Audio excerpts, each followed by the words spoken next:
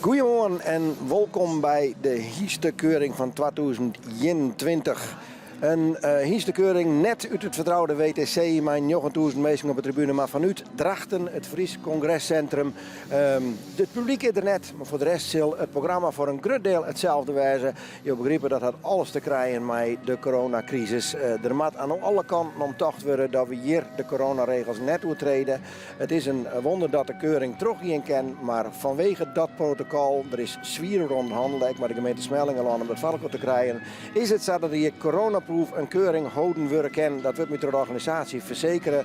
En dat betekent dus dat we toch de traditionele keuring te zien krijgen met alle rubrieken, maar de jonge en de oude hiesten. En aan het eind van de dag een kampioen. De shows tussendoor, die zullen normaal net wijzen, maar daar binnen de oranje dagen een aantal filmpjes voor opname. Bijvoorbeeld het paard van het jaar, bijvoorbeeld de fokker van het jaar en ook een aantal showrubriekjes. Dat zie je toch te zien krijgen. Je moet op een oren wijzen, want het is een paar dagen eerder opname, ex zonder publiek vanzelf. Dat zit er tussen terug. Maar oorsgiet het programma zou je dat winnen van Maas. De ouderen hier zit tot uiteindelijk de finale aan het eind van de dag. We vertellen je daarnaast een volle meer over. Dat doet de jaren met Henk Dijkstra, mijn compagnie al jaren. En Henk, goedemorgen. Mooi dat je er weer bent. En Aasten praten we verder over het hele verhaal wat er hier gebeurt. Maar we gaan eerst even naar mijn collega Johanna Brinkman. Maar die stiert mij de waarnemend voorzitter Detlef Elling bij de microfoon om alvast even iets te zeggen over deze dag. Goedemorgen Gerrit, ja dat klopt het. Detlef Elling, goedemorgen. Ja, goedemorgen. Voorzitter van het KFPS. Ja, normaal gesproken is de zaterdag het hoogtepunt van de hengstenkeuring. Vandaag gaat het allemaal wat anders. Geen publiek, veel minder mensen. Hoe blij bent u dat dit evenement toch door kan gaan? Nou, we zijn hartelijk blij. Hè? Dat hadden we ook niet verwacht dat het mag. Maar wij hebben alles eraan gedaan, ook met de vergunning en samenwerking met de gemeente, dat het mag doorgaan. En is het dan alsnog een volwaardig evenement? Want het is nu natuurlijk heel anders ingericht. We hebben te maken met de coronamaatregelen. Is het nog wel een volwaardig evenement? Nou, ik denk dat kunnen wij niet één op één vergelijken. Dat is iets nieuws. Wij proberen het. Maar wat hebben wij voor keuze? Als wij zeggen, nou, dat is niet volwaardig, wij doen niks, dat is helemaal slecht. Dus wij proberen het en we gaan vanuit dat het een succes wordt vandaag. Ja, nou zijn er natuurlijk ook mensen die kijken en die denken van er is een evenement gaande vandaag. Hoe is dat mogelijk? Het is toch een beweging van mensen, hoe je het ook wendt of keert. Waarom is het zo belangrijk dat dit evenement, dat het wel echt doorgaat? De hengstenkeuring is sinds jaren de hoogtepunt van het jaar voor de leden van de Fries Stamboek. Dus de hele wereld kijkt mee. Voor de fokkers heel belangrijk. Altijd in januari komen de mensen uit de hele wereld naar Leeuwarden toe om dit evenement mee te doen. Het gaat om hengstenkeuze, het gaat om vergadering over nieuwe fokdoelen en. Dus er gebeuren heel veel dingen. Dat missen we dit jaar. En nu proberen we iets aan te bieden aan de mensen damit het doorgaat. En is dat alleen vanwege de mensen of ook omdat het natuurlijk moet vanwege de keuring zelf? Dat ook vanwege de keuring zelf. We beginnen nu, of we hadden gisteren en eergisteren de tweede bezichting van de nieuwe lichting van de jonge hengsten. Ook dat moet verder. We hebben ook in 2020 die thuiskeuring, die locatiekeuring gedaan. Maar dat was ook iets nieuws voor de mensen. Maar had gewerkt. Hoe ging dat de afgelopen 2 dagen? Prima. Wij schatten het nu in, prima. Wij kijken naar de wetgeving in verbinding met de coronamaatregelen, maar wij vinden toch het is goed verlopen tot nu. En als u kijkt naar de paarden, naar de keuring zelf, tot nu toe? Nou, vandaag wordt het spannend met de oude hengsten. De oude hengsten zijn het publiek gewend. Die wachten op het bijval van de mensen, op het enthousiasme. Wij zien het vandaag wat er gebeurt. De jonge hengsten kijken meer naar de verlichtingen. Maar de oude hengsten, dat zijn de showpaarden. Die kijken naar mensen, wat doen die mensen? Die mensen staan met de voeten op de stoelen. Dat verwachten de oude hengsten en wij gewoon ook van de hengsten. Maar wij zien het vandaag. Vanavond kan ik u zeggen, dat is het en dat was het. Ik zou zeggen, geniet ervan. Dank u wel. Dank u. Ja, Detlef Elling in gesprek met mijn collega Johanna Brinkman. We zullen haar in de Rin van de Dij vanzelf nog wel eens even een paar keer voorbij komen zien. Al zal het minder wijzen als gewoon wij, omdat we dus vooral een proto interviews vooral opnamen haar en die showrubrieken. Nou goed, let er meer over. Het betekent nou wel dat we ongeveer 9 uur haar en dat beschit dat we beginnen kennen met het programma. En ze krijgen dadelijk de eerste rubriek en dat binnen de stamboekgiesten. Onder mij 12 uur die het nou eerst het spits aanbieden. Het commentaar hier in de hal wordt verzorgd door Bert Ruiter. Die doet dat ik al jaren en ja, die zal de hiesten grotendeels onkeuren. En Henk en ik zullen dat together van commentaar voorzien en hoe ze dan rennen.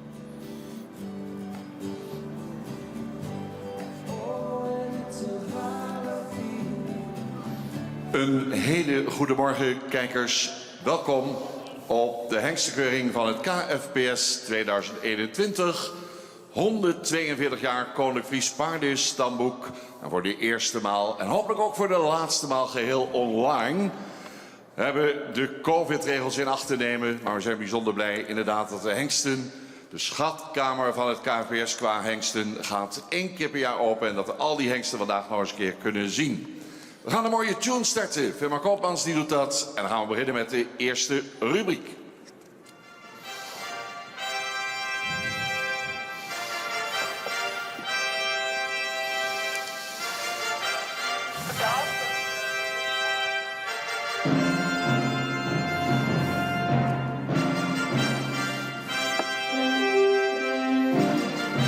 De eerste rubriek die hier is onder mij 12 uur. En dat het goed is de eerste die daar tevoorschijn komt, is Epke Fjouwer, San Fjouwer.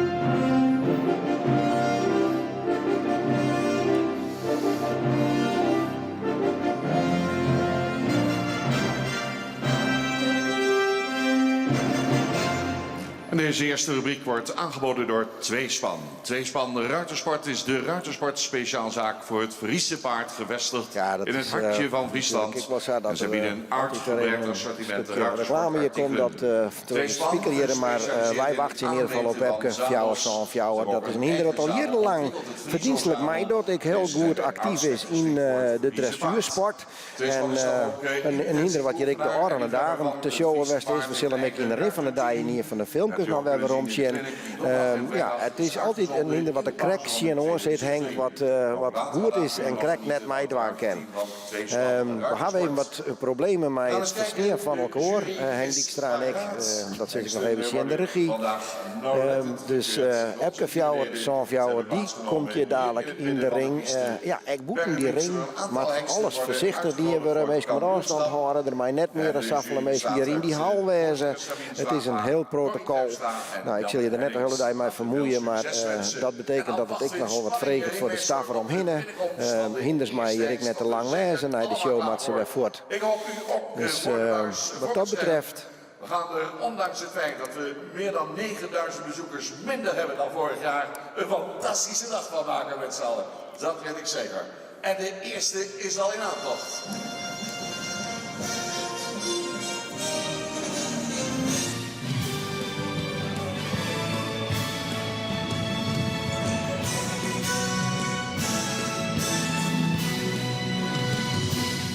Prachtige binnenkomst van Epke 474. Sport Elite Hengst Triple A. 12 jaar nu. Gefokt bij A. Duister in Gollo. In bezit van Stoetré Borrelstein Jouwe. Zoon van Beert 411. Verder stermerie van Anton 343. Daarachter stermerie van Rijtse 272. 9 jaar geleden goedgekeurd. Lichte Tour dressuur, 5 winstpunten.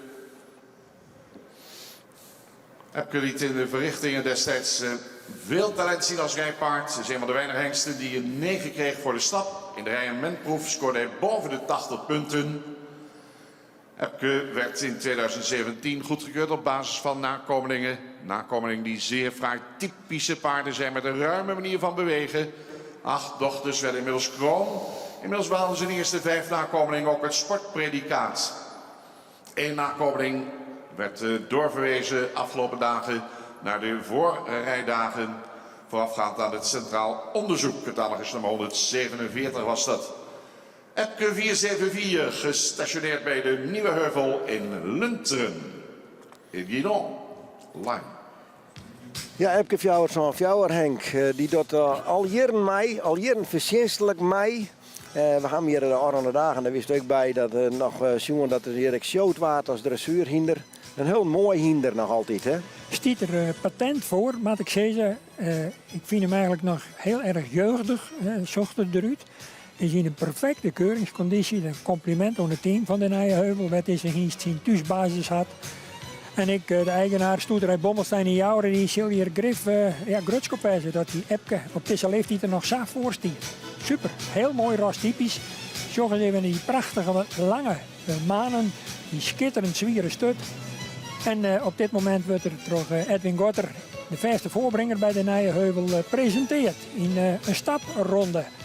En dan zullen ze zo dadelijk bezieken om de kwaliteiten, met name in draf, van Epke ik optimaal zien te laten.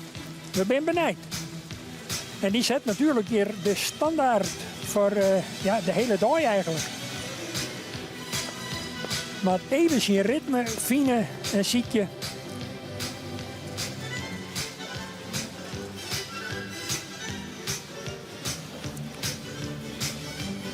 En natuurlijk is het een zaak van een totaalplaatje. Net alleen nog de beweging, met name de draf.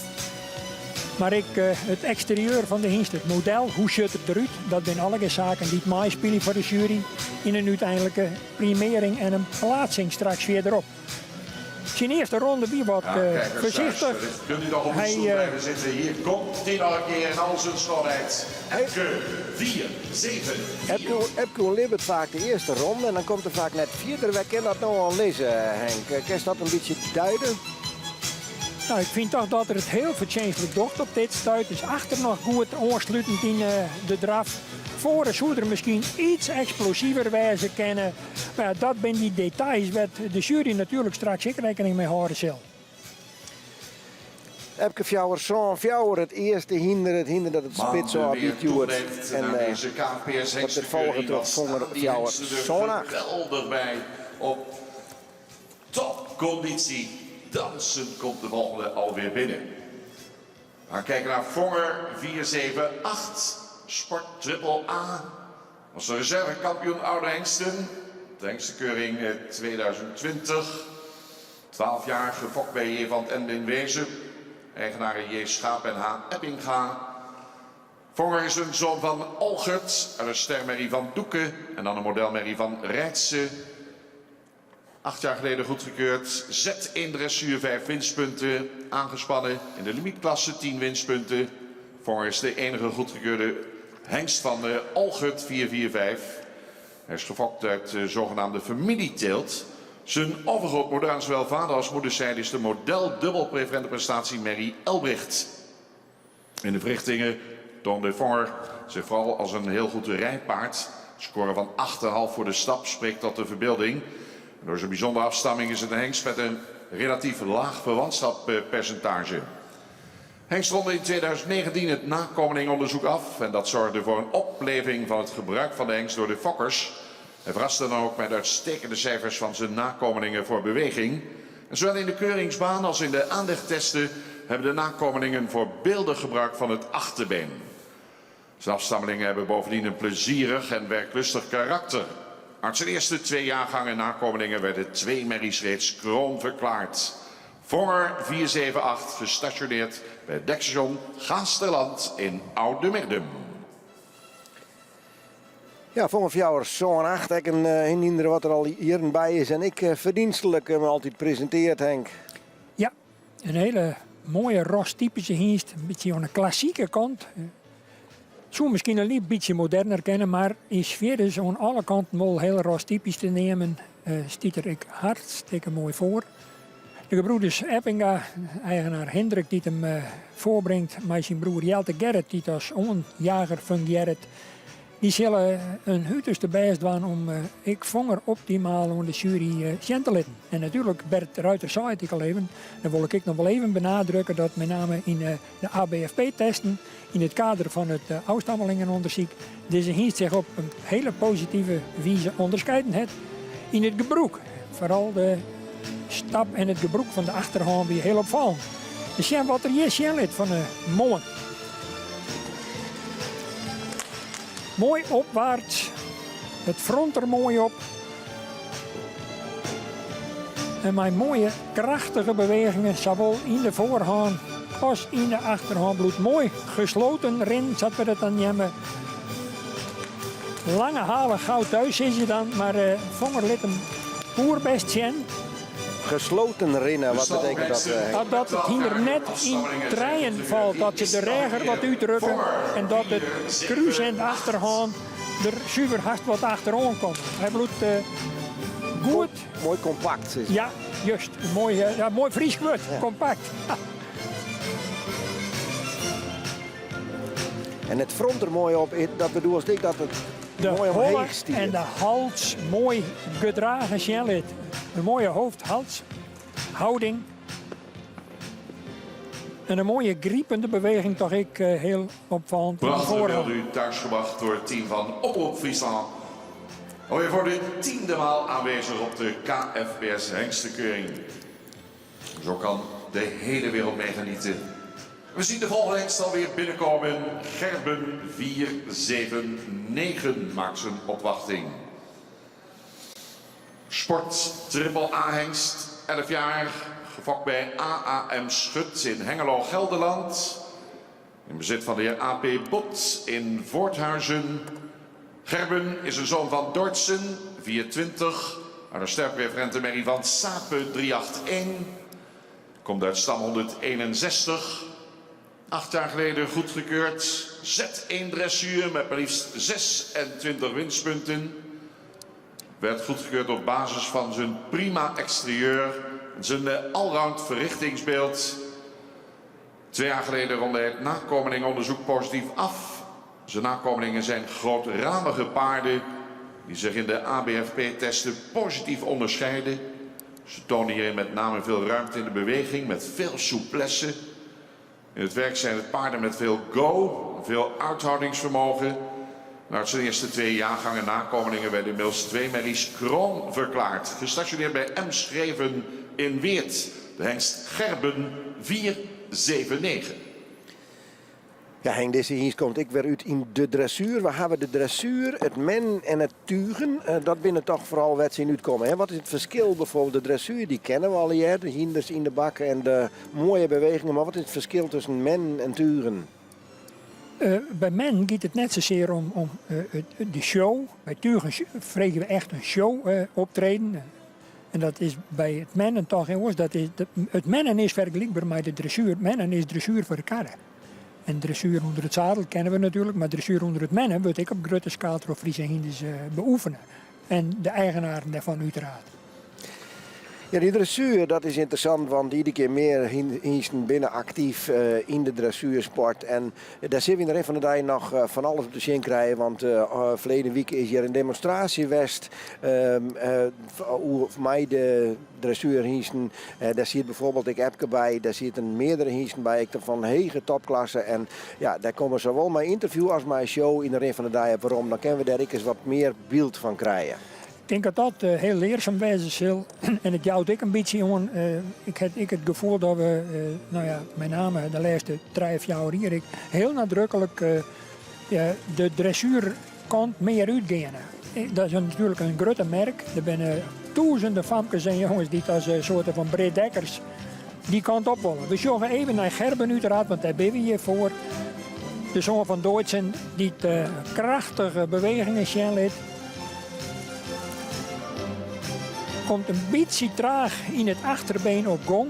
Maar misschien toch even een eerste opwarmronde zien laten om zijn kwaliteiten die er zonder meer heeft. Want dan steen je hier net en kom je hier net om zijn kwaliteiten optimaal te showen. Ja, laten we dat vooral zeggen. Alles wat je rint is sowieso topklasse. De WK aangeboden door 2 span ruimtesport. We zien Gerben 479. Dit dan vanzelf, dan werd het onderscheid maken tussen de absolute toppers op zijn dij. Ja. Want hier is net een hinder bij wat net goed is. Dit zijn al je topsporters. Ja, ik vind de verrichting van Gerben voldoende. Ik zou hem alleen nog achter iets actiever zijn willen en met name ik wat meer spronggebroek zijn willen nog. Het is voldoende, maar ja, als het voldoende is voor een topklassering, dat weeg ik te betwijfelen. Maar als je wat Epke en Vonger dienen, dan denk ik dat het nu al bekend is dat Epke Volgende en mij kent. KNVB maakt zijn opwachting. Ja, nou Johannes, Hier hier is van de oud-kampioen hier. Hannes 484. Sport Triple A. Was in 2015 al de kampioen bij de jonge hengsten en ook de algemeen kampioen op de hengstenkeuring. Vorig jaar kampioen oude hengsten. Gefokt bij J. Bakker in Detgum, eigenaren JJH en JPW Box en de familie Age Okkema. Zoon van Challe 454, uit een sterpreferent en prestatiemerrie van Oepke 266, komt uit stam 15, goedgekeurd in 2014. In de sport Z2 dressuur met winstpunt, mannen ZZ 4 winstpunten, aangespannen in de limietklasse 6 winstpunten.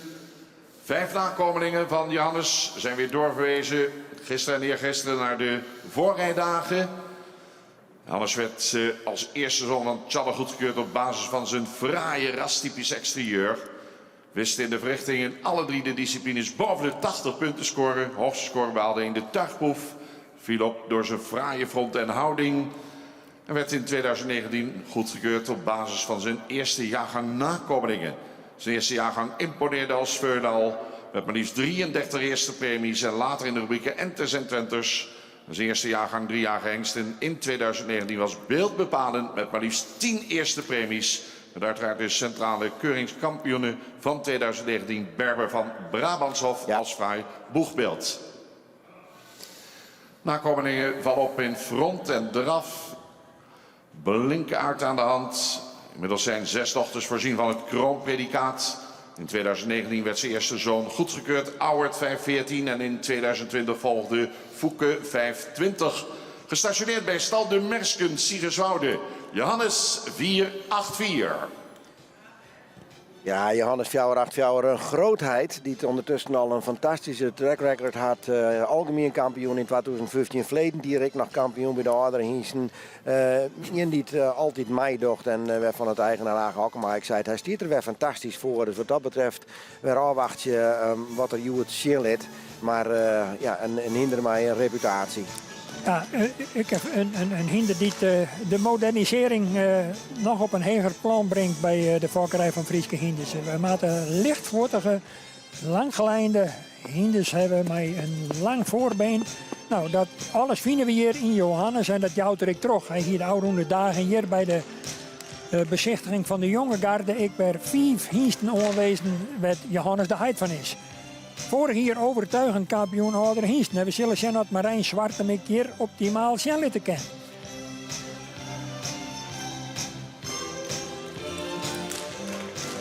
Dus hij is al het model, het voorkomen, maar wat maakt het hem zo goed? Ik in de draf. Imponerend. Ik zei de kampioen oude hengsten. De manier waarop wat vertrekt alleen nogal vanuit het achterbeen. 484. En toch ik heel nadrukkelijk mooi opwaarts bewegen terug het lief.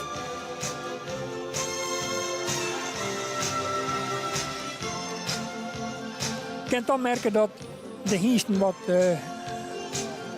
een beetje wennen moeten aan het feit dat je er geen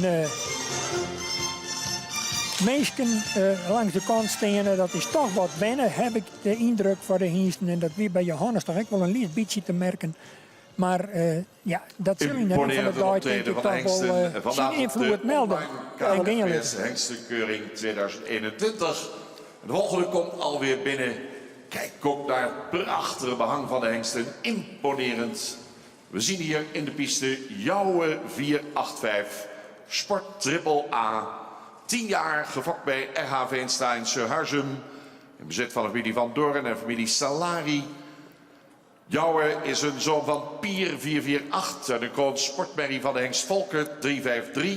Daarachter een sterpreferente merrie van Leffert 306. Komt uit stam 223. Goedgekeurd in 2014. In de dressuur ZZ zwaar met een winstpunt. 2 nakomelingen werden doorverwezen naar de voorrijdagen. Catalogus nummer 250 en nummer 259. En Jouwe was de eerste goedgekeurde zoon van Pier 448. Hij dankte zijn goedkeuring Met name door zijn uitstekende resultaten in het centraal onderzoek. In alle 3 de disciplines blonk de hengst uit. Vanwege zijn gebruik van het achterbeen, uitstekend gebruik van het achterbeen. Imponeerde in het tuig, scoorde daarin maar liefst 87,5 punt. En Jouwe werd 2 jaar geleden op basis van zijn eerste jaargang 3-jarige goedgekeurd voor afstammelingen. Onderscheidde zich als een van de hoogste exterieurverervers van het KFPS, zowel qua rastype als bouw. Het leverde hem 2 kroondochters op. En uit zijn eerste jaargang werden bovendien al 2 zonen goedgekeurd. Arend 515 en Boet 516. Gestationeerd bij de Nieuwe Heuvel in Lunteren. De hengst Jouwe 485.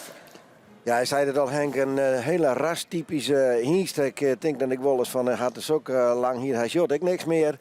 Maar het is wel een opvallende, ja, rastypisch. Kan je dat nou even uitlezen? Wat nou is nou rastypisch? Nou ja, dat nemen wij bij Friese hinders de onwijzigheid van die prachtige manenkam. Dat soort bij jou en nou hier ik schitterend mooi nou te hoe de kwarte zijde gaat. Ze komen altijd mooi naar voren, maar de noos naar de naar de boom rent om die stap zo optimaal mogelijk zien te laten. Volledig in ontspanning en dat is juist prachtig mooi hokkelange maan. Dat is een een mooie volle stut. Een lichte beharing onder de voeten, onder de sokken, de fieterlokken, zat wij dat dan vroeger nemen. Dat alles nemen wij raskenmerken bij het Friese hinder. Een heel mooi showhinder om te zien. Dus. Ja, dat is een van de redenen dat dit hinder brood verneemd worden is in de laatste 20 jaar. En dat er zoveel boetelanders op alle continenten helemaal in de band binnen van uw Friese hinder. Laten we dat net vergeten en dan moeten we grutsk op wijzen. Ja, want ze binnen in haast alle films te zien in Sint-Wurg. Zij is het. Net de vierde Sorrow, die Hé, dat klopt. ja. De hingst van Vogt van René Veenstra, daar zal er ongetwijfeld voor de televisie thuis naar zitten te zien met een soort genoegen. Hoe tussen jou hem hier in deze drafronde presenteert. Het stappen weer formidabel. En de drafronde ken ik beschenleien.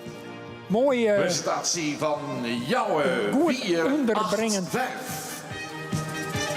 Achterbeen zat er dat aan nemen.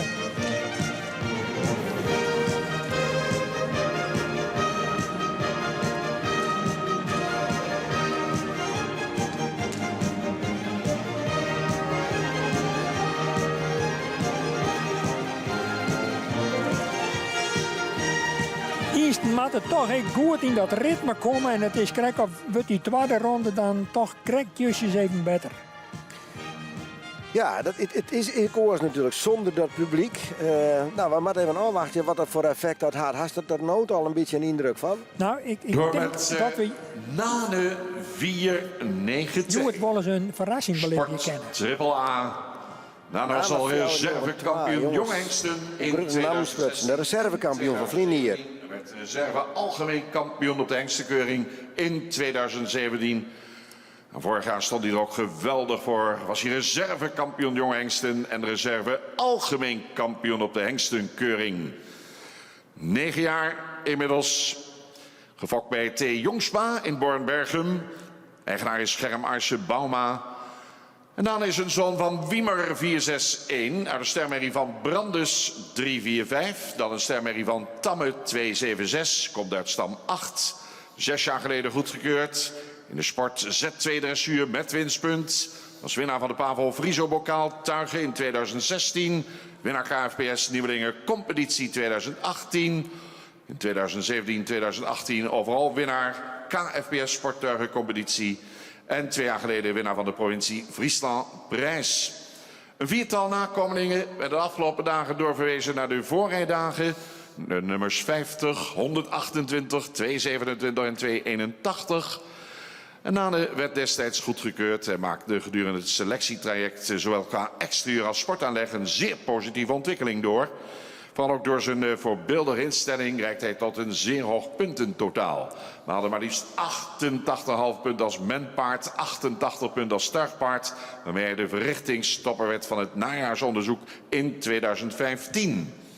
De hengst ronde vorig jaar op basis van zijn eerste jaargang 3-jarige nakomelingonderzoek succesvol af. Zijn nakomelingen zijn qua exterieur opwaarts en correct gebouwde paarden In de ABFP-testen lieten de nakomelingen een prima verrichting zien. Met name een prima instelling tonen ook de kinderen van deze Nane 492. Gestationeerd bij dekstation Hens Woude Oldenborn. Nane 492 Sport AAA. Ja, eigenlijk Gerrit Bouw, maar we gaan van de weekend nog maar een praat. Komt iedereen van de dijk nog voorbij. Hij verwachtte er toch het nederige van vanzelf. En reservekampioen verleden hier een publiekslieveling ik altijd. Een protte, zwaar altijd voor een protte reuring op de tribune. Maar het is een hele zwiere groep dit. Hij moet eerst natuurlijk wel door deze voorronde komen, Henk. Nou ja, en het is natuurlijk de verwachtingen binnen Hegen op basis van vorig jaar reservekampioen, algemeen kampioen vorig jaar. Het tweede steek naar Mathies, ja, dat Adel verplicht is dan. En dan is het logisch dat je dat laatste stapje natuurlijk ik heel graag maatje willen naar de absolute top. Ja, dan moet je hier eigenlijk al een perfecte eerste ronde, Jan, een visitekaartje deelt zetten. We zullen zien dat dat slaagt. Juist weer al succesvol met het aanwijzen van jouw jonge nanes voor de voorrijdagen. Die weer leren kennen tot nieuwe jonge dekhingsten. In het naai hier. Maar goed, dat is nog een heel eind voor. We bepalen u eerst even bij de presentatie van Nane hier in deze piste. Nou, de eerste indruk is heel goed. Laat hem hier flitsen en sjoch eens even naar dat voorbeen hoe er dat extra uitstrekt bij bepaalde momenten. We zullen zien wat er dat in de tweede ronde is. Ja, als toeschouwer natuurlijk wel. Had u graag hier op de tribune staat. Hadden we al heel veel applaus denk ik kunnen horen. Kijk nog een keer naar Nane 492. Ja, Bert Ruijter zei het al. En dit is echt een publiekslieveling. Strekt altijd zijn voorbeen enorm uit. En dat loopt geweldig enthousiasme bij het publiek. En het natuurlijk, ik in de sport, geweldig succesboek met Sieper en Minkema erachter. Een tophingst in de sport, in de thuissport vooral. Het hier een prachtige eerste verrichting zijn. Vroege tijdstip op deze Hij giet er maar volle vaart uit. Daar ben we warm van. is dat mooi. Ja, daar zitten we toch verzwaring in water. Ja. In deze rubriek. Daar is de slow nog even te zien van Naantje. Hier zul je dat mooi dat uitstrekken. Formidabel. Het zuiver moeite om de achterhander actief bij te houden. Giet een beetje ten koste van de bovenlijn, maar toch sluit die achterhand super on. En graag een AP Bob. En wat een linegiet. Formidabel. Omer, een zoon van Gjalt. 426. De sterpreferente Mary van Kast. 362. Komt uit stam 47. 6 jaar geleden goedgekeurd. Z2 dressuur. 5 winstpunten. 4 nakomelingen doorverwezen naar de voorrijdagen. De nummers 104, 304, 306 en 307. Omer is een van de laagst verwante hengsten binnen het KFPS. Hij weet dit te combineren met een stamboom die bovendien veel kwaliteit in zich draagt. Combineerde dit in het verrichtingonderzoek met opvallend actief gebruik van het achterbeen. Omer kende vorig jaar een uitstekend debuut met zijn eerste 3 jagen. Maar had een sterkpercentage van maar liefst 74%. En ook het feit dat zelfs 5 dochters als 3-jarige reeds definitief kroon werden verklaard. Omlijst een prima start in de fokkerij. Zijn afstammelingen lieten ook goede resultaten zien in de ABFP-testen. Opvallend was de stap, de galop. En op basis van dit resultaat werd Omer goedgekeurd op basis van zijn nakomelingen. Gestationeerd bij de Nieuwe Heuvel Lunteren de hengsten Omer 493. Ja, alweer de laatste hingst in deze rubriek, want er stond ik nog Marcus Fjouw en Johan Ian tussen, maar die ieder joert net, die is aangemeld, die kan net meedoen. Dus dat betekent dat in deze rubriek van de hingst non 12 hier de oudere hingst in de eerste rubriek, dat dit de afsluiter is. En dan zien we straks in als ze weer voorbracht worden en waar dan uiteindelijk meegaan naar de tweede ronde. Dat is altijd spannend. Nou, we zullen zien dat Omer daar een mogelijkheid voor had. Eerst het rennen en dan uiteindelijk het draven. Nou, stapt best genoeg. Ik een hele mooie rostypische hingst weer op een nij, maar ja, dat zit je haast standaard bij elke Friese hingst. Alleen nog dingen, het krijgt wat langere maan en een langere stut dan de oren, maar dat zijn wel hele opvallende kenmerken van uw Friese fokkerij. Dat bepaalt voor een groot deel toch de populariteit. het wat koninklijks oeren. En we ben ik net van niks het koninklijk Fries Hienstenstamboek. Laten we dat vooral net vergeten. De hinder zijn natuurlijk filmpjes en ook voor foto's zijn ze fantastisch. Als je zegt, nee, al die platen die er bestaan, de kalenders die uitgebracht worden, de ene foto is nog mooier dan de oren. Dat is natuurlijk wel heel wat, dat kleeft heel wat om dat Friese hinder en daarom is het zo populair. Nou, we zullen zien dat Omer wat een knappe presentatie maakt in deze drafronde. Ja, de regelmaat is nog even het punt. En ik zoek even zien hoe het er in deze tweede ronde... De laatste in deze rubriek, Omer 493. Het toch wat moeite bij de balans. Als je het nou toch krijgt even beter op. Omer had zuiver wat les van gympubliek, lijkt het wel. Er komt er wat moeilijker in. Maar ja, het gaat voor de jury ik vaak om een paar goede momenten die uiteindelijk de klassering Ja, dan bepalen. kunnen we niet anders zeggen dat we een geweldig begin van de dag hebben. Wat een mooie rubriek. Aangeboden door Tweespan Ruitersport. U zag de stamboeghengsten tot en met 12 jaar die op basis van nakomelingen, afstammelingen zijn goedgekeurd. Zullen we nog even Omer waarom hier... En niet nog wat de jury aan zijn zin. Zorg nog even naar de beweging van met name voor- en achterbeen. Kijk, nou het er het perfect van elkaar. Ze krijgt vlak daarvoor even een hapering, nou ik weer. En dan moet het even weer in de balans waarom komen. En dan zie je toch wel dat de tact wel best is. Royaal griepend achterbeen naar voren. En daar ben de kans hebben ze al voor de beide koplakken. Ja, maar dan zien we natuurlijk wat Epke zien wat Vonger zien wat Johannes zien wat Nane zien. Ja, dan denk je van, jongens, ten eerste al heel erg dreig. Dan denk ik dat Omer er net bij komt, maar we zullen dat zien. Maar het is gewoon een hele zwiere groep, maar hele goede hiesten erin. Het is voor mij de vraag wat de jury hier uiteindelijk uiteraard in besluiten zal. Dat zullen we aanstikken wel. En dat wordt ik becommentarieerd door mevrouw Sabine Zwager, de voorzitter van deze jury. En heel nieuwsgierig wie de eerste beide koplaken in deze rubriek innemen zullen. En wat er bij de argumentatie wezen zal. Is dat puur wat men hier had? Of telt toch ik heel nadrukkelijk mij de rol van deze hiesten ieder voor zich in de volkerij? Dat kan ik een rol spelen. Voor mensen die er nog net vaak voor zitten, even dat proces, want we hebben nou al die hiesten zoen. Dan rennen ze vervolgens hier en dan wordt er een jurering ran en dan worden ze op tal zet. Hoe werkt dat? Nou inderdaad, de ringmeester Harm van der Meulen die is al in de buurt van de jury en die krijgt van de jury straks instructie om die hiesten op een bepaalde volgorde te zetten. En dat gaat uiteraard in de kwaliteitsvolgorde.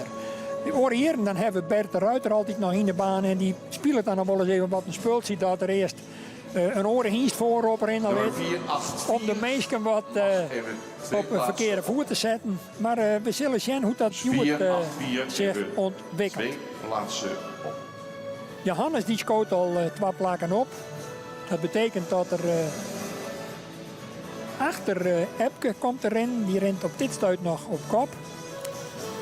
En ik bloed erbij, ik heb dat ik al zijn, doet Epke binnenkamer. Hij stiet er wel patent en perfect voor. De tijd voor. Ik zit er wat verder vanaf dan andere jaren. Maar het kan natuurlijk 485. samen Mag even wijzen afwenden, mag even achteraan aansluiten. dat de jury ik een speeltje spelen en straks uit het neertboy, ik neem maar wat, een nane bijvoorbeeld die niet naar de kop ging. Dat is het spul wat er spelen wordt. Ja, en dan zorgen dat Johannes nou bijvoorbeeld achterom rennen maat. Dan denk ik wel eens van, nou, misschien maakt er nou dadelijk helemaal veel doorstekken. En maar Johannes rent nou op het tweede plak. Nee, nog niet. Epke op 1, Johannes op 2, Vonger op 3. Dat is op dit moment de volgorde. Ook hier kan nog in geschoven worden. 474, even achter 478. Dus 2 plaatsen terug. Epke met wat zakje? Ja. Achter 474 mag aanstarten.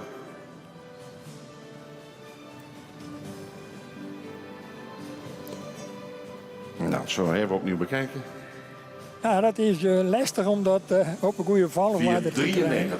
Dus 4,93 achter 4,74.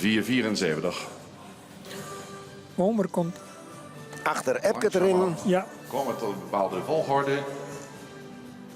Dan rent Johannes dus nou vooron. ja. En Vonger op de tweede plek.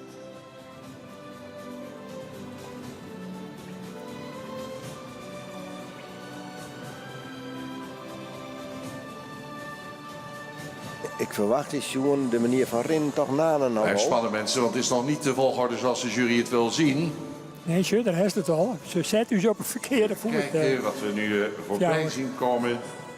Ja, 4,84 Epke op de tweede plek nog. Dan 4,78. En dan Omer, Dan dan 4,74. Gerben. Ja, En hier hebben Nane, die rent nog in haar lijst. Achter 4,79. En Jouwe op het laatste plek. 4,8. 4,9. Oh, die 4,92 even een plaatsje terug. ja, nou zetten ze 4,92 even één plaatsje Nane terug. helemaal achteroon. En ik verwacht hier toch dat er dadelijk nog En als je uur... nou even stil gaat staan, kan ik hem even wat mooi bekijken vanaf deze Ja, kant. precies. Ze wacht hier tot de oren aansluiten en dan komt er op kap erin. Het is een trucje wat vaker gebeurt. Of ze Sommige stekken hengsten oer lopen of ze maar achteraan. wachtje. Sommige hengsten lopen voorop. Soms weet je het niet bij het husselen hier van die groep hengsten. Moet het ook altijd iedere keer maar weer verzinnen om het voor elkaar te krijgen. Dat is het spul wat spelen wordt, hè? We mooi staan, we hebben een mooi beeld hier. Ik zit er nu met de neus bovenop. En als de rest dan aansluit, dan is dit de voorlopige kwaliteitsvolgorde van de jury in deze rubriek. Dan krijgen we dus Nane en Nice. Johannes. Ja. Toch een beetje de verwachte twahinders vooral. Maar dat roemstap Nou, en wacht maar er dat natuurlijk op een sein wisseling. of dit definitief zo zal blijven. Of dat er nog gehusteld gaat worden. Het kan natuurlijk nog onpast worden, hè? Zolang het, ze net opstellen, is er nog altijd een mutatie mogelijk. Nee, want dat is altijd het eind voor de mensen. Mooi even aansluitend Als blijven ze stappen. opstellen, dan weten we, dit is de definitieve overzicht keuze van de hebben. jury. Ja, Zijn het eens per jaar de hengsten te wonderen van het KFPS. En dit is zo'n hele mooie groep om mee te ja, beginnen. prachtige groep om mij uit eind te zetten, ja. Haast oneerlijk, zeg ik. Ja. wel. Er zitten zulke mooie hiesten tussen en die denk fantastisch Als straks zitten. de definitieve En toch volgorde moeten ze bekend is, zal afvallen. Ja. Sabine Zwaga als voorzitter van de jury ook een toelichting geven op de hengsten. En ook zal ze per rubriek bekendmaken welke hengsten eventueel doorgaan naar de kampioenskeuring. Dan zullen we dadelijk van de jury jaren wat de afwaging is, hè, als ze opgesteld worden. Want dan, Maar de jury kijkt nog even, vergelijkt nog even. En als het zo blijft, dan krijg ik even een teken, denk ik. En het blijft zo, dames en heren, op kop geplaatst. Nane 492. We gaan opstellen. Een woord aan Sabine Zwaga. Sabine Zwager van de jury, oer de motivatie. Hele goedemorgen allemaal thuis. Ik denk dat we allemaal wel toe zijn aan een klein feestje. En natuurlijk had u hier allemaal zelf aanwezig willen zijn. Maar zo is de situatie niet. Het is wel een dag waarop we kunnen genieten van de beste hengsten van ons stamboek. En ik hoop dat u er allemaal een mooie dag van maakt thuis. En met ons meegeniet. Ik heb de voorzittersrol overgenomen van onze zeer gewaardeerde collega Louise Hompen. En vandaag bijgestaan door een ervaren collega Jan Hellings. Die hier al vaker heeft gestaan op de zaterdag op de hengstenkeuring. En Corrie, die hier al helemaal thuis is, al 2 dagen de jonge hengstenselectie heeft gedaan. Dan de eerste rubriek. Een hele mooie rubriek. Allemaal goedgekeurde dekhengsten. Allemaal hengsten die veel rastypen tonen. Gezegend zijn met veel behang. En in de voorloop naar deze hengstenkeuring heb ik al gezegd, hè, het is een keuring, maar ook een show. Het zijn natuurlijk allemaal goedgekeurde dekhengsten. En de verschillen zijn onderling heel klein. Het gaat om het moment, op de vorm van de dag eigenlijk. Welke hengst staat er op dit moment het beste voor en presenteert zich overtuigend? Voor ons was dat vandaag bij de eerste rubriek Nane 492. Een hengst die nog veel jeugd uitstraalt, een sierlijke beleiding heeft, een mooie schouderpartij heeft.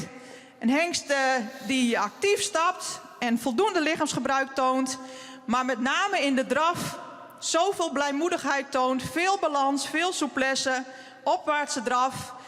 Voor ons de terechte nummer 1 in deze rubriek. En die draf maakt ook dat hij net het verschil maakte met de nummer 2. Johannes, 484. Wat een fraaie uitstraling, wat een fraaie halsvorm, veel behang. Een hengst die ook een hele mooie beleiding heeft.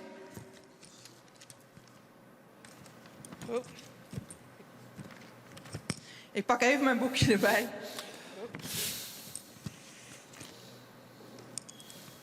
Ja, hier.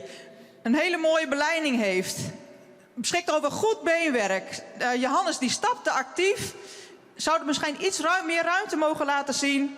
In draf was deze hengst ook zeer imponerend. Veel tact, veel swing. Een mooi gebruik van het voorbeen. Komt goed van de vloer. Mijn tip zou wel zijn om hem niet in een te hoog tempo voor te stellen. Deze eerste 2 hengsten die zien we ook heel graag terug in de kampioenskeuring. Op de derde plek, Vonger. Een hengst die voor zijn 12 jaar nog heel hecht in bouw is. Een hengst die ook in beweging veel makkelijkheid laat zien. Goed stapt en in draf een heel actief achterbeengebruik heeft. Een mooie derde plek voor Vonger. Dan gaan we naar Epke. En ik vond dat Epke ook steeds meer op zijn vader ging lijken, Beert. Ik moest wel even kijken van, is het niet Beert die daar staat? Heel veel behang, een heel fraai hoofdje. Epke die voornamelijk opvalt door zijn zeer ruime stap, die heel goed door het lichaam is gestapt. In draf ook een mooi voorbeengebruik heeft getoond. 4e plek voor Epke.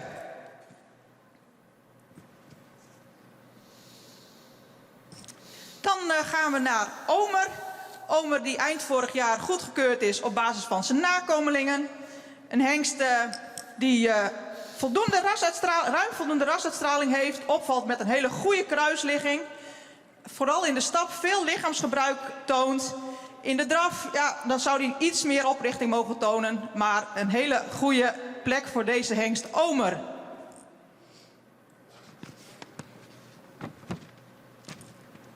Dan komen we bij Gerben. Gerben is een hengst, als hij voor je staat, met een hele sierlijke beleiding. En ook weer een goede kruisligging, heel correct beenwerk. In de beweging kwam iets minder goed uit de verf vandaag. Zeker nog goed genoeg, alleen dat maakt dat hij op deze plek staat. En last but not least... ja, last but not least, Jouwe. 10-jarige hengst, die gezegend is met veel behang, die een hele mooie halsvorm heeft, beschikt over een hele royale schouderpartij, hakbeenwerk. In de beweging zou die op dit moment iets meer zuiverheid mogen laten zien en iets meer balans mogen laten zien. Kortom, hele mooie groep. We nodigen de eerste 2 hengsten, Nane en Johannes, uit voor de kampioenskeuring. En we gaan verder met de volgende rubrieken. Dank u wel. Bedankt Sabine Zwaga. We gaan nog 1 keer genieten van deze kwaliteitsvolle hengsten. De eerronde. Hoor de muziek van de firma Koopman zal bijna op kop geplaatst. Nane. Ja, Henk, Nane en Johannes, we zien ze beide waarom in de finale. Maar we even sjoggen naar Vleen Dier bijvoorbeeld. Toen we Johannes en Vonger en Nane en Marcus, die er net wieën, ja, dat die in al je hinders die teruggang naar de keuring, omdat ze toen die verschillende rubrieken zien. Het zei genoeg over het gewicht van deze groep. Ja, klopt. Het is een hele sterke groep. En het is Pieter gewoon niet in de kant dat er dan ik, ja, koppers, ja, afvallen mannen. Ja, is dat nog net mogelijk om te draaien, Mike hier? Dat is eventueel ohne jury. Ja, en zo zorgen we dat deze prachtige groep van Ouderhiesten de ring verliet. En dan normaal is er dan vaak iets tussen terug of begint de volgende rubriek. Ja, dat gaat dus nou in deze coronatijd wat oors. We hebben de oranje dagen verschillende dingen opgenomen. En beginnen nu aanstaan verder met een rubriek met jonge hiesten. Daar komen we aanstaan op waarom. Maar we zoeken eerst naar een interview wat we horen hebben met de organisator hier, Marijke Akkerman, en met de directeur van het Fries Hiestentamboek, It's Hellinga. Marijke Akkerman, geen keuring in het WTC, maar in Drachten en in Ljouwert maar 9000 mannen hier zonder publiek. Wat beschut dat voor de organisatie? Nou, het is voor ons een hele andere organisatie dan dat wij wend binnen. Er is een enorm draaiboek, maar we hebben al je rekening mee houden en alle toeschouwers natuurlijk. En dit is een draaiboek dat hebben wij hier nog net paraat. Komt dan ook voor verrassingen te staan dat zij van goh, daar hier we nooit aan dacht of dat wie ingewikkeld? Ja, de coronamaatregelen die maakt het natuurlijk wel ingewikkeld. En ben je daar een beetje uitkwam? Ja, wij zijn heel veel in overleg met de gemeente West natuurlijk. Van nou ja, wat kennen wij, wat maken we al hier, wat wordt de regelgeving. En dat is ik altijd afwachten wat de maatregelen nu Den Haag worden. En daar hebben wij op inspelen. En toen had de gemeente gezegd van nou ja, als je meer aan de regels houden, zat ik er binnen. Dan heeft van u green lacht. Een hulp de mensen die dik sprut win versteld van dat het trok hier. Had het kantje boord West, wie het moeilijk? Nou, wij hebben zelf ook wel heel veel twijfel van kennen het wel en kennen wij dat wel weer maatje. Want wij zitten gewoon maar de maatregelen dat wij hier 30 man exclusief personeel in een haal hebben moeten. En dat is best weinig voor een hengstenkeuring. Maar wij hebben het samen maken dat wij ons daar een horen kennen. It's Hellinga, directeur van het Fries Hiestentamboek. Ja, de keuring hier terug. Allereerst, hoe wichtig is dat voor je? Ja, keuringen maakt een heel belangrijk onderdeel uit van uw stamboek, van fokkerij. Het is echt een stimulans van mensen om met fokkerij dwannen te wijzen. Ja, en dan in het bijzonder zelf de hiestenskeuring. En wij verneem ik altijd dat mensen vanuit de hiestenskeuring we beginnen nooit te denken van welke hieст ik broeken dit hier. Hè. Dus het is echt wel een stukje stimulans. En dat zeker in Sanne hier, maar dat er ook wel inhouden. Hoe wordt hij hem de energie in stutsen om het voor elkaar te krijgen? Ja, nou ja, het is het hele jaar al creatief nadenken geweest. We hebben eigenlijk het hele jaar gewoon in de strokkeuren kennen, tenminste in Nederland. In het buitenland lijkt het een stuk ingewikkelder in verband met reisverboden. Sommige landen daar kom je gewoon net in. En aan het eind van die jaar hebben we zelfs vaststellen dat we in Nederland meer hinderscheurt hebben dan vorige jaren. Dus wat dat ben we daar goed in slagen. Maar goed, wat dit betreft. Ten eerste ben we op een hele plak, op een hele andere manier. We hebben het programma zelfs aanpassen moeten. Maar ja goed, met name de heegmis op sneu en de hiestenskeuring. De keuring van een goedkeurde hiesten, dat gaat in ieder geval trouw en dat ben we goed blij mee. Het is zelf nog wel hele oors binnen twijfels West om trots te zetten, want ja, zonder publiek. Ja, dat is ik zo. Het is vanzelf zo dat er verkeer iets van 24.000 kaartjes in normaal hier. Maar er zitten wel 150.000 mensen over de hele wereld voor de televisie als voor internet. Dus voor de grootste tal van mensen veroordeelt ik net zo hele volle. En wij zeggen van ja, dat moet voor u zeker een argument wijzen om het toch proberen op deze manier trots te zetten. Wat voor ier is dit voor het Hiestentamboek West? Nou ja, het had in een heel soort opzichten een heel bijzonder hier geweest. In de eerste plek vanwege het corona gebeuren werd de hele hier keuren matten hebben zonder publiek of grotendeels zonder publiek voor de camera. Wat ik zei, dat het op zich een hele goede alternatief was. Maar je wil zelfs wel weer naar de oude situatie. Nou, we hebben ook bestuurlijk een ingewikkeld hier gewoon. Ja goed, dus wat dat betreft is dit net een hier wat je maar een heel soort plezier op waarom zorgen. Op het verliezen hier dan. Het is ik nog net heel dakleer. Komt de rust waarom dit hier? Nou ja, dat zal blikken dwaammatig. Het is toch wel, we binnen een vereniging met een bestuur en met een ledenriet. En ja, we moeten ik vaststellen dat we bestuurlijk net stabiel genoeg binnen. En daar zullen we wat aan dwaammatig. Nou, daar zal ik een onderzoek plaatsvinden.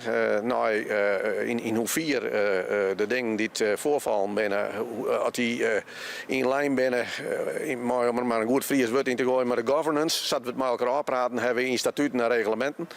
En op basis daarvan zullen we toch schimmeren om meer stabiliteit in de bestuursstructuur te krijgen. En daar ben we wel aan. En hoe wichtig is een directeur daarbij? Nou ja, in feite had hij daar net een hele grote rol in. Wij zijn verantwoordelijk voor de kantoororganisatie, voor de stamboekorganisatie, voor keuringen, voor fokkerij, voor evenementen en promotie.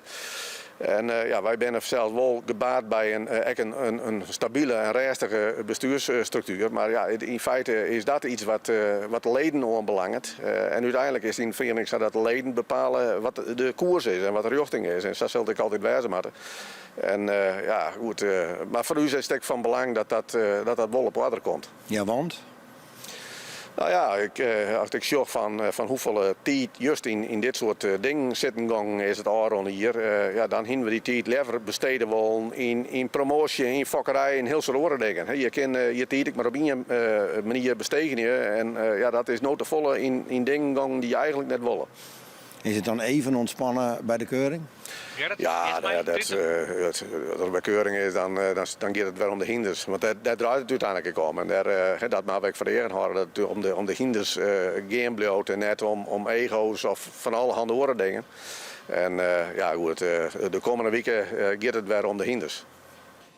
Ja, zij is het maar krek. Het gaat juurt ik om die hinders, maar het is wel goed om te leren hoe dit al je tot stand kwam is en wat er achter de schermen al je spelen had. Vandaar dat we dit jaar nu nog even een jaar laten wonen, dat er wat duidelijker is van hoe deze keuring tot stand kwam en wat er de oren aan de tijd. Ik trok corona al je met het stamboek gebeurt. Dat zijn hebben we kennen we terug naar de tweede rubriek en dat is de rubriek bij de ouderhiesten, rubriek 4. Ingedeeld in rubriek 4. Als keuring van de ingeschreven stamboekhengsten goedgekeurd vanaf het dekseizoen 2016 en 2017. Aangeboden door drukkerij van der Eems. Topkwaliteit drukwerk levert drukkerij van der Eems al meer dan 100 jaar. Ja, de hinders die nou in deze categorie komen, daar zitten bijvoorbeeld Jurre tussen. De grote kampioen van 3 jaar op Riegen. Verleden jaar redde het net op. Maar hij zit je wel weer bij. Ik zie nog meer verneemde hinders tegen. Rommert is ik altijd wel nieuwsgierig. Al had het hier op de keuring nog net 6 litten, maar wel een heel mooi hinder om te zien. Ik werd een groep om weer even naar u te zien. IJzernetten vierten vanzelf. Een fantastisch mooi hinder voor de Chase. Ja, dat binnen de Jems nou twee die er misschien een beetje niet sterker op voorhand. Maar ze maakt het hier in de piste nog maar al even wiermeidje. Dus. Dan gaan we waarom naar de middeleeuwen. Zo klinkt het tenminste altijd, hè? Ja. De ridderste paard. Ja, de ridderste paard. En de eerste die binnenkomt is Erit Fjouwer 88. Imposante binnenkomst van de Erit 488 Sport Triple A-hengst. 12 jaar, gefokt bij B. Veldhuizen in Putten. De eigenaar is de heer A.P. Bot uit Voorthuizen. Erit is een zoon van Mijnse 439, uit een stermerrie van Sietse 385. Komt uit stam 50, 6 jaar geleden goedgekeurd.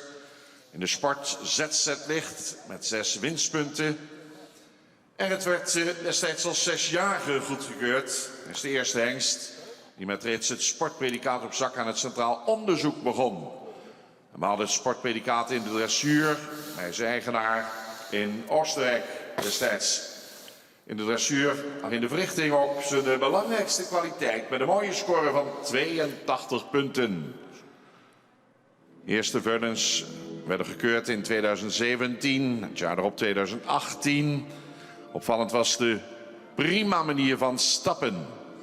Erit 488, beschikbaar voor de fokkerij bij de familie Bosma in Kollemerzwaag.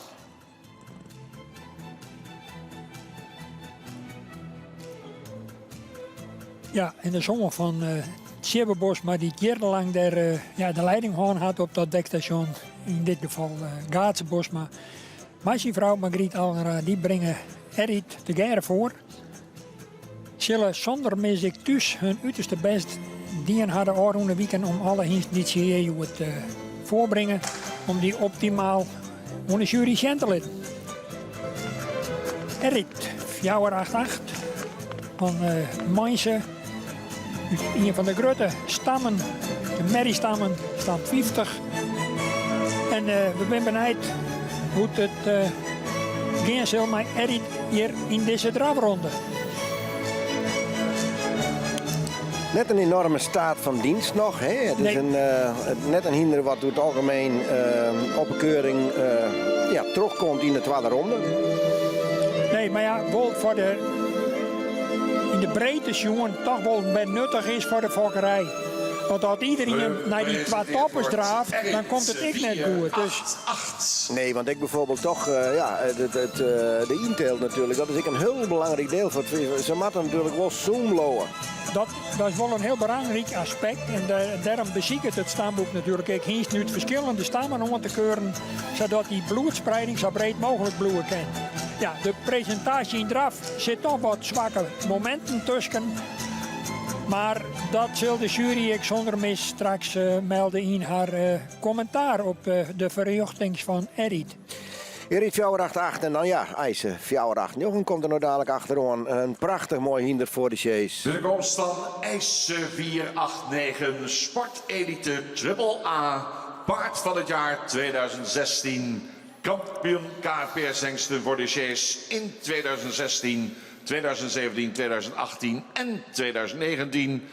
Was in 2018 ook kampioen tuig onder het zadel. Winnaar van de Silver Bowl, 4 jaar.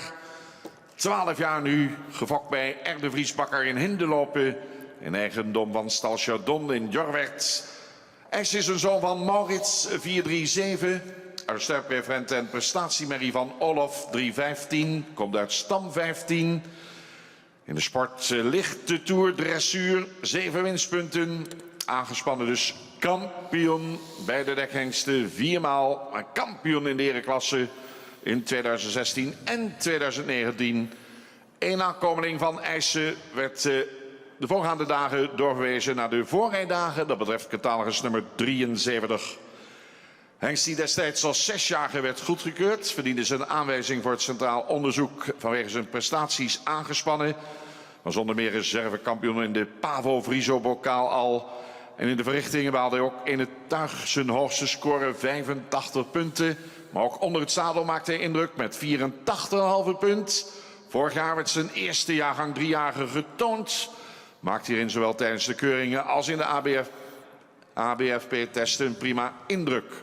Voor het kenmerk draf lijkt hij zich te ontwikkelen als een van de sterkste verervers binnen het stamboek. De afstammelingen vallen verder op door hun uiterst plezierige karakter. En uit zijn eerste jaargang werden 2 nakomelingen kroon verklaard. IJse zal dit jaar het nakomelingenonderzoek afronden. IJse 489, beschikbaar bij Stal Chardon in Jorwert. Ja, Henk, een hinder werd Jan Chardon net vaneerd hartstikke wies op is. Ook griezelig graag, maar tuurt ik. Dat hinder docht het echt voor de chase fantastisch. Hè? Ja, het is een alleskenner, want ik onder het zadel met Marcia Dijkman, dat zien we straks bij die sportelite hienst niet nog zien. Deze hienst is van alle merken thuis. Met name, we zeiden het al, voor de CS heeft er natuurlijk een enorme reputatie en winst om. Verschillende kampioenschappen, er zijn net volle hiensten denk ik die het onspant zo volle woont hebben. Dat is voor een deel natuurlijk de kwaliteit van de hienst, maar laten we net vergeten de kwaliteit van de man die erachter zit. En vakman puur zang, Jelmer Chardon, is daar natuurlijk mij verantwoordelijk voor een heel groot pad. En datzelfde zoentjes is ik als je praat over de prestaties in de dressuur met Marcia Dijkman. IJse komt dus inderdaad zowel in de dressuur als voor de chase. In de filmpjes van Joert nog weerom is nog wijdweidig te zien. En dan kan je geweldig genieten van hoe mooi dat dit hinder rennen kan. Nou, maar de eerste rennen van de jury. Ja. Nou, de eerste meters ben wat wisselend. Achteren licht onregelmatig even, maar even zien balans ziet je. En dat is juist toch wel, met name voor hoe spectaculair dat is hier in draf wijzen kan. Maar hij had wat moeite met de regelmaat in deze eerste ronde. En natuurlijk zal ik op enig moment de leeftijd een keer een rol beginnen te spelen. Dat een bepaald onderdeel misschien krijgt wat gewoner. Maar daar komt er wat, daar zit je, daar komt er wat beter los. En dan springt er krijgt achter even bij. Ja, het bijplaatsen van het achterbeen en de regelmaat daarin is net helemaal gelijk. Hè? Nou, daar heeft er wat moeite mee. Maar Ja. goed, de lange zijde is bij uitstek de gelegenheid om die kwaliteit. Maar ja, dan wint er toch weer even uit de balans achter mijn naam. Het maakt eigenlijk dagelijk, hè? Ja, als je onder top in zijn rubriek komen was, dan meest eigenlijk, denk ik, ja, net al te volle misses meid zien. Zie je een paar schoonheidsfoutjes zien om het samen te zeggen, maar toch een imponerend optreden. Er is heel veel werk aan besteed, ondanks dat het werk... We zien nu nog vaak in de filmpjes rond. Elias Fjouwer, Jochen Fjouwer, die komt je nou dadelijk achter. Prachtig aangekleed hier in Drachten. Volgens gaan ze een opwachting maken. Ook dit is weer een schitterende rubriek. Aangeboden door Drukkerij van der Eems.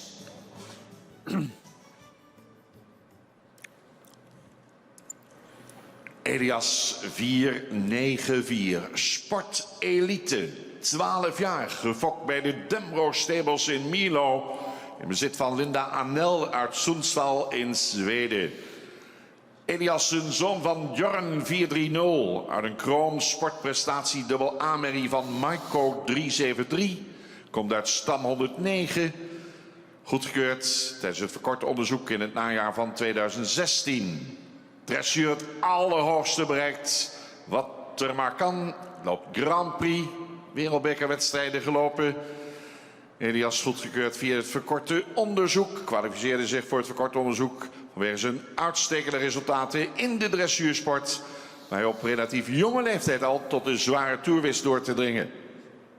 Maar met zijn succesvol optreden in de internationale Grand Prix is Elias het boegbeeld voor het Friese paard in de dressuur. Elias heeft daarbij met zijn fraaie rastype en correcte bouw ook een prima exterieur. Elias is de enige goedgekeurde zoon van Jorn 430. De veulens, correct gebouwd, kunnen ruim voldoende draven. En in 2021 zullen zijn eerste 3-jarige nakomelingen worden gekeurd. Beschikbaar bij stal Baron Spaan in Nibert. De sportelite hengst Elias 494. Elias Fjouwer, Jochen Fjouwer, in de ring. En ja, zie je wat die dwaan kennen. Nou ja, dat is juist vaak bij deze kwaliteit hingsten, die sportelite binnen, en met name deze Elias, dat die soms wel eens wat moeite heb ik inderdaad om aan haan datgene cent te letten wat we graag willen op zijn keuring. Want sportelite is onder het zadel, hè? Ja, maar kan ik op een oorvlak wel behelpen worden, maar daar zullen we het straks nog even door hebben. Want deze Elias zullen we natuurlijk straks ik weer in de filmpje hebben om. Maar Mark-Peter Spaan die er nou achter rent, als ja, inspirerend. Ja, Elias wie al een keer hinder van het Ier en is een fantastisch dressuurhinder. Dit is het paradehinder, zoals je ze kennen, voor het KFPS. Als het giet, en zo je Rob de Bruin die het hem voorbrengt, die probeert het in datzelfde ritme van Elias mee te komen. En dan gaan ze oer in de draf. Hij jouwt hem even de tijd om dat ritme op te zieken. En het is toch wel schitterend om te zien. Die eenheid tussen voorbrengen, nou tot er dat weer even. Zuur even in de Piaf Passage. Prachtig mooi om te zien. En een ambassadeur bij uitstek, die draaft er achteraan en die geniet van zijn eigen Elias. Wat er dag en nacht haast mij aan het werk is om ja, het... Ja, dit is haast ongebroekelijk, hè? Want dit is gewoon eigenlijk dressuur in het rondje. Ja, Van het Friese paard in de en dressuur. zo dan naar die geweldige uitstraling van die Elias, als dan praat hoe raskenmerken, dan is dit natuurlijk ook een skwalvoorbeeld van een hengst die optimaal verzoen is van raskenmerken. Het is eigenlijk haast schande dat hij aan de hand komen, maar we weten hoe prachtig mooi die als dressuurhinder in de ken. En dan realiseer je denk ik net heel hoeveel tijd en opoffering en inspanning dat Mark-Peter Spaan zich treest om die hengst op dit niveau en in deze vorm in een sport uit te brengen. Formidabel. Ja, dat was weer Bijzonder. Jurre komt hier achteraan. Ja, kampioen. 3 keer op rij geleden die net. Ekwessan, Ja, maar ja, vastelijk hinder. resultaten uit de verliezen jouw geen enkele garage. Hij wie vleet hier net helemaal lekker. Hij stiert er nou weer geweldig voor, zei Jermel Chardon, de eigenaar. 9-5. We zullen het zien. Sport Triple A. Kampioen Jong Hengsten 2017, 2018, 2019. Algemeen kampioen op de hengstenkeuring 2017, 2018, 2019. Jurre, 10 jaar, is gefokt door H. Dijnem in Schraart. Eigenaar is Stal Chardon en H.J. Niemeyer. Jurre is een zoon van Maurits 437, uit sterpreferentenmerrie van Jasper 366. Komt uit stam 25. In het najaar van 2016 goedgekeurd. In de dressuur ZZ zwaar met winstpunten. Aangespannen winnaar van de KFPS Nieuwelingencompetitie in 2016. Na de voorrijdagen dit jaar gaan 4 nakomelingen van Jurre. Nummer 213, 214, 220 en 229. Jurre kwam vanwege zijn opvallende resultaten in de tuigsport in beeld bij de jury. In 2016 werd hij voor de Chase winnaar van de Nieuwelingencompetitie. Een rastypische, modern gebouwde hengst die in de verrichting in alle 3 de disciplines boven de 80 punten scoorde. Als tuigpaard manifesteerde zich prima met een score van 85 punten. Gekeurde veulens lieten zich omschrijven als ruim voldoende rastypische, correct gebouwde veulens. Met veel balans en souplesse weten ze te bewegen. Jurre kende een succesvol debuut tijdens zijn laatste eerste bezichtiging. 8 zonen werden aangewezen voor de tweede bezichtiging. En van Jurre worden dit jaar de eerste 3-jarige merries gekeurd. Beschikbaar bij Stal Chardon in Jorwet. Jurre 495, drievoudig algemeen kampioen. Ja, de grote kampioen van een peer hier achter elkaar en een fantastisch mooi hinder. Dat is zonder kijf, maar ja, al die fantastische hinders, Joert, Matte, Tamma, wij zien letten en Jurre voorop vanzelf. Wat is overigens, ik wil tot de trieste mededeling brengen dat de kampioen van Verlini hier, dat hebben we jet, Matthijs 404, die zal zijn titel hier net verdedigen. En dat is jammer. Er is wat mij, we weten net krijg wat, maar in ieder geval, hij is hier net aanwezig. Dus de kampioen van Verlini hier, die zal er net bijwijzen. En dat wie dus de opvolger van deze Jurre die nou hier in de ring is. Ja, vergroot tot zijn kansen. Dat maar we maar afwachten. Maar in ieder geval met die Matthijs van Vleen die er net bij. En dat is absoluut jammer. Ja, spietig. Ik vind een kampioen dat het heel kan maar zijn titel verdedigen. Had er een beetje kwijtrekken als daar rond, maar net niet eens de kans hebben om hem te verdedigen. Dat vind ik wel bijzonder spietig. Berlitten, u bepalen dat Jurre.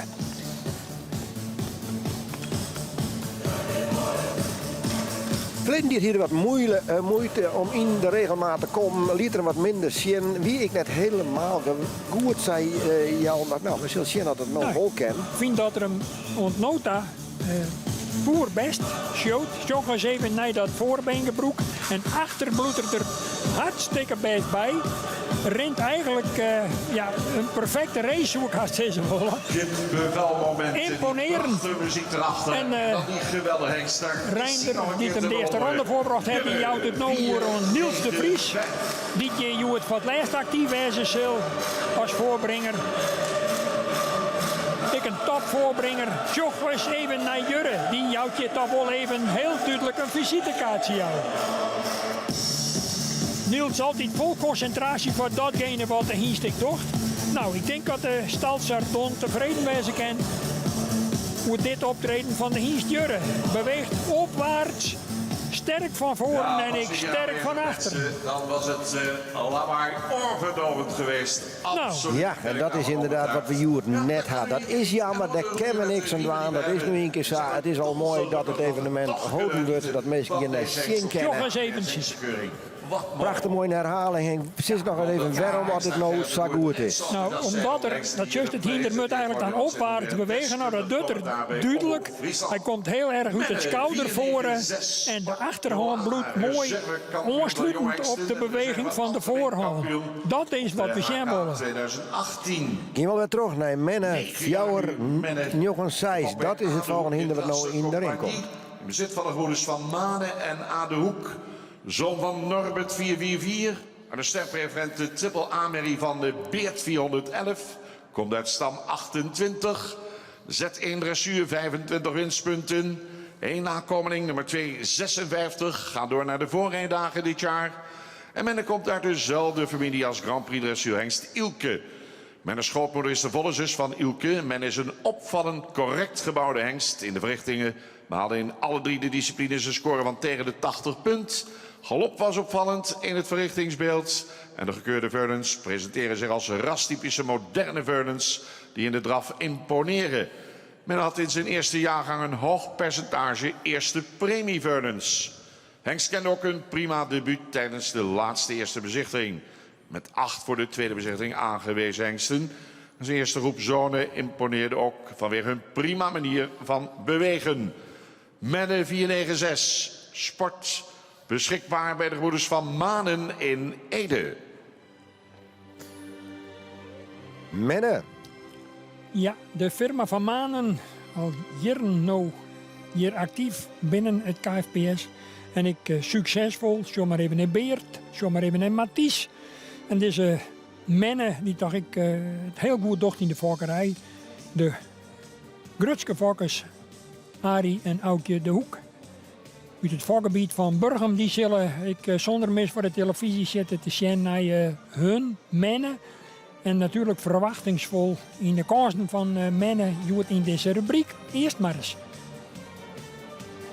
Maar het team van Manen, altijd zeer gedreven en ik perfect en professioneel dwanden zoals al de mensen die in de fokkerij en in de dekstations met Friese diensten actief zijn. Ja, een enorm grote stal vanzelf van de gebroeders van Maan. Werd dus ik die kampioenstiert, Mathies, die je het net is.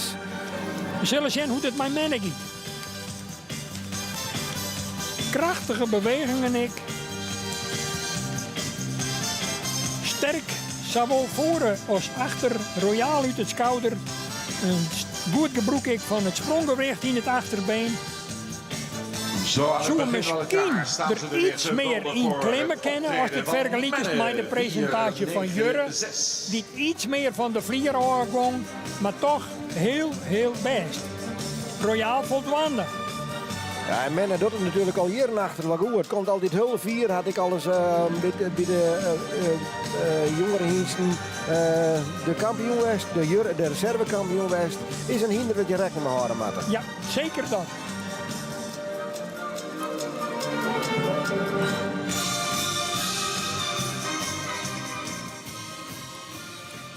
Wie het, de mooie Wurg, Henk.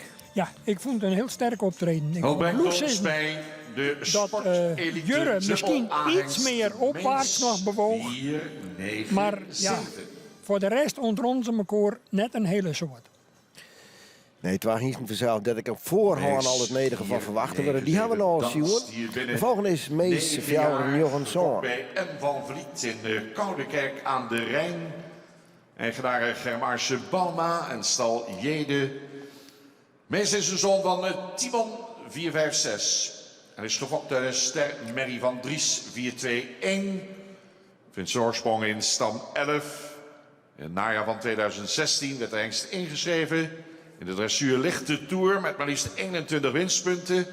Won de Pavo Friso Bokaal als 4-jarige. Als winnaar van de Pavo Friso Bokaal als 5- en 6-jarige. En voordat Mees deelnam aan de verrichtingen had hij in de dressuur al nadrukkelijk van zich laten horen. Won in 2016 tijdens de hengstekeuring eerste Frisian Talent Cup voor 3-jarigen. En tijdens de centrale keuring won hij de Pavo Friso Bokaal bij de 4-jarige hengsten. En op basis van zijn verrichtingscijfers mag de hengst aangemerkt worden als de verrichting topper van het Centraal Onderzoek in 2016. Hij viel op vanwege zijn souplesse, vanwege zijn natuurlijke balans.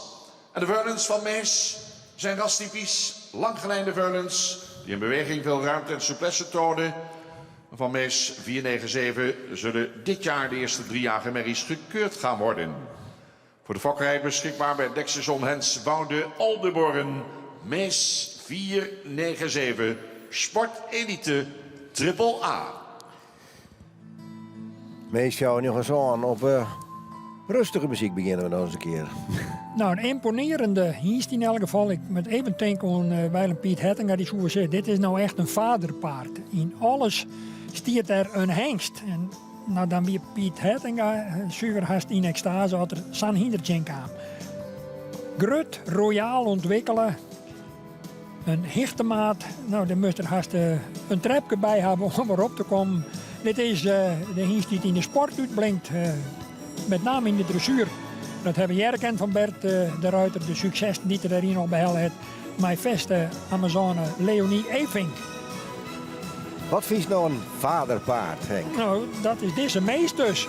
Maar Zat er eruit, joh. imponerend. Ja, helemaal. Zullen zien wat meest onderhand voor u in petto had. Nanning Lemstra die brengt hem voor in gearworking met Kermijse Bauma. Met de hienstik ter dekking beschikbaar is. Nou, meest giet een beetje uiterkoor in, de drukt er erg een beetje voort. Maar jouw toch vier is een voldwande optreden met een griepende royale voorhand. Dus uit het schouderboy. Zit er rond eronder, giet door een soort groen. Live bij, geniet nog een keer. En is even zien hoe het zware rond is, die ik beter is nog. Er zit wel een mooie regelmaat in, maar dan zei ze al, hij drukt er erg een beetje uit. Dus hij is Nou, een beetje uitelkoor. Ja.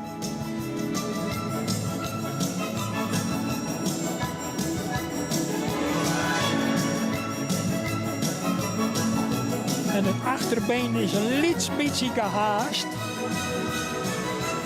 Ja, ik heb het idee dat de tweede ronde juist wat minder weer als de eerste ronde. Nou, dat weer Mees, een hinder die we mogelijk wel net weer omsjoggen. De volgende is Rommert 498. 8 jaar. Gefokt en in bezit van Pieter Okkema in Witmarsum. Rommert is een zoon van Norbert 444. Een sterpreferente merrie van Jasper 366. Komt uit stam 70. Ingeschreven in het najaar van 2016. Z2 dressuur 6 winstpunten. In de mannen ZZ met maar liefst 24 winstpunten. Aangespannen in de nieuwelingencompetitie al 18 winstpunten. Tijdens de meest recente eerste bezichtiging werden de eerste zonen van de Rommert gekeurd. Het leverde 4 voor de tweede bezichtiging aangewezen zonen op. En daarvan zijn er maar liefst 3 door naar de voorrijdagen. Nummer 275, 277 en 287. De hengst is qua exterieur een aansprekende hengst met veel uitstraling. In de verrichtingen liet hij mooie resultaten zien. Krachtig gebruik van het achterbeen spreekt tot de verbeelding. En de gekeurde veulens kenmerken zich door een rastype, een krachtige manier van draven. Beschikbaar voor de fokkerij bij de stal van Albert Lux in Diever. De hengst Rommert 498. Ja, hij stond altijd bij Aage Okkema, meen ik, Henk. Maar daar stiert er dus net meer. Dat is de zoon van Pieter Okkema, de eigenaar en fokker hiervan. Ja, alleen het vorige hier bij Jelmer Chardonnay nog stiert. En hij is nu verhuisd naar de man die er nou ik voorstiert als hulp, als assistent, zo kan het zeggen, wel Albert Lux uit Diever. Ja, wat de reden daarvan is, mij net bekend. Wel opvallend is dat Rommert na een hoopvol begin in de dekkerij bij Aage eigenlijk een beetje uit de belangstelling reiken bij de fokkers. En ik ben benieuwd dat nou een wisseling van het station daarin ik een positieve rol spelen kan. Want de hiest het toch indruk maken de oude dagen met 4 aanwijzingen voor de voorrijdagen. Voor de jonge hengsten die per naar het verrichtingsonderzoek in de jest in R.E. Exlo gingen. En er zitten dus 4 van Rommert bij. Dat is wel heel opvallend. Even voor de mensen die dat net helemaal snappen. We hebben weer de oranje dagen, 2 dagen keuringen van zo'n jonge hengsten. Die komen van verschillende stallen. Daar binnen 40 van Oerbleun. Ja. En die gaan uiteindelijk naar het verrichtingsonderzoek. En uit dat verrichtingsonderzoek, daar wordt dan uiteindelijk bepaald welke hinders er eventueel in het stamboek komen. Nou, ze gaan net al naar het verrichtingsonderzoek. Ze gaan nou eerst naar een voorrijdagen. Dan maken ze onder het zadel of voor de wijn litten worden. En dan kunnen ze nog weer afwezen worden. En de uiteindelijke selectie komt in Exlo. We zien even wat Rommert ervan maakt in deze schitterende piste hier in Drachten. Marijn Zwart, die brengt hem voor. van de stal van Hagen-Okkema. En we zullen eens even zien. Hier op Goed de is er niet KPS Hengstenkeuring de Pieter en presentatie Tiki van Okkema. Lord Je toch. 498. Een hele sterke voorhand.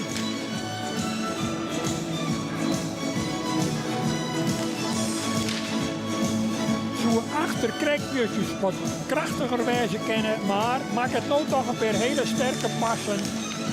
Zo, misschien had ik dan wat zitten, wat vinden wil, een beetje meer opwaarts draven matten. Maar de beweging, het zweefmoment is meer dan voldoende. Pieter Okkema, de eigenaar hier. Als ik wel heb, alweer de verwachtingen laatste van, hengsting nou deze dan net rubriek helemaal aangeboden door net de op de drukkerij van Hengstenkeuring de dan. Eems. We zullen zien wat de jury er van zei. Dan doen we nog even de laatste van deze groep. Dat is Siert, Fjouwer, Jochen. Sport Triple A. Ja, de Inmiddels trots. 8 jaar gefokt bij F. Smit in Wochnum. Ja. En in bezit van Eften Mora Frisians, Johnstorp in Zweden. Dat waren trouwens ook de eigenaren van Mees 497. Moet nog even gezegd worden. Deze Siert is een zoon van Dries 421. Dan zien we een preferente prestatie. Merrie van Sape 381. Komt uit stam 38. Weer 5 jaar geleden. Goedgekeurd. 2016. In de sport ZZ-licht. Met 4 winstpunten. Aangespannen in de nieuwelingencompetitie. 16 punten gescoord. Siert komt voort uit de Wijkjestam. Waar ook de hengsten Jurre 284 en Tjerk 328 zijn voortgekomen. Zijn moederlijn heeft 5 generaties preferente merries op rij. En Siert viel op door de progressie die het tot het eind toe maakte. Bracht hem een puntentotaal van boven de 80 punten in alle 3 de disciplines. En Siert, dames en heren, is beschikbaar bij Lisanne Veenje. Training en instructie. Siert 499 Sport Triple A. Ja, de trots van Fokker Versmit uit Wochnum, die ik persoonlijk goed ken. En die hier natuurlijk verschrikkelijk grutskop is. En dat geldt voor elke ruggaarde hobbyfokker. Dat je er een slagje om een stamboek in te fokken, dan tel je mij in uw vrouwtje. En dat telt Versmit zeker. En die liet ik nooit naar om te nemen dat de basis van het succes van deze stam 38 bij Weiland Tjerk Benedictus uit Bakkervingerleid. Die twee tophingsten echt om de fokkerij het Jurre en Tjerk. Met name Tjerk speelt een enorme rol in de modernisering van de fokkerij van Friese hinders. Die het eigenlijk in 40 hier uitgroeit binnen het moderne, mooie, royale, ontwikkelde Friese hinders. Heel anders als het type wat we vroeger op een borkerij in kwamen. Ja, die tijd leidt 4 achter u. Daar zult straks in de ring van de dag ik nog wel wat hoe zijn we van hoe dat hinder zich zo geweldig ontwikkelt. Hoe en het nou zo mooi docht in de diverse sportonderdelen. We zullen toch eerst even naar Siert zien. Ja, weer destijds een hele sterke dienst met goede bewegingen. Een zoon van Dries, de enigste zoon van Dries, ontmoet daar in de fokkerij. Dries is in Afrika intussen al jaren. Nou, hij liet hem hier verdienstelijk zien.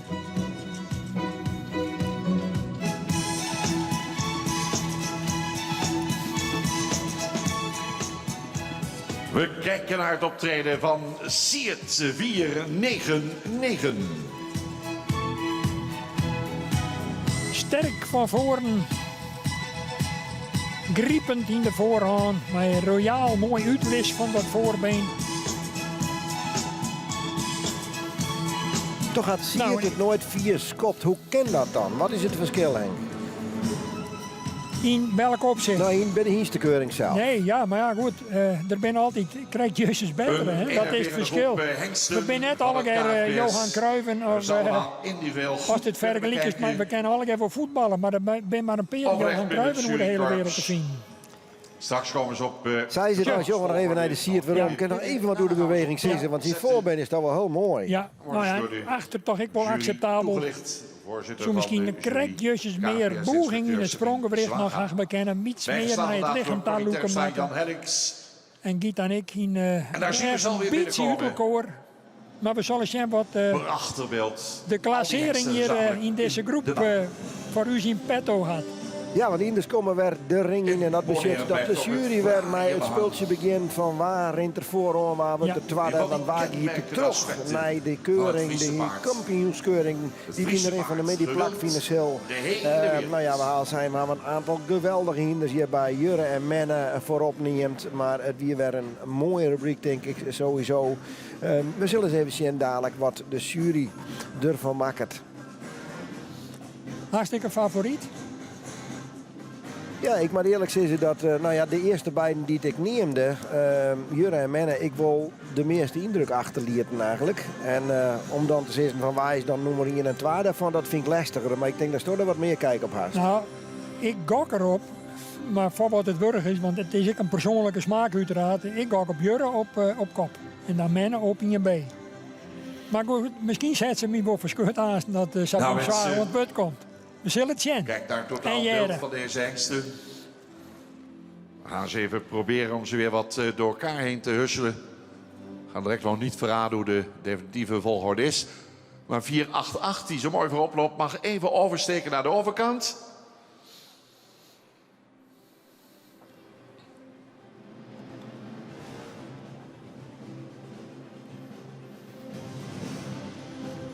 En nummer 496 mag op dit moment even voorop.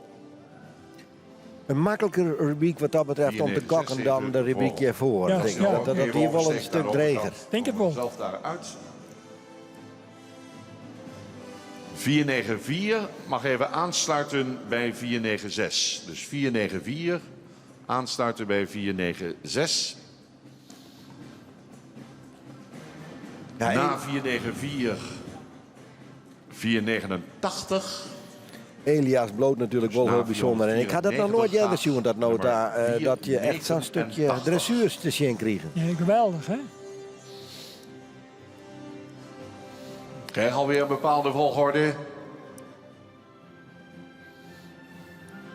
Soms is het voor mij wat moeilijk om de nummers te zien vanwege de lange manen. Ja, imponerend zat er hier voorbij, stapte ik weer. Het is nog men en Elias nog voorop. Ja. 497 even aansluiten achter 489. Dat is... Mees, En dan mag daarachter 499. dat is Siert.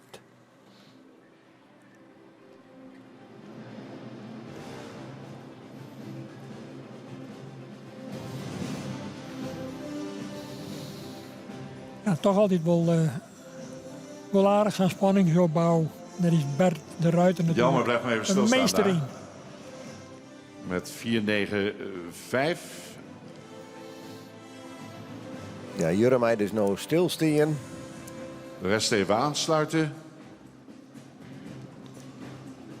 Oh, ik denk dat we alweer richting de voorlopige plaatsing komen. Eén hengst blijft daar even staan. Totdat de rest daar ook aanwezig is. Ja, nou op de Dan denk ik dat we vierde ze aardig zijde op loopt de Jurre rit hebben staan. zoals de jury dat wil zien. Oké, met 495 gaan we in stap. Ja, door zeiden al Gerrit, het is net zo moeilijk in dit geval. Dan maar- kijkt de jury nog een keer de hele groep na. Ik zei minder makkelijk, maar dan, ik bedoel iets makkelijker. Ja. Ik wil net zeggen dat het makkelijk is. Nee. Maar ik ga super hard wat begrutsen met Elias, omdat hij toch een, zo griezelig nadrukkelijk altijd onder het zadel broekt wordt. En ja, hier toch op een oren manier wat rint, want het is natuurlijk een heel mooi hinder. Maar goed, we zullen eens eens jaren wat Spannende Sabine moment. Zwager dan misschien nog Wat even argumenten over en weer hoe binnen jou. het jurykorps. Je kent dat van voorgaande jaren. Want je net alleen Blijft de het zo? sport is bepalend, hè? Ik het Toch exterieur wel net speelt iets een rol. anders. Er wordt wel degelijk jongen naar verschillen van die hiesten onderling. En de invloed van de leeftijd erop, hoe jeugdig bloeien ze of hoe volle slijtage is er zichtbaar. Al dat soort factoren spelen wel een rol in de uiteindelijke plaatsing. Ze ziet je heus wel naar ja, Ik zie dat ringmeester tekortkomingen of zaken die beter kunnen. De drievoudig kampioen Ja. Jurre en Menne. 4-9-5. Bravo. Ja, Jurre en Menne, ja, toch wel de 12 verwachte hinders en ook de volgorde die stal onjuist, Henk. Altijd interessant. ja, maar dat is... beste mensen, Dit hebben we naar de jury, Jere. Ja, Ik kan u vertellen dat wij al kippenvel hebben. En dat was niet omdat het hier zo frisjes was, maar vanwege de indrukwekkende presentatie van hengsten hier in deze groep. Allereerst een compliment voor alle trainingsstallen. De hengsten zien er in opperbeste conditie uit. Mooie groep hengsten, op kop geplaatst, Jurre 495. Een opwaarts gebouwde hengst, heel evenredig gebouwd, die goed stapt en fenomenaal draaft met veel balans en gedragenheid. Dan op de tweede plek, Menne 496. Ook een sterk gebouwde hengst die met souplesse stapt, in draf veel buiging en een sterk achterbeen toont, maar wat gedragenheid net zijn meerdere moest erkennen in Jurre. Dan volgt Elias 494. Wat een uitzonderlijk paard. Een paard met veel rasuitstraling. Een paard die goed stapt. Een paard die in draf laat zien wat hij onder het zadel kan. Hij kan verkorten, hij kan verruimen. Hij toont ons een prachtige piaffe. En kan daarna ook weer verruimen. Een hele mooie derde plek voor Elias. Dan IJzen. IJzen, nog heel veel jeugd. IJzen met een heel prachtig hoofdje. Die in draf laat zien wat hij ons ook voor de shade laat zien gedurende het tuigseizoen. Dan volgt Mees, 497, een krachtpatser. En die zit zichzelf nog wel eens in de weg. Hij heeft zoveel kracht en dat moet hij dan nog omzetten in gedragenheid. Dan volgt Ziert. Ziert die viel vandaag met name op vanwege zijn goede stap. Heel mooi door het lichaam gestapt. Dan volgt Rommet. Rommet, een hele fraaie hals, een mooie lichte hals. Goede conditie, sterk in beweging, maar zou meer opwaarts mogen bewegen. En tot slot Erit 488. Een hengst, een zeer degelijke hengst met een sterke bovenlijn, die vandaag in beweging iets meer mocht overtuigen. We nodigen de twee koppaarden uit, Jurre en Menne, voor de kampioenskeuring. Gefeliciteerd en veel succes zometeen in de kampioenskeuring. Linten aangehangen. We gaan de eerronde aan u laten zien. Geniet nog een keer. Op kop geplaatst. Jurre 495. En die zien we terug in de kampioenskeuring. Tezamen met Menne 496. De ereronde van Jurre en Menne en vanzelf. Ik nog van de orenhingsten dit in deze rubriek weer niet. Een prachtige rubriek hier op de klanken van de favoriete muziek van mijn compagne en jongen die een enorme status quo fan is. We gaan het zelf nu net Jasper, die ik altijd op deze klanken rent.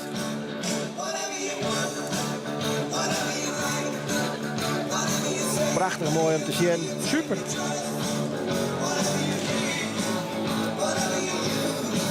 Juddy Elias is even neerwerp. Prachtig.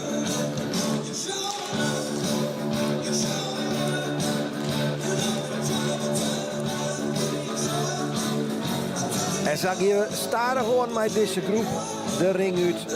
Maar Jurre en Menne als de kampioenen die straks weer rondkomen. De aanwijzingen die staan weer rondkomen in die kampioenskeuring. En dat beschut dat we aan 40 jaar naar mij een groep waar ik altijd wel naar uitzien we de echte orde hiezen van Tol hier en orde. Dat wordt de volgende rubriek. Maar voordat dat zo vier is, gaan we eerst nog een presentatie die hier aan de week West is van de nijkommelingen van Wielster en Nane. Die staan bij Germ-IJzer Bauma. Dat wie een Summer, Albert, Fouke-Jan, Ebert en Date. Drie hiesten en twee merries, die ben je verleden week getoond. En ik ga toen even praten met Germ-IJzer Oer, die nakomelingen. Dus je sjoggen de nakomelingen en Jere een interview met Germ-IJzer Bauma. Germ-IJzer Bauma, ja, Nana, die had nogal wat een reputatie opgebouwd de laatste jaren. Hoe is het met hem? Best. Ja. Hij had blesseerd West. Wat is er met hem? Klopt, hij had een peesblessure aan en hij is behandeld in Wolvergeer. En dat liep het goed. reservekampioen Ja. bij de jonge hiesten algemeen. Nog nooit kampioen. Die hopen nog. Ja, die hoop eerder, ja. Ja. Ja, die hoop die eerder. Dat is het hoogste wat je heilig kan. En ja, dat is hoe fantastisch. Wat binnen Nane's sterkste punten? Nou, zijn sterkste punten is die hengst die, is in meerdere fronten is hij uiteindelijk subliem. Die hengst die heeft een karakter, de kerst Usens is. Dat is gewoon ongekend, dat is gewoon heel bijzonder. Dat hebben we nog nooit zo evenaard. Factor ik terug, die nakomeling die ben gewoon uitermate betrouwbaar en intelligent. En dat is gewoon echt gewoon heel bijzonder. En daarnaast de kwaliteit, hè. Die hinders die ben berg opbouwt, super beweging. Dan kerst ik rond verhaal van Joet. Dat is gewoon exceptioneel. ABFP-test met gigantische heugensivers uitsluiten. En dat komt bijna nooit voor. Hij doet het ook heel goed in de tuursport, hè? Hij doet heel goed in de tuursport, ja. Ja, dan staan in dit hier staan je moest stil. Ja, dat is verrekte jammer, maar we hebben mooi trot getraind. En ja, het is uiteindelijk is het meeste trotgang behalve de tuursport, dat is gewoon zonde. Had dat er bot inhakt dit hier bij hem, dat er geen concoursen weer. Ja, dat wie even omschakelen. Dus de hele planning die roeien in één keer helemaal los. Normaal gesproken dan hebben we de keuringen voor de hinders, hebben we de tuurgerijen, hebben we de dressuurwedstrijden en alles wat ertussen komt. En dan ben we soms meerdere dagen met verschillende personen naar verschillende plekken onderwijs. En dat hindert van het maar net. Dus dat weer wel jammer. Hoe wichtig is het dat de keuring nou dit hier tot er ook hier? Dat is wichtig, ja. Ja, ik vind het echt ik vind het heel belangrijk. En ik vind dat het stamboek goede dingen die je had, goed oorlogs aan had met iedereen. En het is gewoon, iedereen zit er naar te wachten van naar de hengstenkeuring. En ja, dat leeft bij de meesten. Maar daarna hij een kampioenskandidaat, je bent er ook maar Wielster. Hoe stem hij? Wielster is best, de Sport Elite, die rent Grand Prix de dressuur. Die nakomeling doet super 40% ster. En ja, hij vakt als een tierenlier. Ereklas tuurhinder, heel veelzijdig hinder. En ja, gewoon gouden hinder. Ben je met Grutstop? Ik ben met Grutskop, ja. Maar net echt een kandidaat voor het kampioenschap. Nee, denk ik, dat is hè? net een kandidaat voor het kampioenschap. De kandidaat voor het kampioenschap, dat is Nane. Ja. Ja. Je hebt een oranje toontje, ga je hem de nakomelingen van Nane en Wielster even zien litten. Ja, waarom niet hem dat? Wij vinden het wichtig dat de mensen weten hoe de hengsten vakken. En dat is de enige manier om dat te doen met de billen bleert en de hinders zien letten. Wij hebben er zelf een bepaald gevoel bij en die hinders die ben gewoon hele goede kwaliteit. En dat met de vakkers, die met dat zien. En de enige manier is om dat gewoon te doen. En hoe komt het zaterdag? dat wordt spannend. Ja.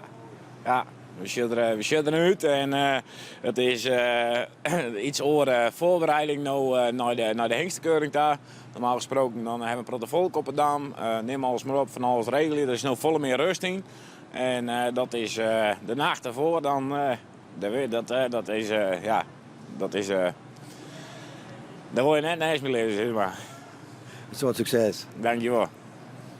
Ja, Germeijse Bouma, hoe zien Wielster en Nane en de Nijkomelingen die hier een weekelien signaleert. En ja, Wielster en Nane ben je vanzelf, Joert en Nane is alweer terug naar de tweede ronde. En wij gaan ik weer verder met de volgende ronde. En dat is een categorie waar we altijd nu zeggen, de hiesten van Tretjenier en ouder.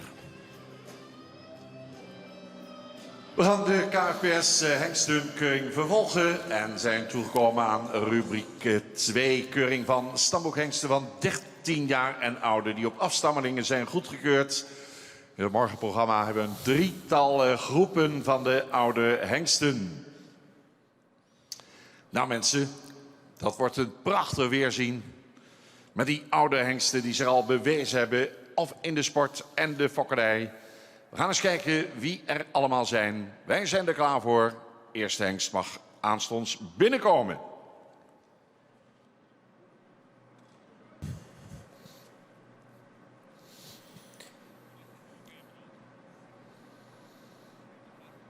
Nee, wij gaan inderdaad weer verder met deze rubriek oude hiesten. We weten dat die over het algemeen aan Deze de rubriek wordt line voorbracht worden. Vaak Pavel net aan de hand, Marnevers. sommigen wel, maar meestal Rubriek net. Dat 2, mij hengsten van in deze 13 categorie. jaar en ouder. Waarom mij dat, Henk? De eerste Nou, is een aantal. dat is mijn ingang van Tolen bieden de tast in. Maar zelf besluiten hoe het hem zelf was. Alleen als komt dan op kop te staan, En komt hij in de kampioenskeuring, dan moest hem dus wel weer aan de hand voorbrengen. Er is de eerste al Bartele Fjouwers zo'n 2.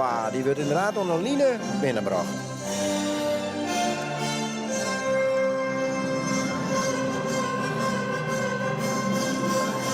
Aan de lange lijnen binnengekomen Arnold 471 Sportelite Triple A. 13 jaar gefokt bij W. Hofstee in Goddedijk. Bezit van M.J. Heuker uit 1. Arnold is een zoon van Wikke 404.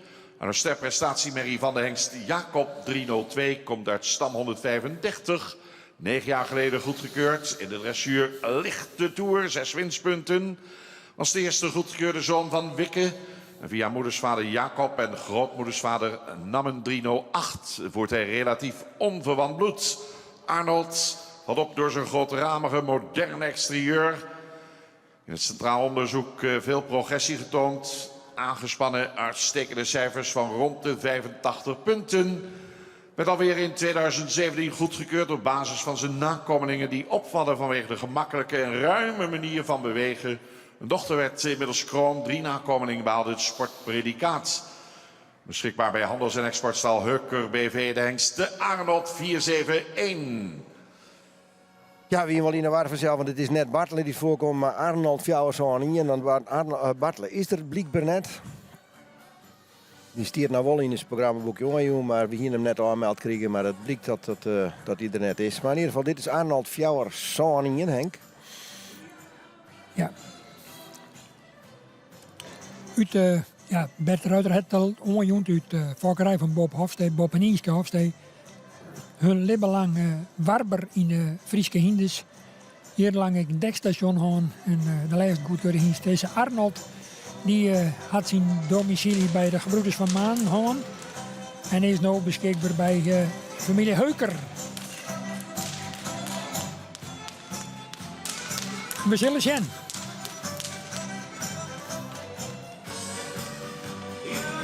Bij deze categorie show ik altijd hoe hier al de slentage al wat invloed op een hinders had, ja of nee, hè? Dat speelt wel een rol. Maar ik vind dat Arnold met name in de voorhand een heel sterk optreden hier jouwt. En ik achter, ja, toch nog wel redelijk goed. Mij komen Nogmaals, aan de lange lijnen komt hij nog een keer. Arnold 471. Het rint wel heel makkelijk. Maar het hinder heeft op deze manier gewoon meer steun van achteruit.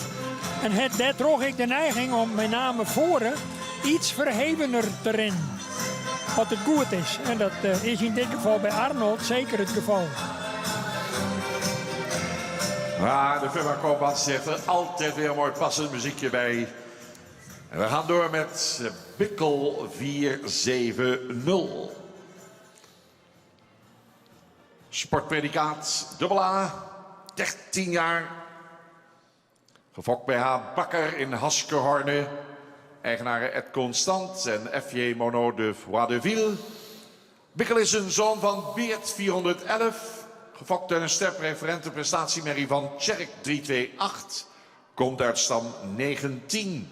Zo weer 9 jaar geleden dat hengst werd ingeschreven. Z2 dressuur met een winstpunt. Werd goedgekeurd op basis van een uiterst evenwichtig verrichtingsrapport. In alle 3 disciplines, rijpaard, bentpaard, tuigpaard, behaalde de hengst 77 punt. En zijn plezierige, meewerkende karakter speelde bij goedkeuring ook een belangrijke rol. Bikkel werd 4 jaar geleden goedgekeurd op basis van zijn afstammelingen. Zijn nakomelingen onderscheiden zich als rastypische, correct gebouwde paarden. En van Bikkel 74 behaalde inmiddels de eerste 3 nakomelingen het sportpredicaat. Voor de fokkerij beschikbaar bij EAW Spliethof in Bladel. De hengste Bikkel 470. Ja, Bikkel Fjouwers zo'n 0. Ja, een nijkomeling van Beert. Ja, hier, het programma van Omroep Friesland had eigenlijk een filmkoor gehad. Natuurlijk de meervoudig kampioen en reservekampioen. Die het ondertussen bij de gebroeders Van Maan stiert in Ede. Daar is het een zoon van Beert, een grut hinder, een grut kampioen.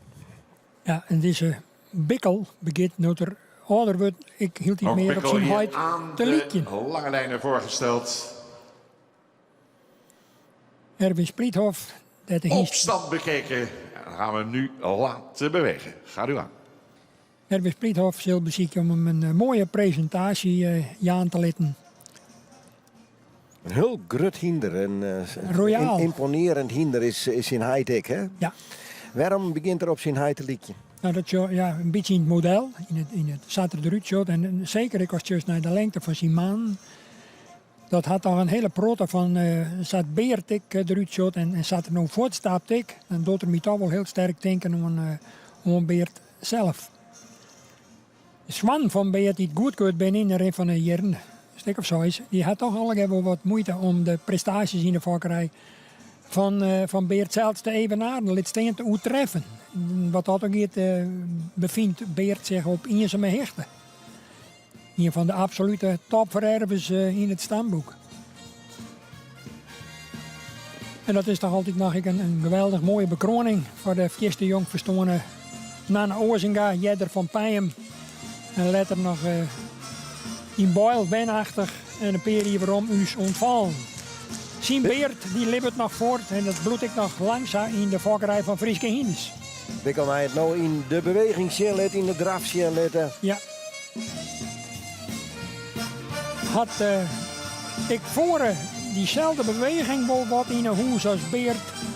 Het is krek of juist een beetje naar een jongere uitgave van Beert zelf. Ja, dat is dan lastig om die hindes even weer rond te nemen, want ja, er haast niks te zitten als er achterom draaft. Kijk, nou eens een keer goed. Hier is Maar hij let hem 4-7-0. heel goed zien, vind ik. Ja, en dan zit je dat en dan giet het er krijgt even, springt er even uit. Maar als er dan de balans weer heeft.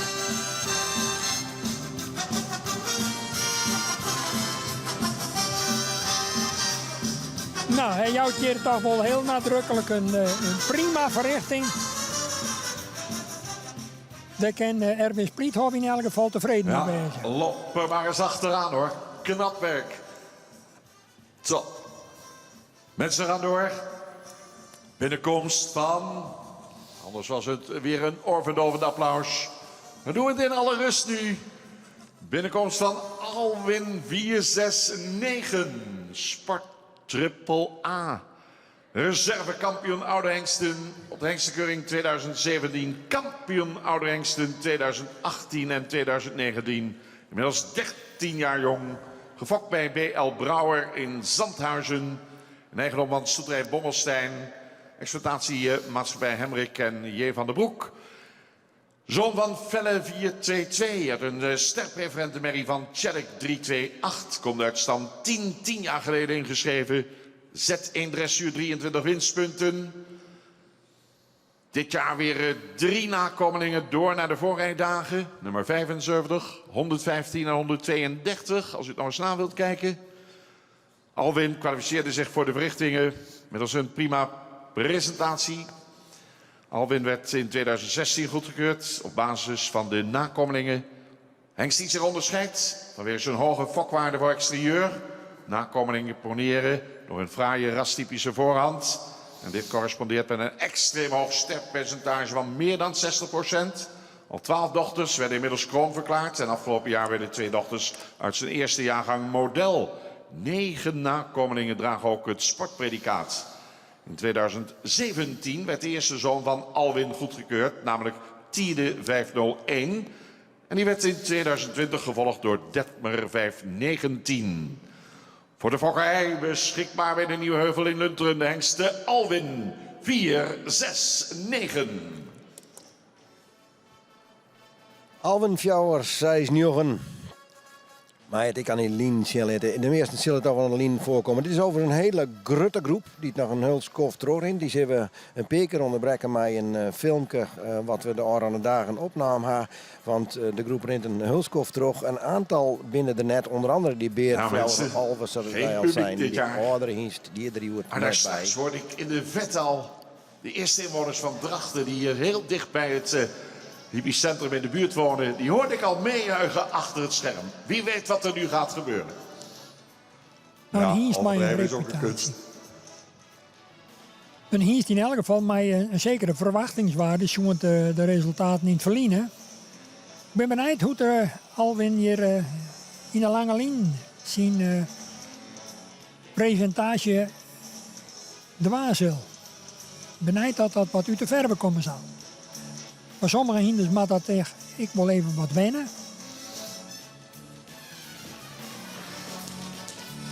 Maar even de balans vinden om te starten. Even goed op het achterbeen, de achtervoeten zetten. Om daarmee de voorhand omheen te brengen. En de rondte te gaan om dat voorbeen, die voorvoet, optimaal uit te leggen.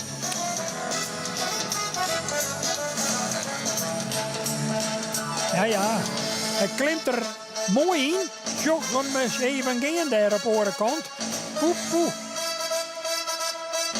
Je laat hem je super zien. Royale bewegingen, maar een heel soort rondte en een mooi zweefmoment. Dansen op de muziek van het zweven door de baan. Alwin 4-6-9. Dat zijn reputatie hier wel helemaal eren. Een mooie heffing in de knibbel en die leidt dat voorbeen prachtig uit. Wat een prachtig mooi totaalbeeld van Alwin. Ja, weer nog kampioen bij de andere Hiesten, 2 lijn, hè? Ja. Een hindermaaie reputatie. Zet thuis die stoelen maar aan de kant. Je Kom kan in de midden, zou ik Berend zeggen. en Lutske maar Grutske op We hebben nog veel meer moois. We gaan door Jongens even. met Alke 4-6-8. Kijk nog wat zeggen hoe de beweging, want Zo'n Alke, hele beetje meer snelheid in het 10 jaar. achterbeen herkennen misschien, Het maar gevolg door eigenlijk MJ een perfecte Friese in optreden. bezit van Efton mooi Mora. zweefmoment is het dan ik. Ja, super. Frisians John Storp in Zweden.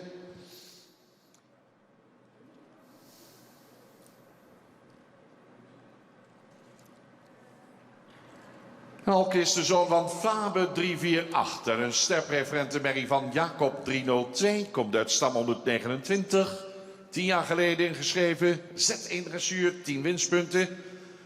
Alke 468 is alleen al door zijn afstamming een unieke hengst. Hij behoort tot de weinige paarden in de populatie die de zo gewenste onverwante bloedvoering hebben in combinatie met een pedigree boordevol kwaliteit. De eerste 3 merries van Jacob, Herk en Fokke zijn alle 3 sterrenpreferent en met een verwantschappercentage van 15,7 hoort hij samen met zijn vader Fabe tot de meest onverwante hengsten. In de verrichtingen viel hij op vanwege zijn actieve achterbeen, waarmee hij onder het zadel tot prima scores kwam voor onder meer draf en galop. Alke werd in 2017 goedgekeurd op basis van zijn nakomelingen. Het goede gebruik van het achterbeen valt op bij die nakomelingen. 1 dochter inmiddels kroon verklaard en werd ook zijn eerste 3 nakomelingen voorzien van het sportpredicaat. Gestationeerd bij Dekstation Henswoude, Aldeborn, Alke 468. Ja, Alke Fjouwer zei, zag maar een heel leeg verwantschappercentage. Dat is toch wel belangrijk. En kan je nog even uitlezen? Nou ja, het gaat over het verwantschappercentage tussen de hengst en de totale populatie. En hoe leger dat is, hoe beter dat is voor de inteeltbestrijding. Daar gaat het uiteindelijk om.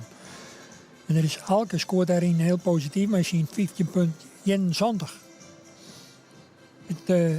Hier bij Hendrik Eppinga in Gasterlandstingen. En het nou een switch maken naar Germeijse Bauma in Orebon. En dat het een maatje vermoedelijk met het feit dat er dan op een bepaald moment op een station eigenlijk een lief beetje uitdekt is. En dan een nieuwe kansen krijgt op een nieuw station waar oren bloedmerries te vinden binnen. Hier van de joggers die het mij joggen hangt, die vragen waarom had die hinders nou eigenlijk een noemer achter de naam gaan. Dat is het stamboeknummer. Elke hengst die wordt met een stamboeksnummer inschreven. En de naam is, dat kan ik er voor ik wel even nog vastjekken, die wordt ik vastgesteld door het stamboek. De wezenlijke van de eigenaar speelt daarin wel een rol, maar uiteindelijk heeft het stamboek het lijstste wordt. Die hinders gaan eerst een oren namen en dan weer ze opname in het stamboek, dan krijgen ze een naam van het stamboek en ook het volgorde nummer, want dat is het uiteindelijk. Zo zit het, ja.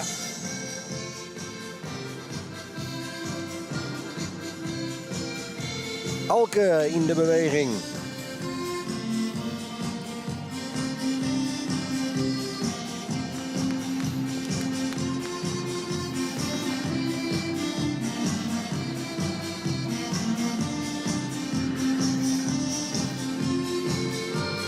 Ik heb die nog net raar. Nou, hij jouwt een nette presentatie, maar ik net meer. Zo'n top op wat meer acties in willen.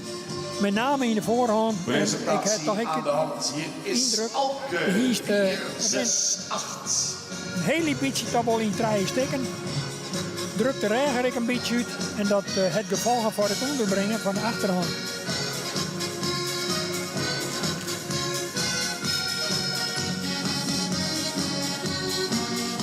Is wat onregelmatig hier en daar in de voorhand. Alke dacht ik al jaren mij, maar ik kan net echt kotten brekken. Hè? Nou, op net- keuring net. Net onder de top. Nee. We hebben deze rubriek verdeeld in een drietal groepen. We hebben in de eerste groep nog 1 hengst te presenteren.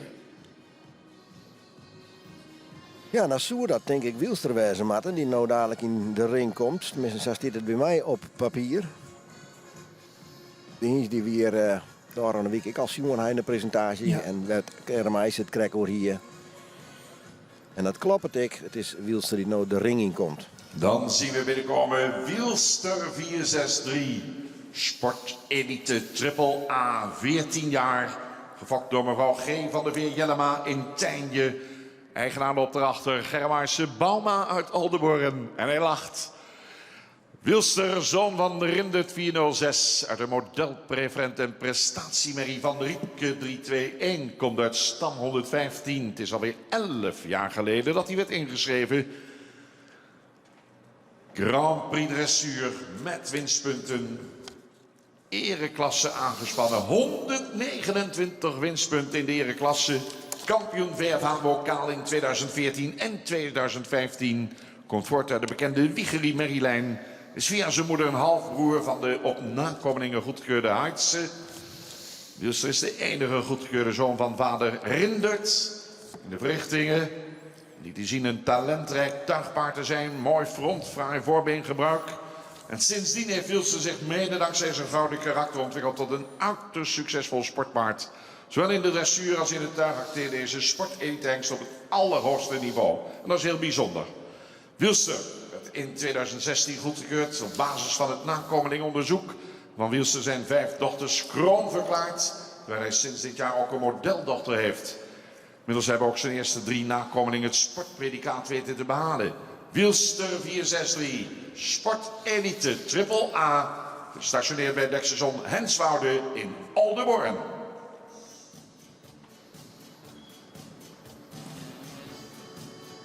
Ja, Wielster, ik een mooi dressuurhinder. Ja, ik werd in dit alle disciplines eigenlijk, nou alle, maar in elk geval zowel onder het zadel als voor de tuigsport voor de CS al grote succes bij alle. Het komt nou ik incidenteel nog wel eens voor de CS uit, maar de vrouw van Germaise Bauma, Nienke Bauma-Vaatstra, die het hem dan riet in prachtige mooie Friese klooiing. Echt een lust voor het eigen om zo'n mooie hengst. Maar zo'n mooie vrouw in Fries kostuum.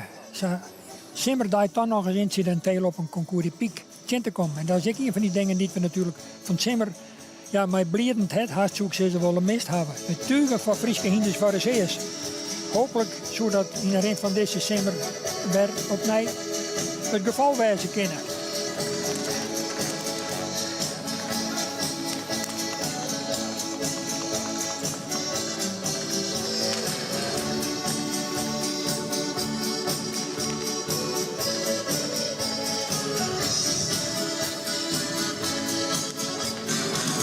Ja, heel sterk. Van voren ik nog. Achter zou er iets meer kracht ontwikkelen kennen nog. Maar zoend de leeftijd en al het werk wat is in al uit de wijsheid. 14 jaar jong in de bloei van zijn leven. Wielster 463. Vind ik het toch heel erg acceptabel.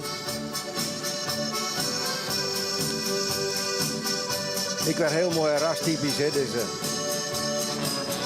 Ja, zat je ze heel graag joggen.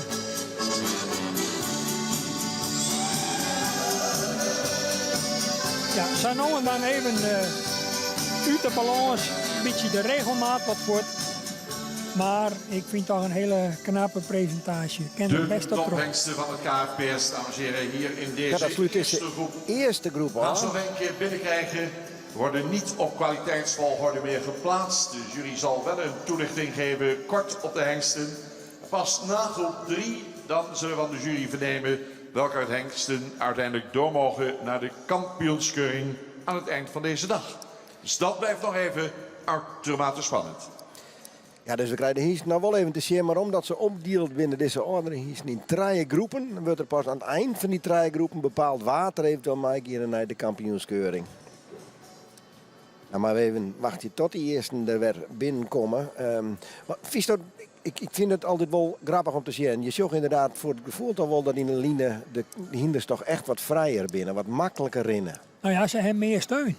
De man die er normaliter bij het voorbrengen voor een holle, zeg maar, een vijst had. Het zijn toch unieke momenten, dames en heren. De oude hengsten. Ja, dat is toch hoort als er achterin dan krijgt het hinder op beide teugels, zeg maar, ideaal ondersteunen. Ze komen alweer binnen. En ik zei het, ze worden is toch een heel oorlijk beeld. Worden geplaatst. We zullen nou ook nog niet zeggen hoe de eventuele volgorde, want dat is echt pas te bepalen dat ze alle 3 groepen horen. Sabine Zaga gaat ze zo dadelijk kort even toelichten. Maar ik zeg, de spanning blijft erin totdat we groep 3 hebben gehad. Pas dan zal de jury bepalen welke oude hengsten deel gaan nemen aan het kampioenschap. Nou ja, op basis van de verrichting Jere, die is correct, dan zet ik persoonlijk Alwin Tabbelaar heen in. Dat is hier een goed, hè? Als er dan ik nog een tweede tussen zit in deze groep, dat weet ik nou nog even zou hangen van de oren groepen. Sabine Zwaga, de nieuwe voorzitter van de jury, die zal in ieder geval wat vertellen hoe deze hinders dat op tal zetten zal zijn straks pas na groep 3. Zij wie ik een van de initiatiefnemers van een hele prachtige actie voor het kankerfonds. Zij is zelfs toch kanker getroffen geweest, is gelukkig weer hersteld. Maar het een prachtige kalender op een merk gebracht met onder andere Douwe Bob, de verneemde jonger om mij werken had. Jelle de Jong, de haterrotspeler van de prachtige 2018 productie. Dus Twarmruter, die het daar om mij werken. En zo zijn er nog een aantal bekenden die een prachtige kalender maken. Hebben met het Frieske hinder in de haterrol. Schitterend uit via het fotograaf Rianne Tichelaar. En het is wel heel aardig om even te melden dat er rond nota al meer dan €20.000 oerbeleun is van de verkeer van de eerste serie kalenders. Van de Omroep Friesland. Hengsten worden opgesteld en kort toegelicht. Een initiatief dus van Sabine Zwaga, Laurens Mellema en al die oren die het er alle belangeloos voor inzetten. Dat wil ik je toch met nadruk even nemen. Een geweldige actie voor het kankerfonds, het KWF. En die kalender is binnen al beschikbaar. We zijn aangekomen bij de gevestigde orde. Hengsten van 13 jaar en ouder, die ook in de lange lijnen voorgesteld mogen worden. En dat is een genot om naar te kijken. Deze oudere dekhengsten die zetten we niet op kwaliteitsvolgorde. Ik zal ze even heel kort met u bespreken. En daarna geven we aan welke hengsten we graag nog een keer terugzien in de kampioenskeuring voor de oudere hengsten. We beginnen met Arnold 471. Een hengst die zich zeer goed heeft bewaard. Die nog veel jeugd en duurzaamheid uitstraalt. Die goed stapte en mooi in balans draafde. Dan hebben we Bikkel 470. Gezegend met heel veel behang, veel ras. Die beschikt over droog beenwerk. Die actief stapte en goed draafde. Dan Alwin 469. Die zich ook in de lange lijnen presenteerde. Een hengst met veel rasuitstraling, lang gelijnd.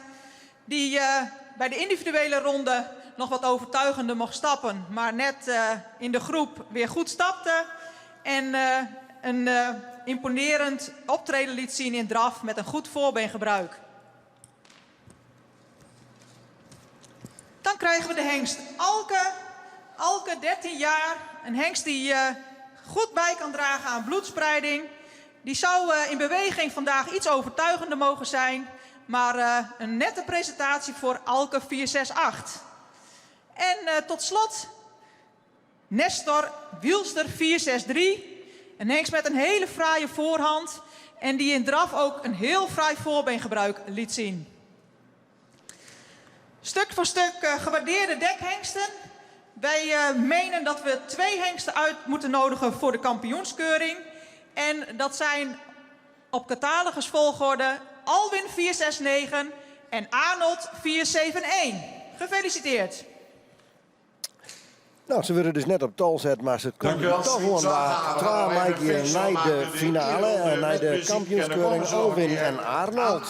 Voorbij, 2 hengsten door naar de kampioenskeuring. Ik dacht even dat ze dat na de laatste groep bekend maakten, maar ze hebben het nu al bekend gemaakt. Dan weten we ook waar we aan toe zijn. Top. Echt hier mij hun nog even weer chillitten.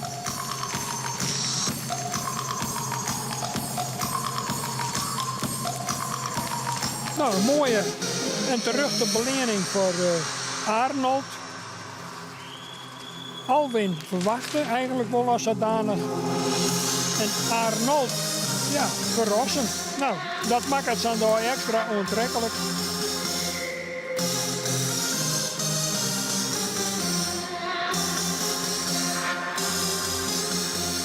En de oren toch eigenlijk allemaal wel een keurig nette verrichting. Met positief jurycommentaar van Sabine Zwager. Ja, dat betekent dus dat die eerste groep van ouderen hiesten, dat er 2 terug gingen en dat die nou de baan uitkeren. En dat betekent dat we nog eerst even een kwart onderbreking gaan en dat doen we weer met Hinders zelf. Het gaat alle jaar om Hinders Joert. Want verleden week had Age Akkema van Stal de Merksen een presentatie van de aankomelingen van Tjalle. En dat waren Johannes, Merstens, Johnny Cash en Ime. En Ime is wel letter op de dijk. Nou, we hebben waarom de jongen hiesten. Age Akkema verwacht er volle van. Ik praatte met hem over die hiesten en die presentatie aan Toonsje. Age Akkema, ja, Tjalle is die nijkomelingen. Dat liegt er net om. Hoe groot bist op Tjalle? Ja, Tjalle is dus alles. En als je dan in de middenstenen van zo'n piste die zo mooi omgekleed is, dan, en je staat er omringd met Sinai-kommelingen die het goed in hebben, ja, dan ben je gruwelijke trots. Ja. En op hem en ik op ons bedrijf. Vertel eens wat doe die nijkomelingen, want er zijn 2 goed kunnen hiesten bij en er zijn er nog 2 hinder die in de dressuur actief binnen. Hoe goed zijn ze? Ja, je ziet die goedkeurde hengsten, dat is Johannes, nou, die is al kampioen geweest en reservekampioen, dus die heeft hem bewezen. Nou, Iem is een jonge hengst, die is 2 jaar goedkeurd. Oud de eerste val, maar dat is natuurlijk ook, ja, dat wie toen maar 4 goedkeurd, dus dat bewijst hem zelf ook. En die Johnny Cash, die komt van de eerste lichting, dezelfde lichting als Johannes, de eerste lichting van Tjalle, dus die is zijn oudste uitkommelingen. En dat hij daar zo goed doorgaat, die rennen op ZZ4 niveau en die Kian die rent zelf op Grand Prix niveau, ja, dat is het heetste wat er is. Dus dat is, ja, dat is wel prachtig om dat die uitkommelingen binnen van Jo Hierst. Bloos ze dan ik volg je dat ze bij die wei binnen? Ja, de Kian en Johnny Cash, die ben ik bij mij geweest als jong hinder. Dus dan bloos ze natuurlijk volgen, maar er binnen nog volle meer nakomelingen. En ja, je houdt dat toch in de gaten.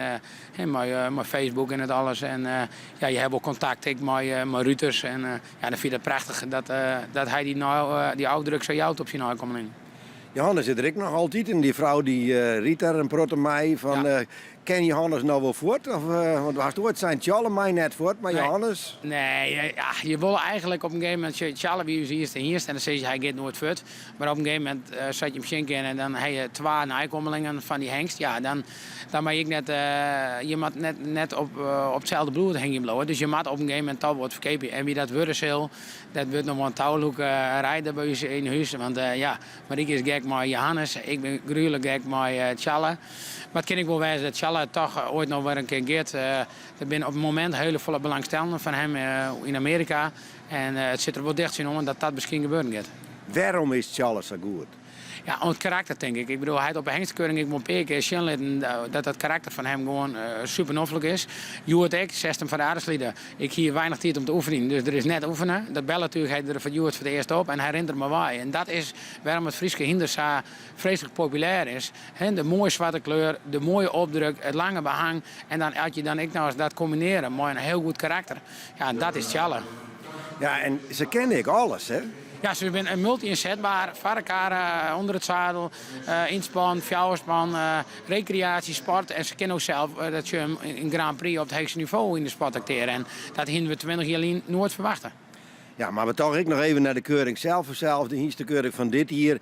3 is in het vuur. Hoe staan ze ervoor? Ja, 3, er zijn nog meer PRT's. We hebben momenteel 6, maar ja, ze staan er apart voor.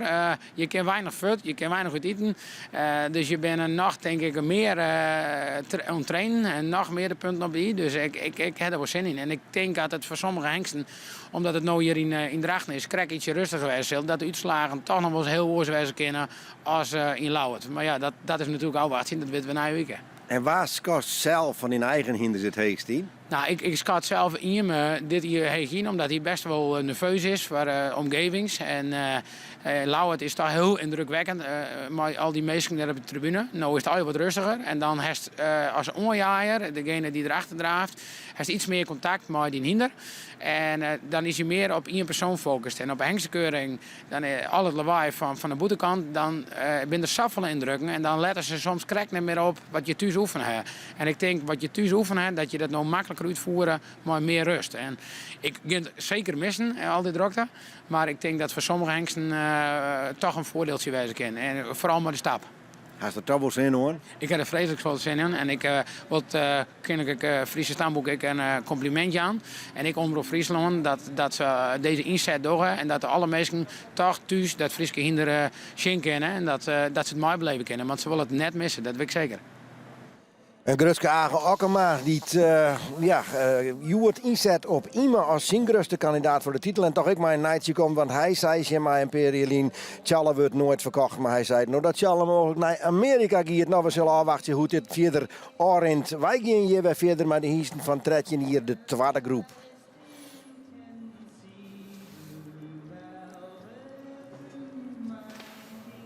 We gaan door met de tweede groep oude hengsten. Nou, uit de eerste groep 2 hengsten aangewezen voor de kampioenskeuring. Eens kijken wie uit deze groep doorgaan. Wietse, de eerste.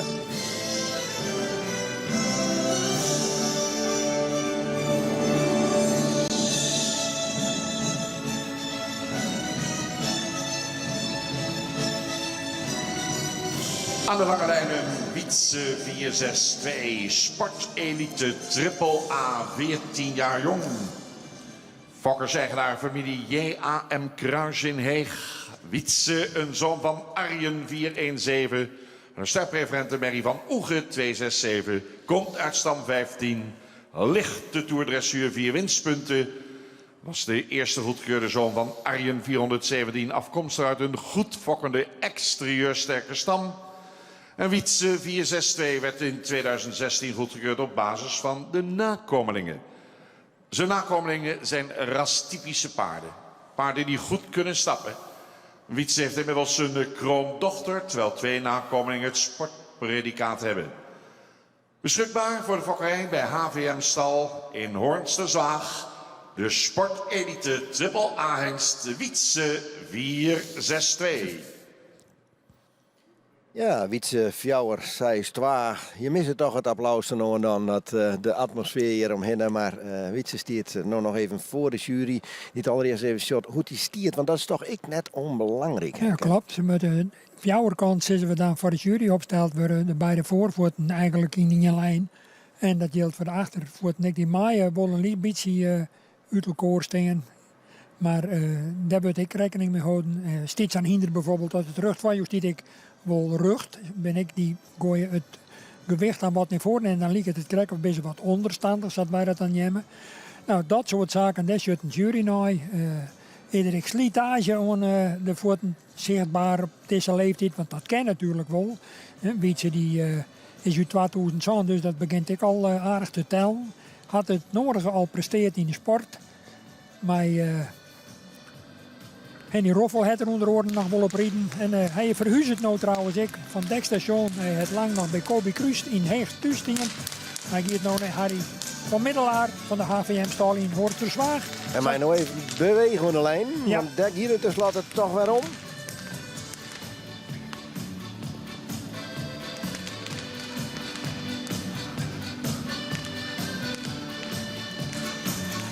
Nou, toch het netjes. Het ritme is wel wat heeg.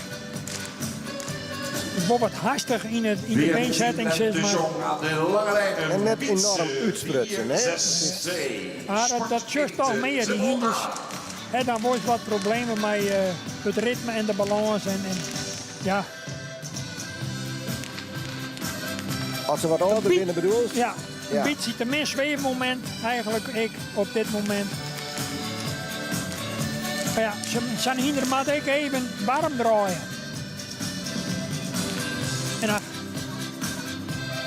het is natuurlijk een momentopname en dan wil je eigenlijk alle keer dat ze aan een bolken hingen om het beste resultaat te hebben. Maar ja, van de hengst Wiemer 4-6-1. dat valt net mee. De volgende is Wiemer.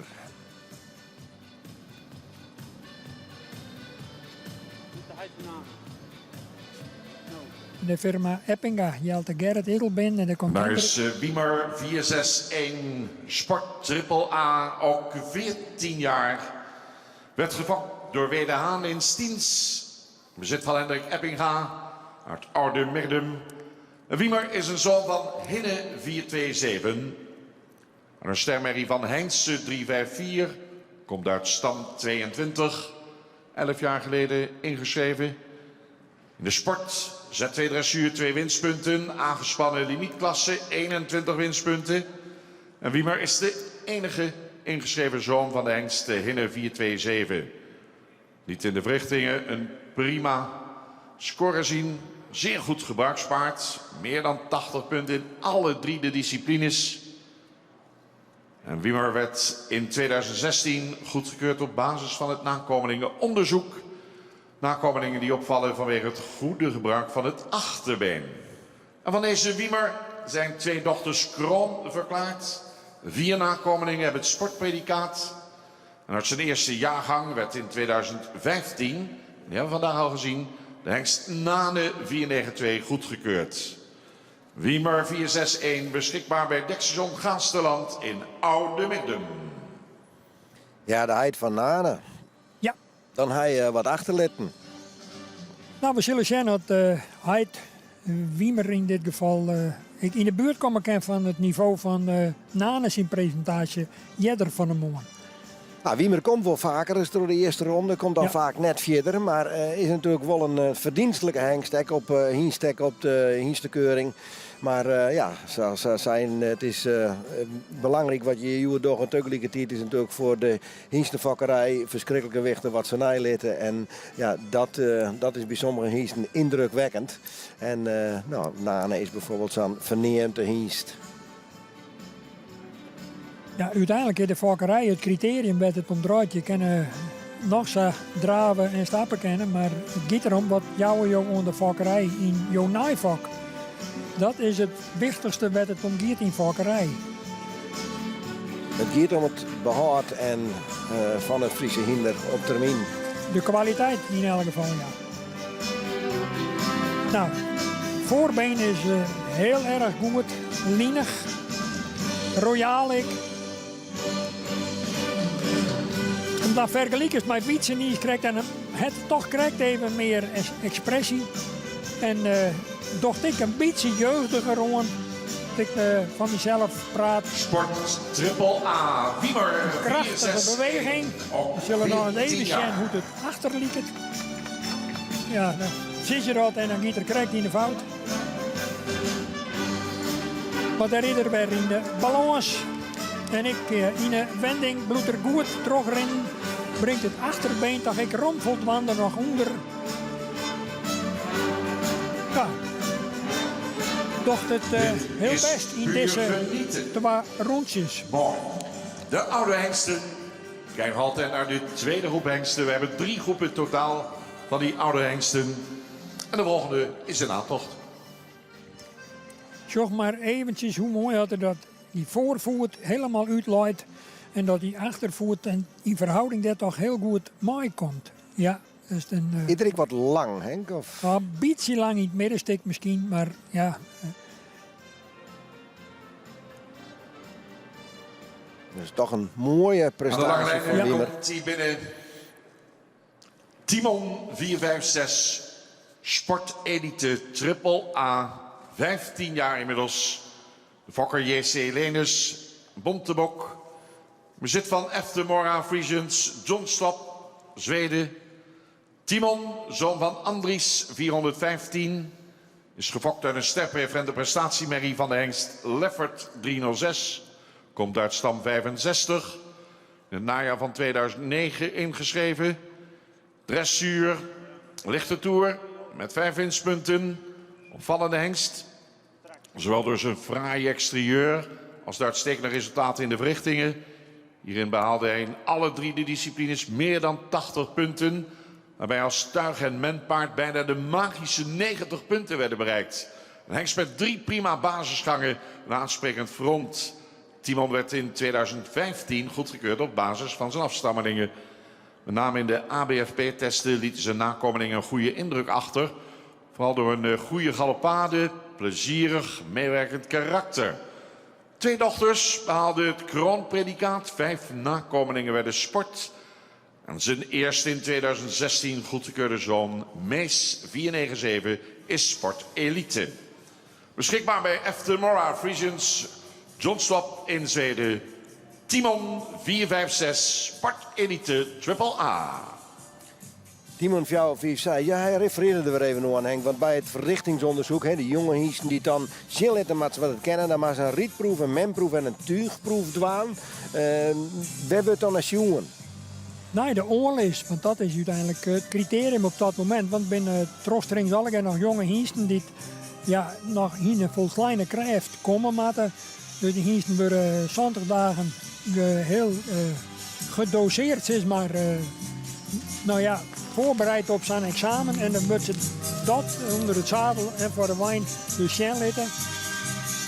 En op basis van de cijfers daarin we ze wel of net onwezen voor stamboekdienst. Nou zien we Timon je Joert zien litten kennen, net een kader maar wel in de line.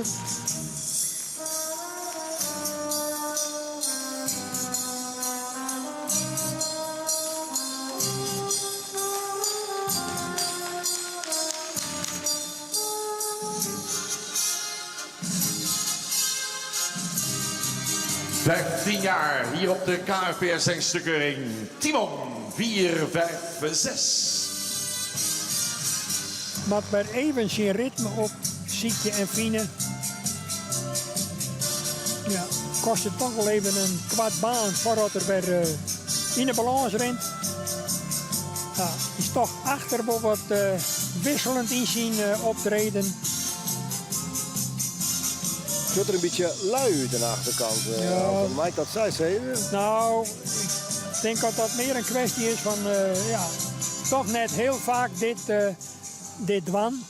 En dan denk je als eigenaar, nou, dit is een lange lijn een keer in. En dan valt het wat oud. Nou ja, dat ken. Sportpredicaat, ook 15 jaar. De fokker P. van der Meer in Tijnje. Eigenaren de heren A.P. Bot en S.J. Kat. Take is een zoon van Jacob 302. Komt uit een sterpreferente prestatiemerrie van Altman 317. Vindt zijn oorsprong in stam 2.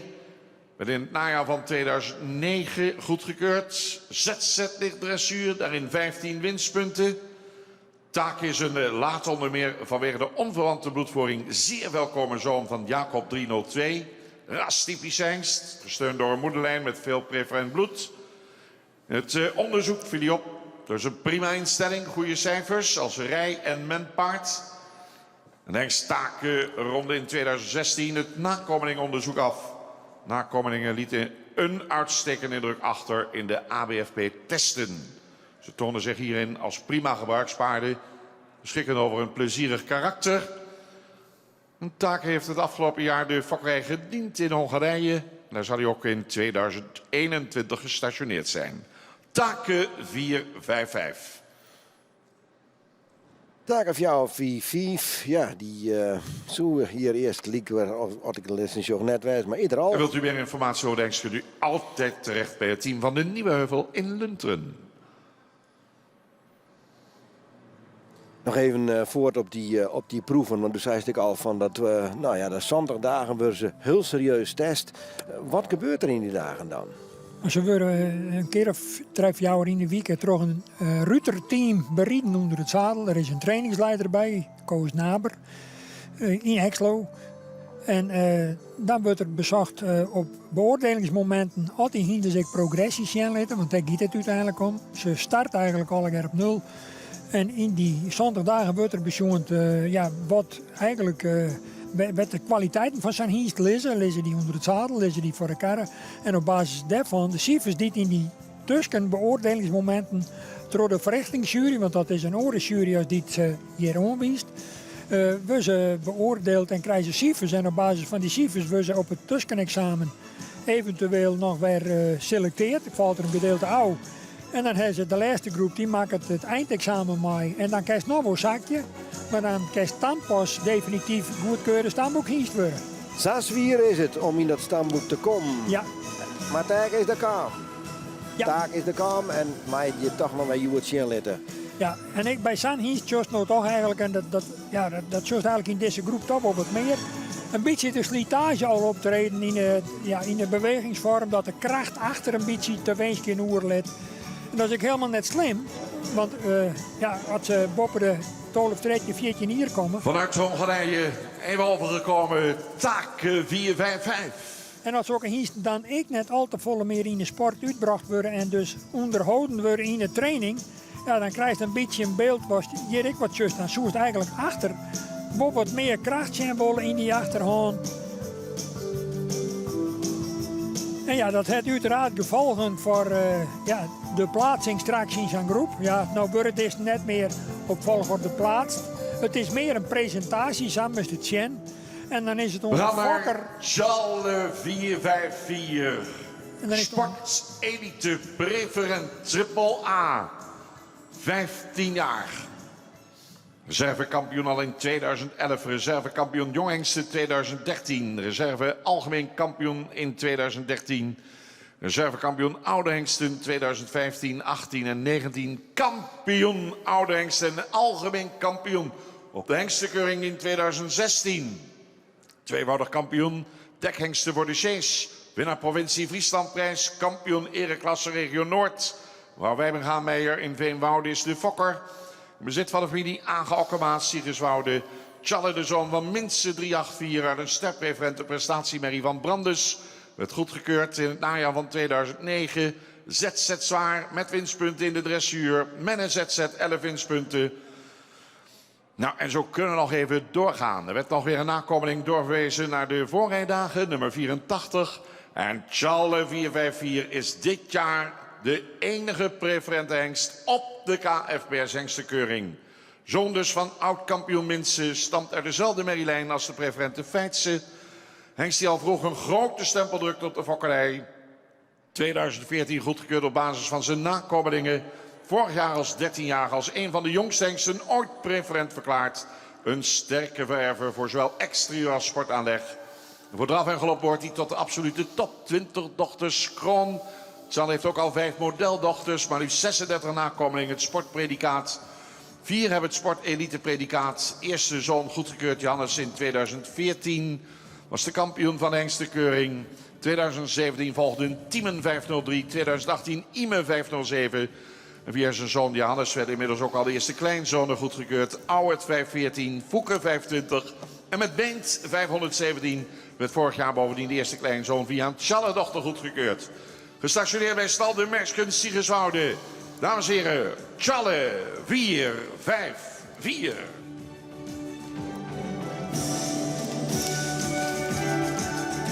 Nou, Ongelooflijke prestaties al van dit dienst. formidabel. Voor mij een van de allerbeste hingsten die we in de fokkerij hebben. En dan moest even zien hoe jeugd dat deze hingst nog uitstraalt. En wat een schitterend mooi front zat er dan nou in de hoeken.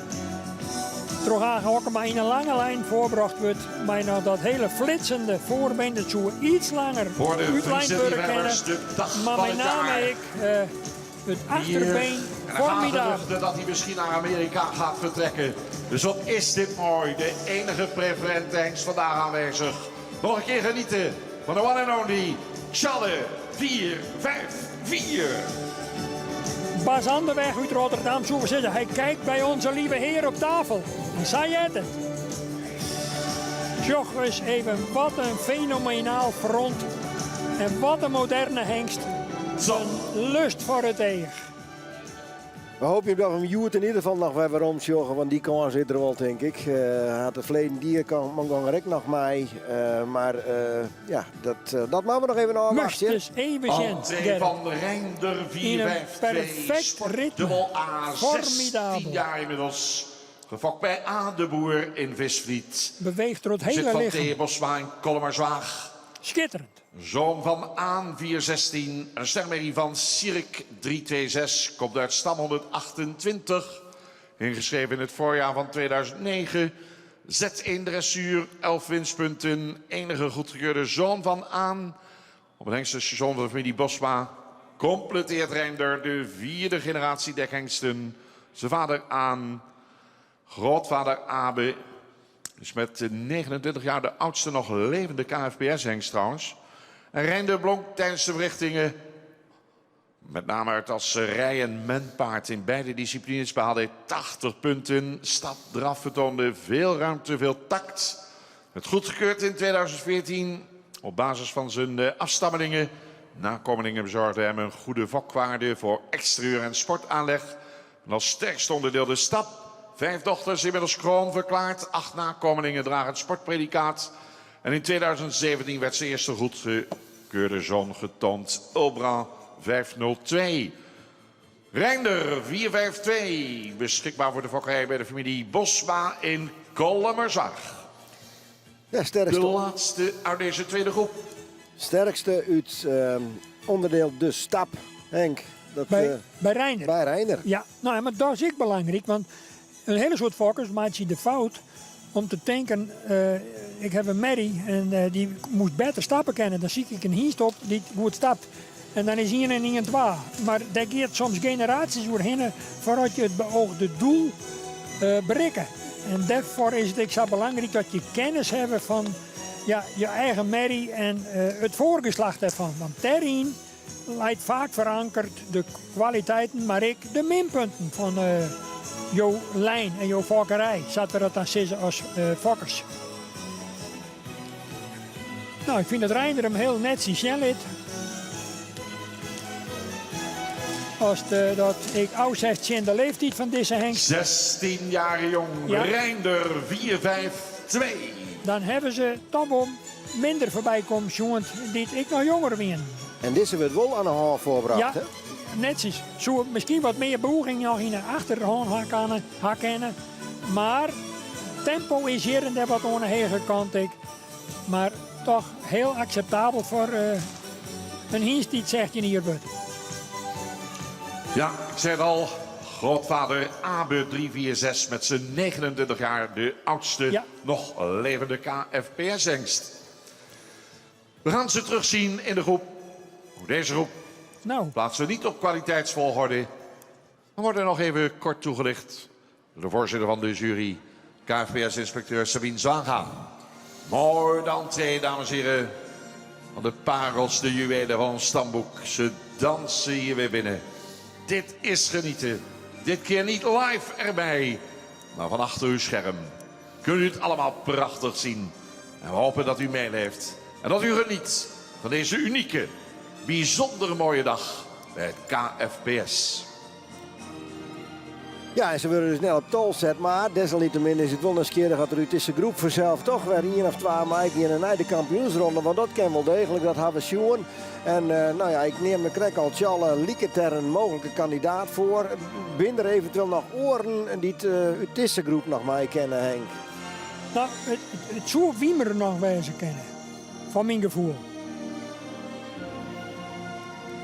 Maar ja, als dan bij Praastoer dwarsem heet, dan sluit ik Reinder nog net in uit voor een mogelijke aanwijzing. En ook hier mag de jury dus weer 1 of meerdere hengsten meenemen naar de kampioenskeuring. Ik dacht even dat de jury zou wachten totdat de laatste 3e groep hengsten voorbij zijn gekomen. Maar ze waren zo enthousiast over de hengsten.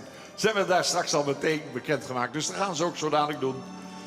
Dan weten we precies welke hengsten terug mogen komen.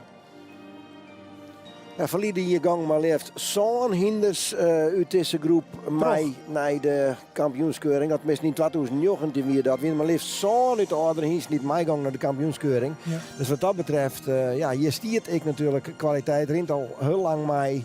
En we zullen zien dat dat uit deze groep XA is. De Sabine Zwaga, de debuterende voorzitter van de jury, die zal dadelijk dat verhaal waar ze stiert al klaar met de microfoon en haar boekje erbij. Nou, heel nieuwsgierig zal het wezen.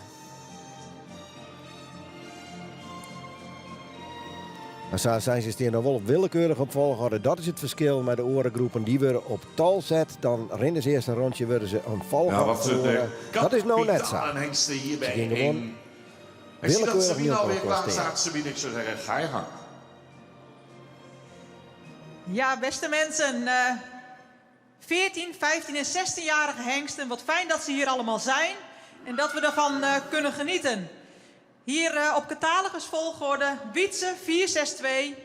Een hengst die degelijk gebouwd is, goed kan stappen, veel rasuitstraling heeft. Mooi dat hij er is en in de lange lijnen ook een goede presentatie laat zien. Dan krijgen we Wiemer 461. Een hengst die heel veel uitstraling heeft, prachtige voorhand heeft en in draf ook een heel mooi voorbeengebruik liet zien. Vervolgens Timon 456. Eveneens een hengst met een hele mooie voorhand, gezegend met veel behang. Een hengst die goed stapte in de lange lijnen en in draf een nette presentatie liet zien. Dan volgt Taken. En eigenlijk kan ik zeggen, er wordt wel eens gezegd, het Friese ras verliest zijn raskenmerken. Maar tot nu toe alleen maar hengsten met lange manen, lange voorpluk. En daar is Taken ook een van. Fraaie voorhand. Hij stapte goed en de draf zou misschien wat overtuigender mogen, maar een hele nette presentatie. Dan komen we bij de enige preferente hengst hier in het gezelschap. En dat zou u niet zeggen, want hij ziet er nog zo jeugdig uit. Tjalle 454. Gepresenteerd in een uitstekende conditie en heel netjes voorgesteld. En tot slot onze Nestor Reinder 452. U ziet het, de manen de rijkenhaast tot op de grond. Met name in draf liet hij ook zien dat hij zijn dekbrevet waardig is. Een hele mooie groep oudere hengsten. We willen graag 1 hengst terugzien in de kampioenskeuring vanmiddag. En dat is Tjalle 454. Gefeliciteerd. Mooi, Sabine Zwager, dames en heren, heeft de toelichting verzorgd. En Tjalle 454 wordt uitgenodigd voor de kampioenskeuring. We gaan de herenronde lopen. Zo'n bijzonder moment, zo'n kippenvelmoment op zo'n prachtige dag als deze KFPS hengstenkeuring. Is die hele groep gezamenlijk zien bewegen. En zo mooi in beeld gebracht door het team van Omroep Friesland. Kijken, genieten. Ja, en dat was zijn Tjalle, die het toch weer mij giet naar de kampioenskeuring. Een eerbetoon, successen.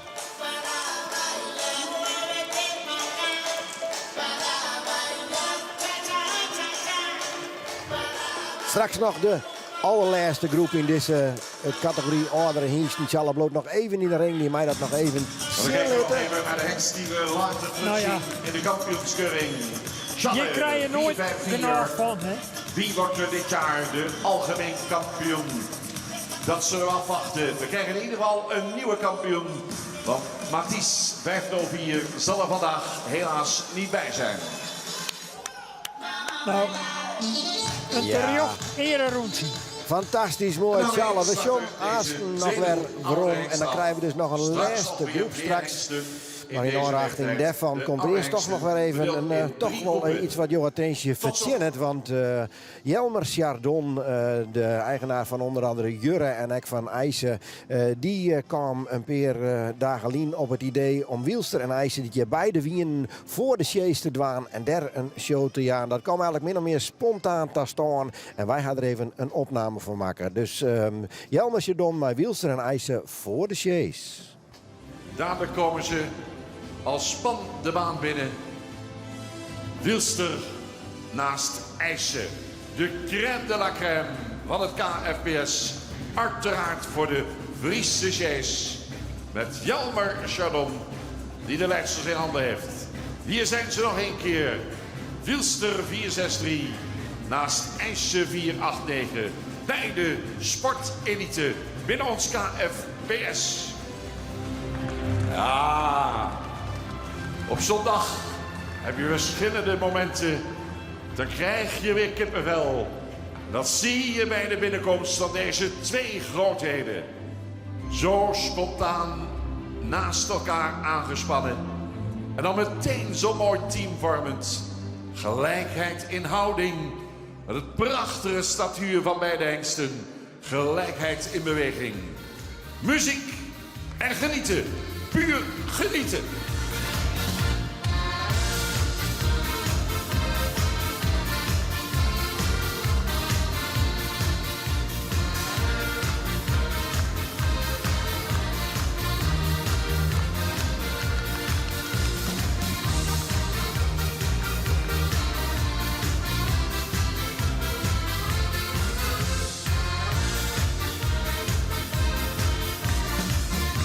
Perfect voorgesteld door Jelmer Chardon.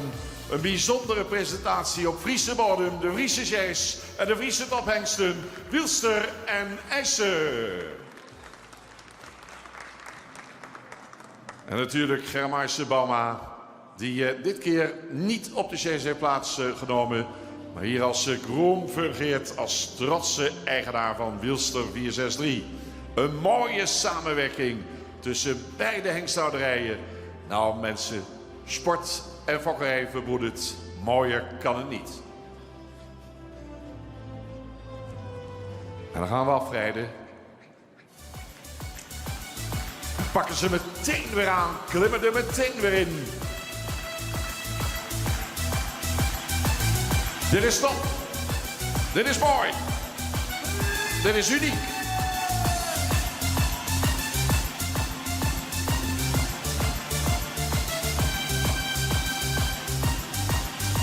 En als u achter uw beeldscherm zit, gewoon even die handen op elkaar brengen. Misschien horen we het wel hier in Drachten.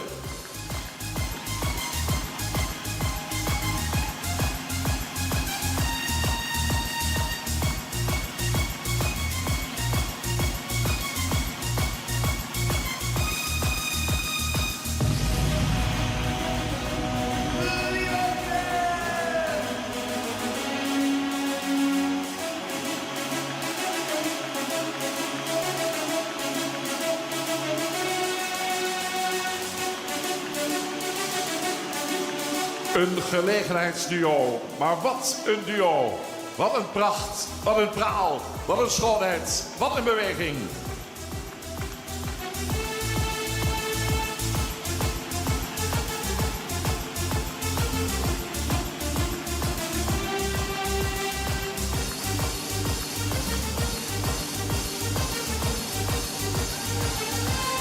Met dank aan Germ Bauma. En dan kan Jelmer Chardon.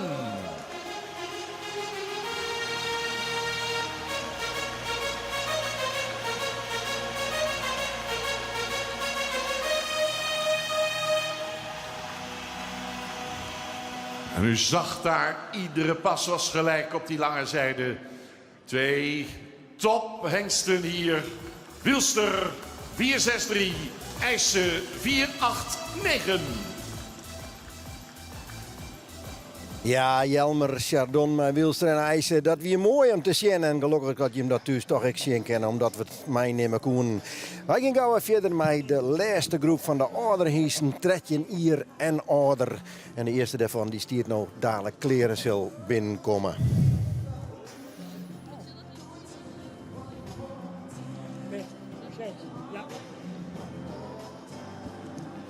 Derde groep oude hengsten gaan een opwachting maken.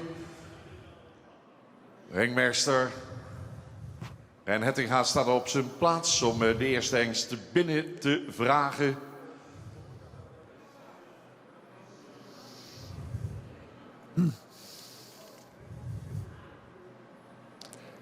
Inmiddels voor het kampioenschap oude hengsten 7 hengsten uitgenodigd.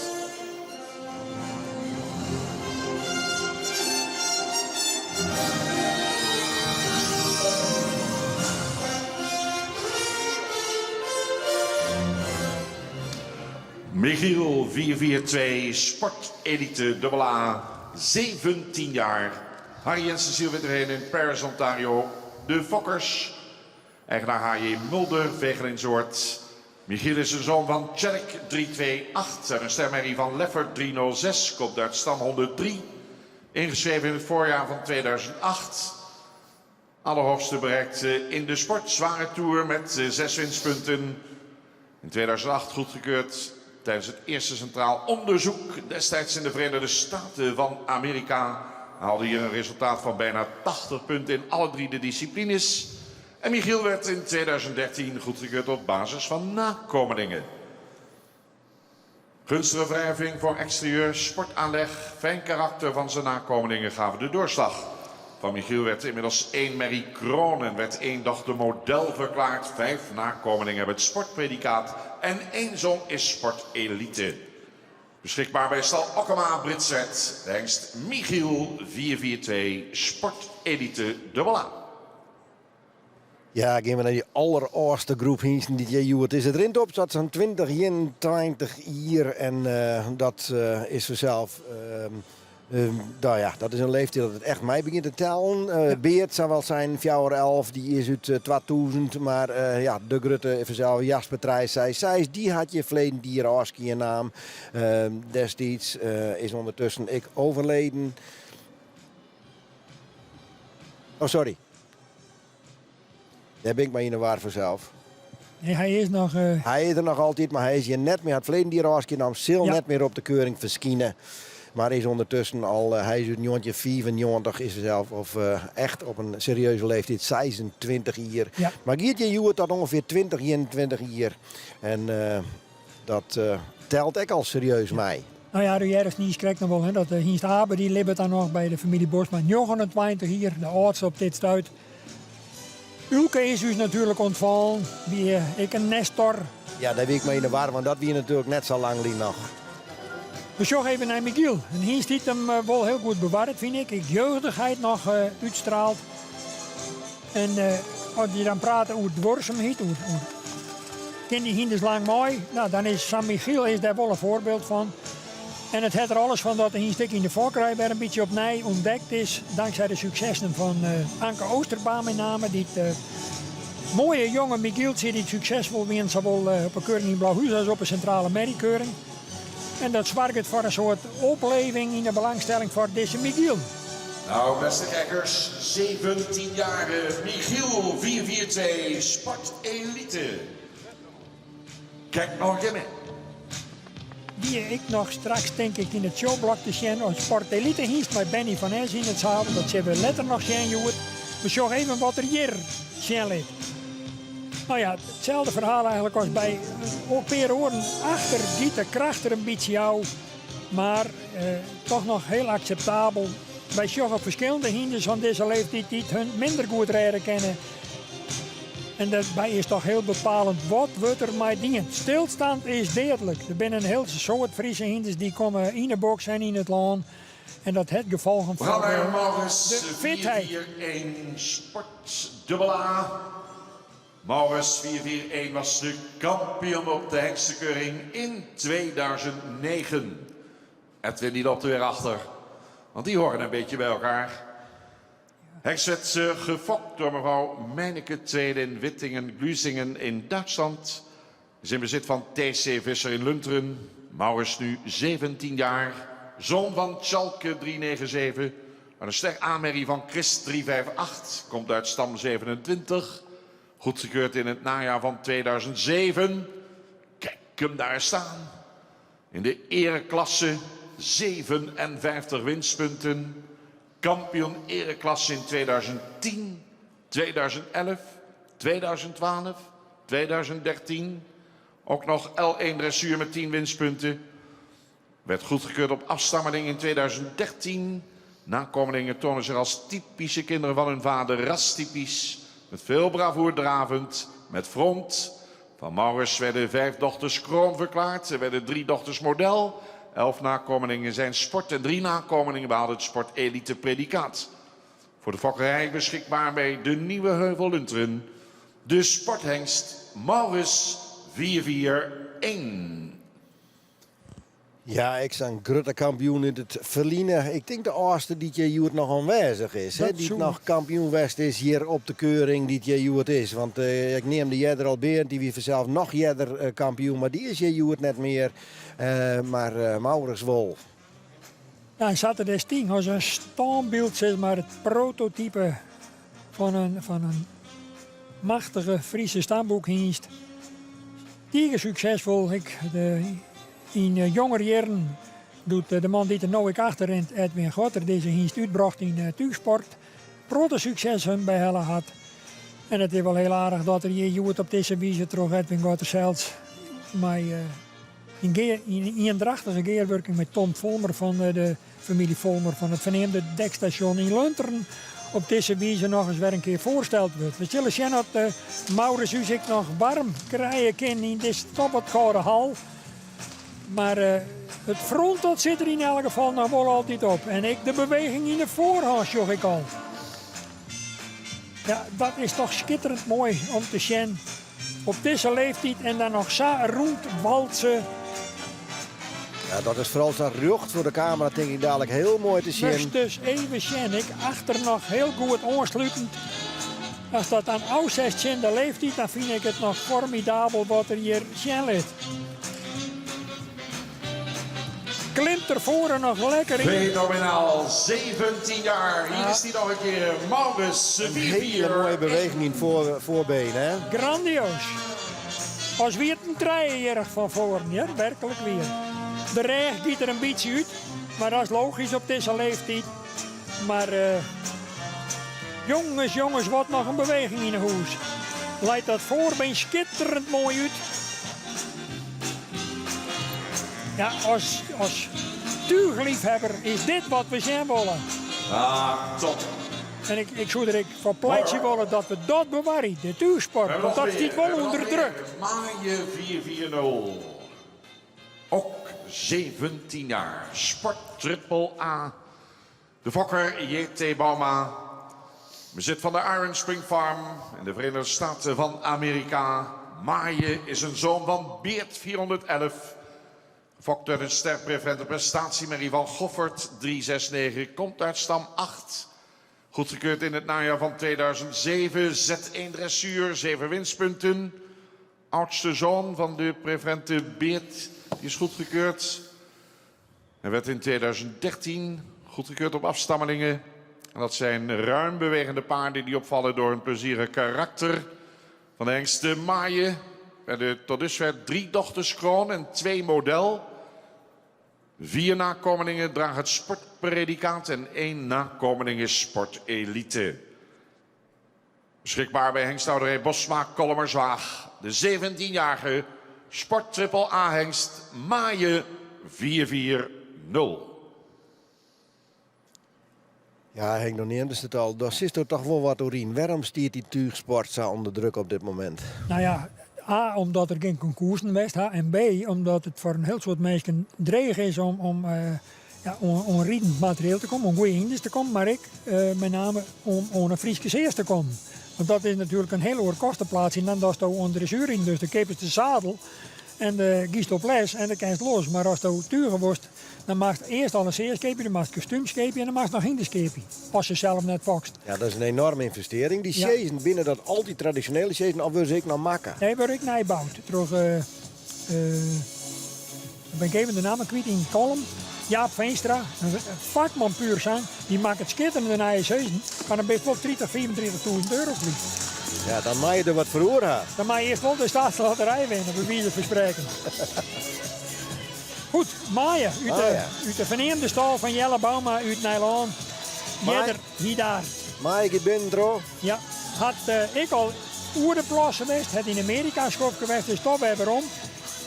Een wat klassiek ontwande hienstik, een beetje zwieren, van een zwieren kant. Maar wel een sterke hienst. Die het in een fokkerij Ik zeg het even, 17 jaar. Sport Triple A. Nog een keer een optreden van Maaie 440. Robbie de Wit neemt hem nou even oer van Gaatse Bosma. Maar ja, dat is juist toch een heel verschil in beweging. Als je het vergelijkt met Maurits, die we dan zijn knies krijgt even excelleren zeggen, dan is dit toch een heel horen beeld om naar te zien. Eenvoudiger, zeggen we dan. Top.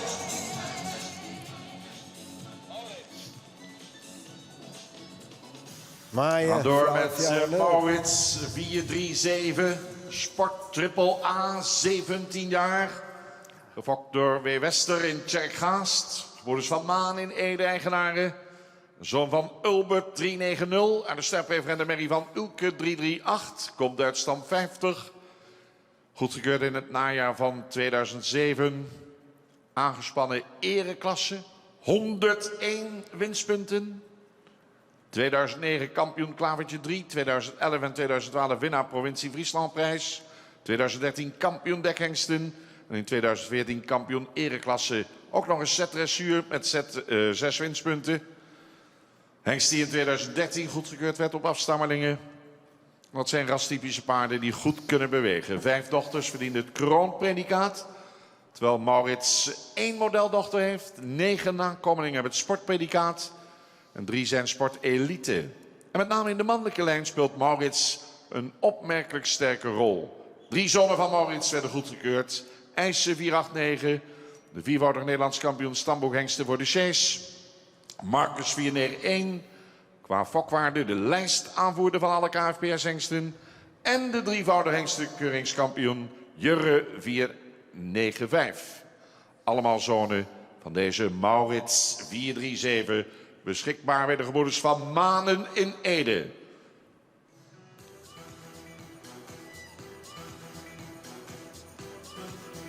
Ja, du hast het eigenlijk ook al behandelen. En we zullen je weer in. Ja, waarom worden deze oudere hiesten in de lange lijnen presenteren? Een van de joggers die vregen terk naar waarom mij dat, waarom wieken ze dan af van de hand? Nou ja, het is natuurlijk een prachtig show-element, als ik denk wat wees is. En het is ook een beetje een afwisseling in het programma. Als ze alle keer aan de hand voorbracht worden, ja, dan wordt het wel heel eentonig. En juist de vrijheid om naar Tolen weer te kiezen voor deze wijze.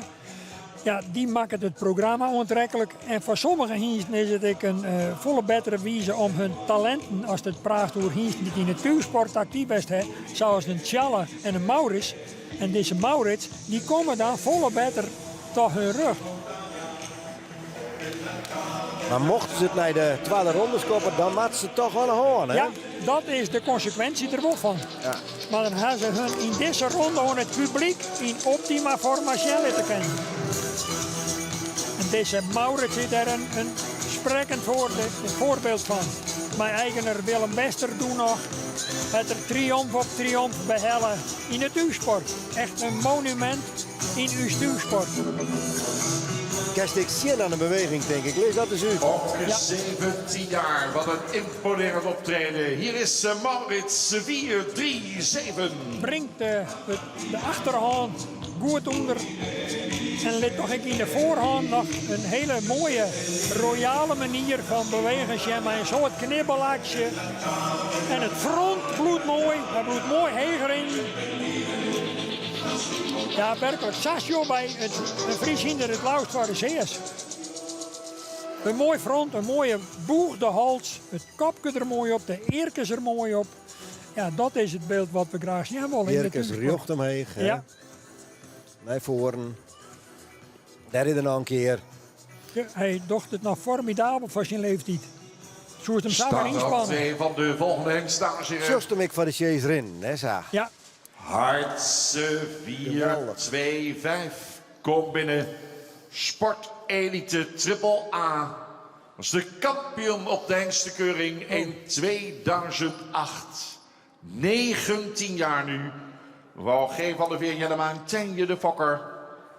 Bezit van de heer A.P. Bot. Een aanzwaagman. Hartse zoon van Jasper 366. Uit de modelpreferente prestatiemerrie van Rieke 321. Komt uit stam 115. In het najaar van 2005 goedgekeurd. Hoogste bereikt in de dressuur Zware Tour met 5 winstpunten. Maakte met Marcia Dekman deel uit van het Mei Grand Prix, Nij Grand Prix team. En ronde in 2010 het nakomelingonderzoek positief af. Nakomelingen van deze hengst zijn jeugdig ogende paarden die goed kunnen stappen en draven. Vertaalt zich in een hoog sterpercentage van ruim 45%.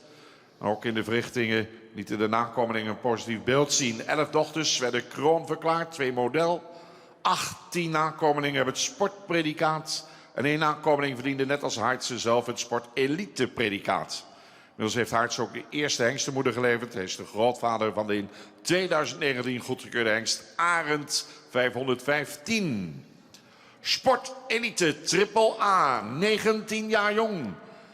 Beschikbaar bij Emschreven in Weert, de hengst Heitse 425.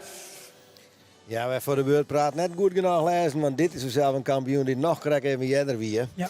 En Heitse kampioen in 2008 al. En is je maar een jongetje hier, ik toch weer te bezichtigen. Ja, ik een monument in de fokkerij en zeker ik in sportief opzicht heb een geweldige carrière maken in de sport. En is ik op dit moment dwande met Hagen Okkema onder de lange lijn om zijn ritme en zijn balans te vinden. En dan zal Hagen zo dadelijk toch bezieken. Nadat de hier toch eerst even stappen laten maken voor de jury.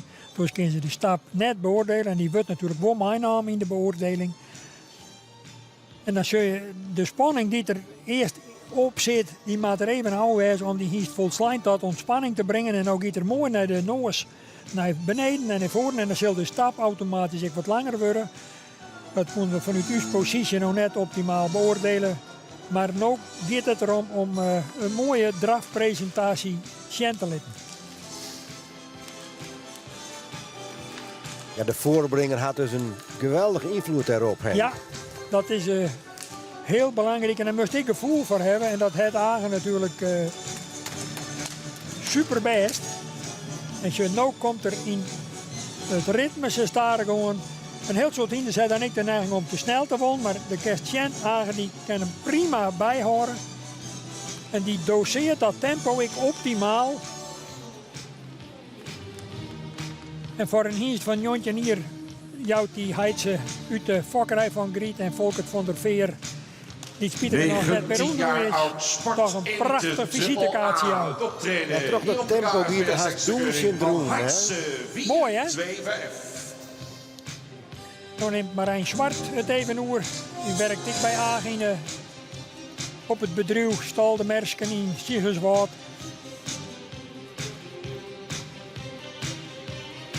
Ja, en de heeft er eigenlijk hoegenaamd gewerkt van het enige wat het verschrikkelijk op aankomt binnen de spieren van de bovenbeen. Want het dus eigenlijk ooit niks als remmy in het zand. Heitse meider nog wijzen, dat kan Zeker, aan alle kanten.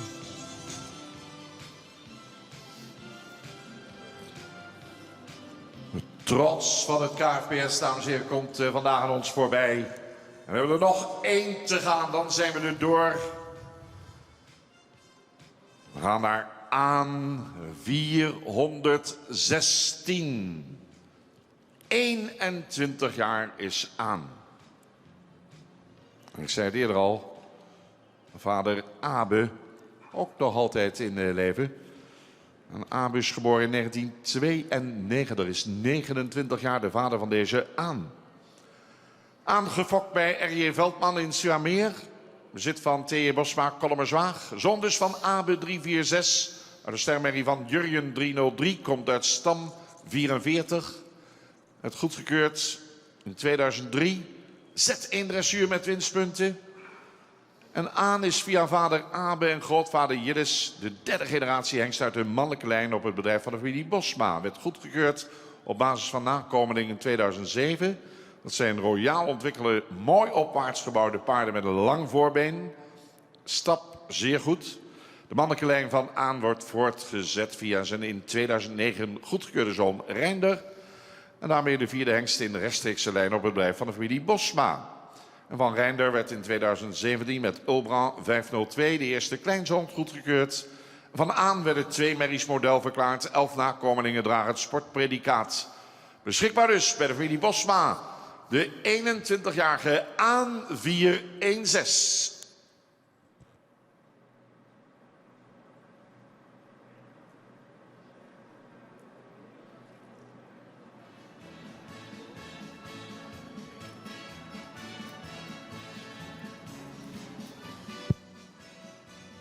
toch ik weer een prachtige hengst die in geweldige conditie aan u gepresenteerd werd. En dan 21 hier, ik vind dat de firma Bosma, wat dat dan gaat, en dat trouwens geldt voor alle trainingsstallen, ze hebben die hengst er super voor staan. En zeker de familie Bosma, just naar die rastypische kenmerken, die man, hoe krijgen ze het van elkaar om de sapellengte te horen, Nick? Want dat is een verschrikkelijk soort werk. Dat is subliem, zat ze zich hier voorstellen. Het een manentopic voor de holle langs, die komt oer de noos heen. En de manenkam aan de zijkant, die komt zo wat op de groen. Het is een prachtig mooi gezicht.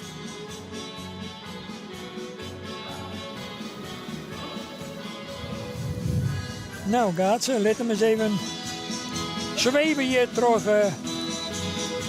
de hal in Drachten. Ja, 21 hier. Dat is, nou, ze dit hier.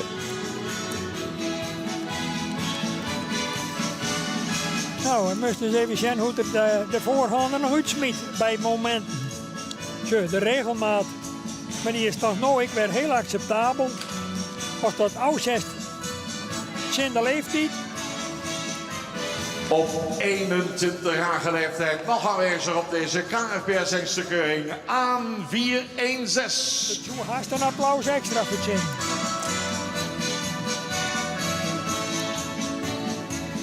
Ja, Noordbeert en Jasper er net binnen. Krijgen we nieuwe vaandeldragers voor de ouderdom.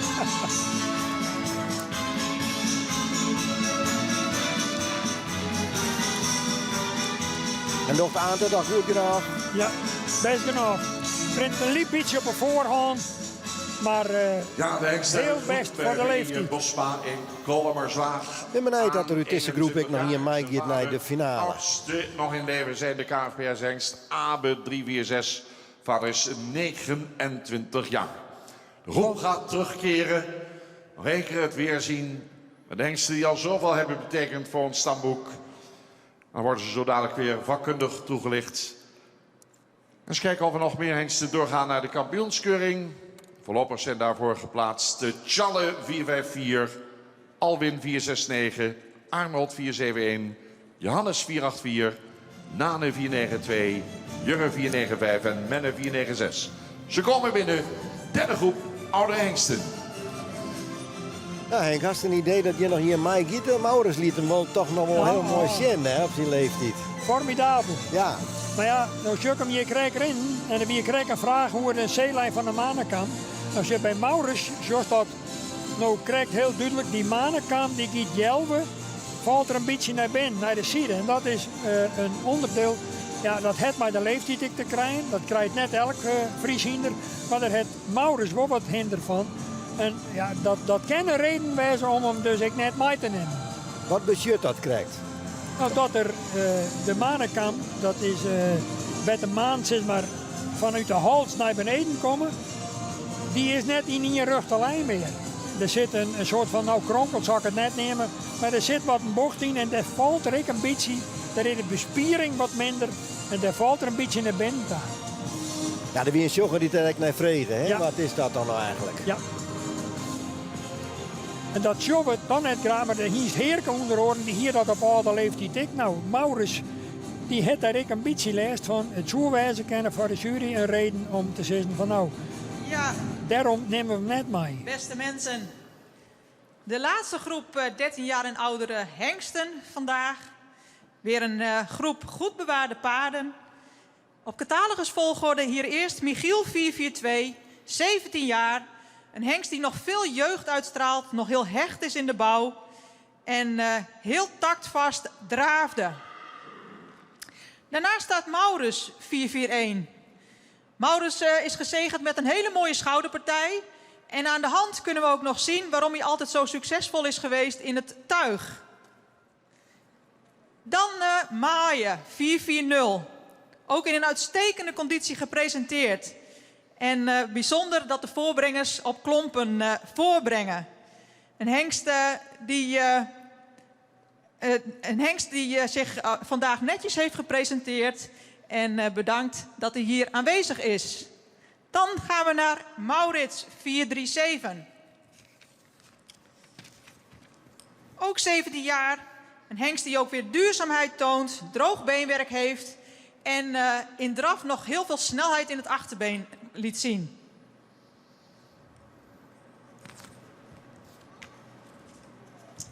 Dan Heitse 425, 19 jaar.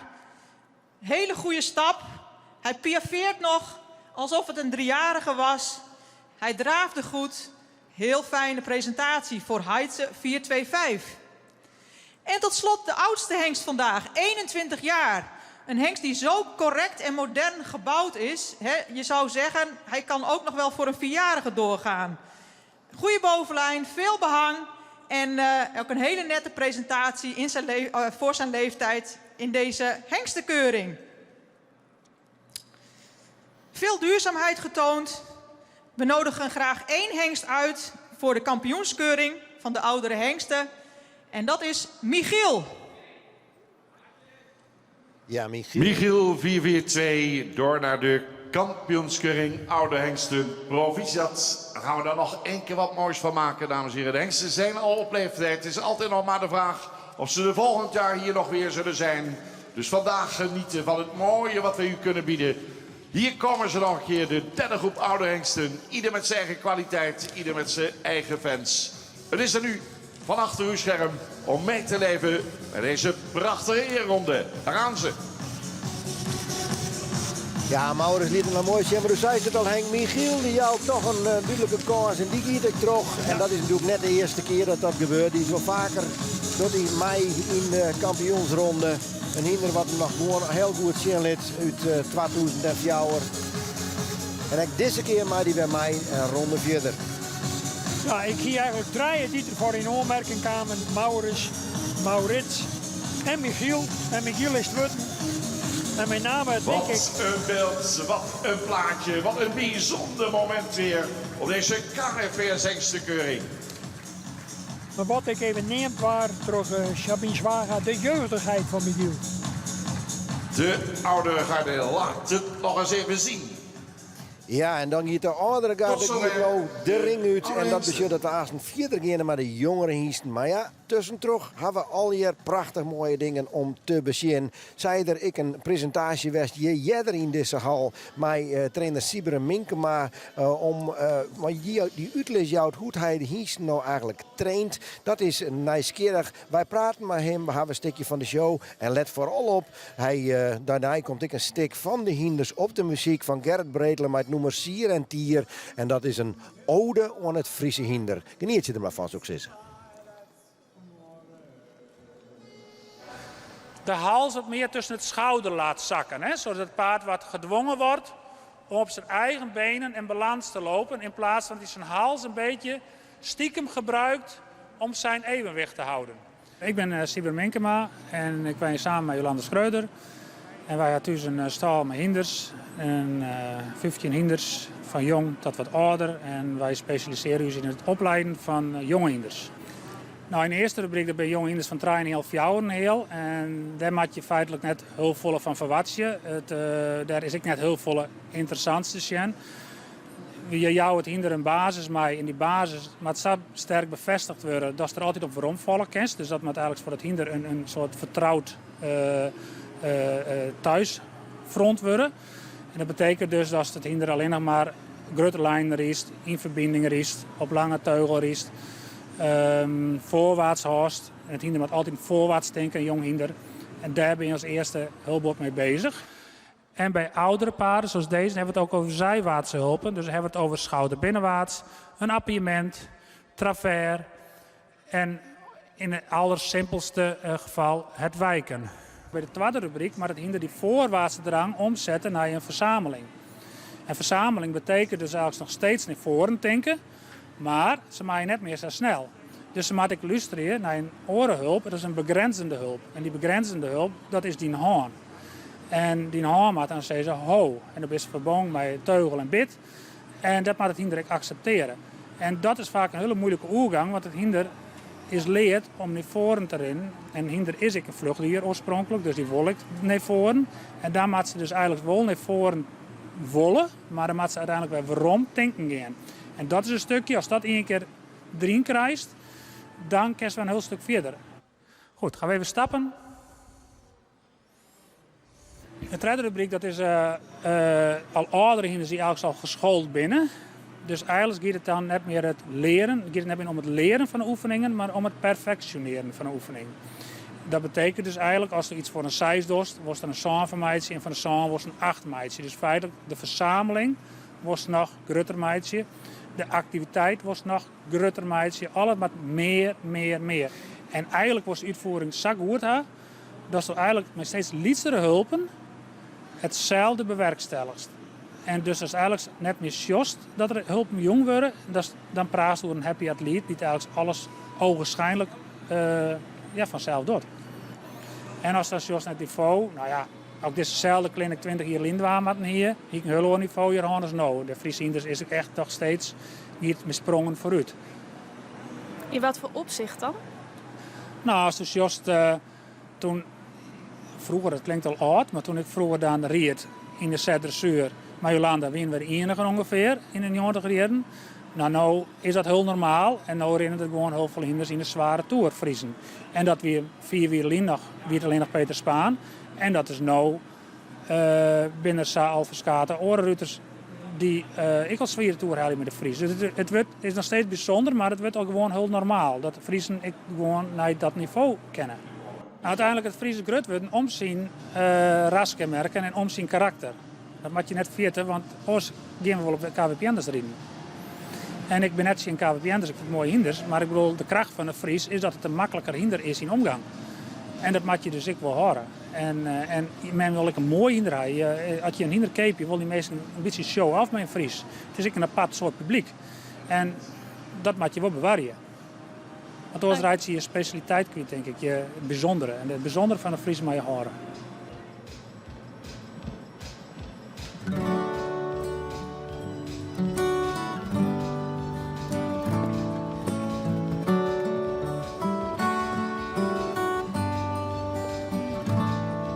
Hij fjouwert terug de eeuwen, hij had het wel aan tijd.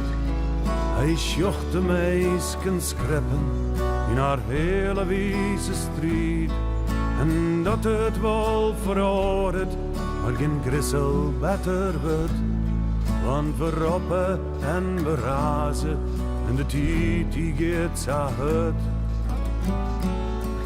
Maar de hinders zullen draven trof de grijden van uw loon. Zoals de wagen uw graalje uit onmetelijke stroon. En de dichter die bloedt ziekjen naar de budden van de biert. Want het gaat zwart kloosje wonder, nou meer rillen als vertierd. Die gallops through the ages, through centuries of time. And the poet keeps on searching to find the words that fit the rhyme. And the painter, he will suffer, all that beauty makes him mad. That much grace without mercy, he will lose and shake his head.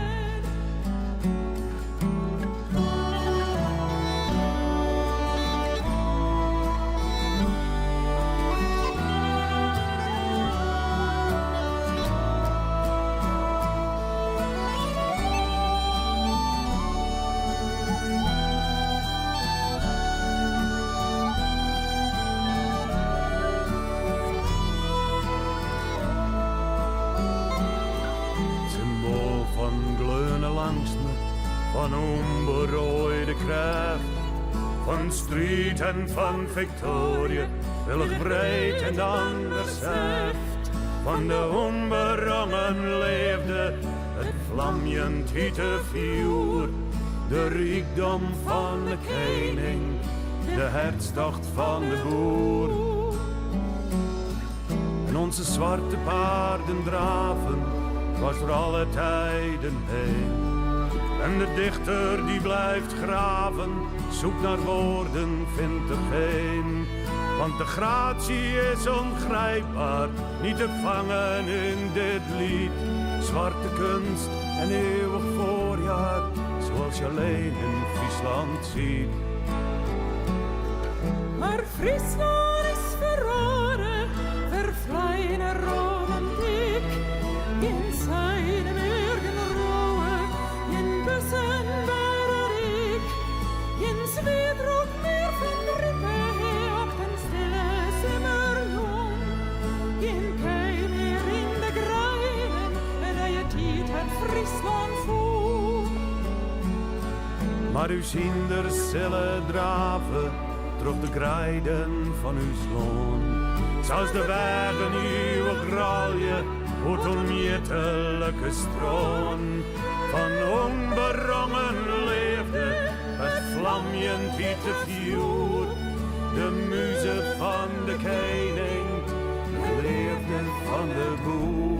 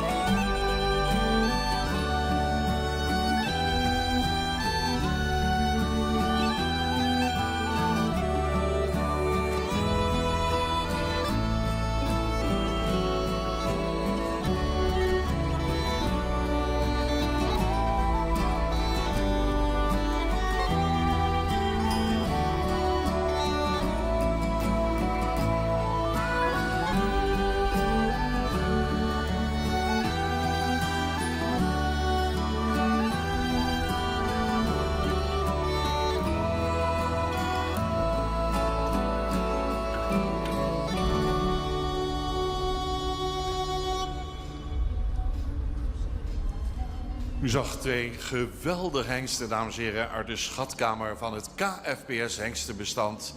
Gepresenteerd werden de sportelite hengst Wielster 463 van stal Henswoude, gereden door Leonie Eving.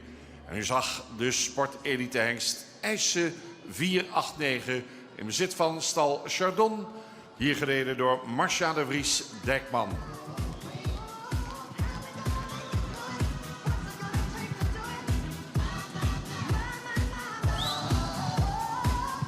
En nog een keer, dames. Laat ze nog een keer showen. Laat ze nog een keer gaan.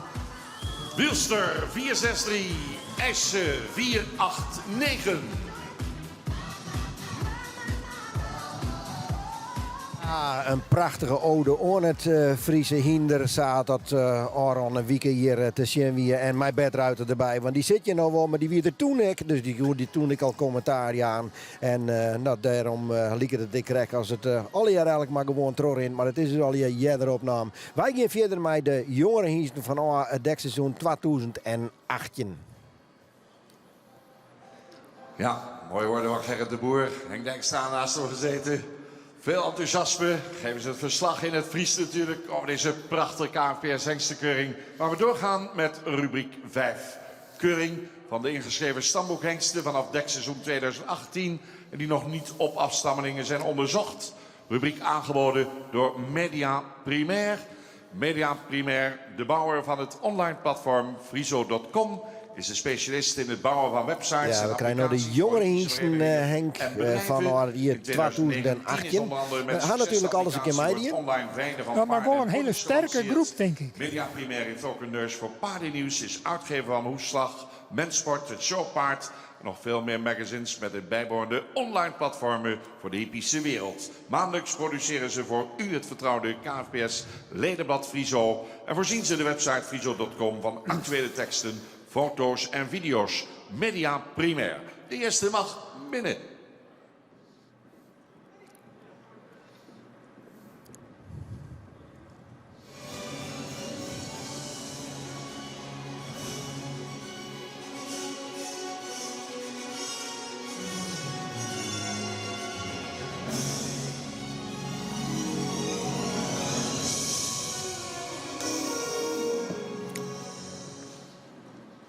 Voorgesteld aan onze jury, Tjebbe 500.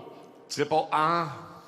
Tjebbe is 7 jaar, gefokt en in bezit van stalhouderij de Zadelhof in Breukelen. Het is een zoon van Bartele 472, uit een sterrenmerrie van Dries 421. Vindt zijn oorsprong in stam 2, goedgekeurd in het najaar van 2017. Z1 dressuur met alweer 5 winstpunten. Tjebbe 500 werd in december 2017 goedgekeurd als eerste zoon van Bartele 472. In de verrichtingen viel hij op vanwege zijn prima bewegingstechniek. Het levert hem mooie cijfers op voor alle 3 de basisgangen. De eerste jaargang Veulens, die werden gekeurd, kenmerkte zich door fraaie, rastypische uitstraling die ze bezaten. De Veulens lieten ook in draf veel ruimte zien. Tjebbe 500. Beschikbaar voor de fokkerij bij het team van de Nieuwe Heuvel in Lunteren. Ja, Tjebbe 500. En nu komen we toch echt in die categorie van volle jongere hiezen. Deze is van 2014, Henk. Ja. Tjebbe had ik nog zorgen naar wat hij toen destijds op het verrichtingonderzoek die je dan had hij het net verkeerd. Die in de menproef en natuurproef 83 en 82 punten. Dat weer nog wel, dat weer aardig knap. Ja, hele beste score. En natuurlijk, hij schept dan ook verwachtingen. Je kent daar nou nog weinig van zeggen, want er is alleen nog maar navok van in de zin van Vuan. En die uitgroei en hoe die hinden als 3-jarig wijzen zullen, want ja, dan komt pas de weerhit ontjacht. Want dan moeten ze testen worden. Een groep van 20 afstammelingen van zijn hies, die wordt dan aan een ABFP-test onderworpen. Dat is een test in Bergen. En daar worden de hinden zeker gedurende een aantal weken dus testen op hun onlis, zowel onder het zadel als voor de wijn. En op basis van de uitslag van die totaalscore van die 20 nakomelingen van zijn hiest, dan wordt bepaald dat zijn hiest in de fokkerij bloedt, ja of nee. Dus dit zijn eigenlijk alle hiesten die in die fase zitten. Van nou goedkeuring nadat de eerste afstammelingen 3 hier binnen. En dan is vaak een indicatie al hoe hij ze scoort als met hun val en met de jeugd. 1's en 20's, 1-jarigen en 2-jarigen. We zullen even zien wat Tjebbe u te bieden had op het punt van de presentatie.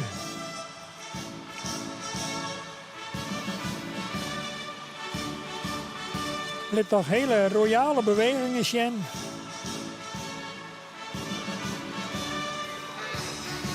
Pas 7 jaar, Tjebbe 500.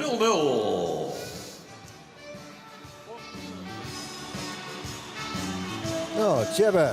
Dan komt de volgende voorbringer in actie. Het is een knaap, kan je wel ten eind krijgen, zeggen we dan.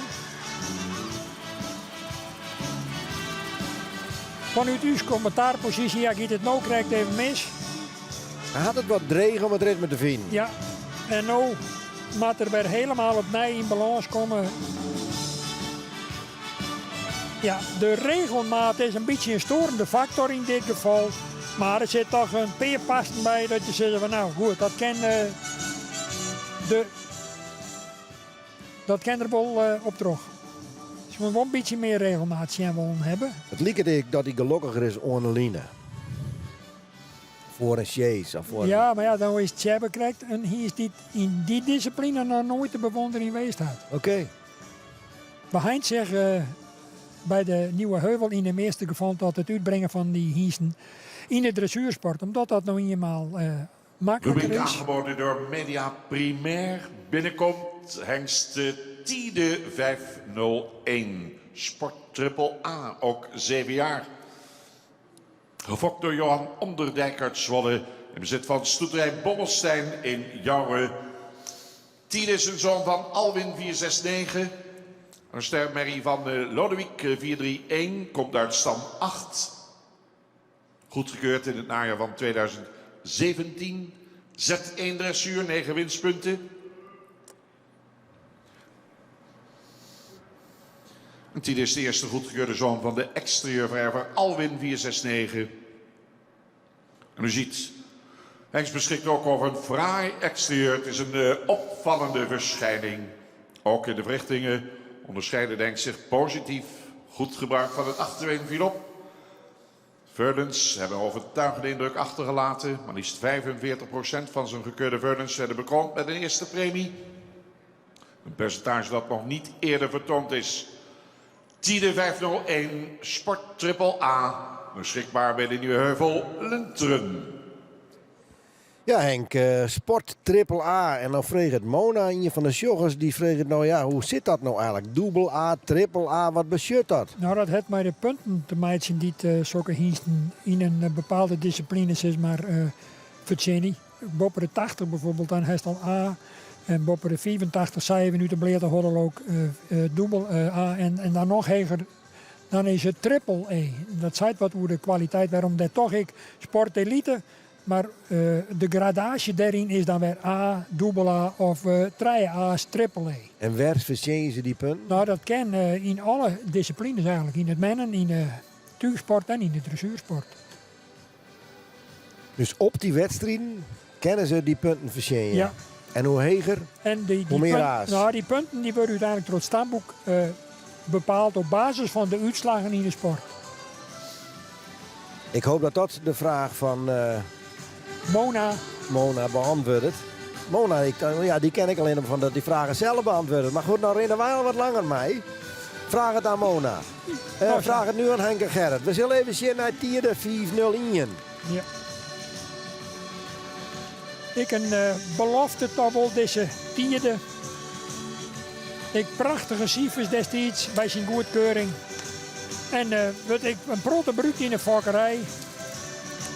Sport Triple A, 7 jaar, tiende 501.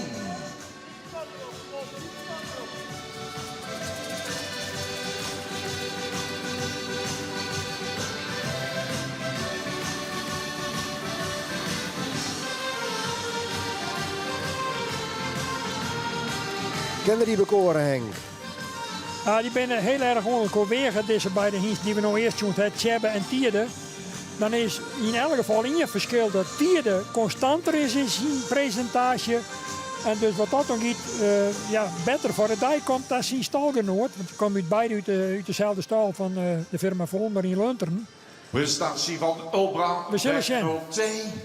Triple A, ook 7 jaar, gefokt bij J. Mulder in Bakkeveen. Bezit van Elzwart en de familie A. Gakkema. Reinder 452 is de vader. Moeder en stemmerrie van Jacob 302. Komt uit stam 115. Ingeschreven in het najaar van 2016. In de dressuur M1 7 winstpunten. Menne ZZ 3 winstpunten. Als winnaar van de Pavo Friso bokaal. Dressuur als 4-jarige in 2018. Elbra is de eerste goedgekeurde zoon van Reinder 452. Door zijn afstamming heeft hij een beneden gemiddeld verwantschappercentage. Elbra was de verrichtingstopper van het Centraal Onderzoek in 2017 met in alle disciplines een score van ruim boven de 80 punten. In 2019 werden ze eerste Veulens gekeurd. Het bleken moderne, hoogbenige en langgeleide Veulens te zijn die met veel souplesse bewegen. Voor de fokkerij inzetbaar bij stal de Mersken en Siegerswoude Ulbran 502. Ik een prachtige rasptype hier, denk ik, Henk. Ja, heel mooi en grut, royaal ontwikkelen, mooie hichtemaat. En vorig hier bij de lijsthouden centrale keuring, ja, het hier daarvoor eigenlijk, want we hebben natuurlijk vorig hier geen centrale keuring hand. Maar hier daarvoor kwam hij heel positief naar voren op de centrale keuring met zijn voile. En wie daar heel succesvol. En in de sport, onder eigenaresse Laura Zwart, ik heel succesvol uit Jesterwaren. Maar ik een hele mooie rostypes hiest, maar een mooi formaat ik. De eerste en enige zoon nota van Reinder. En we zullen zien dat met name de dressuurkwaliteiten van deze hiest ik straks weer omkomen bij zijn nightteam in de fokkerij.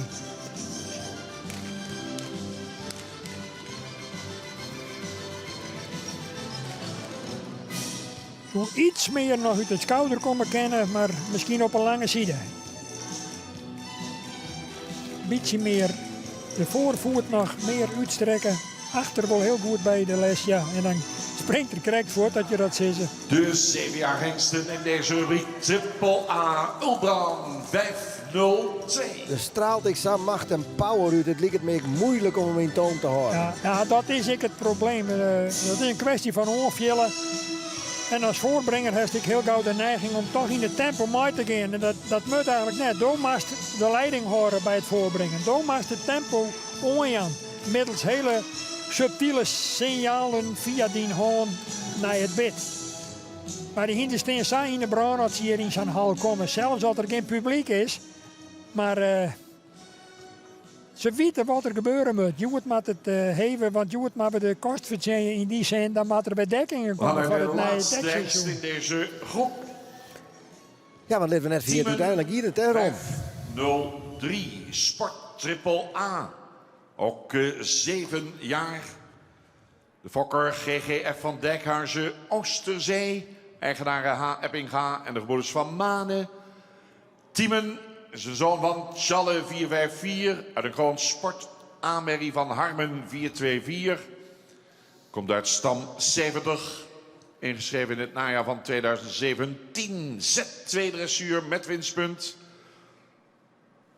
Tiemen is een product van familieteelt. Zowel de vader Challe als moeder Esoka komen uit dezelfde Veldzicht Merrylijn. Die samenkomen bij de preferente Elisabeth, de moeder van de preferente Feitse. Deze fraai typische Tiemen die tijdens het centraal onderzoek in alle 3 disciplines prima scores zien. 86 punten voor de tuigproef. En daarmee treedt hij nadrukkelijk in de voetsporen van zijn vader Challe 454. Toen de eerste Vernons gekeurd werden, lieten die zich in de Veulen-rapportage omschrijven als rastypische Vernons. Met een goede houding, veel souplesse in de beweging. En in 2020 was Tiemen 503 de hengst met de meeste eerste premie Vernons. Beschikbaar bij de gebroeders van Manen, Ede en Dekserszoon Gaasterland. Tiemen 503. Sport Triple A. Ja, de hiest het te krekkel even hoor, Henk. Die voorbrengers, die draven net samen even wat mee, hè? Ja, dat is behoorlijk inspannend. Natuurlijk begint ze daar al op jonge leeftijd mee. En ik neem aan dat die man tussen terug ik wel in of door de sportbeoefening. Waarbij dat ze dus met name het uithoudingsvermogen goed trainen. Dus ze door gewoon atletiek of ze door een oren lichamelijk behoorlijk inspannende sport. Want het is echt topsport als je zijn hele dag op zijn keuring in de voorbrengen wordt. Speciale aandacht wat mij onbelangrijk toch ik wel even voor een van de mooiere jonge hiesten. Team 403, de lofzanger is ik al Robert de Ruiter uitstutsen. Deze jonge zoon van Tjalle uit de vakkerij van de familie van Dijkhuizen naar Griffioen uit Jesterzee. Ik kan hier betonen aan de fokker die hiervoor zit, de grondlezer van de stam Santig, Zuiver, Hastoenje, ze kennen, Gauke Wiebenga. En deze Tiemen 403, die liet hem ontnota super zien. Een heel sterk achterbeen. Voorbeen zou er nog iets meer uitlezen kennen. Tiemen 503, Sport Triple A. We gaan nog een keer onder hier op de lange zijde. Hij klimt er wel heel lekker in. Een mooie, moderne, jonge hengst. Dat nog voor de derde keer mij. En beide keer nu leefde de eerste ronde. Verleden direct nog een ronde verder. Maar nog net bij het allerlaatste toppers. Maar wel een hinder die een duidelijk zin liet op bekeuren. Nou, het heeft een heel sterk bewegingsmechanisme. Vooral achter naar voren. De eerste ronde weer wat constanter. De tweede ronde had er een paar foutjes maken. Maar toch wel een hele beste, sterke presentatie. In deze rubriek, aangeboden door Media Heb je maar Primair. een liedgroepje vanzelf met die fjouwer hinders. We hebben benijd wat hier van mij gaan aansnij de kampioenskeuring. Want die willen wel wereldtalzetten. Ze komen nog alle fjouwer weer binnen. En dan die in principe de 2 mei. Maar het kan natuurlijk wijzen dat het 1 is. Dat maar even afwachten. Maar Koopmans is dat zeer goed toevertrouwd. Ik heb nog even een lietse correctie op een antwoord van mij niet krijgt hoe die AAA-status. Ik wou even corrigeerd, dat is het mooie van de media. Je wordt het daar. Je wordt direct door de kennis thuis op een vinger steken. Ho Henk, dus zie je er net helemaal correct mee. Maar dat het te krijgen met de scores in de ABFP-test die te gewoon hellen en het centraal onderzoek voor de Hinsten en ik voor de IBO-proef. En dan is het zo, tussen de 73 en de 76 heel krijg je een A. Tussen 77 en 81 heel dubbel A. En tussen 82 en heger een triple E-status. Even een rectificatie van mijn kant. Het hing er dus af van het tal punten wat ze in de testen doen. Bij Helly, juist. Die de ere toekomt. En bedankt even voor de correctie. Steen we altijd diepen voor, want Zeker. wij zitten hier net als een soort almachtige alweter. En alhoewel Henk er een hele brotte van al weet, is er natuurlijk net een renencyclopedie met de allerlaatste aanbuden paraat. Dus altijd verkeerd door, ik zou zeggen, laat het dus weten. Geen enkel probleem. En die vragen ben ik altijd welkom. En die het wiet, die mag nog geboren worden. Maar gaan ze hier al hier in het zwart in plaats van in het wit.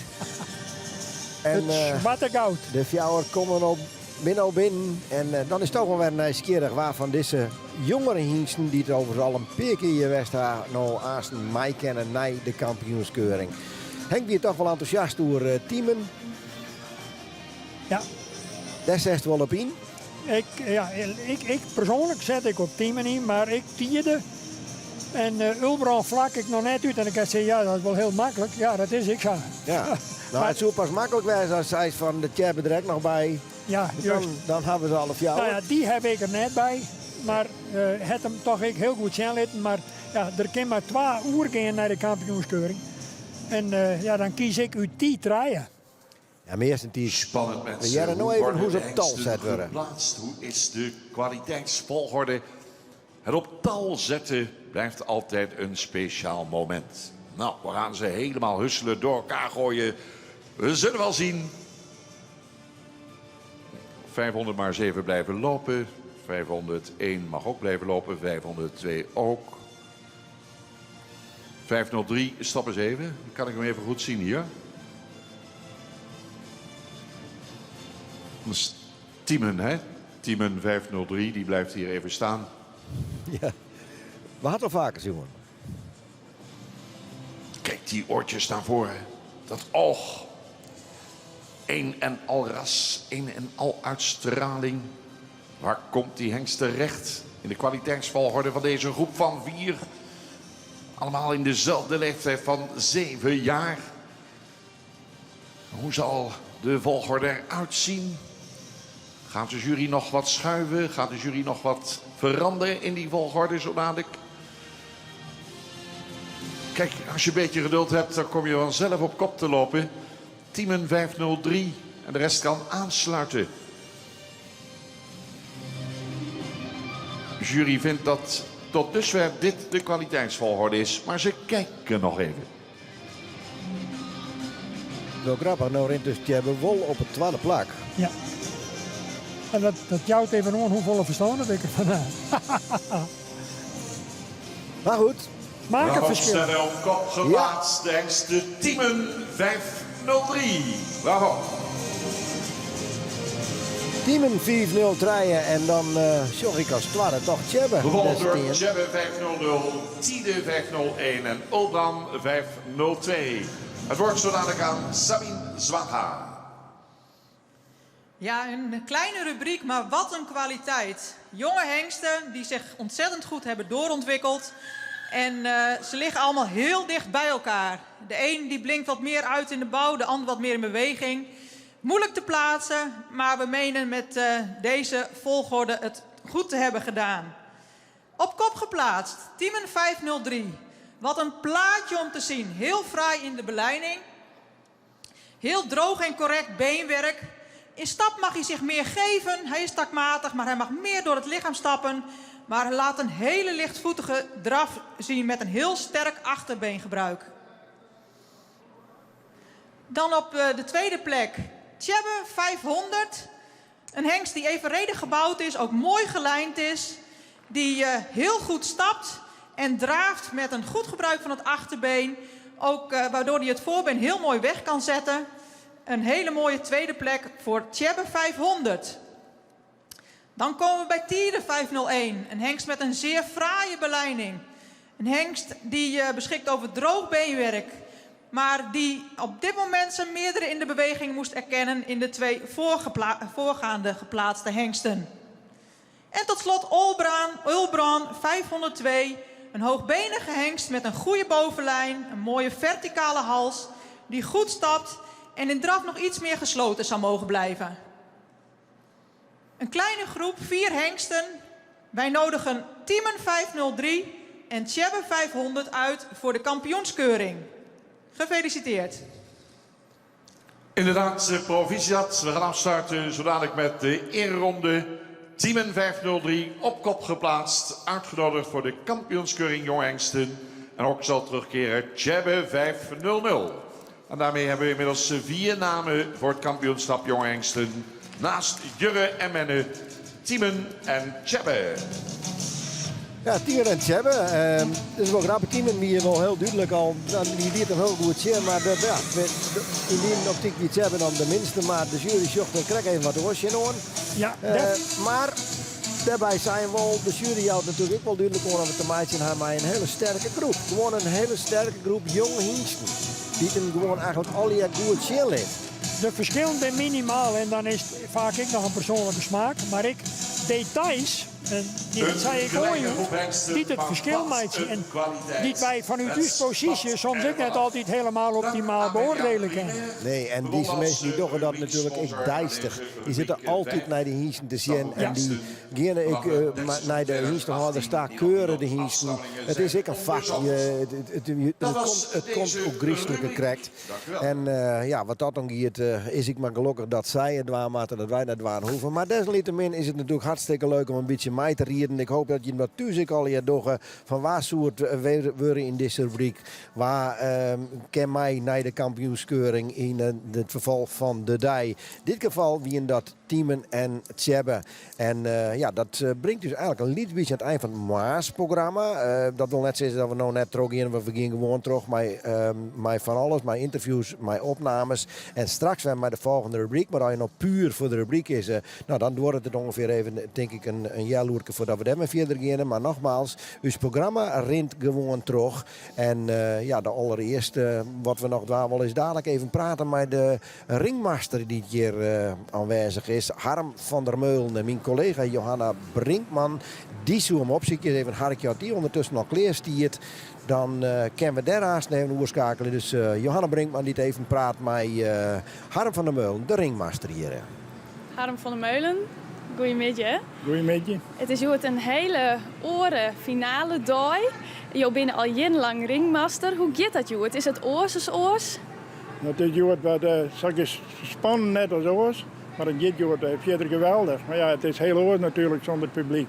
En wat is er dan correct oors? Is dat de dynamiek? Het aantal mensen? Nou, ik denk meer de sfeer eromheen. Die mis je een beetje. Maar verder, als kwaken met daadjes en het al hier rent, is het wel geweldig. Alleen het zeg ik wat er omheen hing, het was mijn publiek. Dat mis je. En wat missen jou daar correct zelfs om?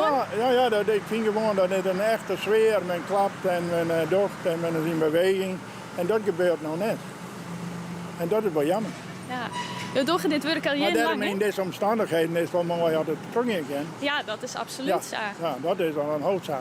Is dat voor jou omdat het programma wat oors is dat echt oors voor jou als ringmaster? Ja, dat is volle rustiger als oors. Oors is volle meer met alle je tijd en het hut en gauw. En nu hebben we wel eens wat ruimte, met die stikje ertussen. Ja. Het is volle ontspannender.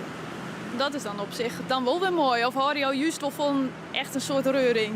Ik versteer je net goed, sorry. Je hoort wel van een soort reuring? Ja, ik vind wel dat jet er een beetje bij. Dat de hele sfeer van het Hienstekeuren gebeuren. Dan zitten er zo'n 8000 mensen op zijn tribune. Nou ja, dat kan je weet je zelf wel. Dat is een hele andere sfeer als nooit er geen mensen binnen. En dat hoef ik jou net voor te praten. Je doet dit werk al in, hè? En jouw familie zit ook behoorlijk in het KFPS. Ik doe dat denk ik wel 20 jaar. Nou ja, mijn broer had 50 jaar jury geweest. En nu is er een jongen van der Meulen, een omke zitten, die werd nog eens weg bij jury. Dus eigenlijk en mijn heid had ervoor nog niet. Dus ik denk dat het nou toch wel, ik ken het precies niet, maar toch meer dan 60 hier van der Meulen binnen dit gebeuren werd. Het zit echt in je bloed. Wat zie je? Het zit echt in je bloed. Ja. De Van der Meulen had er eigenlijk altijd bij betrokken geweest. De ene als jury en de andere ik dan als ringmeester. Maar ja, die ben er al hier bij betrokken geweest. Hoe gek is het dan dat dit zo'n hele oren finale dooi is, met al die coronamaatregels, volle minder meesken en hinders? Nou ja, ik viel het verder prima, maar ik bedoel, dat krijg ik al zei, dat vind ik een beetje jammer. Maar voor de rest ga ik een hele mooie dag en ik vind het perfect georganiseerd, dus ja, keurig. En waar zeg je nou nog nooit uit qua rest van het programma? Nou, naar het kampioenschap natuurlijk, hè, want dat is, dat is het. Hè? Nou, en ik hoop dat dat ook goed slaagt. Het is in elk geval... Dat denk ik ook wel, hè, want we winnen natuurlijk met 3 ringmeesters. Dus die alle jaar door zijn pad erin. Nou, en dat lukt prima. Het is in elk geval een historisch cadeau, kan ik wel zeggen. Maar hulde voor iedereen die er om mij werkt had, van mijn kant. Dank u wel. Mooi.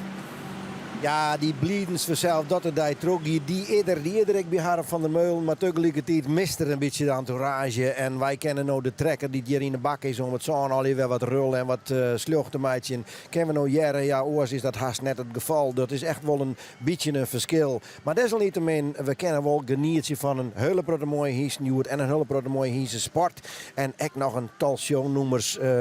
En ja, we missen misschien ik wel bijvoorbeeld de fokker van het Ier, de hinder van het Ier. En dat komt gewoon voorbij. Daar doen we nou eerst even aandacht aan. We beginnen nu met een aantal filmpjes achter elkaar. We beginnen met de fokker van het Ier. Dat hebben we op locatie gehad. De prijsuitreiking van West. Mijn collega Johanna Brinkman had er in de West een filmpje van maken. Daarna hebben we een presentatie van Christel Lamoyeur, de bekende Amazone en dressuurtrainster, die op het allerhoogste niveau uitkomt in de dressuur. En zij laat zien hoe dat nou eigenlijk mat met Epke, Arnold en Mees. Dat ben 3 hinderswedstrijd demonstratie met jou. En daarna hebben we nog een kwartier ongeveer een geervetting van de hoogtepunten van Fellini hier. En daarna komen wij weer om, maar de jonge fokker van het Ier. Dus de fokker van het Ier, Christel Lamoyeur met dressuur en de winnaars van 2020 nou eerst. Dames en heren, we gaan over tot de verkiezing Fokker van het jaar 2020. De Fokker van het jaar is een hele bekende Friese paardenman. Sinds begin van de jaren 80 is deze fokker actief met de Friese paarden in zowel de tuigsport als de fokkerij. Het afgelopen jaar was deze fokkerij succesvol met onder andere 4 sterren. 1 sportelite, 5 sportpaarden, 1 prestatiemerrie, 2 preferentiemerries en 1 met een dubbel A-score. Tot fokker van het jaar 2020 is gekozen Bouke de Boer uit Nes. Bij fokken al, mijn huid die fokt al Friese hinders en dat die er eigenlijk begon toen hij 18 jaar was. En hij is van 14 weer die. Dus dat is dus al heel lang. En ik ben dat denk ik, toen ik 18, ik ben van 1961 en toen ik 18 weer, toen had ik het eigenlijk, begon me er erg wat te interesseren. Dus en toen heb ik die fokkerij van mijn huid aangenomen en eigenlijk ook een beetje naar een heger plan gebracht. Ik vind sport belangrijk, maar ik vind exterieur ook belangrijk. Nou, we zien hier een jonge hingst, 4 heel jaar oud en die is in training, Jaak van der Heij, dat is onze stalruiter. En die laat nog even wat dingen zien van waar het hinder eigenlijk wel heel geschikt voor is. En het hinder dat jouwt biedt al een heel prot aan. Ja, een hele goede draf, goed achterbeengebroek. En het is een heel talentvol hinder. Ja, daar ben ik super grutsk op. Ik bedoel, je wil graag een mooi hinder fokken, het is een mooi hinder. En dat hij dan ook nog zo geweldig presteert op zijn jonge leeftijd, ja, dat vind je fantastisch. Dat is gewoon, wat wil je nog meer? Dat is het. Ja. En dat is mijn fokkerij zeker zo. Je wil graag dat je een mooi hinder hebt en dat hij dan presteren gaat, dan kan je er enorm van genieten. En ik denk dat misschien nog wat het allerbelangrijkste is, dat je geniet van je vakproduct. Hey Doutzen, hoe is het met die? Straks maar weer aan het werk, jongen. Maar even lekker wat longeren en die weer even lekker oppakken. Dit is Doutzen. Ja, dit is de toekomstwaard. Ja, en dat is het mooie om fokken. Je fokken bij jonge producten, bij eerst valtjes natuurlijk, en dat selecteer je wel zien. Maar ik hoor de merries vaak om, dat draai je hier, 4 hier, ik verkeep wel zien. Maar ik vind het wel mooi dat ze in de sport willen doen. Je fokken hinder om ze te broeken. En je kan ook wel een heel mooi hinder fokken die net bewegen kan. Dat neem ik dan een squashy mantelhinder, want daar kan je niks mooi. En dit zijn hinders die van het werk geboren werden. En dat vind ik heel belangrijk. Dit is een jonge Johannes. Ik ken heldere merrie, want hij blaast even lekker. Hij vindt het wel fantastisch. Deze merrie had een heel mooi exterieur. Een heel mooie bouw, grote ruisuitstraling. Mooie heldere holle had er. Mooie grote eigen erop. Mooi behang erop. Hele mooie hals. En ja, een heel attente merrie. Dat is mooi hoor. Hij had een grote aandacht voor hem. En alles wat omheen gebeurt. Ja, gewoon, ja, en deze zien Beppe.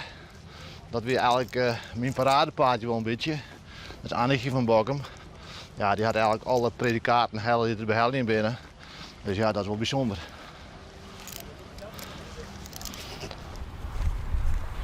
Bouke, wat voor continuïteit aan fokkerij. Meer dan 40 jaren fok je nu bij Friespaarden met heel veel succes. Ja, ik ken je heel lang, maar ik was toch voor verrassing dat ik hoorde wat je voor succes hebt gehad met merries, met fokproducten. Ik ken Anneke van Bokkum heel goed, maar de andere paarden was me niet zo bekend in detail. Nee. En dat is voor mij echt plezierig dat ik vandaag jou mag toch het bord overhandigen, het fokker van het jaar 2020. Al die dingen die gebeurd zijn, je bent echt een vriend van mij en dat echt voor mij succesvol dat ik jou dat bordje mag overhandigen. Ja, maar mag ik je niet die hand geven, maar het doet ze maar ook niet, maar ik vind het prima. Ja. Nee, super. Gefeliciteerd, Bouke. Super. Hartstikke mooi. Jij krijgt nog een cadeau. Het is gewoon ook de eer op de slager om de taart van de fokkerij. Dat kan gewoon niet mooier. Dat is fantastisch. Nee, dat kan niet mooier. Je hebt al het bereik wat men kunt bereiken. Ja, Bouke, wat doet het mooi daar als het nou zo krijgt? Nou, ik bedoel, ik vind het gewoon fantastisch, want wij fokken al hier in Friese hinders en mijn houdt er maar begonnen en die kent het heel hard en mooi mooitje, maar dit is gewoon, ja, dit is heel bijzonder gewoon. Dit is, je wil graag vooruit in de fokkerij en dat je dan dit bereiken kennen met je eigen fokproducten, dat is natuurlijk fantastisch. Dat is, ja, dit is echt het mooiste wat je ook komen kan. Ja, dit is echt geweldig. Ja. Het rekte jek, hè? Jazeker, dit is echt, ja, vooral, ik ga eigenlijk van Bokkum naar fokt. Dat is mijn paradehinder, die zit nu in Zuid-Afrika. En daar staan we deze weg van, oh, gewoon hiervan. Dit is dan een Beppe ervan. En die doet het echt heel goed. Ja, dan ben je gewoon grutskop. Dat is gewoon fantastisch. Ja, dat is, ja, dat wil je graag. Een bekroning op die werk. Ja, dit is gewoon de bekroning op mijn fokkerij. Maar ik heb een beetje op mijn hartje in fokkerij, want daar heb ik het verloren aan. Dus ja, dat is ook fantastisch. Ja.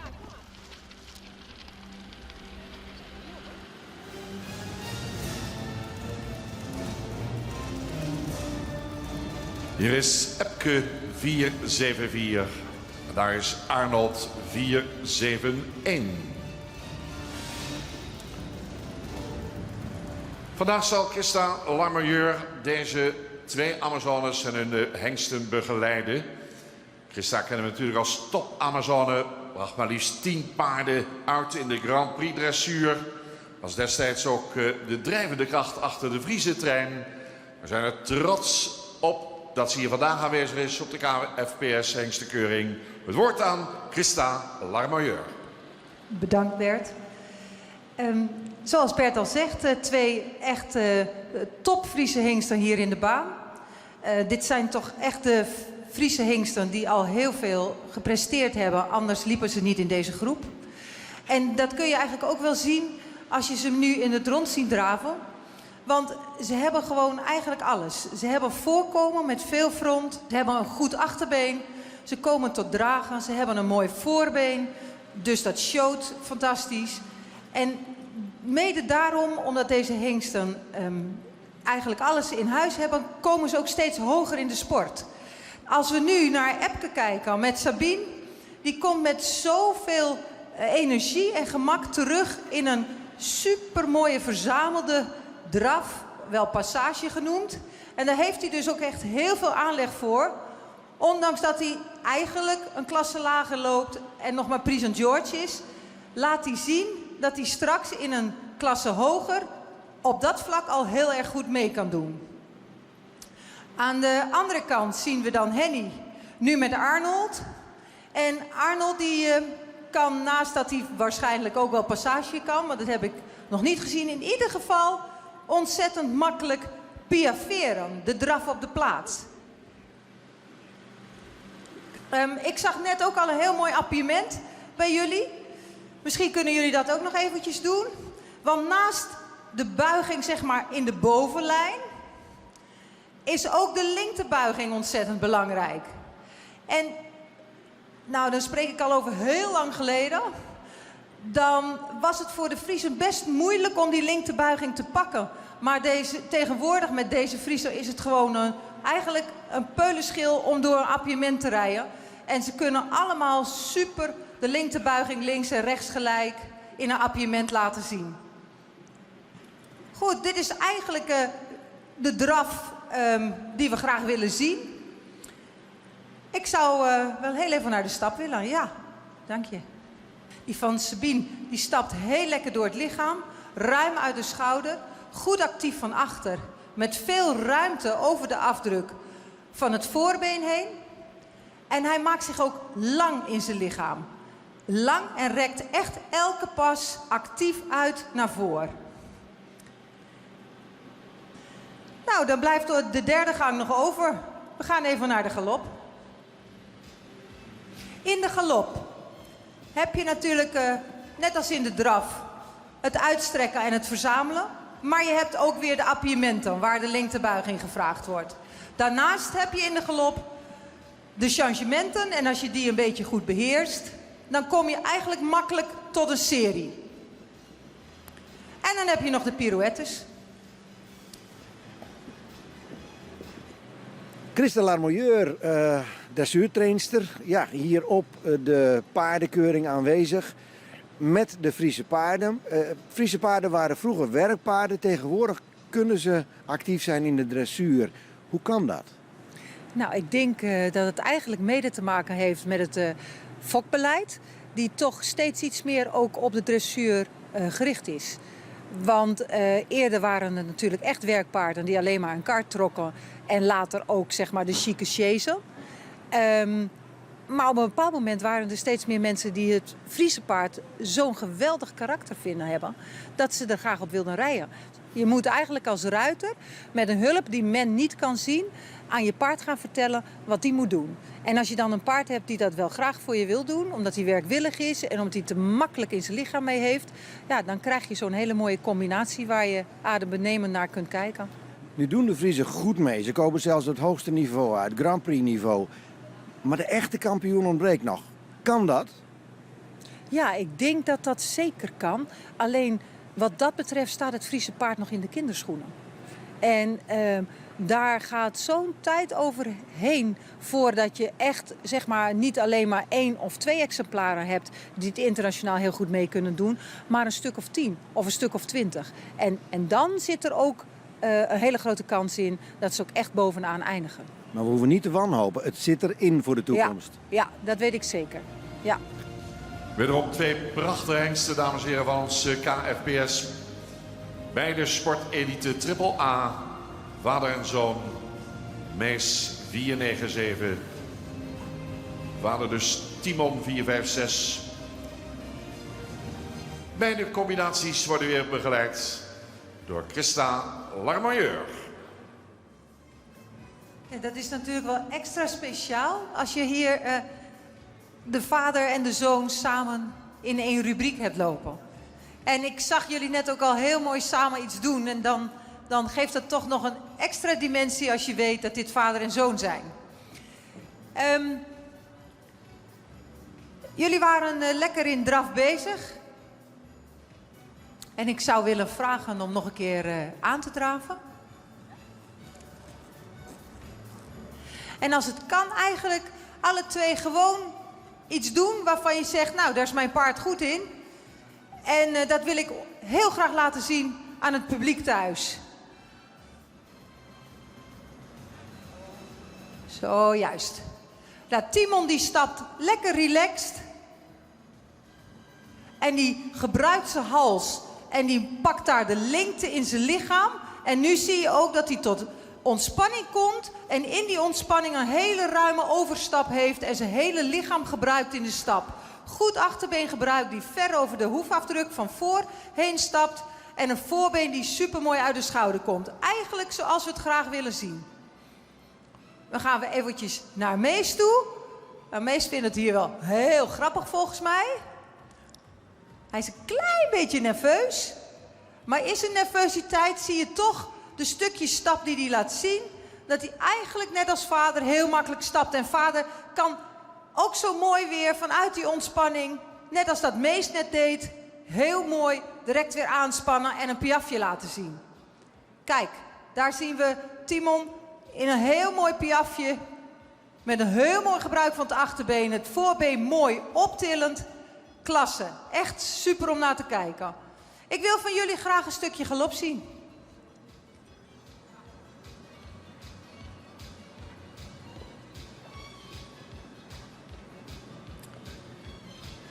Goed daar. En laat me even zien wat jullie in huis hebben in het galopgedeelte. Misschien een mooie serie, misschien een pirouetje.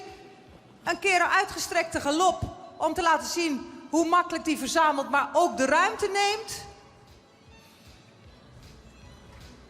Hier zit Lisanne met Timon in een appiëment. Eigenlijk net zo mooi en met hetzelfde gemak als dat hij net deed in de draf. En Leonie begint met Mees aan een serie. Zo, juist. Dank jullie wel. Jullie mogen je even opstellen in het midden als je wil. Ontzettend bedankt voor jullie voorstelling. Sportelite Triple A. Meis 497 en zijn vader Timon 456 brachten om vader en zoon in één blok hier in de baan te zien. Bloemen uitgereikt door Rijn Hettinga, onze ringmeester hier op de KFPS Hengstenkeuring 2021. En dit was een bijzonder blokje, dames en heren, want hoe vaak komt het voor dat vader en zoon op zo'n mooi niveau zijn gearriveerd in de sport en zulke mooie onderdelen uit de dressuursport samen kunnen laten zien. Daar komen ze nog een keer mis met Leonie Evink en Lisanne Veenje presenteert Timon 456.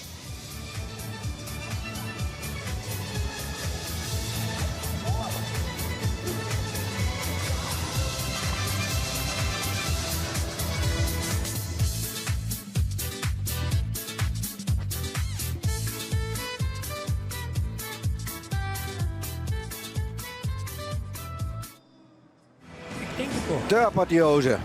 Het algemeen kampioenschap. En leef eerlijk wijzen, dat stiert toch nog hier op Henk. Ja. Maar die zou het samen willen kennen. Maar Johannes had het ik fantastisch mooi dingen. Ja. En Adnane nog een keer echt op het been zet zoals Jedre partij. Is ik nog net helemaal uitsluit. Maar mij nog een keer. 4, 7, 8. Dat is honger. Stethoscoop wordt vaak van stal, Henk. Ik zou wel denken, Henk wordt lenig verloren.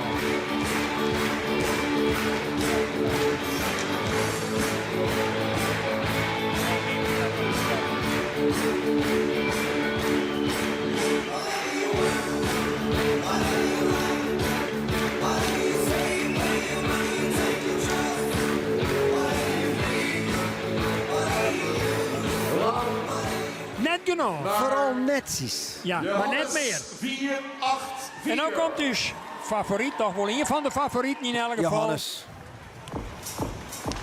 Als hij voet dat ritme oppakken kan, daar gaat het nou om. Ja. Ik vind het toch jammer dat hij net voet en dadelijk oersteekt. Oh. Ja, maar hij gaat wel goed voor start. Hij heeft nog net een fout maken, maar is het genoeg?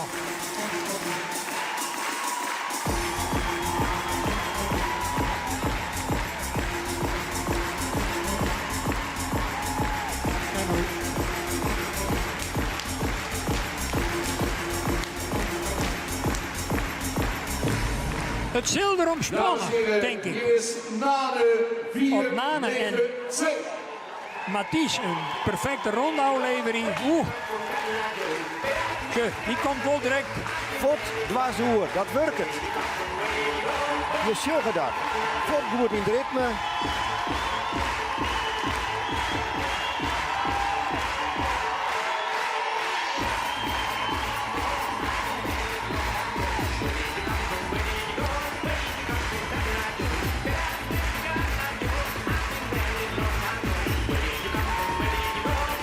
Henk, als je nog steeds maar in de finale maak je de steen. Achterhoorn. 5-0. Koer even oertjoegender, zei eerlijk maar het wegwijzen. En dan nog Mathies. Die is de hele tijd toch wel verrast. Sjö. Godverdorie nog een tijd. Daar komt een kampioen ben, hè? Zo'n je gaat zitten. Hij had nog net een fout maken. Wat een koninklijk voorkomen. Imponerend om naar te zien. En schön nou eens even naar die bewegingen. Sprong achter. Ik wil eventjes onregelmatig voort. Maar mijn naam is hier voorhand is als elastiek. En zo mooi. Hij komt mooi omheen. Ja.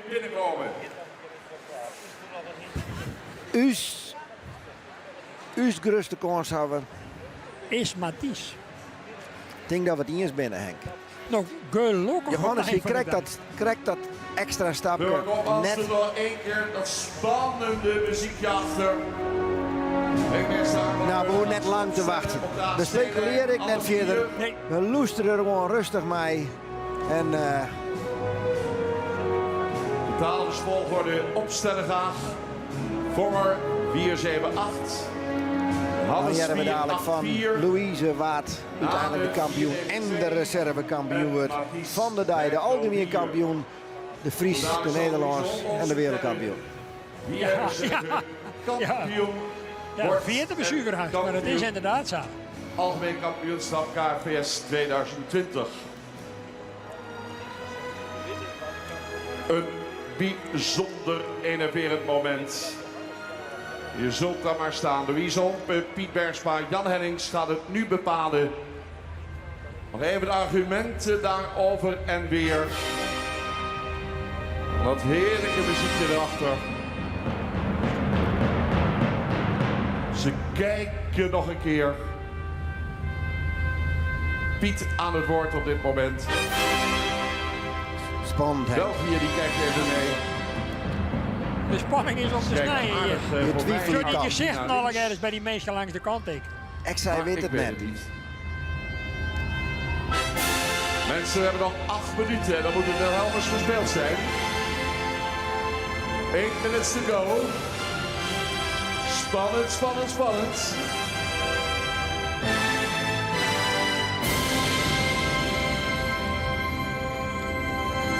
Zal u zeggen, de jury is eruit. Mensen, even stilte. Sst. Het woord Wat aan een Louise. spanning, wat een prachtige presentaties. En wat moeten die hengsten veel presteren op zo'n middag. Alsmaar weer. En dan tot op het laatst is het spannend.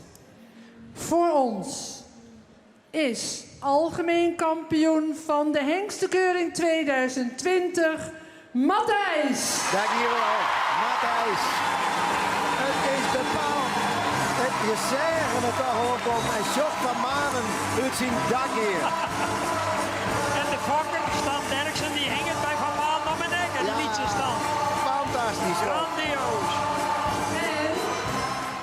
En reserve. Het paard wat heel constant het meest actieve achterbeen heeft laten zien. En daarbij ook een spectaculair voorbeen. Nane, reservekampioen. Nane, reservekampioen. Een mooi resultaat denk ik voor Nane. En Matthijs, ja, toch, Matthijs, een geweldige kampioen. Een kampioen die de hele dag toch bijzondere dingen zien litten had. En Johannes en Vonger Meijer de ring uit. Ja, we krijgen nou dadelijk de prijsuitreiking, het Wilhelmus.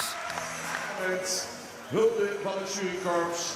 Wat was het spannend, mensen? Ik zag trainen, ik zag blije mensen bij de reservekampioen. Ik zag Ben die er op het hinder Tilburg. Ja. En dit is dus een enorme ontlading, hè? Ja, dit is gigantisch. Reservekampioen. Ja, reservekampioen. Fantastisch. Maar het wordt vierd als dat het een kampioenschap is. Ja, dit is wel. Ik won hier een stapje heuger ooit een keer, maar dit is gewoon geweldig. Ja. Een spanning. En wat zie je er dicht bij elkaar, hè? Ja, ik ben ontzettend dicht bij elkaar. Het weer voor mijn gevoel om elkaar gewaagd. En jury beslist, maar dit is gewoon fantastisch. Fantastisch, echt. Na de Fjouwer 0-2, Sjøren Den Oosteen, het is toch een pracht, hè? Ja, het is geweldig, geweldig. Een top karakter, hè? Ongelooflijk. Karakter, is het een karakterbeest? Ja, wereld, goud. Dank u wel, Lokbeeske. Ja, dankjewel. Mooi. De reservekampioen. En dat je daar zo'n prachtige emotie bij krijgt, dat is natuurlijk meer dan fantastisch. En dan komen we natuurlijk bij Mathies 5-0 Fjouwer, de kampioen van 2020. En daar zit de hele familie om de Lokbeesken in ontvangst te nemen. De fokker Stan Derksen uit Oosterhout. De eigenaarsgebroeder van Manen uit Ede in Stan Derksen Oosterhout. En ik ken ze net, dus ik mag maar gokken wie het waar is. Hier loopt de spanning nog van het gezicht trouwens. Ja, dat is niet te beschrijven. Nee. Zo'n dag als vandaag. Het is ongelooflijk. Ik heb er eigenlijk geen woorden voor. Maar... Zag je het aankomen, nee. Mathies? Nee. Ik zei, ja, hoe was ik? Een beetje sluipmoordenaar. Pakt hij de macht of zo? Ja, het is, op de voorbereiding was het wel goed. Alleen het moet hier altijd maar weer gebeuren. En hij is gewoon enorm veel energie van zichzelf. En dat moet wel omgezet worden naar hier. En dat was de vraag. Maar het is gelukkig goed uitgepakt. Ja. En de verschillen waren klein. Dat zat dicht bij elkaar. Ja. U was het beste publiek ter wereld. En hier komen de beste Friese hengsten van de wereld. De kampioen Mathies en de reservekampioen Nane. We maken er nog een keer een feestje van. Nanen uit zijn dak. Helemaal bleed. En Steden scoorde er nog een keer onder. En Mathies Fjouwer 5-0 Fjouwer. Tot zijn eerste ronde. Volgen terug Nane Fjouwer 0-2. We hebben de laatste jaren net vaak zulke bliede winnaars zien. Ook als de winnaar van het reservekampioenschap. Want wat winnen de meesten uit de schroeven. En wat wist het de blied mij dat dit het resultaat van de dag is. Mathies had het verzinnen, denk ik. Fantastisch. En nou de fokker die hem zelf even beet krijgt. Wat wordt nog mee? Mijn kampioen onthoudt je door de piste.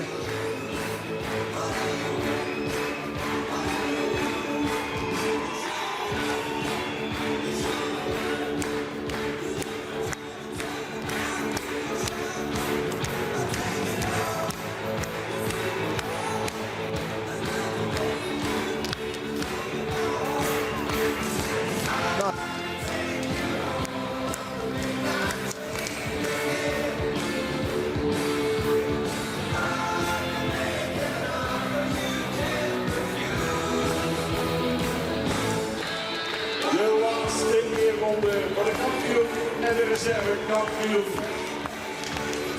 Mensen, maar nu gaan we ze nog één keer toejuichen. Jan van Manen. Hij rent aan de rechterkant met zijn sweepen en zijn jerms te zwaaien. Wat binnen daar blied. De gebroeders uit Ede met hun prachtige stal daar. En hetzelfde geldt vanzelf voor de eigenaars van Nane Fjouwer 2, Fjouwer 2. En daarmee gaan ze hun laatste rondje rond. En gaan ze beide de ring uit. En zit dit kampioenschap erop.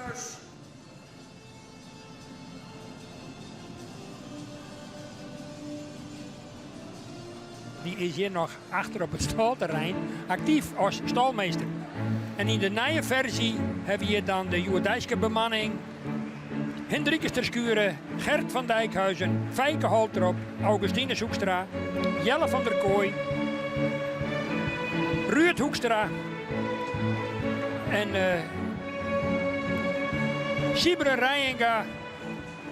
En dan mis ik nog één en dat is Roel van den Hoek. Hoe koeken moeder Hollesjen. Bij hun dame vanzelf die de Rick Jonker zit, want ze zitten er altijd te jaren op. En er zijn altijd twee spannen. Nou, laten we er even gewoon van genieten, zo ik zeggen. En als het nederig is, is er wel wat. En dan was sjog en genietje. Opvallend aspect is wel eventjes dat ze nou in de originele outfit optreden. En Freed en Doosje in de show doen ze de renaissance stijl, hier ik horen rietuigen. Maar het is een vrolijk verneemd shownummer wat al heel vaak in het buitenland optreden heeft. En met name in de 90 jaren ben ze ooit met de hele ploeg naar Engeland West. Hij is optreden in de tuin van Windsor Castle. En de koningin Elisabeth rekende bij zo onder de indruk dat ze haar de oren daar nog een keer uitnodigen heeft om op haar privédomein ik nog een keer dit nummer chantelet. Een koninklijk noemer. Ja, maar aan alle kanten.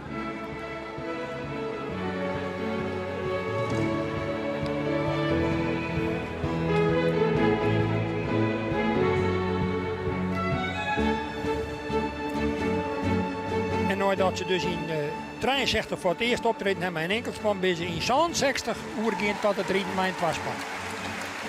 Imponerend werkelijk. Wat een stuurmanskunst.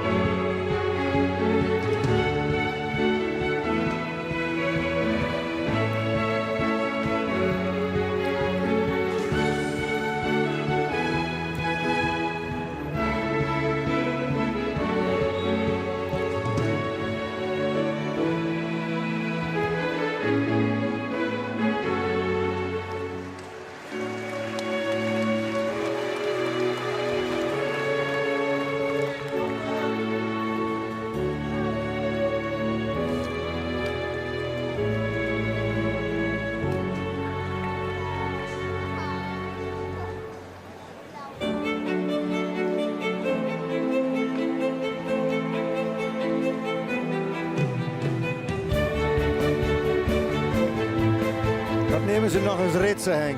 Of net? En oude muziek en moderne muziek, want nu hebben we Coldplay.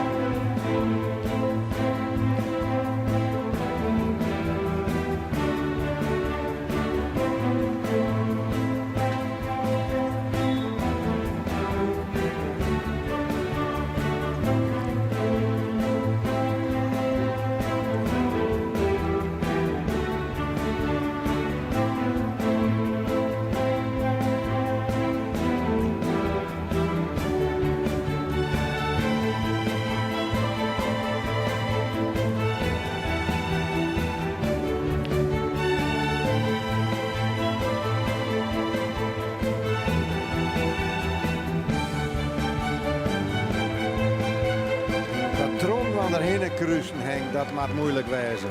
Dat is het. En ik weet ik wel vanuit de rieden zelf, met de training, dat ik wel eens misleid. En dan sneuvelt er ik wel eens een speer. Maar ja, dat is het risico bij deze toch wel min of meer moeilijke oefeningen. Hè? En met verschrikkelijk opletten wat doet mijn boorman. En wanneer moet ik, natuurlijk van oude kant wordt ik signaal. Er staat altijd goed is dat jij bij en het zit er hier op een fluitje bepaalde signalen aan. Die ben voor hun aanknopingspunt. En nu heb ik begrepen dat ik de moderne techniek bij de quadreers in intreden dient heb, zodat de rieders mij een eerke in ik instrueerd worden kennen. En dat weer vroeger natuurlijk helemaal net onder wat. Het is een spannender show, een spectaculaire show dan dat we van de week als jongen bij de showoptredens in Toors Jeffrey. Dit is, had nogal wat meer om mijn hak. En het plaatsje wordt je natuurlijk compleet omdat je de oude boerengrutskes schenkt. dit is natuurlijk het gala-ritueel van de Friese boer. Zag ik ook met vroeger op Steinitz-Kerken, ben ik ook op familiebezoek. Maar de mooiste kleding, het Friese kostuum. Nou, dat is hier in volle glorie te bewonderen. De heren prachtig in het traditionele herenkostuum. En de vrouwen met hun gouden jerry's op. Du hast het net maar die renaissance in de gaten. Ik ga ze rondrijden. Maar Marian, maar dringerie. Net bij de quadrille even, voor alle duidelijkheid. Het is compleet. Ik vind er alle keren weer imponerend, omdat het zo sterk appelleert om mijn gevoel voor het Fries eigene. En dat Duitsers en Engelsen en Amerikanen en nou neem het allemaal maar op. Dit als shownummer hebben willen. Ik loop nog 2 jaar om op een wereld Ruter spelen in Aken. 40.000 mensen in het stadion in extase bij het optreden van de Friese quadrille. Live uitstuurde ik nog op de West-Duitse Rundfunk. Wanneer mag ik storen? Maar ik zie het thuis voor de televisie ernaar te zien. Ja, het is meer dan een stukje folklore. Het is gewoon een uithangbord. Dat is in dit verband, vind ik, een vlokwoord, want het is cultuurbezit. Cultuurbezit.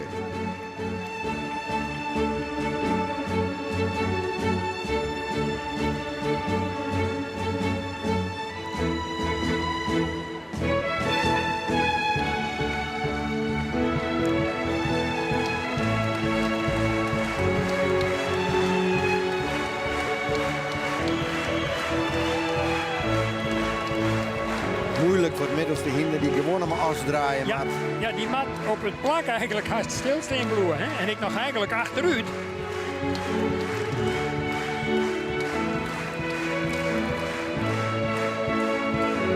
Ja, ik wil hier altijd weer koud van, Gerrit. Je zei eerlijk ook wel wezen.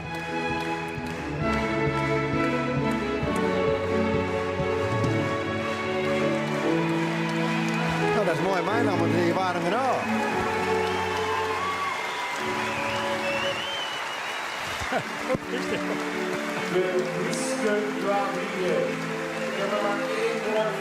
De Friese quadrille.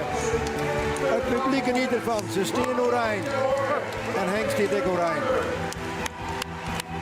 Applaudisseren voor de trots van Friesland. De Friese quadrille. 8 twaalfspannen. Al je hebt ook voor prachtige sjees in Fries kostuum.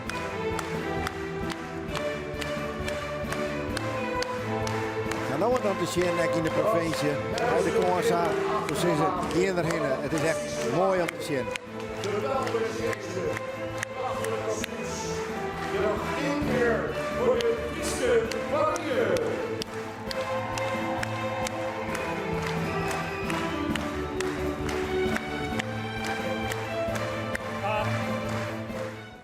En we eindigen met de Friese quadrille, want na de hoogtepunt van 2020 echt nog de Friese quadrille. Wat is er nou mooier dan dat, Henk?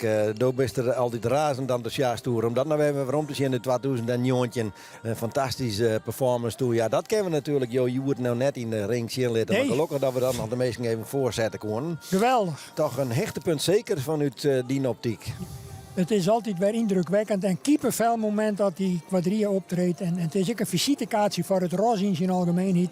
Het is mooi het optreden van het Frieske hinder voor de eerste tanken dat wij de vruchten daarvan plukken.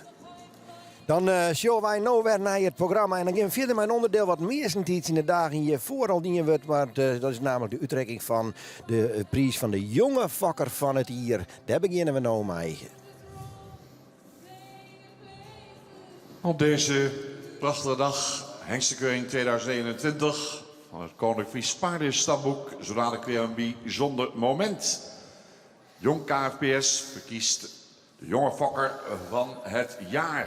En dan kijken we altijd terug, in dit geval jonge fokker van het jaar 2020. Nou mensen, Jong KFPS is de vereniging voor jeugdige liefhebbers van het Friese paard. Ze hebben zo'n 400 leden. Deze enthousiaste groep heeft als doel een ieder enthousiast te maken voor dit prachtige paardenras door kennis over te dragen en hen te betrekken bij sport en fokkerij. En dat doen ze jaarlijks door tal van activiteiten te organiseren. Onder bedrijfsbezoeken, sport- en clinicdagen en voorlichtings- en discussieavonden. Momenteel organiseren ze maandelijks online presentaties gegeven door professionals op verschillende gebieden. En in 2016 heeft Jong KFPS in samenwerking met het Stamboek een plan opgesteld om jonge fokkers te stimuleren. De Jonge Fokkercompetitie is hier onderdeel van. Het winnen van deze prijs is niet alleen een grote eer, maar de winnaar of winnares van de titel krijgt ook een dekking voor een van de merries naar keuze ter waarde van €1000, mogelijk gemaakt door het KFPS. We gaan onze KFPS-penningmeester Miel Jansen binnenvragen. We gaan ook binnenvragen de voorzitter van het Jong KFPS, Sietske Venje. En zij gaat bekendmaken zo dadelijk wie er winnares is geworden. Jonge Fokker van het jaar, Jong KFPS. Het woord zo dadelijk aan Sietske Venje.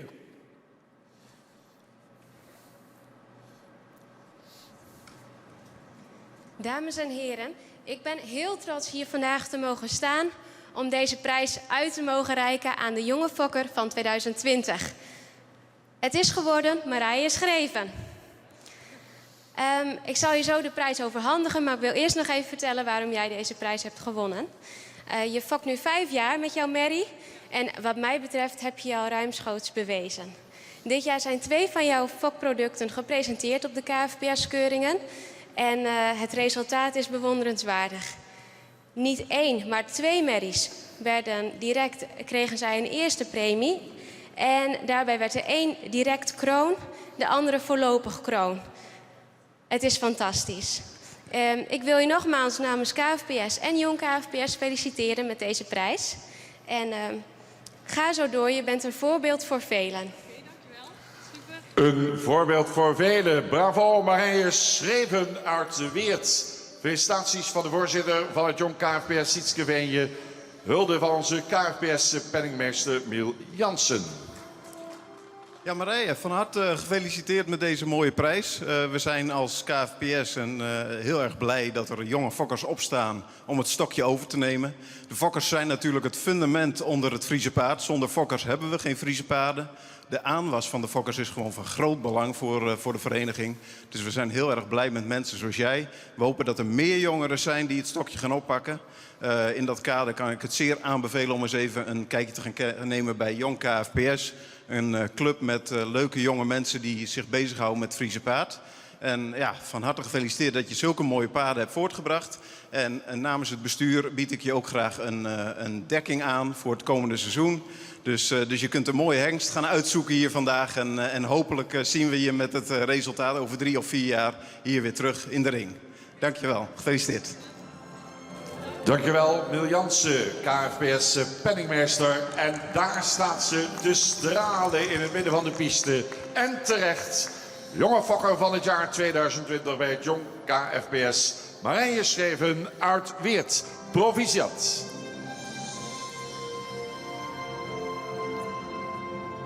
Ja, net alleen nog politieke partijen hebben jongerenafdeling, maar dat geldt ook voor de KFPS, wat ik een jongerenafdeling had. En ja, dat is natuurlijk wel heel belangrijk, Henk, voor de toekomst van het Stamboek, dat er dit soort jonge mensen aan mij doen en dat die zich inzetten willen voor het verdere ontwikkeling van het Friese raas. Heel wichtig, en daar kom ik vaak bij mensen uit voor die in opleidingen gaan om jurylid te worden. Aspirant moest dan eerst worden, cursussen volgen. En ja, natuurlijk, we moeten wel zwaar voor nieuwe onwas. En dat juist nou ik al met de wisseling van de wacht bij de Hienstejury. Die is ik oorzaak hier. En dat is een hele goede zaak dat er trooststroming komt en dat er ook bij orenmeesken beleidsmatig verantwoordelijkheid krijgen. En uit de Limburgse heuvel komt dus jonge fokster van het hier. Ze is, als het goed is, de bak uit en rent nou naar Johanna Brinkman, mijn collega hier. En die zal even met haar praten over de trofee die ze hier nou wint als jonge fokster van het hier. Ja, Marije Schreven, van harte gefeliciteerd. Ja, dankjewel. Wat heb je eigenlijk gewonnen? Nou, een heel mooi beeld en mooie bloemen. En een gratis dekking vanuit het Stamboek. Dus ja, echt super. Prachtig. Ja, heel ik kan me mooi. indenken hoe blij je bent. Ja, een hele eer om hier te staan. Ja, je doet natuurlijk je best om wat moois op de wereld te zetten, zeg maar. En ja, goed, als het dan ook zo blijkt dat het zo is, dan ben je daar natuurlijk wel heel erg trots op. Ja. En wat zijn jouw successen geweest afgelopen jaar? Nou, ik ben begonnen met een fokmerrie. Vervolgens heb ik een aantal veulentjes gefokt. Daarvan heb ik er 1 doorgehouden. En daar ben ik mee naar de keuring geweest. Die heb ik ook een IBOP laten rijden door de ruiter. En uiteindelijk is die dit jaar kroon geworden. En daarnaast is een ander fokproduct, die staat een dorp verder bij ons. Die is voorlopig kroon geworden dit jaar. Het zijn volle zusjes van elkaar. Dus ja, die twee hebben het wel heel erg netjes gedaan, moet ik zeggen. Prachtige resultaten. Ja, super. En wat kenmerkt jou als fokker? Wat kenmerkt mij als fokker? Dat is een goede vraag. Goed uitzoeken waarvan je denkt welke hengst bij mijn merrie past.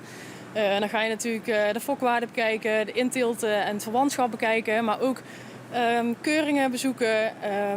Op de fokdagen kijken wat de jonge veulentjes doen van de verschillende hengsten.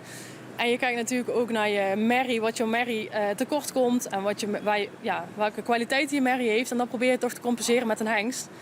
En ik moet zeggen dat daar ook wel een stuk gevoel bij komt kijken. Dus die combinatie van elkaar, dan probeer je toch iets moois eruit te halen. Veel liefde voor dit vak in ieder geval. Ja, klopt. Ja. Nou, geniet van je prijs. Dankjewel. En veel succes met Dankjewel. de toekomst als fokker. Oké, super. Dankjewel. Dank je. Marije schreven uit weer de jonge fokster van het hier. Zij is daarin onderskieren. Even zelf hartstikke wiezer mij en het stamboek ik. En dan gaan wij verder naar de volgende rubriek. En allereerst een heel bijzonder hinder. Bastiaan 15, want die komt heel oer uit Australië. Dat is de eerste hazen in de rubriek. Zo'n de hiesten die goedkeurd binnen van het dekseizoen 2020. De jury staat ondertussen weer in de bak. De hinders kan dadelijk komen, denk ik. Nou, naar rubriek 6. Keuring van de ingeschreven stamboekhengsten vanaf dekseizoen 2019 en die nog niet op afstammelingen zijn onderzocht. Aangeboden door stoerij Galloper in Berkel en Roderijs. Dat is een uiterst moderne en goed uitgeruste stoeterij op een van de weinige ruimtelijke en landelijke plekken in het hart van de Randstad. Op deze stoeterij worden Friese paarden verkocht en gefokt. Alleen met de beste fokmerries wordt gefokt, waarvan de stam en de bloedlijnen zich reeds bewezen hebben. Paardenfokken die naast alle gewenste uiterlijke kenmerken ook het talent en de kwaliteit hebben om op het hoogste niveau van de sport te presteren. Stoeterij Galloper, een sportieve kijk op Friese paarden. We gaan de ringmeester vragen de eerste binnen te laten.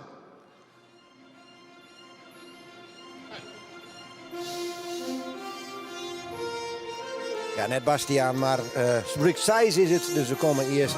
Maar ik denk net vergis, Teun.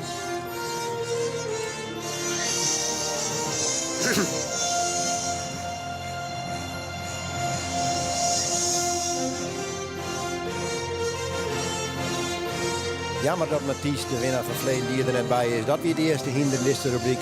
Maar helaas, die kan zijn titel net opgesteld. Turn 505. Triple A, 7 jaar. De fokker B. Veldhuizen in Putten. Eigenaar T. de Boer in Sint-Johannesga. Turn is een zoon van de Bartele 472. Uit een sterme merrie van de Rindert 406. Komt uit stam 50. Goedgekeurd in het najaar van 2018. M1 dressuur 11 winstpunten. Teun was de tweede goedgekeurde zoon van Bartele uit de fameuze Namke-stam en uit de rechtstreekse lijn van de invloedrijke merrie Setske F. Was ook moeder van de preferente Beert 411. En deze Teun liet een prima indruk achter in de verrichtingen met in alle 3 de disciplines een score van ruim boven de 80 punten. In het tuigproef was hij helemaal in zijn element. Getuige een score van 86,5. Eerste gekeurde veulens. Viel op door een luxe, rastypische uitstraling, langbenige veulens, opvallend correct gebouwd.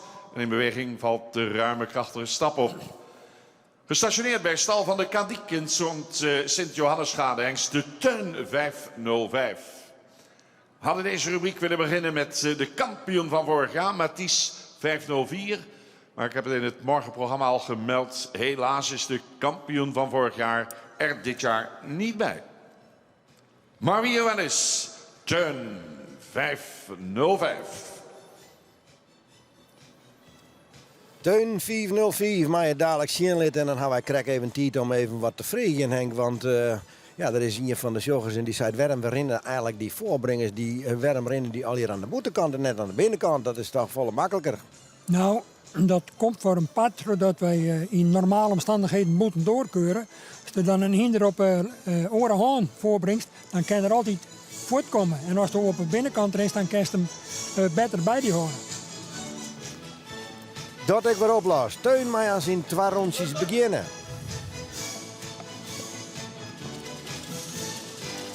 Vorig jaar nog toch de groepswinnaar. En hier werd er dus wel wat van verwacht, zie ik, voor dit seizoen en voor dit jaar. Zeker in deze keuring. Succesvol in de sport, maar ik ken een bakker uit Koudem. Die deze hingst tot dit niveau gebracht had. Is intussen ik voor haarzelf begonnen met een trainingsstal in Paraguay. Verste stal Amazone bij Tjalling de Boer. Had ik nog een hele jonge uitstraling, vind ik. Komt uit een hele mooie memmelijn. Nog 1 keer genieten van Teun 505. Zullen we eens even zien naar zijn verrichting. Maar Ludo van der Weijden intussen aan het haatstel. Bent mooi opwaarts, zaten we dat dan graag zien willen. Jochens krachtige bewegingen, gooit je het voorvoet er mooi uit. Nou, even de balans weer oppakken in de lange zijde.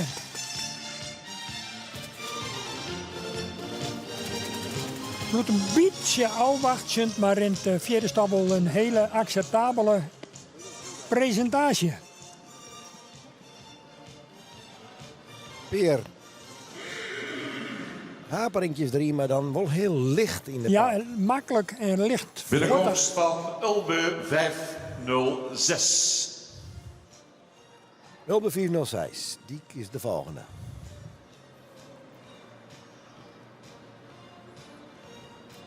Dansen komt Ulbe binnen, Ulbe 506. 7 jaar. De fokkers H. en J. Jurgensen in Noordborg zijn nog altijd de eigenaren samen met Germarsje Bauma. Ulbe is een zoon van Anders 451. Een sterpreferentenmerrie van Anton 343 komt uit stam 10. Ingeschreven in het najaar van 2018. Dressuur Z1 met 7 winstpunten. Als tweede in de Pavo Friso bokaal dressuur als 5- en 6-jarige. Op de centrale keuring in 2019. Ulbe is als zoon van Anders een hengst met een relatief laag verwante afstamming. Zijn stamboom is vrij van de invloedrijke hengsten Feitse, Leffert, Rijts en Jasper. In de verrichtingen behaalde de hengst in alle 3 de disciplines een score van meer dan 80 punten.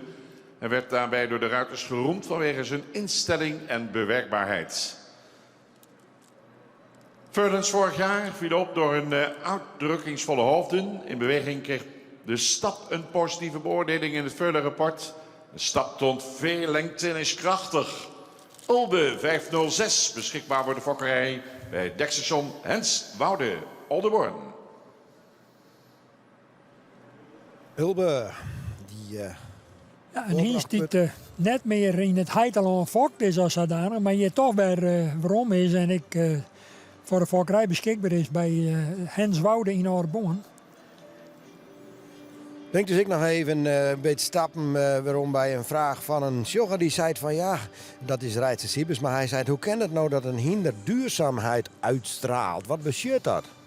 Nou, dat een hinder hem zelfs goed bewaart. Dat is het begrip duurzaamheid, dworsemens op zijn Fries. En dat zullen we graag natuurlijk, want dat zei wat over de mogelijkheid om zijn hinder lang te houden en ik lang te hebben. En er ik in de fokkerij lang mee te kennen. En ik met name in het gebruik vanzelfs. Je hinder wat gauw oud is en gebreken vertoont, gauw kreupelachtig wordt of minder sterk in bewegingen is. Dan spreken wij van een gebrek om een dworsemus. En dat willen we toch wel heel graag bewaren in de Friese fokkerij. Het heeft wel een soort aandacht. Jong in de bewegingen blowen, sterk blowen, uitstraling. Dat is die dworsemus. Ja. Ulbe is begonnen met zijn presentatie.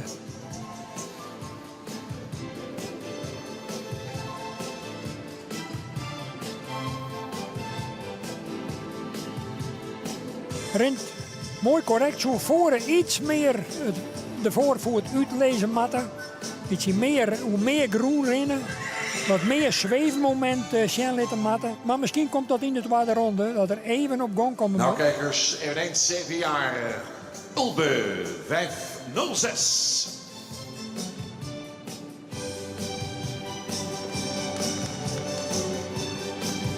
Hij hing het haast wat onder de voorbrenger. Ja. Nou wordt het toch bij momenten wat beter. Nou is het weer even zien waar. Ja, toch wat minder goede momenten, er zeker ik in. En ja, dan is het correct welk moment het de jury van zoekt. IME 507, Sport AA. 6 jaar nog maar. Fokker en eigenaar H.J. Oosterhof in Suldrup. IME is een zoon van Tjalle 454. En de model Sport A-merrie van Bente 412. Komt uit stam 25. Goedgekeurd in het najaar van 2018. Inmiddels al M1 dressuur met 3 winstpunten. Menne ZZ met 8 winstpunten. IME is in de eerste plaats door zijn zeer fraai exterieur een echte eye-catcher. Komt uit diezelfde merrielijn. Ook de preferente meervoudig hengstenkeuring kampioen Norbert 444 is voortgekomen. In het verrichtingonderzoek viel de hengst op door zijn aanleg als rijpaard. Zijn Verdens vorig jaar voor het eerst beoordeeld viel op door zijn prachtige, fraaie, rastypische uitstraling. Sterkpunt bij zijn Verdens was zonder meer een prima draf. Deze wordt gekenmerkt door ruimte, kracht, souplesse en houding. IME 507, Sport. Beschikbaar bij Stal de Mersken in Siegerswoude. Ja, dit is wel En nieuwsgierig. u ziet waarom ik zei, een echte eye-catcher. Dit is wel nieuwsgierig, want ik praat inderdaad met Hakkema. We hadden het al even zien in dat interview. En die had natuurlijk Johannes en die had Tjalle. En toch zei het er van nou, IME, dat kan dit hier wel eens het hinderen worden. Werd ik het meest in vertrouwen dat ik de grootste kans maak op dit kampioenschap. Dat leidt wel een beetje druk aan Johannes en Tjalle in huis haar. Ja, dat zou het al zeggen. Maar ja, aan de andere kant, als je naar de leeftijd van Tjalle, daar zou het al verhipte sterk bij dat hij nou nog weer een keer algemeen kampioen wordt. Dus ik denk dat dat net realistisch is. Dat zien we straks denk ik uiteindelijk ik wel mijn maatje. En ja, dan moet je bezorgen dat je weer jonge onvier hebben. Nou, die had A in dit geval. En ik ben heel benijd en nieuwsgierig hoe deze IME zich in het Auron hier ontwikkelen heeft. Hij is er in elk geval qua model heel erg mooi ingroeit. Het is een typische afstammeling van Tjalle, vind ik. Dat just er eigenlijk aan alle kanten op wat we nou.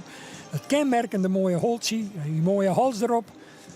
En dan zou je hopen dat er ik in de voetsporen van Tjalle treden kan op basis van hetgene wat er in de draf en in de stap in huis had.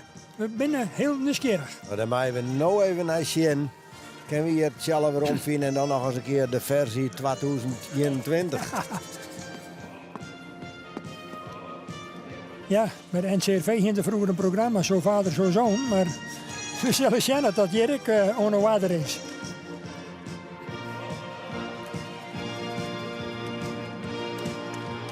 Marijn brengt hem heel mooi gedoseerd voor. Kijk, zag hem eens even gaan. Voor ben je nog justjes meer uitlezen. Dat komt vermoedelijk in de tweede ronde dan nog wel.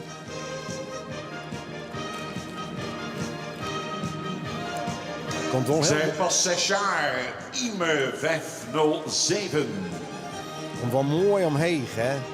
Klimt er mooi in. Het front is in elk geval heel riek en mooi. Nou.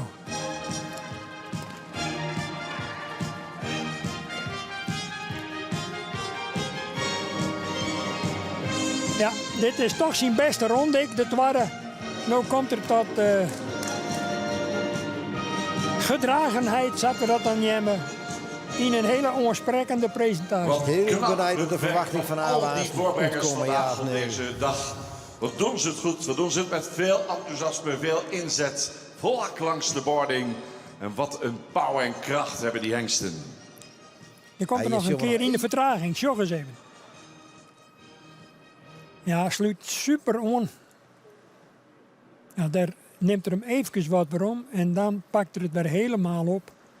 En dan gaan we deze rubriek in een perfecte cadans. Rubriek aangeboden door Stoetrijk Galloper in Berkel en Rode Reis. En zien we Plaatje om te zien. Willem Ja. 508. Triple A. 6 jaar, gefokt bij W.E. Lokhorst, Ederveen en in bezit van Stoetrijk Galloper, Berkel en Rode Reis. Willem is de zoon van Hette 481 uit de sterpreferente Merrie van Volken 353. Komt uit stam 14, ingeschreven in het najaar van 2018. M1 dressuur 4 winstpunten. Willem 508 wordt samen met Wardi 509 tot de eerst goedgekeurde zone van de naar Zuid-Afrika vertrokken Hette 481. Willem kwalificeerde zich voor deelname aan het centraal onderzoek dankzij zijn prima ABFP-test die hij in het kader van het nakomelingonderzoek van vader Hette doorliep. In het centraal onderzoek liet hij in alle 3 disciplines een score van rond de 80 punten noteren. Zijn eerste verdens hebben we vorig jaar gezien. Presenteerde zich met name als fraai rastypische verdens, mooie hoofden en lange verticaal geplaatste halzen. Willem 508 voor de fokkerij inzetbaar bij het team van de Nieuwe Heuvel in Lunteren. Willem. Wordt wakker. Wat een mooie Hollandse naam vind ik Ja. dat eigenlijk. Ja. Ja, neemt naar de fokkers, hè. Willem Lokhorst uit Ederveen, die had hem zelfs verneemd. En wij weten Willem Lorewijk, uw heid. Ja. Hebben we dan toch krijg even tijd voor een vraag van een jongens van Dries. Die wil eens nou eens weten, ze hem had maar hoe het droeg voor te werken. Maar wat is dat nou eigenlijk? Ja, had er geen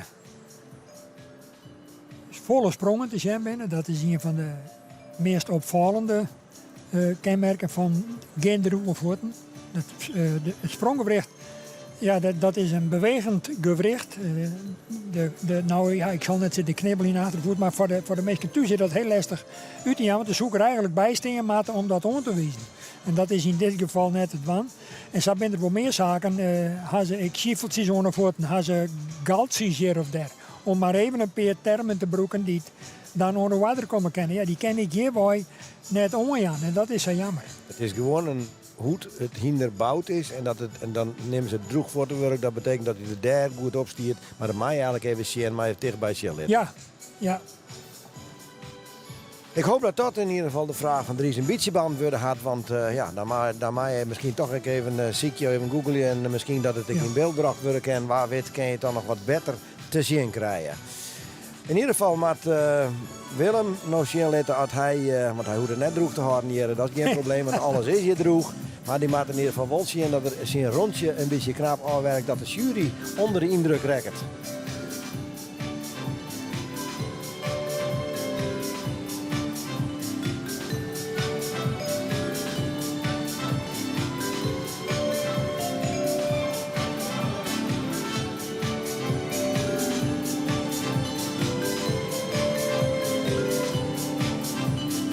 Zo beter sluiten blijven matten.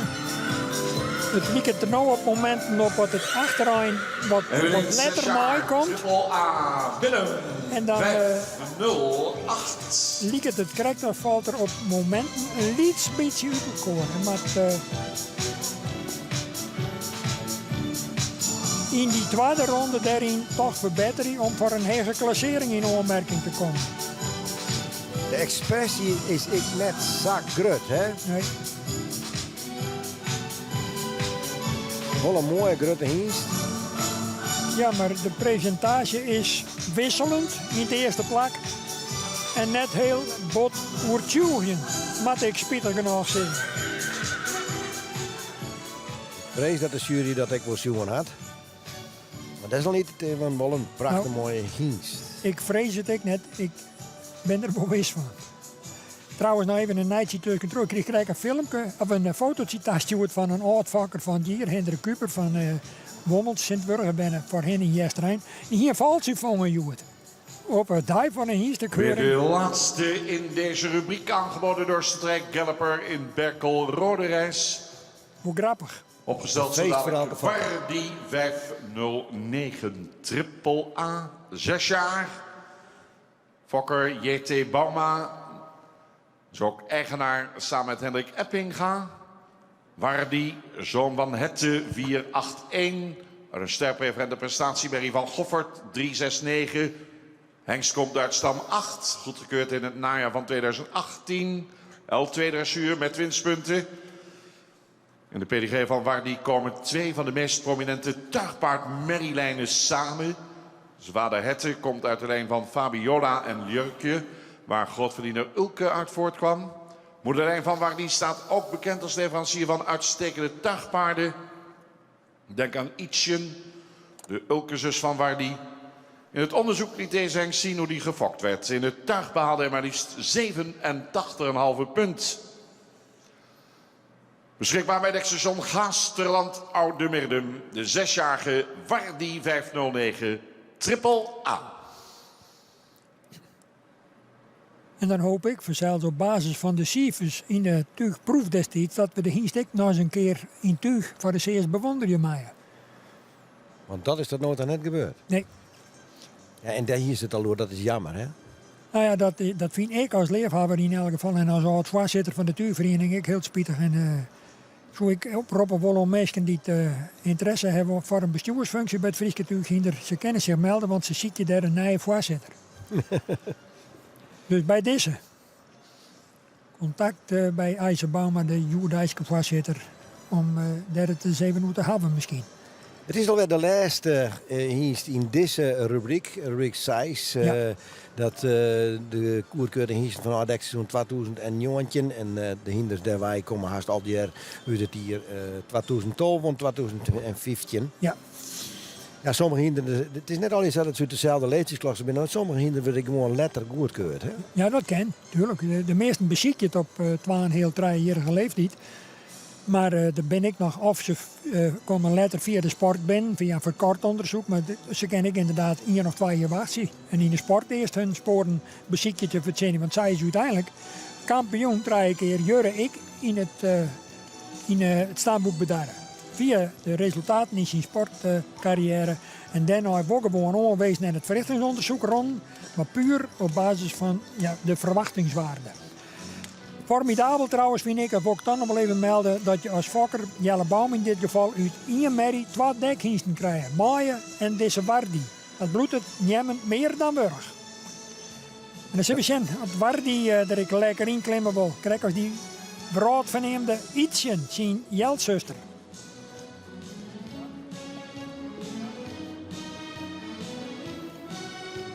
Het wordt beweging in een huis. Het is zaak om de balans even goed te vinden en het ritme. En zijn hinder kent dan eigenlijk haast weer hudder. Wol ik hudder dan de voorbrenger. Geniet en kijk mee Dus naar Wardy 509. Want Jalmer de Groot, ja, dan komt de stutter nog even lichtjes los. Dan zullen we zien dat die tweede ronde ik beter wordt. Ja, als je dat gitter. Dan kan je zien dat er om het donder wat beweging in huis zat. En mijn naam ik voor dat, dan roep je dat en dan gaat het weer correct mis. Spietig. Toch is het wel aardig om daar nog even een lietstukje van de laatste ronde nog weer rond te zien. Die tweede ronde liet er wel degelijk zien even dat er wel wat in de hoes had, Henk. Zeker. Even, misschien kan je het even van commentaar zien. Achter goed sterker onder en voren nou heel erg royaal uit het schouder. En hij springt zuiver haast omheen in de draf.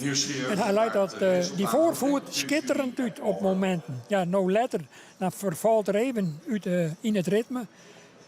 Maar de talent zit er grev in, daar ben ik wist van. Beweegt ik echt van de vlier, hè, kerst voor zien. Nou, we zullen zien in deze rubriek die dus bestaat uit 6 hinders. Waarvan deze 6 eventueel mij kan naar de finale binnen. Ja, dat bestaat uit 6 hinders, maar ja, we zijn al aan het begin. Mathies, 404. Ik ken het net vaker nog steeds eigenlijk, Joert, want het is toch een domper. De kampioen van Verline hier, dit jaar zijn kroon net verdienen die ken. Dat blootschande, dat blootjammer, dat hebben we in de laatste jaren nooit meemaken. Maar helaas had Mathiesje Joert, geen team Mathiesje Joert net wezen. En is deze rubriek met 5 hinders in de ring. En van die 5 zullen er waarschijnlijk niet of 2 meegaan naar de kampioenskeuring letter op een dij, letter op een midje.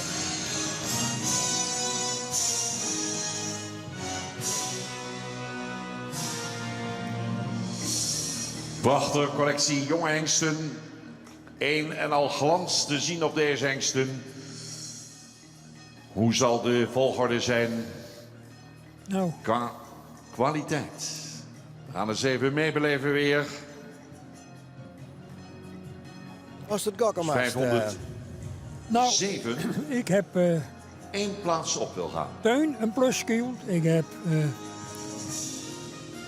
Ieme een pluskiel. En ik heb Wardi een pluskiel. Die kennen wat mij onbelangrijk alle drie voor een hege klassering in aanmerking komen. En welke ook aan de absolute uitblinker weer. 1 plaats op. Dat zal Bliekemat eigenlijk. Maar ik hier leidt de lotte zo wie ze weer heeg. Maar ik is het kwaliteitsverschil verhip de lieds. De jury ziet het als volgt. Zullen we jaren hoe ze op tal zet worden? Kijk er maar even na. Maar, nooit te vroeg juichen. De jury kijkt nog een keer. Gaan ze het nog veranderen? Op dit moment Wardi herstel Teun Bophongen. Ieme op de tweede plek. Sabine Zwaga, Corrie Terpstra en Jan Hellings, onze juryleden. En Sabine die heeft de microfoon al in handen.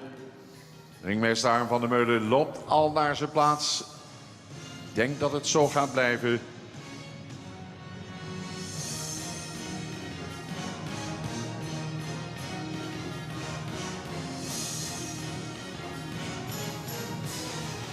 Ja. Dat betekent dames en heren dat op kop geplaatst wordt in deze rubriek de hengst Teun 505. Bravo.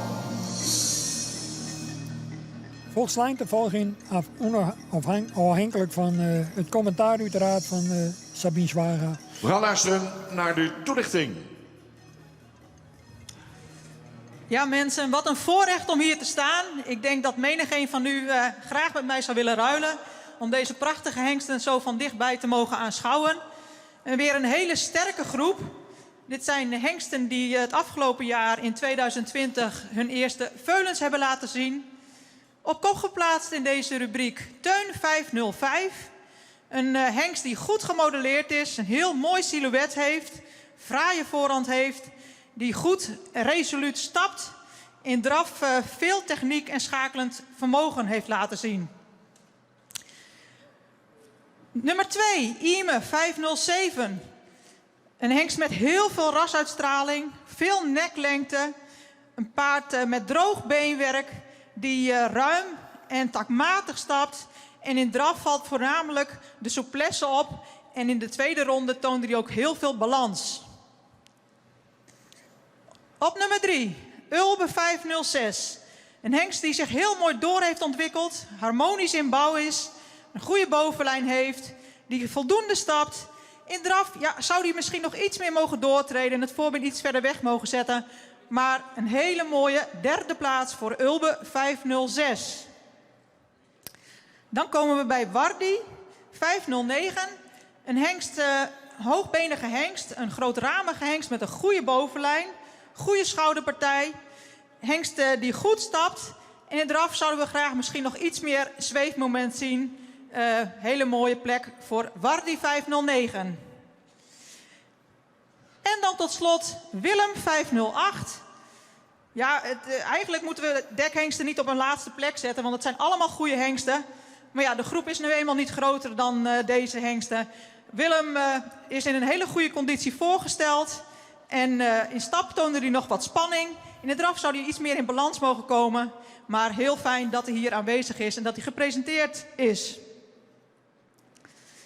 Ook uit deze rubriek nodigen we weer hengsten uit voor de kampioenskeuring. En we nodigen heel graag de eerste 2 paarden uit. Teun 505 en Ieme 507. Gefeliciteerd. Mooi woorden van Sabine Zwaga, voorzitter van de jury. En dan gaan we de eerronde lopen. Teun 505 op kop geplaatst. Zien we terug in de kampioenskeuring jonge hengsten. En ook Ime 507 zal terugkeren. Muziek van de firma Koopmans, die hoor ik al. En dan dansen ze nog even op de maat van de muziek. Ja. Ik hoor u thuis al meeklappen. Mooi is dat. We hebben wat microfoontjes bij u thuis geplaatst, dus we kunnen het horen. Teun en Ime, mij naar de finale. Nou, kerst die wel in winnen, Henk, hè? Heel goed. Ik ben benieuwd hoe vier ze het skoppen straks in die finale ronde. Ja. Want dat is altijd wel even afwachten. Het weer in hun groep wie dit wel duidelijk, maar er is al heel wat moois terug naar de volgende ronde. Nou ja, en het is ik zo, wat zei het aan de andere kant voor hier herinner ik me dat toen Teun is in de groep, ik Bob Owen, en toen weer Mathies Twats in de groep. Maar die weer later won de lachende treden. Algemeen kampioen. Algemeen kampioen waren die uiteindelijk. Ja. Dus wat dat betreft had iedereen nog de papieren, maar die wordt je nooit kwaad in deze groep. Ja. En Roderijs. En daarmee starten we rubriek nummer 6 weer af. Ja, wij gaan straks terug met rubriek nummer zo'n. Maar dat betekent net dat we daar voort en dadelijk in gaan. Want we hadden tussen toch nog weer even een opname. En ik zou zeggen, ik ga er even voor zitten. Want Christa Lamoyeur, de Amazone en dressuurtrainster, die had je verleden week een presentatie doen met Elias en Michiel. En Michiel en Elias binnen dressuurzienders op het hoogste niveau. Elias is zelfs internationaal actief. En het is mooi om daar even naar te zien. U ziet de binnenkomst van de sportelite-hengst Michiel 442. Michiel, gefokt door Harry en Cecile Witteveen en Carol Witteveen in Paris, Ontario. Dus in bezit van H.J. Mulder in Vegelinsoord.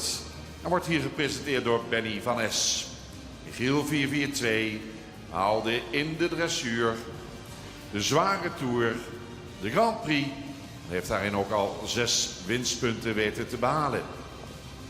Ook binnengekomen is de sportelite-hengst Elias. Vorig jaar nog gehuldigd als paard van het jaar. Elias werd gefokt bij de Demro Stables in Milo. En is in bezit van Linda Anel Soensval. En wordt gepresenteerd door Mark-Peter Spaan. We gaan opnieuw luisteren naar Christa Larmoyeur. En dan hebben we in het laatste groepje toch wel echt een paar hele aparte paarden. Beide heren hebben ook al heel veel hengsten gereden en heel veel geweldige prestaties behaald. En ik denk dat beide een super promotor voor het Friese paard zijn. En Peter Spaan, die nu ook internationaal fantastisch meedoet, ja, die is natuurlijk eigenlijk onmisbaar om iedereen duidelijk te maken dat het Friese paard internationaal op het hoogste niveau mee kan draaien. We zien hier 2 paarden die in de hand staan. En dat is al het begin van een goede prestatie. We hebben tot nu toe toch wat groenere paarden gehad die iets meer spanning hadden. Deze paarden zijn al wat gewend. En die staan hier niet echt heel erg versteld van. Ik zie Peter nu met Elias in een werkelijk fantastisch mooie piaf. Een piaf die menig iemand alleen maar dat hij daarvan kan dromen. Want dit is een piaf zoals het hoort te zijn. Een paard die op de plek actief met het achterbeen doorgaat, zichzelf draagt, van voren klimt, in exact dezelfde takt doorgaat. Dat is fenomenaal. Ook Benny laat daar echt een goede piaf zien. Met een mooie takt, een regelmaat. En een ijverig paard waar je eigenlijk geen hulp van de ruiter ziet. En die het uiterste geeft om voor de ruiter te werken. We zien ook in de gewone draf dat hij eigenlijk al niet heel gewoon is. Want het achterbeen is goed. Het voorbeen heeft uitstraling. Beide paarden staan er heel mooi in de hand aan. Met het neusje ervoor. En ze maken front. En dat zien we graag bij welk rijpaard dan ook. Peter Spaan laat zien dat Elias naast erg werkwillig ook in één keer toch naar de ontspanning toe kan. En daarbij een stap pakt die direct door het lichaam. Hij is ietsje gespannen nog. Die van Benny die stapt lekker ontspannen door. Stapt ruim over. En dat is het knappe dat je na zoveel aanspanning direct de ontspanning weer op kunt zoeken. We blijven nog even in de baan, want we willen heel graag jullie nog even zien galopperen. En dan zou ik heel graag willen zien, ik zie nou 2 paarden die enorm goed kunnen piafferen. En mij is altijd verteld dat als je heel goed kunt piafferen, dan kun je ook heel goed een pirouette draaien. En daar ben ik eigenlijk nu wel nieuwsgierig naar.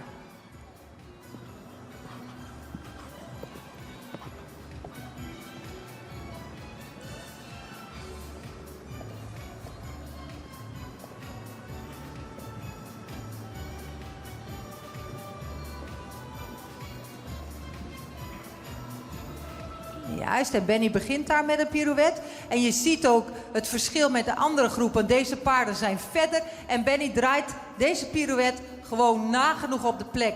Dus maakt die oefening eigenlijk extra zwaar.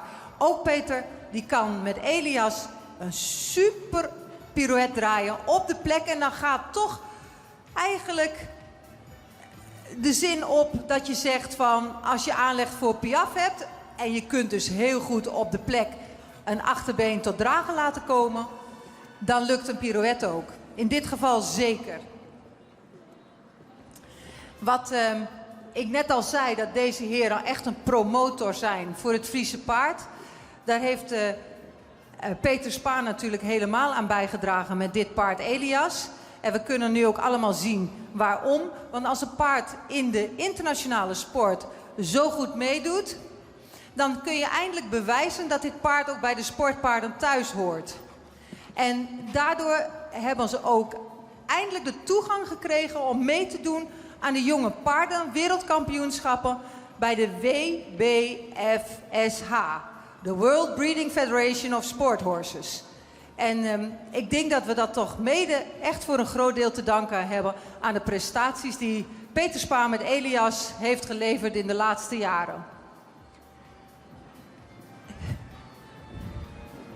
Benny rijdt hier nog een hele mooie serie met Michiel. Oh, ik dacht echt dat je een serie zou beginnen. Maar dan doe je het nu nog even, hè?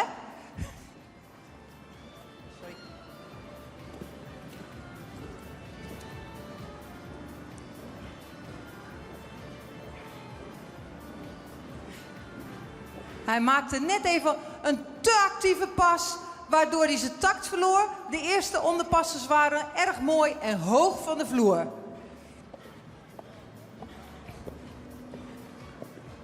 Nog één keer de ogen even gericht op Peter Spaan en Elias.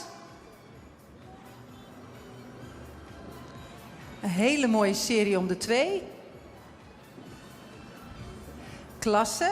Mooi gelijk gesprongen. En allemaal mooi doorgesprongen. Goed los door het lichaam en het heel ontspannen beeld. Het mooie van Peter Spaan is ook altijd dat hij daarna direct weer de ontspanning opzoekt voordat hij nog een keer in aanspanning gaat.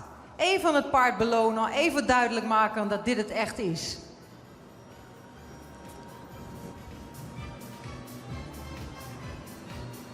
Goed zo, dankjewel. Er is nog een klein beetje spanning zichtbaar. Deze zijn beter. Super. En Benny is ondertussen in de draf overgegaan. En hij showt hier de uitgestrekte gangen van Michiel.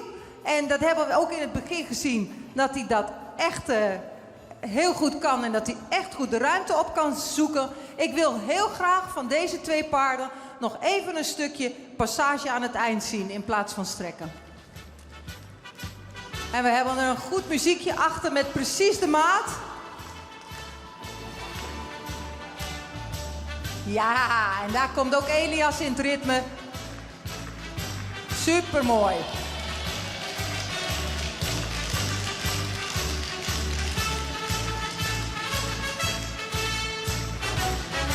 Kunnen jullie een stukje naast elkaar proberen, denk je?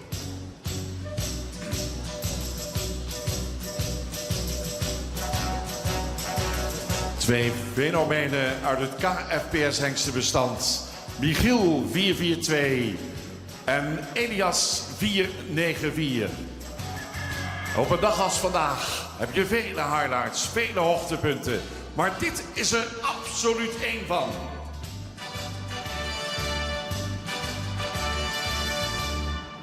Met deze prachtige beelden, dames en heren, kunnen we niets anders vaststellen. Dat het Friese paard de wereld blijft veroveren. Bravo Michiel 442. Bravo Elias 494. En hun ruiters Benny van Es en Peter Spaan. Heren, bedankt voor deze prachtige demonstratie. Natuurlijk bedanken we ook Christa Langmajeur. Haar kennis is zeer groot. Ze heeft deze blokjes sportelite hengst op een geweldige wijze weten te begeleiden. We gaan afsluiten. Maak er nog één keer wat moois van.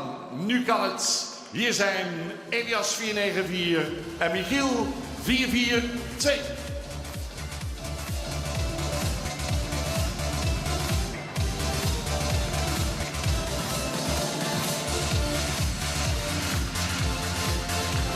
Ik kan maar één ding zeggen.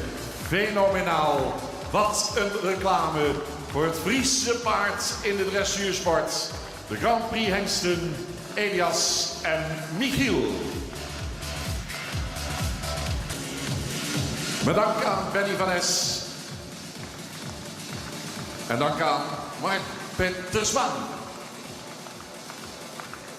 Ja, dat is wel het mooie aan deze dag. Want hoewel we dus in hele warme omstandigheden zitten, kunnen we nog ook dingen zien laten die we vaak net zien laten kennen. En dat is bijvoorbeeld wel mooi om te zien wat vaak over de dressuur en het Friese hinder, hoe actief het erin is en hoe goed het docht. Maar dat kan je in die filmpjes ook zien. Hoe vier dat zal binnen tot op het allerhoogste niveau. En Christa Langmajeur denkt zelfs dat ze uiteindelijk wel die absolute top herlie kennen. Wij gaan verder met de volgende rubriek Song. Door met rubriek 7, keuring van ingeschreven stamboekhengsten vanaf dekseizoen 2020, aangeboden door Alraco. Alraco Aluminium en Kunststof Kozijnen. Ja, dit is natuurlijk een rubriek die misschien allereerst toch even de aandacht loekt, Henk, vanwege die allereerste hengst. Die komt uit Australië, is al wat ouder, pas letterlijk goedkeurd, heel actief in de dressuur. Ja, en de vrouw die er eigenaar van is, die zou ik graag wijzen willen, maar die ken het vanwege corona. Wat een verhaal. Ja, eigenlijk wel heel schande, want ja, hij gaat taken hier weer om. Of na de keuring dan al. En dan had ze dat hichtepunt in het volle WTC net meemaken. Dat is toch wel heel spietig voor haar. Ja, ze zien er sanne uitzoeken. Ja. Voor die 90.000 toeschouwers. De hele familie zo mij, ze zo hier al wijzen. En ja, het hinderde er al en zij net. Spietig. Maar wij kunnen er wel van genieten. Bastiaan 5-0. Uit Australië dus heel dag. Down Under.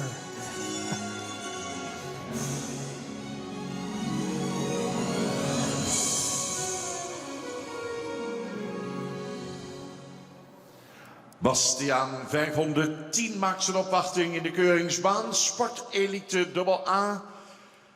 13 jaar, gefokt door mevrouw Evan Sloten in Jouwe. Bezit van Katrina Routsen, Wangoom, Australië. Zoon van Jesse 433. Uit de koon sportpreferent aanmerrie van Tjerk 328. Hengst komt uit stam 102. In het voorjaar van 2019 goedgekeurd middels een verkort onderzoek in Australië. In de dressuur Prix St. George loopend. Bastiaan was de eerste in Australië goedgekeurde hengst en tevens de eerste tot nu toe tot de dekdienst toegelaten zoon van bewegingsverver Jesse 433. Hij diende Down Under reeds langer de fokkerij als Veurdenboekhengst met een dekvergunning. Het positieve beeld van zijn eerste nakomelingen heeft een rol gespeeld bij zijn goedkeuring. Hij is goedgekeurd via het verkorte onderzoek en Bastiaan is een hengst met 3 prima basisgangen die veel aanleg heeft voor de oefeningen in de hoogste dressuurklassen. Qua karakter toonde hij zich als een leergierige, prima te bewerken hengst die plezier is in de omgang. Bastiaan 510 voor de fokkerij beschikbaar bij stal Chardon in Jorwert. Ja, tijdelijk beschikbaar dus hier in Nederland, Henk. Want is dit bij jou met Chardon op de stal. Maar hier dus aan zijn naar Australië, omdat daar het dekseizoen weer begint. En dan maakt het weer achter de persoons aan. Ja, ja, het is mij net helemaal duidelijk wat er nou nog voor het nieuwe dekseizoen weer omgeeft. Of dat er hier nog een seizoen steenbloed. Ik zou zeggen dat er hier toch een keer is om hem dan optimaal kansen te bieden. Want daar gaat het uiteindelijk om. Dat is maar de reden dat zij hem hierheen stuurd had. En dat er nog een keer een seizoen bij Jelmer voor de fokkerij beschikbaar is. Want dan krijg je wat meer potentieel, meer vallen. En ja, dan zou ik zeggen, ben je daar nog een seizoen hoor. Maar goed, dat Jerwe zeker naar de keuring wil, hoe dat precies zit. Voor u is het een nijhinder op een keuring. Dat is natuurlijk altijd wel mooi. Net alleen de nijste debutanten, maar deze ook in een orenrubriek en wat oudere al, die je nou toch voor het eerst zien lid. Nou, ik ben benieuwd wat de zien lid kennen. Ja, praktiek leert haast altijd dat hingsten niet op het hoog niveau in de dressuur rennen. Het onderhaan net altijd optimaal zien litten willen. Ik mis nou op deze korte zijde toch eigenlijk wel een beetje de kracht van achteren. Met name het gebruik van de sprong. Het zou wel even krachtiger kennen. Voor een beetje stekkerig zitten wij dan in de beweging. Wel rom. Stekkerig is dat hij wat alleen te volle naar voren staat en te weinig griept. Ja, hij moest meer knieactie hebben. Ja. 5-1-0. Hij stekt ze wel heel nadrukkelijk royaal uit naar voren. Maar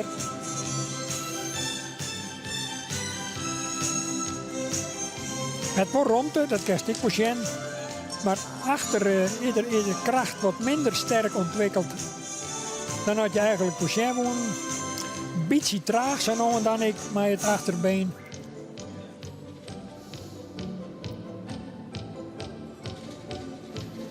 Ik geloof net of er een Australisch muziekje onder ha. Dat weer Bastiaan. Waltzing Mathilde hier eigenlijk een beetje verwachten. Ja, dat hier misschien te apostelijk geweest. Ja. Maar dat weer Bastiaan voor het eerst hier hebben we binnen benijd wat de jury ervan vindt. Entree van is toch wat minder onder de indruk. 511. Sport triple A. 6 jaar. Dat is die. Wieboud 511, gefokt door mevrouw Hartema in Wons. Bezit van de familie Age Okkema in Siegerswoude. Wieboud is een zoon van Torben 466.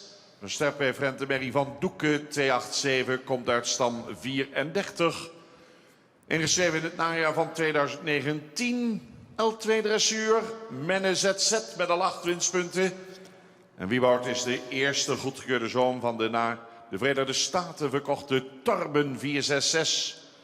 In combinatie met zijn moeder van Doeken 287 heeft Wieboud een relatief onverwante afstamming. Die zich daarnaast qua bloedvoering ook nog onderscheidt van de andere laagverwante hengsten. In het verrichtingonderzoek viel ze prima score van 81,5 punten onder het zadel op. Waarbij vooral de 8 voor de draf positief opviel. Wieboud 511 Sport Triple A. Beschikbaar bij Stal de Mesken, Siegerswoude. Ja, toch wat opvallends hierbij. En er is ook een jongensvraag daarover. Je stiet bij Intel 0% en verwantschapspercentage 16,3. Yvonne Valinga die wil graag weten van hoe zit dat eigenlijk met dat percentage? Wat besjut dat en mag het nog heeg of leeg wezen? Zo leeg mogelijk. Hoe leger, hoe liever. Maar gemiddelde zit toch tussen de 17 en de 18%. Binnen een peer die zit boven de 18. 18,12, 18,3. Maar we hebben ze liever beneden de 18. Deze had 16,3. Dat is een positief punt in dit geval. Het jouwt aan de mate van verwantschap van zo'n hinder tot de hele populatie. Dat is eigenlijk het verwantschapspercentage. Het is eigenlijk 16,3% verwant tot alle oorhinders in de populatie. Ja, zij is het correct. En hoe leger, hoe minder verwantschap, hoe beter het voor de bloedlijn is. Ja, dat klopt. En waarom is dan de inteelt in dit geval 0%? Dat zul je haast nooit staan. Nee, dat klopt. Maar dat komt voor een deel omdat Torben ik een lege inteeltcoëfficiënt heeft. De height, ja. En de mem van deze hingst, Estelle van de Strubbenhof, een jonge doeken, ja, daar zit ik in leeg verwante merrielijnen. En dat zorgt er dan voor dat in dit geval op 0,0 uitkomt. Goed voor de verwantschap dus, goed voor het behoud van het hinderen. Maar hoe goed is er Joert in de ring? Dat moet Wieboud nou even zien letten. Nou, ik denk dat de Foxter Leni Heid hem op het puntje van de stoel zit. En hij moet even op gang komen. Hagen had hem zelfs beet. Dat is al een prestatie op zich nog. En hij rent hier heel royaal, met grote passen. Neemt een soort groen, zat wij dat aan nemen. Lid vooral een sterk bewegingsapparaat van achteren zien. Goed gebruik van de sprong.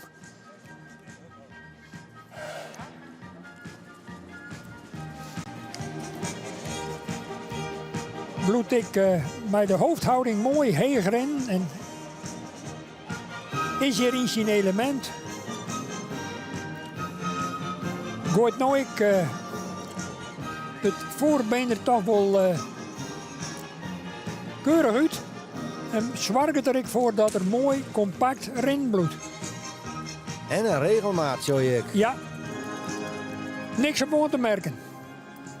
Kwart zijn Wiebo had het net verkeerd hier. Zij is het. Uw merriebestand. Welke hengst hebt u vorig jaar gekozen? Waar verwacht u een veurde van? Waanderen, dat heel handig is. Dat is een Birdwatch geboortemelder. Birdwatch for Horses is de modernste geboortemelder die uw merrie continu middels een automatische temperatuurmeting observeert. Kunt uw merrie overal ter wereld volgen via een app. Birdwatch waarschuwt u circa een uur voorafgaand aan de geboorte van het veurde. En de fokker van het jaar 2020, Bouke de Boer, die is verrast met een mooie Birdwatch geboortemelder. Wij gaan door met Waander 512, triple A, 6 jaar, gefokt bij M. de Jong in Tjallebert. In bezit van stoeterij Friese Visser en mevrouw Veuring. Vader is Lodewijk 431, de moeder een stermerrie van Beert 411, komt uit stam 38, ingeschreven in het najaar van 2019. Waander is de eerste goedgekeurde zoon van Lodewijk 431. Ondanks dat hij uit een Beerte moeder komt, kan zijn afstamming als relatief onverwant worden omschreven. Ten meer omdat zijn grootmoeder een sterpreferente dochter is van Naan 264. Deze Waander komt uit de merrielijn van de bekende modelpreferente prestatiemerrie Wijkje. De moeder van de preferente Tjerk en Jurre 284. Via Lodewijk en diens vader Tjerk komt Wijkje ook van vaderskant in de stamboom van Waander voor. Een zeer fraai, rastypisch hengst die in het verrichtingonderzoek opviel. Prima manier van draven had en in alle 3 de disciplines zich voorbeeldig liet zien. Een voorbeeldige instelling. Beschikbaar bij stoeterij Friese Visser Drachten, Waander 512. Ja, Waander 412. Ze zien dat binnen de jongere hinders nou. Ik zei al, de allereerste, die Bastiaan, die springt er eigenlijk wat uit in deze rubriek. Omdat die letter goedkeurd is van nu 2008. De hinders ben al van 2015 en 2016 in deze categorie. Net helemaal onervaren, maar toch nog jonge hinders die het nog een potentieel leren kennen. We zijn benieuwd wat Waander docht verleden hier. Die er toen al mee, Henk, ik weet het net meer.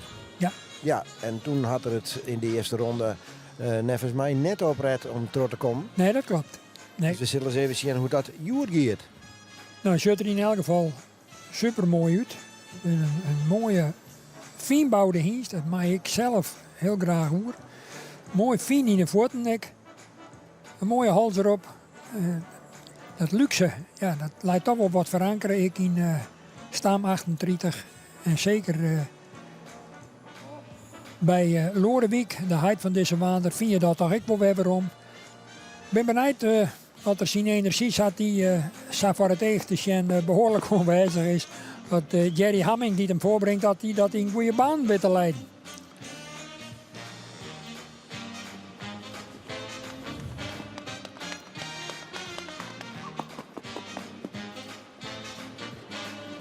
Het wordt een protte atletisch vermogen zat te zien. En nou zullen we zien hoe dat zich vertaalt in een mooie onsprekende presentatie. Maar het moet wat meer regelmatig inkomen, maar let ik met name in de voorhand al wel, ja. Je hebt het idee dat hij iedere keer voortrennen wil en dan vervolgens de voorbrenger het net meer bijhouden kan. Ja. Er zit zo'n power in. Ja, schande eigenlijk. Maar ja, nu komt de baas zelf, Olaf Visser, misschien dat die meer eenheid is met zijn hengst. Triple A, 6 jaar, Waander 512. Een beetje te volle energie, zal ik het wel.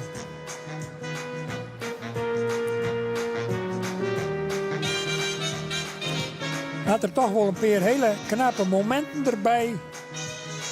Maar dan is het weer in de war en is de regelmaat weer voort. Ja, want op het moment dat die regelmaat er even is, dan is het wel een mooie rustige pas. Het is net wild. Maar ja, hij dan verspringt er hem iedere keer weer. Het is wel heel schande. Te driest. Want ja, het komt net optimaal als in rjocht. En dat zult zeker gevolgen hebben voor de klassering straks. Want ja, je moet het wel meenemen in je beoordeling. En dan kan je als jury, wat krijgt die 3 goede passen zoend, hè? Maar ja, dan staan er 3 mensen die er misschien ook op een minder goed moment zoend hebben. En dan staan ze nou al te debatteren, ja, wat maken we daarmee? Want je moet het wel eens worden, dat is het mooie, dat je met z'n 3 binnen. Dat je de alle 3 op een orenmoment joggen en ik tot een oren afwaging komen kennen. En dan is het de zaak om daar een compromis in te bereiken. Aluminium en kunststof kozijnen. Nou, dat betekent dat de jury die zocht het dus wel, maar die shot wel die beweging, maar dat net vasthouden, dat speelt dat ik een rol dus. Ja, je moet het wel beoordelen en besluiten op basis van wat je hier joggen. Visser uit Spier. Wolter komt nog in de ring. Uit dezelfde fokstal van stoeterij Visser hier in Drachten. Zo van Faber 348 en de sterpreferente Merrie van Karsten 362 komt uit stam 47. Goedgekeurd in het najaar van 2019. Wolter voert zowel via zijn vader Faber 348 en zijn laagverwante moederlijn Onverwant Bloed. Komt uit dezelfde Karst 362 moeder als eveneens onverwante Omer 493. Wolter viel in het verrichtingonderzoek op door zijn goede werklust, goede bewerkbaarheid. Aangespannen kwam hij het meest tot zijn recht, waarbij vooral zijn mooie voorbeentechniek opviel. Gestationeerd bij stoeterij Friese Visser Drachten, de hengst de Wolter 513. Wat wel even nieuwsgierig is, het is nog net vregen, maar ik denk dat dat wel nieuwsgierig is. Het begint iedere keer bij een aankondiging mij van hij komt uit stam 47 of stam 38, stam 102. Wat bescheurt dat? Nou, dat is het nummer van de Merrylijn waar die hengsten uitkomen. En we hebben voorheen hebben we 2 grote, dikke boeken. En daar kon je alle hinden zien waarom vinden per stam. En dan hier heb ik het ongeveer, want ja, het had ik langzaam bij staan in bepaalde stammen die weer buiten beeld. Maar daar hebben we toch een dikke 250, misschien wel 260 stammen, merriestammen. En het nummer jouwt om bij die stam zijn oorsprong vindt. De stam mem wordt daarin verneemt. En dan krijg je een compleet oorzicht van nou, zeg maar, 1900 tot een jaar daar. Dan kerst via al die verschillende familielijnen kerst ook zien hoe oud dat zijn stam al is. Dus dan kerst helemaal weer waarom zien naar de stammem, de oorspronkelijke stammem. En dat kennen ze inderdaad wel 1900 was. Ja, sinds de registratie is begonnen in 1879. Maar ja, die wie natuurlijk net helemaal waterdicht. En ben ik hier best dat meestal nauwelijks waarde hechten aan een stamboek papier. Dus ik hing dus die misschien wel net eens in het stamboek inschreeuwingen.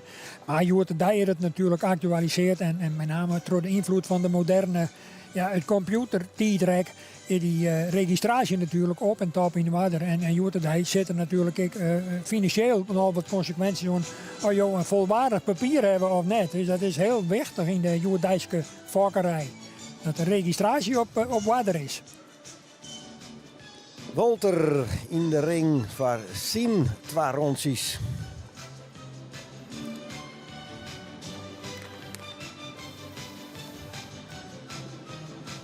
En dan is het over het verwantschap. Nou, dit is het nog legere zegje, 1579. Dat mag je er een van de ouder lezen.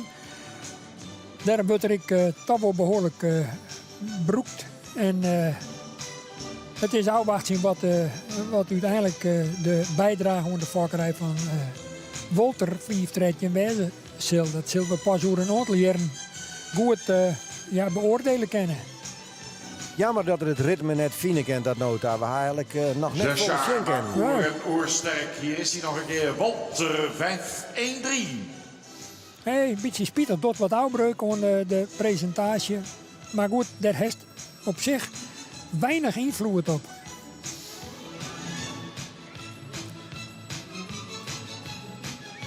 De Hienst liet nou achter ik de mensen om voor een hele hege klassering in aanmerking te komen. Het spijt me dat ik het zeggen maar ja, de wereld had een schel uit is dan wel eens de coördinatie is matig. En er is een hele matige ronde van Wolter. Het is wel heel spietig. Hij dribbelt wat en komt nooit in een ritme. Hè? Dat is jammer inderdaad. Wolter die koert net zien gang fine eigenlijk.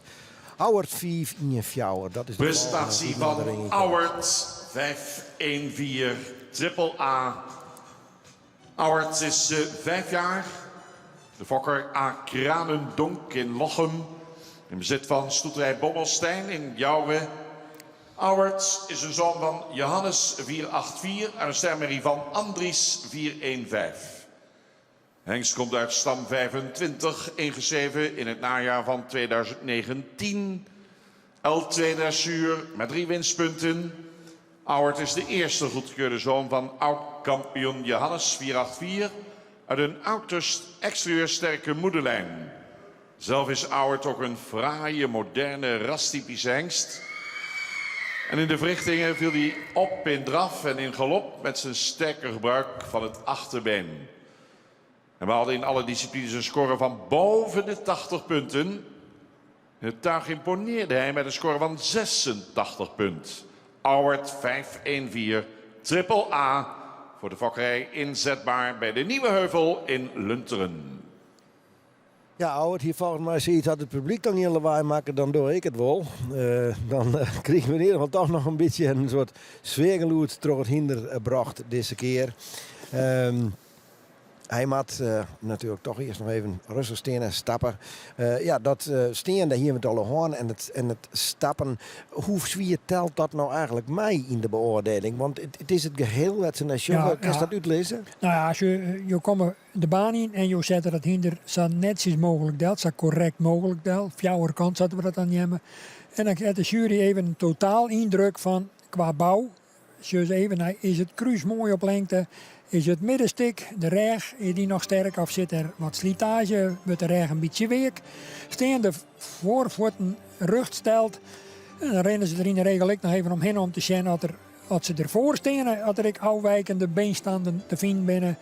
Dat valt in de meeste gevallen natuurlijk wel mooi, maar het bevriezen in de stof ook gauw is dat ze in de voorbeenstand of een beetje toontrederig of een beetje Frans binnen.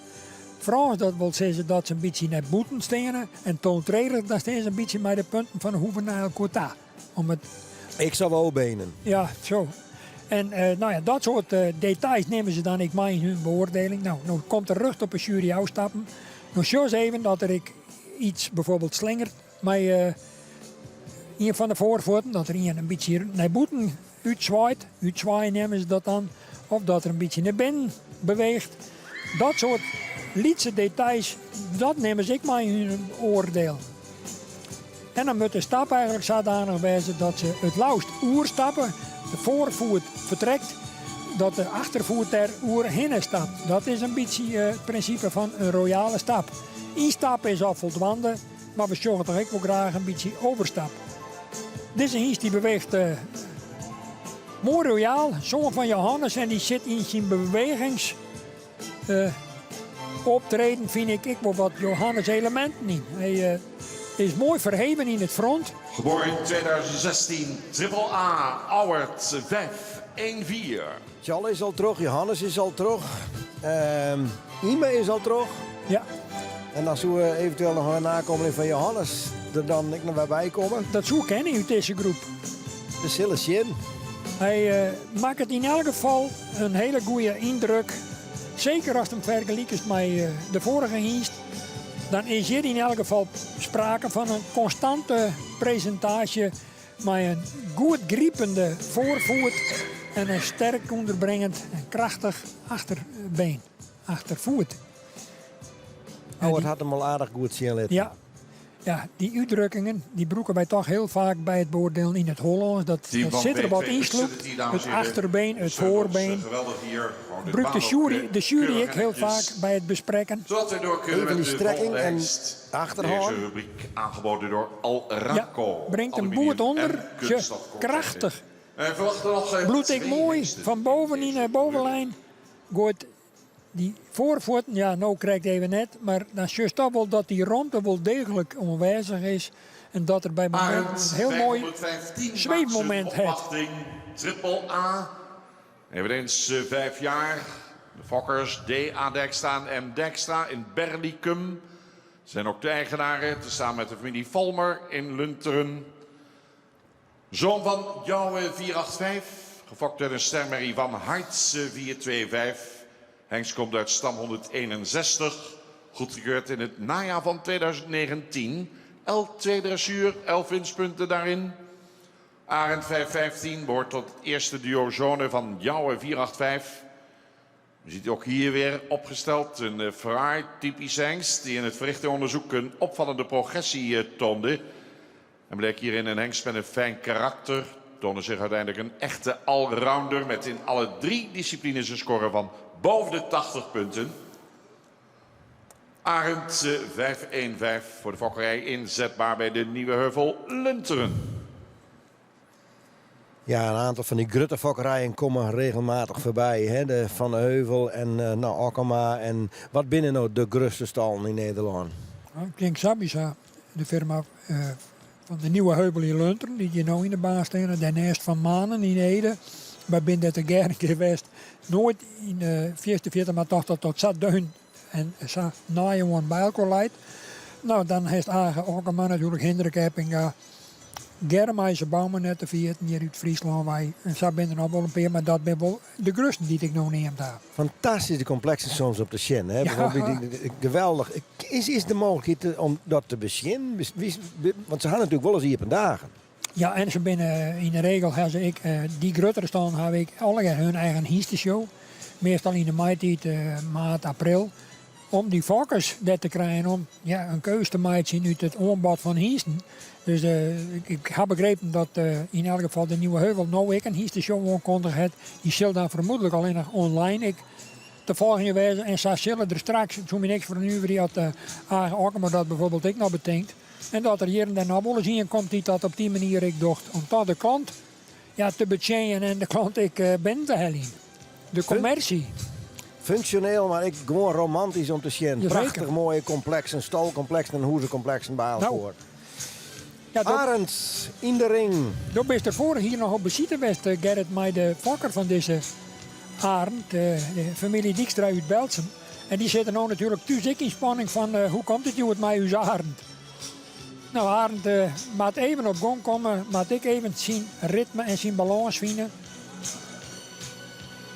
En natuurlijk had er het voorbeeld van Auwert zien stalgen. Presentatie van de triple Arend. Eigenlijk mat. Arend 515. De eerste ronde weer wat dat onbelangrijk.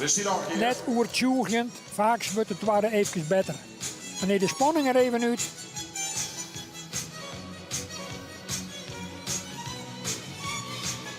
Even zien hoe het er op een kwarte zijde gaat.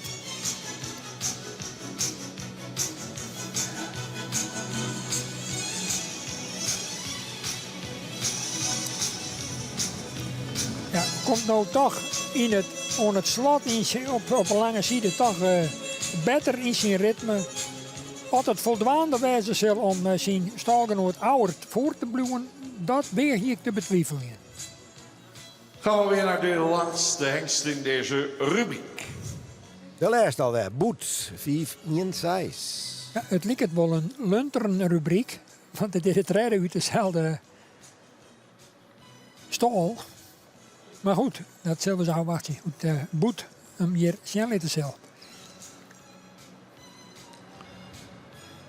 Boet had het even regen binnen. We zien verschijnen Boet 516, triple A. Ook 5 jaar, ja, 4,5. Geboren op 26 juni 2016. Gefokt bij AP van de Ven in Vinkel. Boet 516. Daar komt er aan. In bezit van Vinnie Volmer en TC Visser in Lunteren. Vader Jouwe 485. Moeder en stermerrie van Uldrik 457. Komt uit stam 54. Goedgekeurd in het najaar van 2019. En Boet 516 behoort dus ook tot het eerste duo goedgekeurde zonen van Jouwe 485. Boet is een opvallend fraai typisch hengst met een sierlijke belijning. Boet was dan ook de verrichtingsstopper van het Centraal Onderzoek in 2019. Dat dankt hij onder meer aan de uitstekende 9 voor de stap. Boet 516, triple A, inzetbaar in de fokkerij bij de Nieuwe Heuvel in Lunteren. Ja, prachtig mooie cijfers bij het verrichtingsonderzoek. Echt heeg. De menproef maar liefst 87,4 en volgens mij is 90 helje. Ja, nou ja, dat is wel meer helly. Ja, zelfs nog meer helje. Ja. Maar met name wat heel erg positief opvalt, dat is de cijfers voor de stap. Dat juist haast nooit bij een Fries internet. Bij de merries, ik zelden of nooit, mag ik net zeggen. Maar als door de uitslagen besjost zijn, dat ik van Keuringen, stap heel vaak 6 een heel, zo'n heel. Maar een jochen, nou dat ben uitzonderingen, werkelijk weer. En dat is wel een punt van verbetering binnen uw ros. En ja, het is alleen nog spietig dat de doetietske hienstjury eigenlijk een beetje, als het goed beschouwt, hoe deze hienst strofel is. Want deze hienst die bleek letter een lichte afwijking om zijn ademhalingsorgaan te hebben. Een lichte vorm van coronage.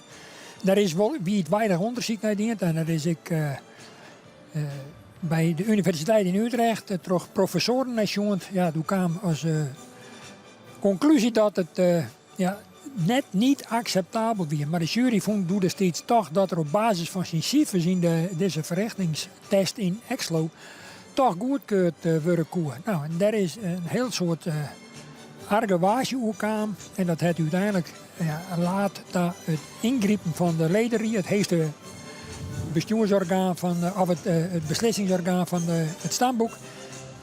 En dat heeft tot gevolg dat die jury min of meer onderkant scoot is.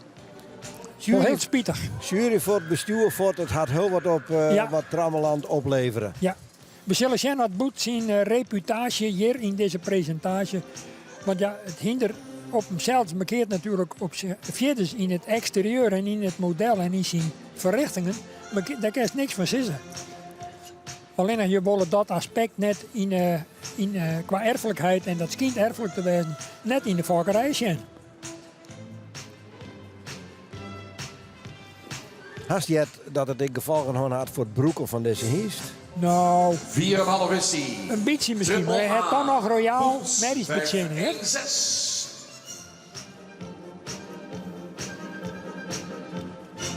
Qua exterieur ziet er natuurlijk fantastisch erop. Hè? Ja, verkeert helemaal niks om. Je kan hem goed bewegen, dat is duidelijk zichtbaar.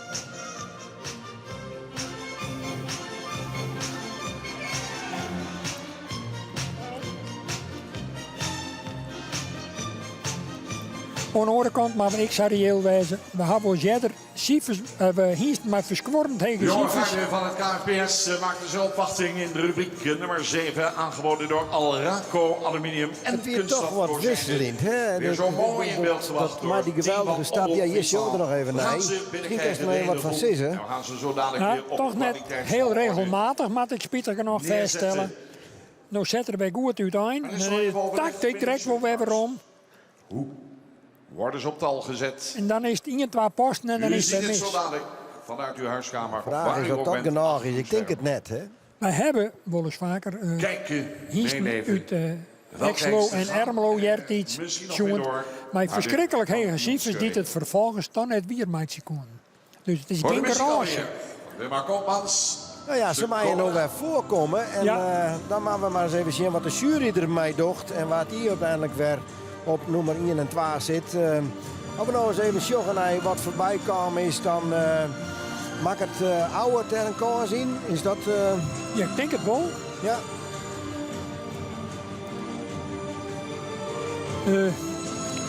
En Wieboud. En Wieboud. Ja. Ja, dat denk ik. Die maakt toch de meeste indruk, hè? Voor mij en voor die neem ik gewoon hier vanuit uw positie voor, ja. Ja, wij ken ik, ten eerste ben ik een specialist Dome volle meer dan ik, maar wij ken ik net alles zien. We weten net wat de jury had, maar zoveel factoren rekken. Maar we zullen zien wat voor tal ze zetten. Altijd het mooie spultje, oerstekken, ertussen stekken en dan uiteindelijk de nummers 1 en 2 opstellen. En dan weten we wat mij gaan naar de kampioensrinde uit deze rubriek Zoon. Nog even een liedje aanvulling van mij wat ik al eerder even voorgeleerd. Er wordt naar je voorzitter zocht en toen zei ik bij verzin voor het Frieske Tuighinder, maar het is een voorzitter van het stamboek. Want uw vriend die ook van een mooi interview had, de waarnemend voorzitter Ted Welling, die treedt weer om op het moment dat er een nijen is. En de voorzitter van de selectiecommissie, IJzer Bauma, die vregen mij of ik daar even omdenken aan jou. Nije voorzitter van het Hingste Stamboek. Daar hier het om. Ja. 515 even op kop graag. Dan luister je mij.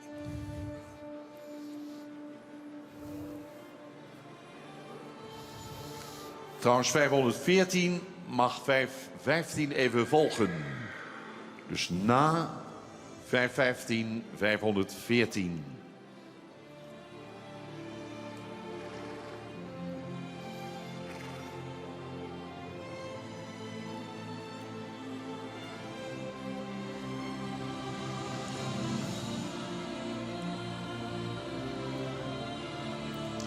...512 aansluiten na 514.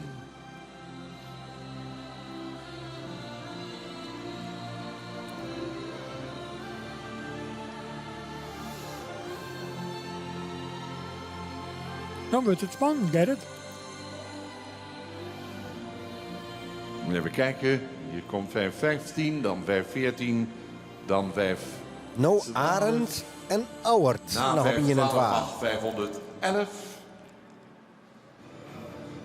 Dus 511 een plaatsje op. 510 mag volgen. Dan hebben we dan nog 513 hebben we nog. 516 hebben we nog. Ik zit hier mooi aan de boarding. Als ik nou 516 nog eens even wat beter wil bekijken, moet ik hem nu even laten halt houden. Doe dat maar eens even. Dan heb ik wel een mooi beeld van de 516 hier zo voor mij. Ja, dan maar moet toch steenblowen. Ja. Altijd even mooi om één hengst En we te hadden halen. natuurlijk eerder zien dat de rest dan erachter sluiten. Ja. Je weet nooit dat ze datzelfde trucje hebben, maar zo kennen. Dat zo beschutten dat Boet op kort komt te staan. Jongen, wat een uitstraling hebben die hengsten toch. Nou, Saturday Stiet is natuurlijk ook een plaatsje. Daar heeft Bert eruit de regelie komen. Het is een geweldig mooi hinder op de dus scène. perfect voor hebben staan. En dan komt Arend daar eerst achter. Ja, nou hier toch staat... de rest die komt eraan. Ik zou zeggen, langzamerhand maar in stappen overgaan zo. Nou, de jury die zag het tot dusver, zoals het er nu naar uitziet. Dat zou je beschutten. Dus Boet en Arend op 1 en 2. Heel verrassend. Dat is wat oors dan Auwert en Wieboud. Ja. Met jou ik even aan hoeveel verstaan het wij ervan hebben. Pak hem hier maar een per oren. Ik denk het. Maar desalniettemin, dan doen we krekkers in feite de meesten thuis, denk ik. Al zult daar wel een aantal zeer deskundigen zitten, maar nooit net niet in de zaal zit. Er is maar één oplossing, dan moet ze hier 2 juryleden deelt verder. Spannende momenten. Maar het jurykorps nog 1 keer de stap beoordeeld van de hengsten.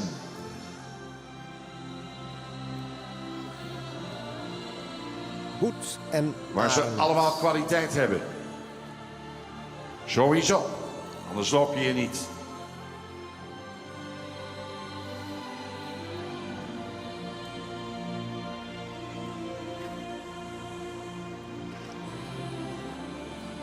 nog net het teken dat het sabloot nog, iedere keer net, dat krijgen we dan in het middenterrein als Job en Toem omheen komen. Ja. Pak de microfoon. Ja. Sabine neemt de microfoon in de hand. Dat betekent dat we eruit zijn. Op kop geplaatst. Boet 516. Proficiat.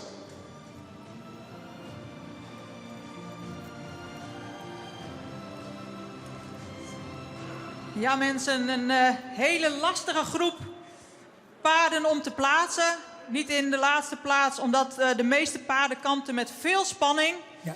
Waardoor de beweging niet goed uit de verf kwam. We hebben ze dan ook wat langer laten rondstappen. Op kop geplaatst. Boet 516. Een hengst met veel rasuitstraling. Veel behangen, fraaie voorhand. Een hengst die als hij niet veel spanning toont goed stapt. En een hele fijne draf liet zien met een goede verruiming. Op de tweede plek Arend 515. Een hengst die veel jeugd en luxe uitstraalt. Goede beleiding heeft. Die actief stapt. draaft met een krachtig achterbeen en goed terugkomt in de hoeken. Daarna krijgen we Auwert 514, een moderne luxe hengst met hard beenwerk.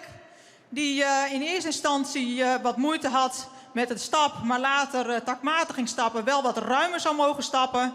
Draaft met een goede techniek, mooi voorbeengebruik. Derde plek voor Auwert. Dan krijgen we Waander. Een Waander die het een beetje moeilijk had met zichzelf, veel spanning had, veel moeite had om zichzelf te geven. Een hengst met heel veel bravoure, heel veel uitstraling, die bij het rondstappen ook laat zien dat hij een goede stap heeft. In draf toont hij een mooi gebruik van het voorbeen en veel afdruk. Dan gaan we naar Wieboud 511.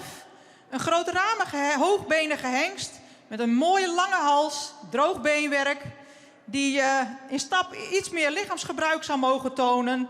Beschikt over een goed drafmechanisme met veel vouw in het achterbeen. Dan volgt catalogus nummer 510. De Australische inzender Bastiaan.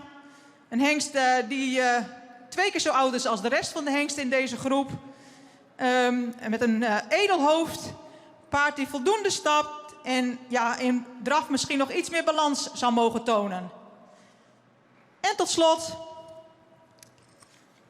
Wolter 513.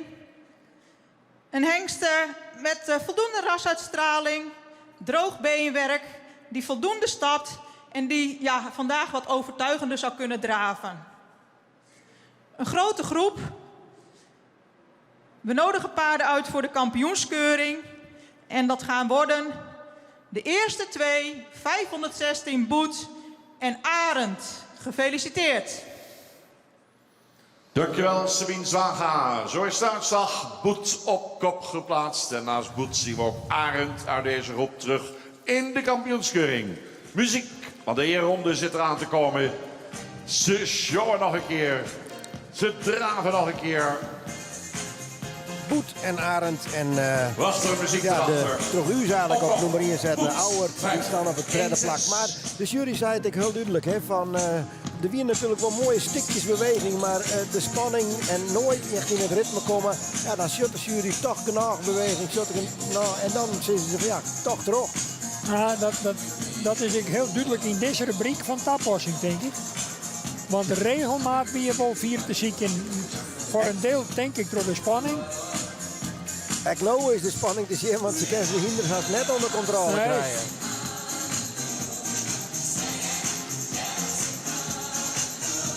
Maar hij heeft de meidjes wel maar grote, sterke hingsten. Ja.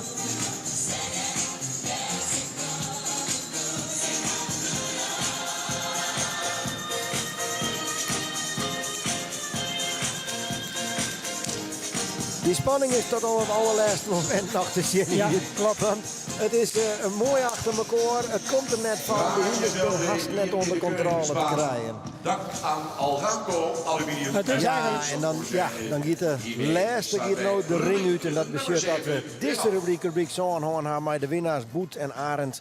En voordat we beginnen naar de laatste rubriek in de voorrondes, zorgen we nou eerst even naar nog wat opnames die we jeder maken gaan. En allereerst is dat een tuigrubriek met verschillende oorspanningen die te zien binnen. Onder andere Treien Enkelspan en Twatwaspan.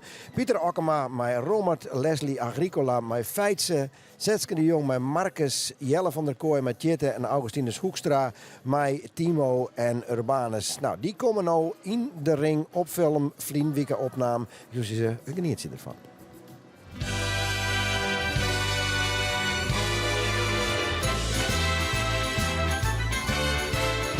Het Friese paard met zijn prachtige statuur. Met zijn fraaie behang, zijn gitzwarte kleur. En kijk die beweging. Paarden klimmen er meteen weer in. Feitse GL voorop met Leslie Agricola. En Feitse laat geweldig mooie bewegingen aan ons zien.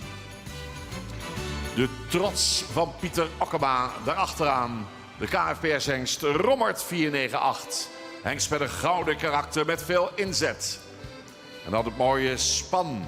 Het span gereden door Zetske de Jong. De paarden Marcus en Ide. Nakomelingen van Meeuwis en de drievoudig kampioen Norbert 444. De oortjes erop. Gelijkheid in het span willen we graag zien. Eenheid in beweging, eenheid in houding. En nog zo'n enthousiaste rijder op de concoursvelden. En laten we hopen dat de concoursen dit jaar weer door kunnen gaan. Dat zou mooi zijn. Zo'n geweldige rijder is Jelle van der Kooi uit Sint-Nicolaasga. Prachtige chase meegenomen hier naar de KFPS Hengstenkeuring. En hij presenteert Chitte VDK, een van zijn jonge paarden. De 7-jarige zoon van Andries.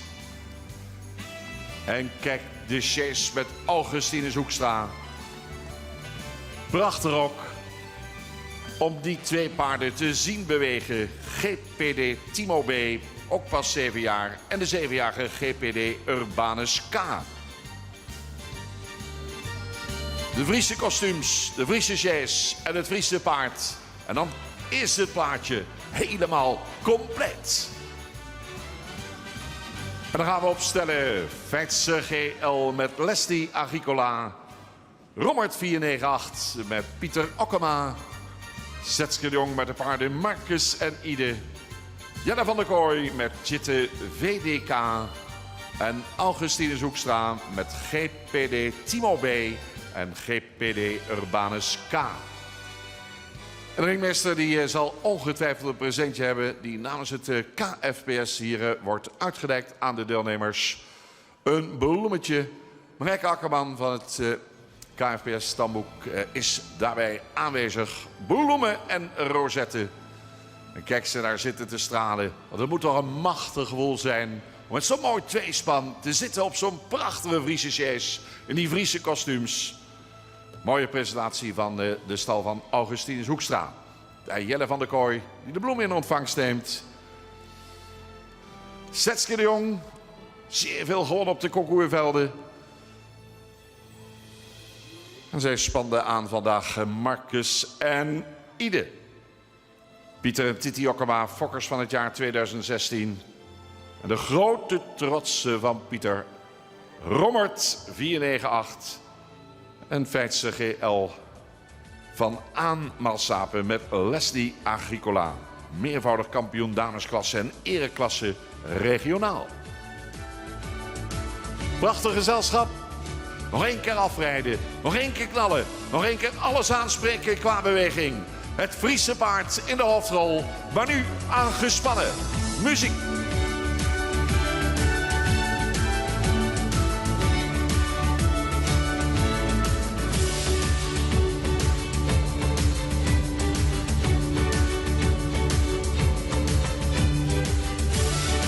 Feitse GL. Kijk naar de ruimte in de beweging. Kijk naar het zweefmoment. Een heel mooi statuur. En wat wil die hengst werken? Wat doet die super zijn best? Rommert 498. Mooi rechtgesteld. Dat willen we graag zien in het tweespan. Span van Setske de Jong. En wat een plaatje is het. Jelle van der Kooi op die mooie chase. Met Chitte VDK. En daar het span van Augustinus Hoekstra. Met een woord van dank aan de deelnemers dat ze hier vandaag wilden zijn op de KFPS Hengstenkeuring 2021.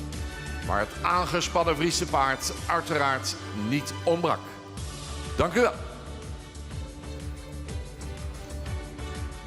Ja, en wat is het jammer dat ze dit hier, in ieder geval Vlien hier net te zien, wie een mogelijk voorlopig dit hier ik nog net, we hoop je vanzelf al, maar ze weer hier toch even te zien, de Friese oorspanningen in verschillende wijzen in beeld bracht, dat je er toch even weer van genieten kennen. En de meesten die ze voorbrachten, die vinden dat zelf ik zo fijn, want ze missen het al hier dat er geen concoursen binnen. Nou, toch even een indruk, toch even weer een beeld.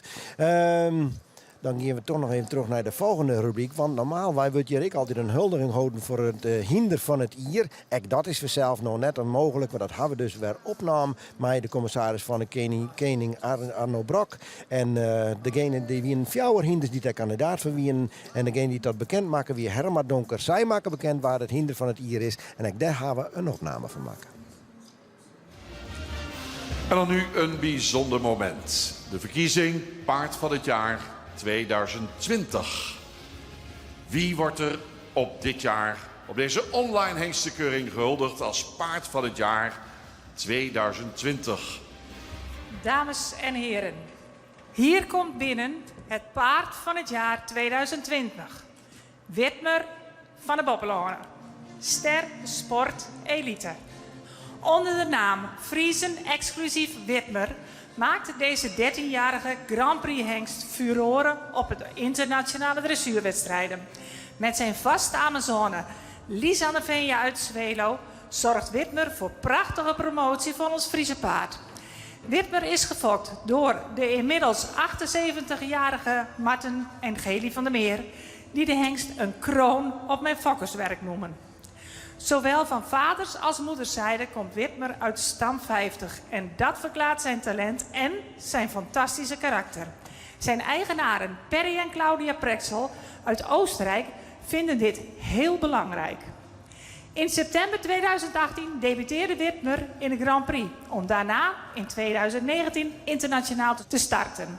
Volgens Lisanne wil Witmer voor je werken en dat heb je nodig in de hogere dressuur. Voor Lisanne en Witmer is de top nog lang niet bereikt. Hij verbetert zich nog steeds, geeft Lisanne aan. Dat is mooi nieuws voor alle liefhebbers van Friese paarden, want dan kunnen wij nog lang van hem genieten. Lisanne, families van der Meer, familie Tjeertsma en de familie Prexel, van harte gefeliciteerd met Witmer van de Boppelone, Paard van het Jaar 2020. De fokkers, ze komen erbij. Een bijzonder moment. 78 jaar jong Marten van der Meer, echtgenote Geli, is meegekomen. En hier zal de hulde plaatsvinden. Rozet wordt aangehangen. En eveneens is in ons midden de commissaris van de Koning, Dr. Anders Arno Brok. Hij zal nu naar voren treden om de bijbehorende cheque uit te gaan reiken. En we geven ook de commissaris van de Koning, Arno Brok, even het woord. Beste mensen, het is voor mij ook bijzonder om hier aanwezig te wezen. En voor mij nou de eer uit namen van de provincie Friesland om de cheque te oerlangen. In de vaste plak aan jou, de fokker van dit prachtige hinder. En ook een cheque, en die jou ik dan aan jou, voor de eigenaar die een eerste riek is. En spietig genoeg, je wordt net aanwezig wezen kan. Maar het gaat om het hinder. Prachtig dat jou ook het hinder brengen kunnen in dit vermidden. En we hopen vanzelfs dat dit prachtig hinder nog een soort mooie jaren, mooi maatje, zal. Tiegetank en lokwezen. Prachtige woorden van de commissaris van de Koning in de provincie Friesland, Dr. Anders Arno Brok, die de cheque op dit moment overhandigt aan Marten van der Meer. Die dit op 78-jarige leeftijd nog mag meemaken. En wat is dat geweldig, dames en heren. Ja, dat viel geweldig. Ja, want hier ben je dus in feite je hele fokkerijtijd ben je hiermee bezig om dit te fokken. En dan komt er dan Gerus ook nog, dat is helemaal mooi. Dat is mooi om te zien. Ik kan me vaststellen dat je heel grutsk bent. Ja, dat denk ik, want wij zijn dus meer dan 30 jaar met die fokkerij bezig. En in die fokkerij, daar ga ik een doel maken, want dat ben hier leven west ik bij zijn doel. Ik ben hier, ik wil daarheen. En ze met de hinders dan zit ik van, nou, ik ga voortje en dat er nog dus dit werk kan in de sport. En sport is bij ons altijd belangrijk geweest. In ons hele fokkerij, de merries wij met fokker, ben alle keer merries met sportpredicaten. Om te zien van, wat voor sporteigenschappen zit erin. En wat voor hies maakt hij dan bij haar om dat dus verder uit te bouwen. En zo zijn we dus bij Witmer, ik komt uit wat er nog is. Ja, want het is wel echt een sporthiest, geen dekhiest is hij. Hier is geen dekjes, want daar markeer ik gewoon en dan denk je zo, dit is dekjes en geschikt maken toen kennelijk. Nou prima, dat is zo, dus dat is ook net slim. Want wie haar sport ik altijd heel belangrijk van. Dus dat er dit nog bereikt in de sport, prachtig. Dames en heren, kerstvers gehuldigd, Paard van het Jaar 2020. Kijkers thuis, doen we nog even mee met z'n allen. We horen het hier. Voor Witmer van de Boppelanen. Opgenomen in die eregalerij Behoren tot de top van het KFPS. En u ziet waarom.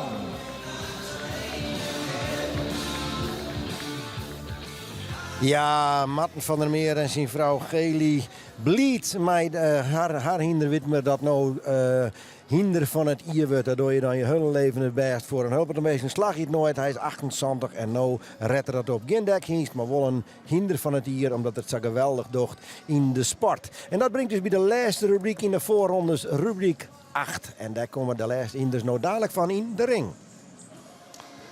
En we hebben nog één rubriek, rubriek nummer 8. Keuring van de ingeschreven stamboek hengsten vanaf dekseizoen 2021.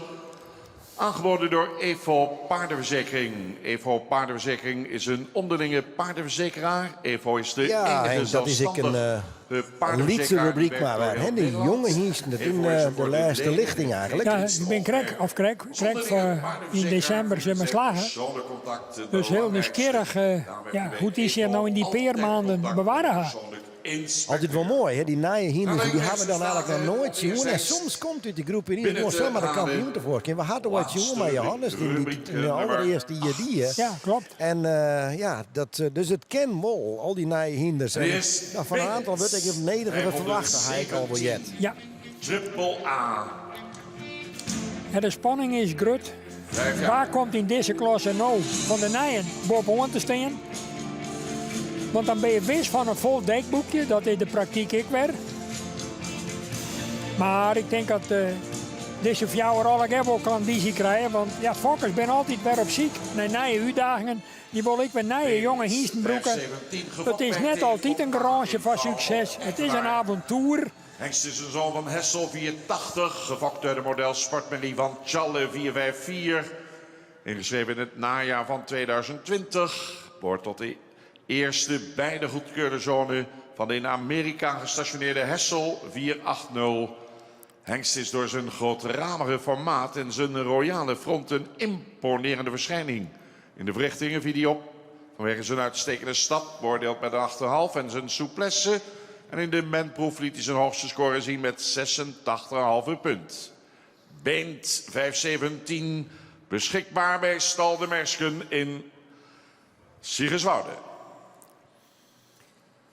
Beent, zei het uit, wij nemen het beent, hè. Ze hadden over dat in Fries. Het is al die Friese naam, die ene wat herkenbaarder aan worden, maar beent is wel een echte Friese naam. Heel duidelijk, maar dat past ik wel een beetje bij de fokker van beent, Ties Vopman van Gouw. Die jij er misschien al de nodige succes in de fokkerij behellen heeft. En ja, dit is eigenlijk ik weer een kroon op hun fokkerij. Hij eerder Pieter genoeg niet meer. Maar ik denk dat Ties en de vrouw thuis hier echt zitten te genieten van beent 400 en Santje. Geweldig. Vorig hier eigenlijk ik in dat traject zitten, doe op jou eigenlijk futstuurt. Net goed genoeg bevond en nu toch in deze lichting wel terug. Dat kent dus wel, dat je een keer verkeuring in eruit gaat en dat je dan nog een keer bent weer dat je het wel opredden. Ja, dan mag je natuurlijk wel wat presteren. En Beent, hij had er toen nog, dan ben ik zijn naam van Doe even kwijt. Maar goed, hij won toen wel de Pavo Friso Cup in Leeuwarden. Daar weer er heel succesvol in. En ik zit net dat alleen nog het criterium best had. Hier staat hem verder natuurlijk geweldig positief ontwikkelen. En op basis daarvan is er weer aanwezig voor dat verrichtingsonderzoek. En nu heeft het wel succesvol online. Dan heb ik mijn hele mooie cijferlist. 28 punten voor de rijproef en 86 heel, dat is behoorlijk heel gek. Met name ik mijn hele sterke stap, 8 heel, dat is juist het weer. Nou, en hier is bij zo'n stap, daar hebben we altijd verlet van in de varkerij. Zij zijn dus goedkeurd en mij nou dit hier voor het eerst dekken en dan is dan het best belangrijk. Zeker. En dat je nou bovenaan eindigt, dan zei ze het al, dan komt er de belangstelling. Tuurlijk, dan dekken je de 180 meter wat het betreft, want dat is het limietontal, die dekken je dan probleemloos vol. Een hele lange hierstik, lang gelijnd. Een sterke hinder. Een krachtig bewegingsapparaat, toch ik wel. Een mooie griepende voorhand en een krachtig achterbeen. De nieuwe lichting hengsten Triple A Beent. En een hingst met statuur. Een stokmaat van 1,71 meter. Kom eens even, hoe er je vertrekt hier uit de hoekenwaai. Grandioos, echt zitten gaan achter. Die er qua statuur, postuur wel heel mooi op. Ja, het is in verhouding. De binnen die zeggen ze maakt net groter, daar ben ik niet van. Maar dit is nog acceptabel. Hij is in verhouding en net draait het om. En dan kan er hem ook nog meer dan gemiddeld heel goed bewegen. En hier natuurlijk compact, dat is deze wol. Hè? Ja. Die is, Ja, ik zeg, de nieuwe richting mooi Hengsten bij elkaar. een centraal onderzoek hebben afgelegd vorig jaar in het prachtige hippie-centrum in Exlo. We gaan door. Ja, die hadden we best wel snel. Heel best. Gaat binnenkomen. Maar Friso, er komt meer. 18. Er komt meer concurrentie die meer. de kwaliteit heeft. Friso is die eerste daarvan.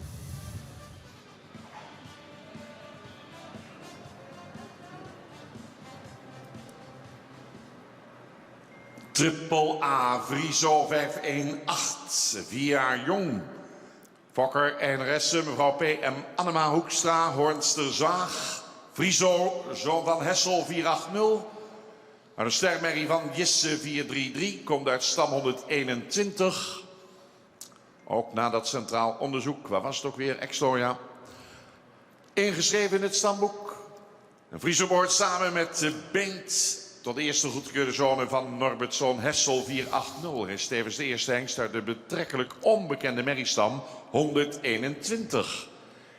In de verrichtingen viel deze hengst op door zijn uitstekende inzet. Het leverde hem in alle 3 de disciplines een puntentotaal op van meer dan 80 punten. De draf, daarin laat de hengst met name een mooi beeld zien. Beschikbaar bij de HVM-stal Hoornster Zwaag, Friso 518. Uitwaarste Zwaag. Ja. Harry van Middelaar, dat hier komt te staan, die stiet er al met een soort concentratie voor. Zijn voorbrenger zult bezieken natuurlijk om Friso optimaal te presenteren.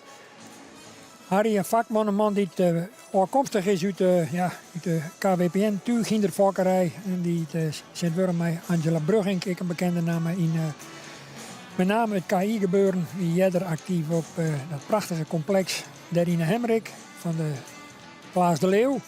Stoeterij het Zwarte Paard. Maar die is soms met Harry is een eigen bedrijf begonnen. En dit is naast dat Jasper, daar ik altijd stier natuurlijk, is dit de eerste hengst die ze volledig in exploitatie nou ik krijgen. Hoe krijg je ze? Jasper had jarenlang staan. Ja. Hij is nu bij thuis, maar had jarenlang daar in training geweest. Ja, een vakman puur zanger en een vakman met een grote vee. Ja, Jasper Treij zei. Hoe het ik ben of keer op iedere manier mis je hem op zo'n tijd. Ja, zeker. Hij had er zo lang geweest, tot als hij 24 jaar vleend hier Oski nam. En het is misschien ook wel goed, omdat er ook geen publiek is. En daar kijkt hij dat hinderlijk wel op. Ja, het scheelde wel een paar klassen. Ja. We zullen zien hoe het Friso om zijn lid.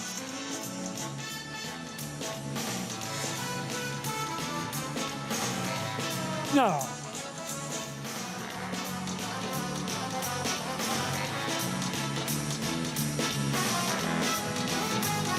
Nou, dit een hele netjes verrichting zijn. Mooi geliedmatig. Zo nog in de voorhandel iets meer riezen zijn willen. Maar ja, dat komt ik een beetje bij de huid, of de memmershuid bij Jesse. Die ben ik een beetje qua type, wat ik hier weer omzocht. Wel hele beste gebroekshinders. Maar hij liet hele royale bewegingen zien. Best genoeg. Gewoon kom ik er net over dat het toch even alle jaren een liedtosje minder wie als de eerste. Maar ja, voor u, hè? Voor u, maar dat zit ik er bij. Daarom stel ik het met mijn vraagteken erachter. Maar Beent maken wat dat betreft op mij wat meer indruk. Meer hiest, sabisaal, qua postuur. Ja, dat klopt. Ja, we hebben een treden in dit rubriekje daar. Dat zal dan Detmer 5 in Jochen wezen. Binnenkomst van Detmer 519. Ja, ik een Triple bijzonder... A, ook 4 jaar. Gefokt door de combinatie De Vries. Eigenaren T. de Boer en E. Kramer. Detmer, zoon van Alwin 469. En de model AA Merrie van Thewes 389. Komt uit stam 110. Ook vorig jaar ingeschreven. Detmer is de tweede goedgekeurde hengst van vader Alwin 469. Toont zich in veel opzichten met name als een moederkind. Zijn moeder is de bekende modelmerrie Weeltje A, die in 2015 algemeen kampioen werd van de centrale merriekeuring. Detmer doorliep een uitstekende verrichting. Alle drie de disciplines, een score van ruim in de 80. Verrichting als tuigpaard sprak tot de verbeelding. Daarin scoorde de hengst zelfs 87 punten.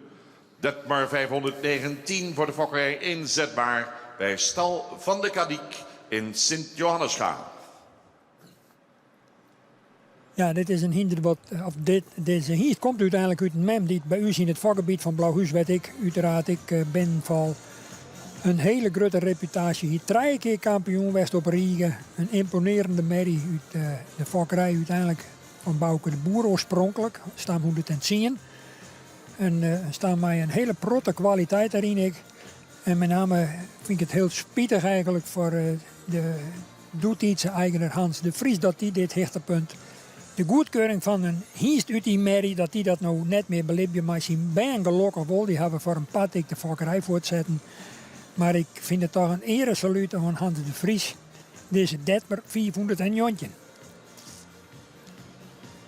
Super cijfers dus ik in de verrichting. Ik een serieuze kandidaat in mijn beleving voor een topklassering in deze rubriek. Maar dan moet het nou wel weer meidje in de komende minuten.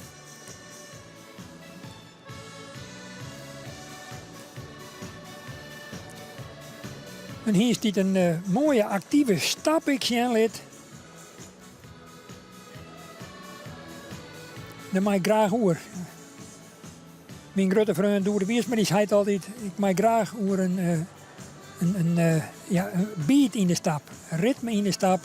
Een muzikale beat in de stap.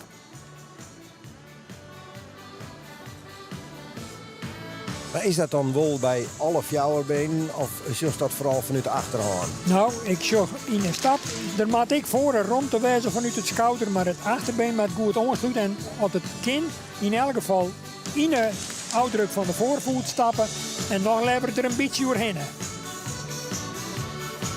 Zo hij draaien zo'n heel op een stap. Dus dat weer rondvoelt wandelen. Ja, maak het ik wel indruk in deze drafronde.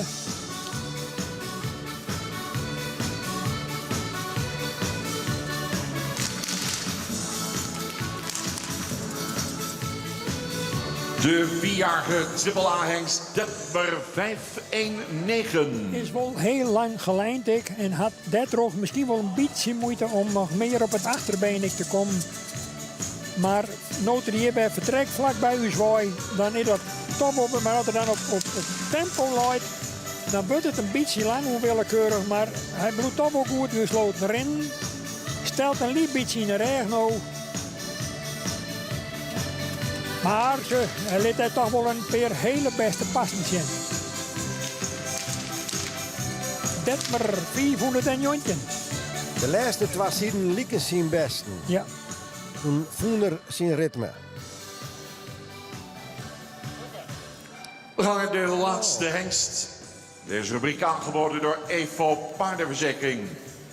Presentatie van Fouke 520. AAA.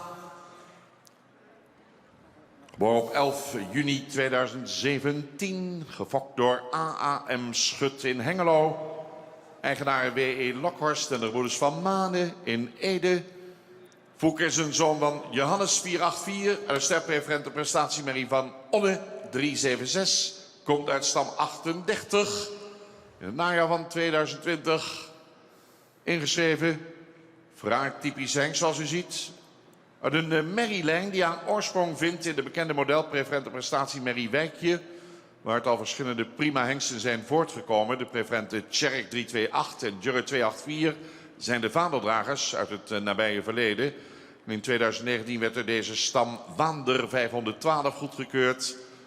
De hengst Fouke was verrichtingstopper in het Centraal Onderzoek in 2020 in Exlo. Hij behaalde in alle 3 de disciplines een score van meer dan 85 punten. Kunnen we inzetten in die fokkerij middels het station van de gebroeders van Manen in Ede. AAA Fouke 5-2-0. Ja, zijn reputatie is toch een beetje voorgang. Dat wordt, tenminste dat Jerk zei vooral dat er toch wel wat van deze dienst verwachten wordt. Ja, klopt. Ja. Benijd had hij dat dan ik op Sandai zien litten kennen vanzelf. Ja, dat brengt u toch even op de vraag die natuurlijk meestal tussen zit. Ik wil haar. Er worden van tevoren voorspeld dat het feit dat je geen publiek is, dat kan wel eens grote invloed haar op de wedstrijd. Of in ieder geval invloed haar op de wedstrijd. Kerst u dat nota season? Want dat ik nog zag wat er nou eigenlijk uit de voorrondes komt, dan show van hulpprotehinders die ik wel weer verwachten. Ja. Hasto zien ken dat hinders ik wel oors rennen. Bijvoorbeeld skrikachtige hinders het beter die je dan verwachten. Ja, maar de hast hier, en dat hebben u denk ik net genoeg gerealiseerd, maar ik wil toch de invloed van de reclamebording hier aan de zijkant. Soms dan komt er in een oor reclametekst in beeld en als juist dat hinders daar toch op reageren. En dat is een aspect, daar hier ik van mezelf geen rekening mee houden. En dat bepaalt toch, ik voor een deel, misschien net de uitslag uiteindelijk, maar het heeft wel invloed denk ik. Ja, en hinders ben daar ook liefst gevoelig voor, van veroring. Want ja, ik heb zelf ooit op een sulky zitten, en ik weet wel zelfs als er dan een mollebult, die ene die er net weer en de andere die wol op dat plak weer, dan kan het hinder daarvan schrikken, omdat er niet eens een mollebult is. Klopt. Dus ze binnen ook rustig gevoelig voor invloeden van boetnuut en dan is zo'n wisseling in de boarding soms best wel heel lastig. Ja. Nou, we zullen zien dat Fouke toch zich net zo vol van die boarding aanloekt en zien wat er kan. Een beetje beknapter als het vergelijkt is met Detmers van Nieskes. Wel mooie, sterke bouw ik. Krachtige beweging, jog eens even. Bloed mooi gesloten ik en compact. En royaal, krachtig van achteren. En ik mooi royaal uit het schouder. Van deze hier uit de vakkerij van de oud-vakker van het hier Anton Skut. Topvakker uit Hengelo. Die ik in die beroemde stam 38 zien oorsprong vind.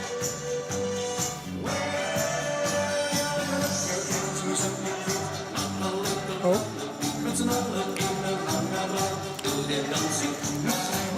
Ja.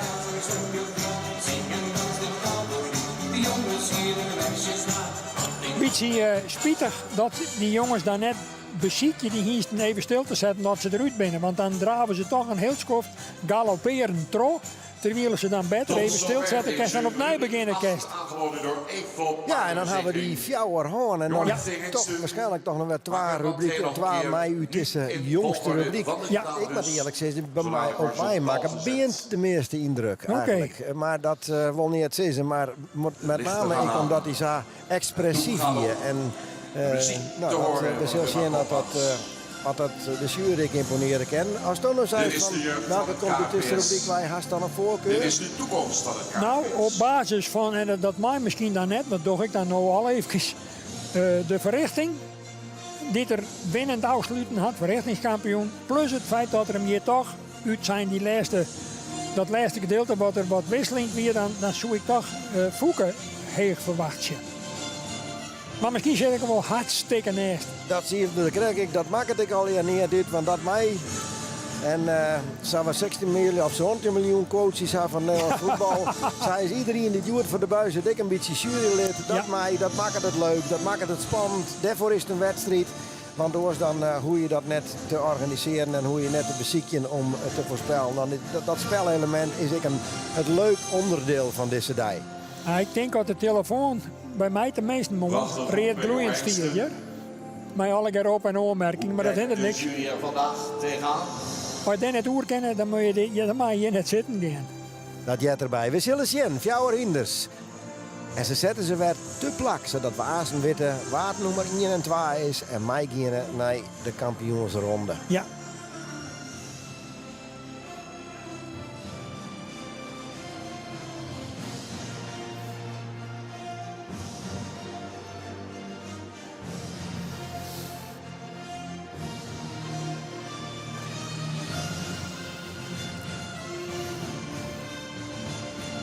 Ik vind het wel heel spannend in dit geval, want het is altijd wedstrijd. Zo sturen ze Fouke al naar voren. 17 gaat stappen. En dan komt Beent, die favoriet erachterom. Nou wil dat net zeggen dat het zo bloedt. Maar dan krijgen we misschien verlenging. Wat zo bloedt.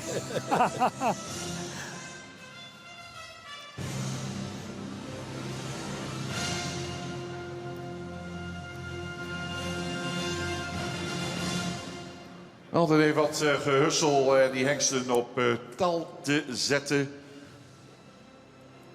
Enkele keer verandert de jury er ook nog wat aan. We zijn er nog niet. Nou rent.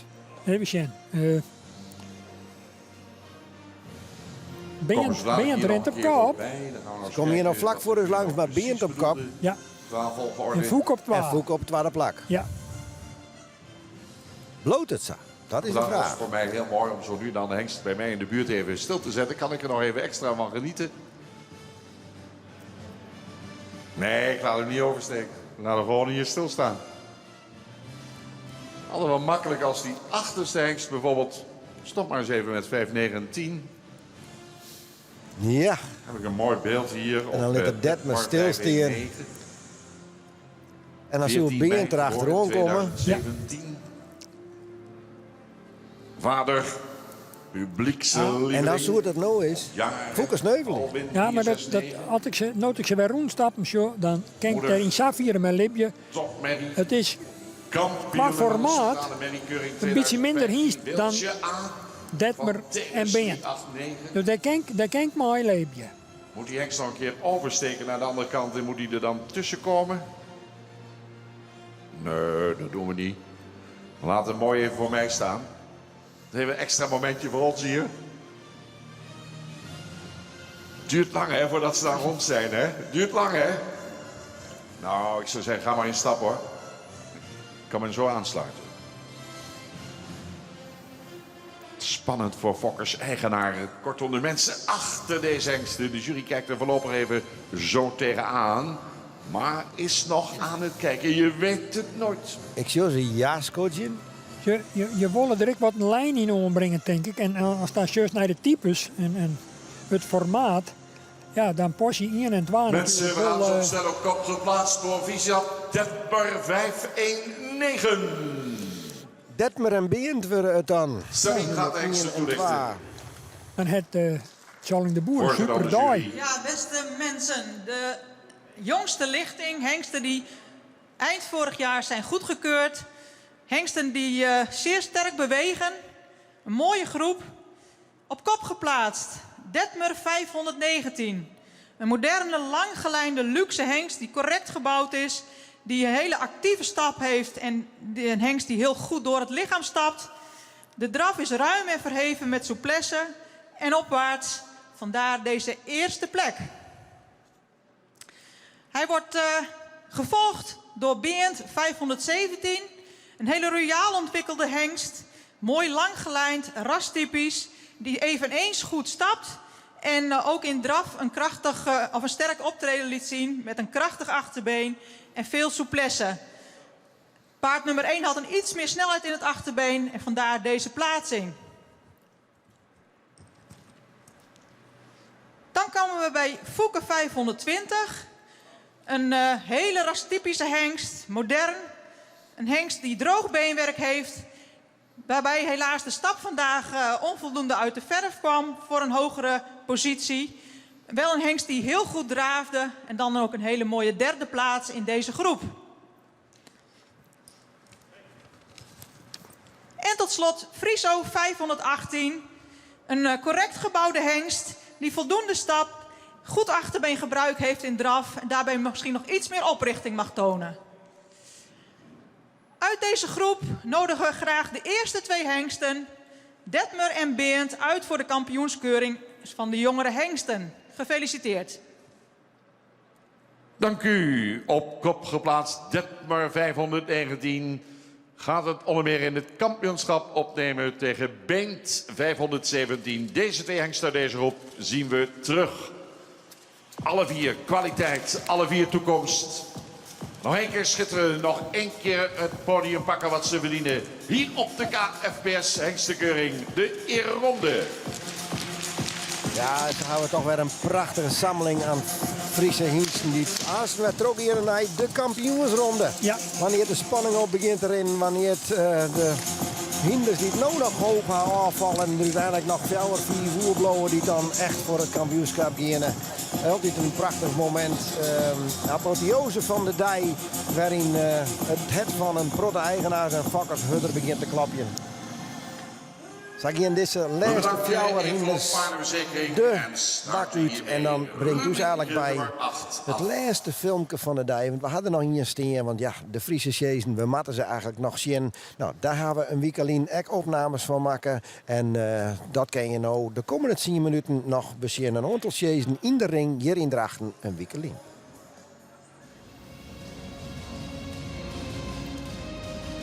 Door met de parels van het KFPS, de sportelite hengsten. Friese paarden die uitzonderlijke resultaten behalen in de competitiesport krijgen het hoogste sportpredicaat sportelite. 2 sportelite hengsten bij elkaar. Wilster is binnen en daar is Essen.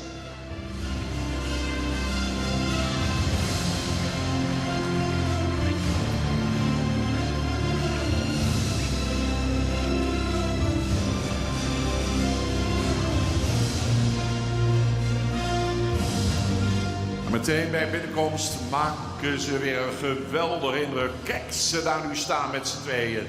Iedereen met zijn eigen charme, zijn eigen sterke punten. Geniet ook van het prachtige behang van beide hengsten. Maar het mooist zijn ze wanneer ze gaan bewegen. Met 2 topmensen daarachter op de concourswagen. En daar is Essen 4-8-9 nog een keer. Zoon van Maurits Smaal-Olof. Jelmer Chardon. Wilster. Kampioen en reservekampioen KFPS stamboekhengsten. Ze kunnen beide geweldig in de dressuur. Maar kijk eens, prachtig duo hier aangespannen voor de concourswagen. Imponerend. Wilster naast Essen.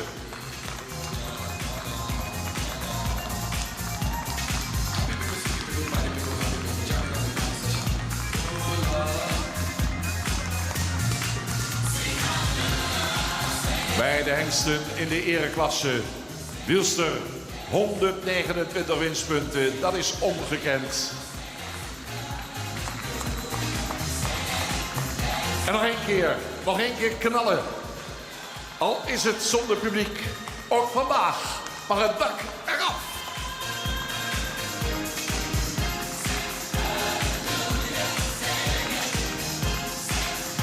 Dit zijn toch kippenvelmomenten, dames en heren. Ze zweven door de baan.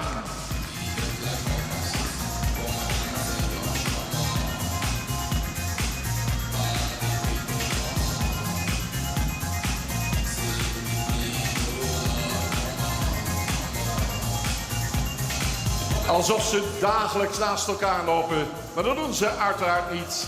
Dan hebben ze een gouden karakter. Ze verdragen elkaar prima. Wat een mooie demonstratie.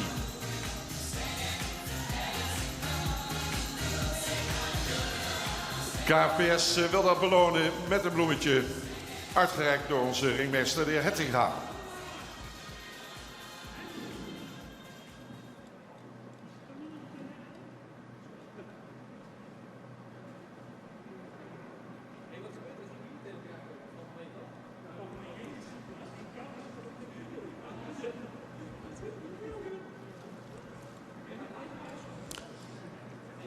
Bloemen uitgereikt door ringmeester en Hettinga, dames en heren. Bloemen voor Sibrem Minkeba en Jelmer Chardon. En beide heren die overleggen al even hoe ze het slot van deze demonstratie gaan rijden. En ik denk dat ze er nog één keer een geweldig moment van gaan maken. Muziek van de firma Koopmans. En hier zijn de sportelitehengsten van ons KFPS. Wilster 463 en Essen 489. Kom!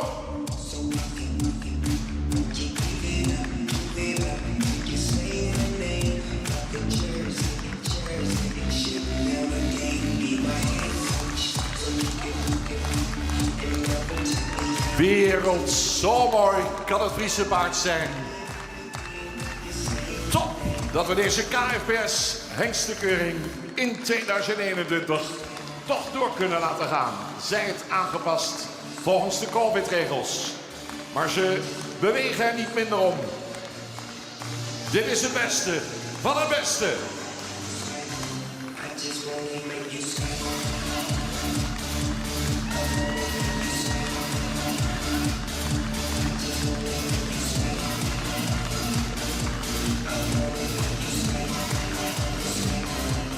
Mensen thuis voor de buis, doe nog een keer mee.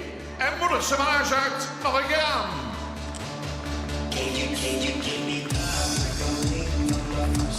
Ja, hier natuurlijk al langs jongen, net voor de chase. Dat zien we iedere partij als jongen Jelmers, ja, Don die toen maar Wilster en IJzer voor de chase weer. Maar dit weer mij de concourswijn en het doet het together mij Sibere Minkema, die ik jeder al in de trainingsjongen haar. Zij leert maar de concourswijn nog even zien hoe mooi het is hinders rennen kennen. En dan ben we weer in de bak toch een live evenementje daar. En dat we hier leidt terug Bert Ruiter, dat Giro de Stokpaardenshow. Al nu, beste kijkers, een koninklijk en historisch moment. Vorig jaar was het 400 jaar geleden dat stadhouder Willem Lodewijk van Nassau overleed. We kennen hem als Usheid, maar zijn herdenkingsjaar verliep anders dan gepland. Als goedmakertje is hij speciaal voor deze gelegenheid aanwezig, samen met zijn vrouw prinses Anna van Oranje. Deze Friese Nassauers staan aan het begin van de Oranjes in Friesland. Ze zijn nog steeds nauw verbonden aan deze provincie. Mede dankzij hen kunnen we het hebben over het KFPS, Koninklijk. Ze zijn hier op hun eigen wijze Friese een pas de deux te doen. Anna rijdt op Amerigo, Usheid op Amerika. En de kenners weten dat deze paarden volle neef en nicht zijn, net als het paar dat er bovenop zit. Toi, toi, toi, Anna en Usheid met de pas de deux van Black Beauty. Daar komen ze binnen. Ja, toch even een lied, een live stukje deze dij. Wat het precies is, wij weten het net. We hebben het net in voorzien kennen, zo vaak. Ik denk dat de handrem er een beetje op zit bij het paard van Usheid. Amerika schrikt misschien wel van de stilte. Hier is natuurlijk heel veel publiek gewend. Oh, daar komt Amerigo al aan.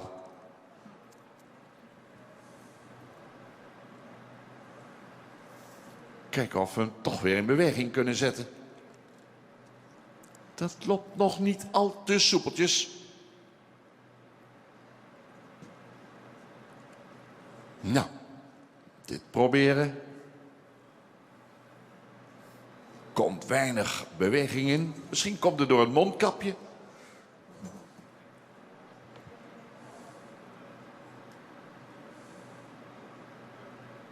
Nou, kijk of we de oplossing kunnen vinden, anders dan kan de pas de deux nog niet aanvangen.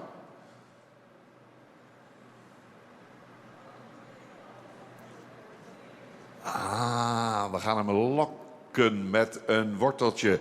En daar komt het paard van Usheid uiteindelijk toch in beweging. Ik denk dat de pas de deux kan beginnen.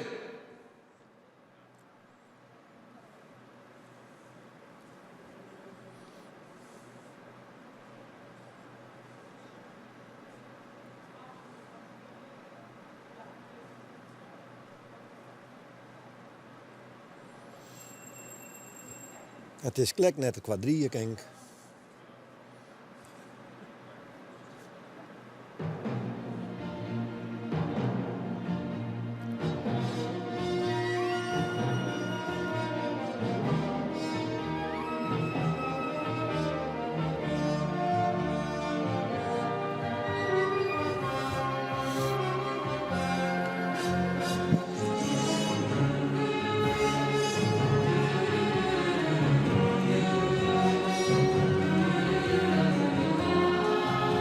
Even de heren tegen, maar het is correct net de kwadrieën, zei.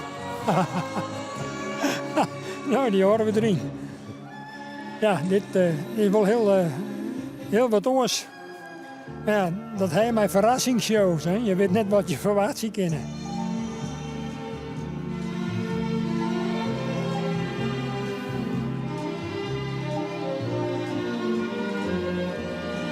Nou, ze ben goed in het achterwaarts in elk geval. Het heeft wel dressuurmatige elementen in elk geval.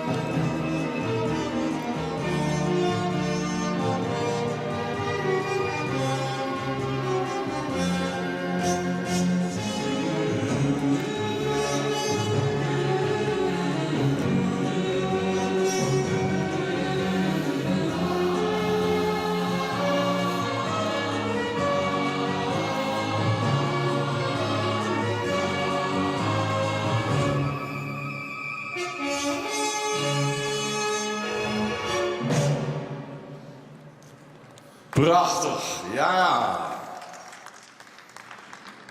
De paddeneur. U zag Ella de Jong en Jan-Dirk van Ravenstein als Anna en Eusheid van de Ravenstein Theater Leeuwarden. Dankjewel Ella, dankjewel Jan-Dirk en hun paarden Amerika. Daar gaan ze. Ja, dat is aardig Henk, maar dat doet je tegelijkertijd ik beseffen wat we dit hier aan show missen.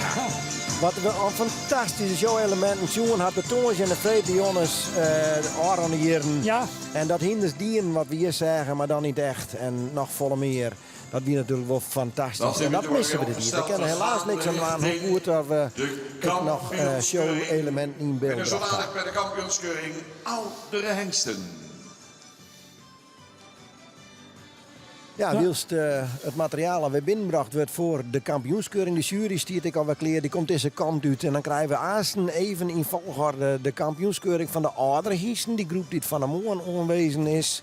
En daarna de kampioenskeuring van de jongere hiesten. Daaruit komen vaak weer een stuk als 4 tot 5 soms tevoorschijn. Die dan in degene wat ik dan neem eigenlijk min of meer de finale show. En daar wordt de kampioen en de reservekampioen algemeen uitkiezen. Eerst de jonge hiesten, de oudste hiesten, dan de jonge hiesten en dan de algemeen kampioen. Ja. Dat komt nog vrij dicht achter ons door. En normaal, normaliter.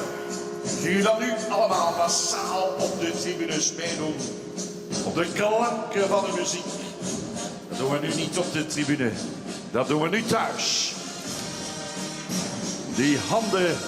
Die handen op elkaar.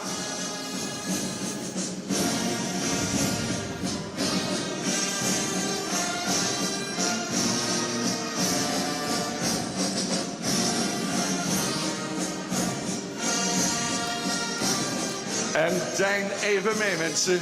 Maar hou 1,5 meter afstand van elkaar.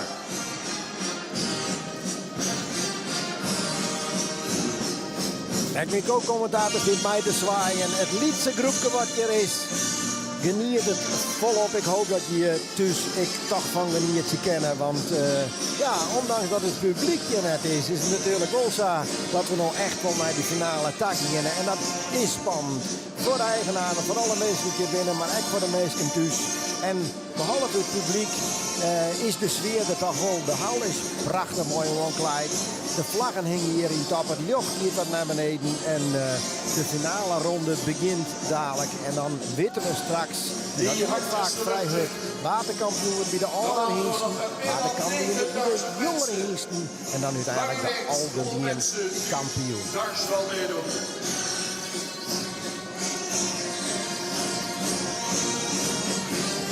Met z'n allen. Achter de buis. Achter het scherm.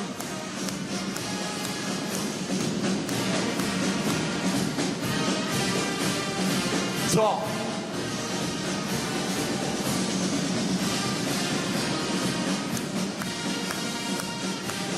Super.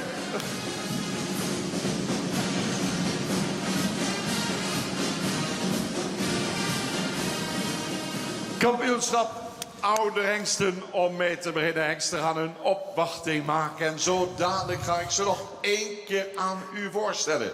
De spanning loopt verder op. Op deze bijzondere dag. 142 jaar KFPS. Voor de eerste maal de hengstenkeuring online. Ai, ai, ai. Die muziek. 8 hiesten uit de oudere categorie. 8 hiesten. Waaronder Verskaten, oud-kampioen, zoals Johannes en Jurre. De reservekampioen van Vlienen hier na hetzelfde zelf net de vierde en een oud-kampioen. Kortom, fantastische groep hiesten die hier in de oudere groep dadelijk binnenkomt. En ik hoor u al meezingen thuis. Rock you!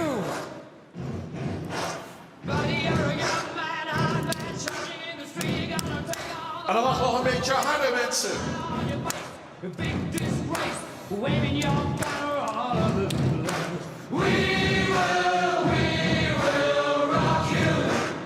Zo.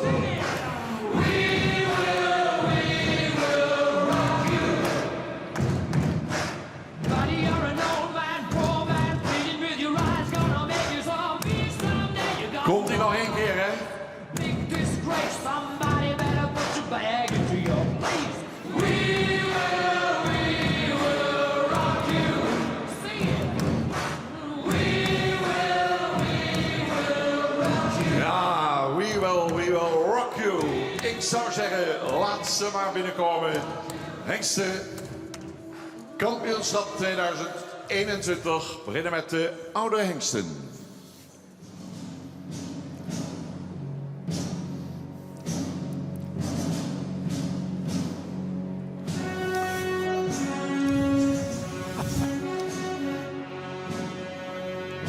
Zwister van Henk lopen. Ja, heerlijk joh, heerlijk. Daar komen ze aan. De gladiatoren, Einzug der gladiatoren. Ja. Nou ben de omstandigheden bij gelijk. Geen voorbrengen meer in de lange lijn. Ik wou nog even opbellen terug waar het Kupus 50 jaar jurylid was. Van het eerst ophouden. En die zei, zit je even vertellen hoe dat zit, maar dat voorbrengen in de lange lijn. Dat deden ze vroeger, maar zat het elk het best uit kan. Maar het juist toch wat wisselend beeld. En toen werd het onder leiding van haardinspecteur Kees Faber, die in de 60 of 70 jaren inspecteur weer van het stamboek, die moet zijn, dat moet uitwijzen. Ze moeten op uniforme wijze beoordeeld worden tot tolevier. Daarna is het vrij. Maar daar leidt een beetje het verhaal van het voorbrengen in de lange lijn. En Douwe, een broer van Anne Bauma, de verneemde hingstenhouder van Oud-Schoot, die in die 60 jaren wat zien 50 Friese hingsten op stal hier. Die zijn broer, Douwe, de kapper, die bracht die hingsten altijd in de lange lijn voor. Hengsten die de eer krijgen hier nog één Een keer mooi op de historisch verhaal. training. We blijven toch altijd gedaan om dat naar te weten. Dan moest maar goed zetten ook in. Dus andere jaren de rij langs die hengsten voorstelde. Ja, dan waren er vele fans van hengsten hier aanwezig. Ze lieten van zich horen. Het was stampen, het was klappen, het was juichen. Maar dat is er dit jaar niet bij. Misschien kunnen u horen van achter het scherm. Als we nog één keer aan u voorstellen. In dit kampioenschap opgesteld. Michiel 442.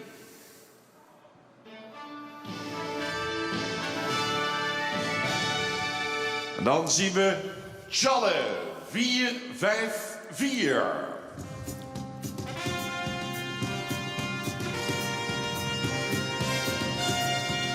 In het kampioenschap Alwin 469.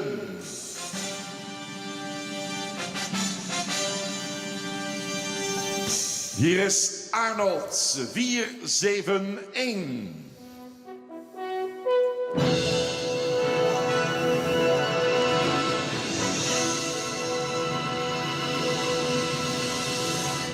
Johannes 484. En Nane 492. We gaan in stap. En nu mag de jury aan het begin al één of meerdere hengsten eruit laten gaan.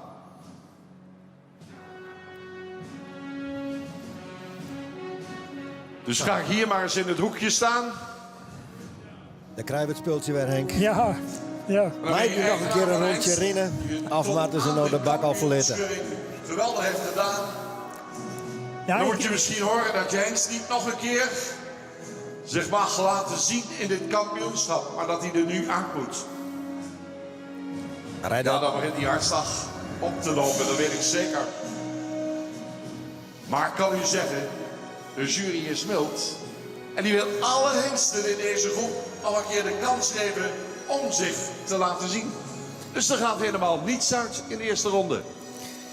Lijkt het mij haast wel logisch dat je de Hulledij bloem had. Dat ken natuurlijk ik niet. Nee. En net na een hele baan zeggen dat ze van dat geen naar de hoes. Nee. Nee, ze verzinnen hier alle keer een kans. Ik dacht al dat ze nou de ring verlitten, maar dat is wel heel erg zoer voor eigenaar dat je hier dan de Hulledij want je moet ook al je nog afstand horen en uit de hal en dan. We hadden het Schenken hierachter. De kjeld in. Ja. En dan aan het eind van de mediedreven in voor een hele ronde en weer naar hoes, dat ken het. Ja, we zitten goed dus het is niet één. Ja, precies. Dus laat niet ze één. individueel nog één keer bekijken. En dan zullen we toch moeten selecteren. Nou, wie krijgen we als eerste? Ik zou zeggen, laat de Michiel, eerste denk hengst ik, hè? maar weer binnenkomen. Die zich nog 1 keer kan bewijzen voor de jury.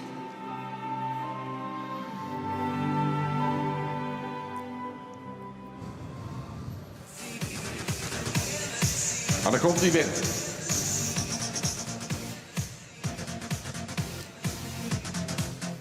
Nog even een stap binnen. Nog even opstellen.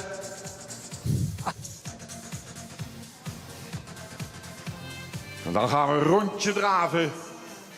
We beginnen met Michiel. 4-4-2.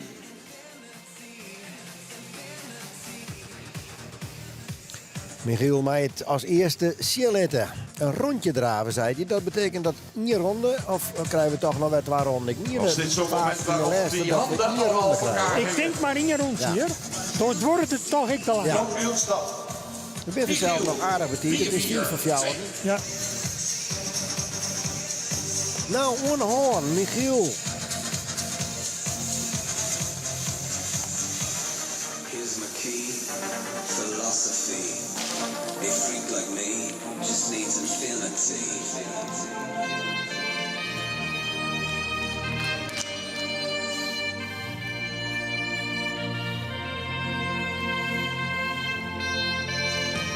Relax. Take your time. Prachtig mooie dressuur van Simon deze week. Ja. Komt Jenno, denk ik, na deze ronde net weer erom.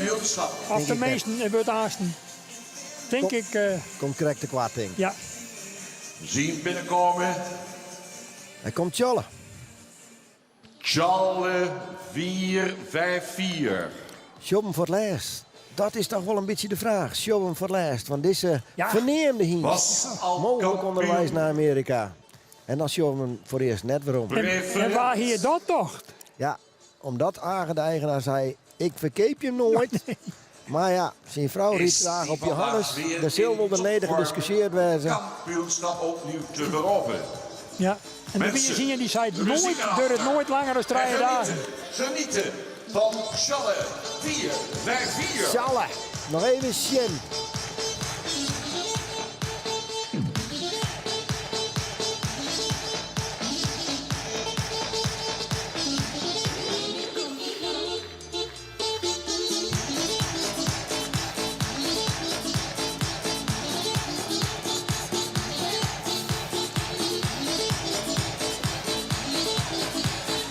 Tjalle 4-5-4. Toch een hele knappe ronde weer, hè? Mooi, rocht op. Geen fout. Geen fout, een mooi in het ritme. Het is toch prachtig om te zien. Schitterend. Hartstikke best.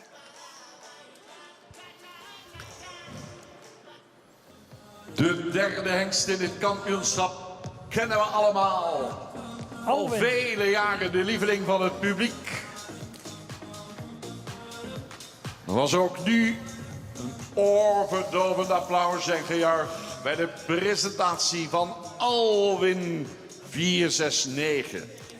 En een van de voorbrengers willen de hengsten nog wel graag even een paar passen in de stap zien. Voordat ze gaan draven, even een stukje stap.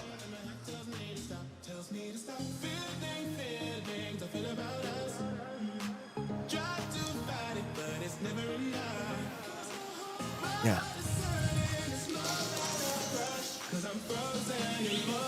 Nou, dus ja, wat een nieuwe heuvel hier in deze finale. Bewerkstellig je kind. 6, 9.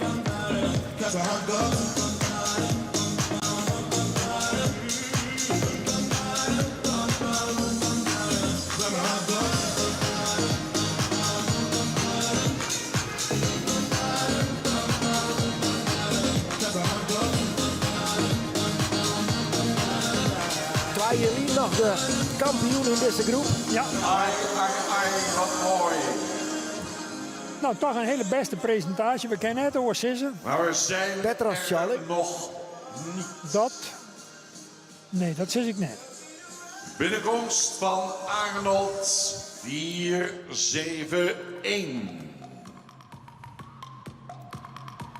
Maar 1 keer zeggen dat de jury toch heel graag de hengsten nog even in stap wil zien zo dadelijk. Wat kan Arnold?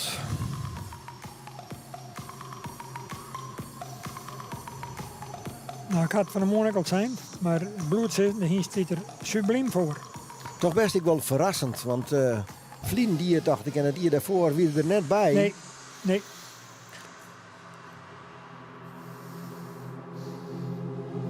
Maar nou toch de jury imponeert. Benijd dat er in dit geweld nou ik een steende horen kan. Gepresenteerd Arnold 4-7-1.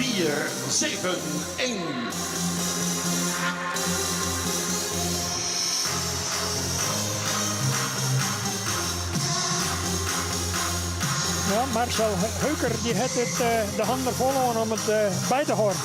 Maar het gaat best. Nou even een liedsadempauze, ja. Nou moet het nou wezen. Ja, zo krijgt even meer tot dragen komen, Matte.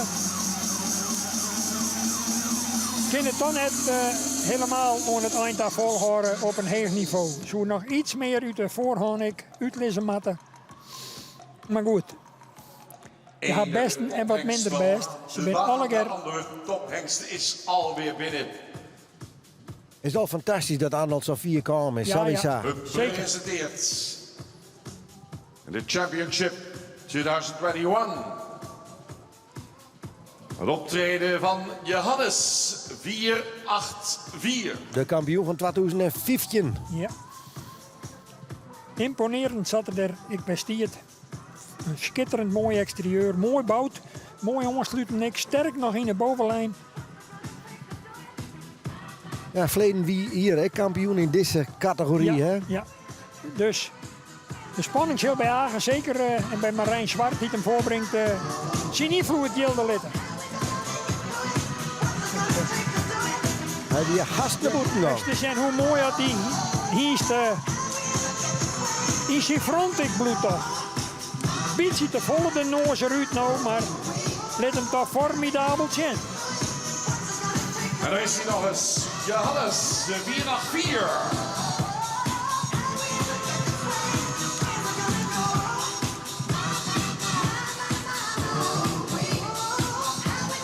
Nou, toch een hele knappe ronde van Johannes. Toch uiteindelijk, ik word regelmatig, heel ondanks een peer van die spreekt, Ja, maar, ja. maar hij bloot eigenlijk toch gruttendeels in het ritme steken. Klopt, helemaal. Dan hebben ze zich allemaal nog 1 keer kunnen bewijzen. Nana. Ja, Germ Eijsen Hier wil is als zagra een keer de laatste. eerste worden. Ja, leest best. Name 492. We zullen het zien. De reservekampioen van Fellini hier. Hij had in elk geval alle ronde en ja, zat er hier nou ik weer voor die delt zetten wordt. Schitterend mooie hengst. Al jaren een topper, al jaren een favoriet bij het publiek. Ja, omdat zeker. er hem geweldig altijd een zin lid. Ja. Maar kende dat laatste stapje meisje in het allerhoogste podium krijgen? Dat is zelf wel de Ja. vraag. Toen wist ik nog wel Gerrit, 2 jaar waarom of zo, toen waren er uitstuurd bij de lijst. Nou, toen ging een oorverdovend lawaai op in het WTC. Ja, dan weet het publiek het net mee eens. Nee. Nou, we zullen zien zonder publiek wat er doet. Ja. Nanning Lemstra doet zijn uiterste best in elk geval. Om hem zo optimaal mogelijk in te letten. Ja, dan krijg ik een beetje hoe het tempo even weer omnemen. Juist. Wat een mooie dag. Wat een prachtig kampioenschap. En dan komt er toch weer 4, super weer om. Ah, bloed nog heel best erin. Maar een peer foutjes erin, maar dat... Ja, die dat laatste hele lange oren zijde. ik, hè? Zo mooi weer nog even weer om te zien, want die laatste was lange de zijde, dan show je inderdaad toch een stukje van die expressie wat het publiek zo gek op is. Ja. Dan strekt hij die benen en Tjo, jou daar even die Ja, visie zo op, even. Henk. Die voorvoeten die komen samen mooi uit het schouder. Die strekt er nog eens een keer extra uit dat er de romte het. En dan komt het achterbeen toch heel goed wel mooi. Ja, nou springt het voort. Maar die 3 of 4 posten die er maken, die zijn formidabel. Wat een romte en wat een lichtheid en een gedragenheid. Een lust voor deze. Nou, we zullen zien, Gerrit. Wat voor slagveld dat de situatie is hier. Ja.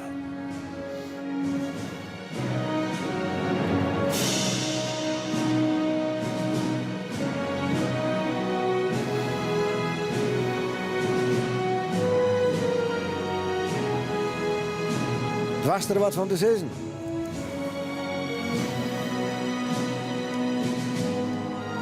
Ik schat de kansen van Nane toch wel behoorlijk heeg in. Johannes heb ik er nog net troostreden. Ja, en wat doet men dan met Alwin en Tjalle? Want voor mij is duidelijk dat op gepaste afstand Michiel en Arnold net op dit niveau komen. Zal de groep kleiner gaan worden. Dus.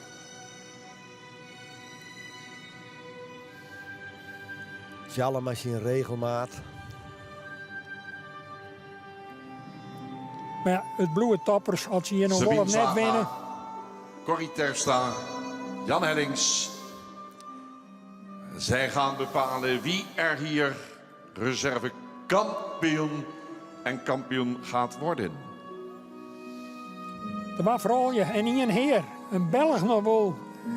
Een hele sympathieke Belg, Jan Hellings, die mij Corrie Terpstra en Sabine Zwaga. Ja, hier besluiten maat. In deze toch wel hele spannende kampioensstrijd. Vlini hier, Johannes. Rent er nooit weer tussen.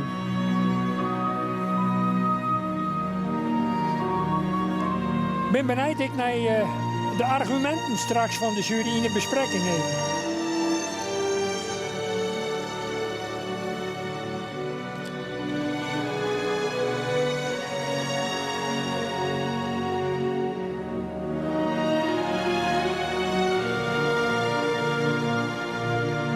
Mij de eer namens de jury u kenbaar te maken aan hand houden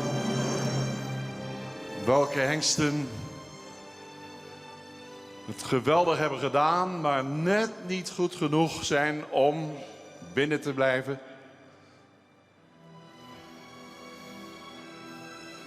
Al waren er veel nadelen aan deze online hengstenkeuring, het heeft er ook weer zijn voordelen. Want dat u met z'n allen zo dadelijk eens een keer heel hard boe gaat roepen, daar horen wij lekker helemaal niks van. Misschien die 15 mensen hier binnen, maar ja. We gaan eens kijken. Opgesteld. Michiel 442, 17 jaar. En wat staan hier nog patenten voor? Hoogste bereikt. Grand Prix dressuur. Al die onderdelen onder het zadel laten zien. Piaf passage. En vandaag komt er een eind aan het optreden van Michiel 442. Net verrassend, wie al verwachten? Ja. No Tjalle. Die doet het al wel mooi shit. Ja. 4-5-4. En vooral voor de moon. Maar dat speelt nog geen rol meer. Maar enige we zijn wat een statuur. vandaag aanwezig. Zou zeggen, wat kan hij nog winnen? Hij heeft alles gewonnen. Kijk er nog eens bij staan. Die oortjes naar voren. Het mooie behang. Tjalle 454 was al kampioen. Maar in het jaar 2021 zal dat weer anders zijn. Want we gaan afscheid nemen van Tjalle 454. Met een mooie beloning. Erin voor het laatst mogen we de ring uithangen. Ik kan net genoeg zezen. Super, ik ben er diep van onder indruk bij. Ja. Mogelijk naar Amerika. Ik ken van u dat trok hier. 469. Nou. U ging altijd op de banken voor Alwin 469. Wat heeft die hengst al een applaus geoogst in zijn carrière. Maar ook vandaag gaat op dit moment het doek vallen voor Alwin 469. En ik hoor u thuis in de vette toch lekker niet moe roepen.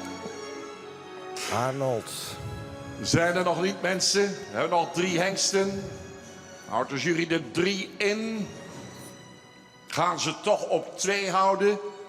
Kampioen en de reserve kampioen. 471 Arnold hier opgesteld. Prachtige jurk, de indruk maakt hij nog. Kijk eens naar dat statuur. Glans erop, topconditie. Ze super laten zien. Ook gaan we afscheid nemen van Arnold 471. En dan blijven er 2 hengsten over. De kampioen en de reserve kampioen gaan eruit nu. En moeten zich nog 1 keer aan de jury laten zien.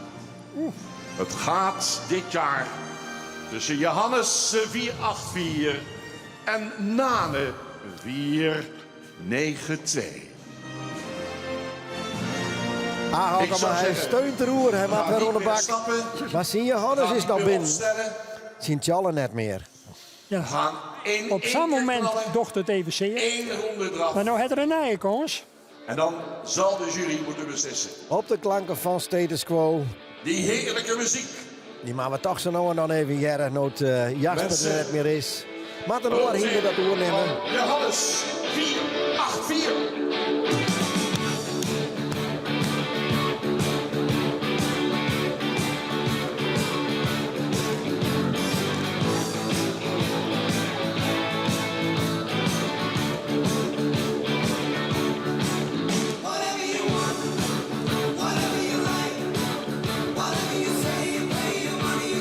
Johannes.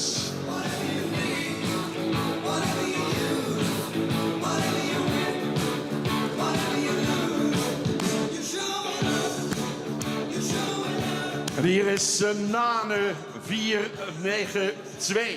Of het genoeg is, dat weet ik net, maar hij stelt net te loren, Henk. Nee, hij ligt heel best. Fantastisch in. Ja. Nou, Nane. Ach ja. Al zo vaak, zo heeg.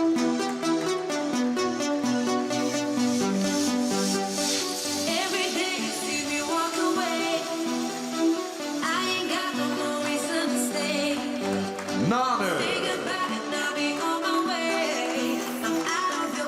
Flitsend is zijn presentatie. Wat een voorbeen en wat een achterbeen. Ik denk dat het zo bloed. Ik gun het ze beiden. Maar ik denk dat Nane er deze keer mij van trouw giet. Hannes 484 heel tegen eervol Nane 492. Hengsten komen zo. Ze binnen allebei iedere keer bij. Het ben gewoon fantastische hingsten. Maar nou, vooralsnog is er vanuit Nane en Johannes 2. We zullen zien als de jury dat ik vind.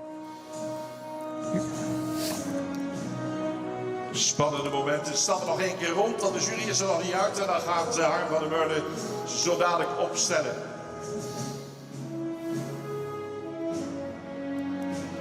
En aan het einde van de dag maar die algemeen kampioen. Maar ja, kampioen worden in welke categorie dan ik is natuurlijk fantastisch. Ja. We zien dat het hinder weer een ier letter nog fantastisch voorstier. Dat er nog fantastisch shit te kennen. Ja, en het is ik weer glas onder de loopbaan en de carrière van zijn hengst. Hè?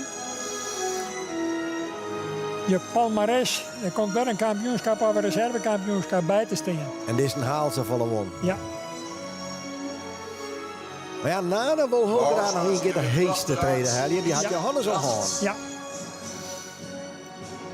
Johannes heeft hem en beide hingsten binnen heel goed. Barber in de valkerij, goede resultaten. Harm van der Meulen, onze ringmeester, gaat de hengsten opstellen. Normaal vroeg ik altijd om straks aan de fokkers en eigenaren bij de hengst te komen. Dat kan dit jaar niet. We doen het allemaal op afstand.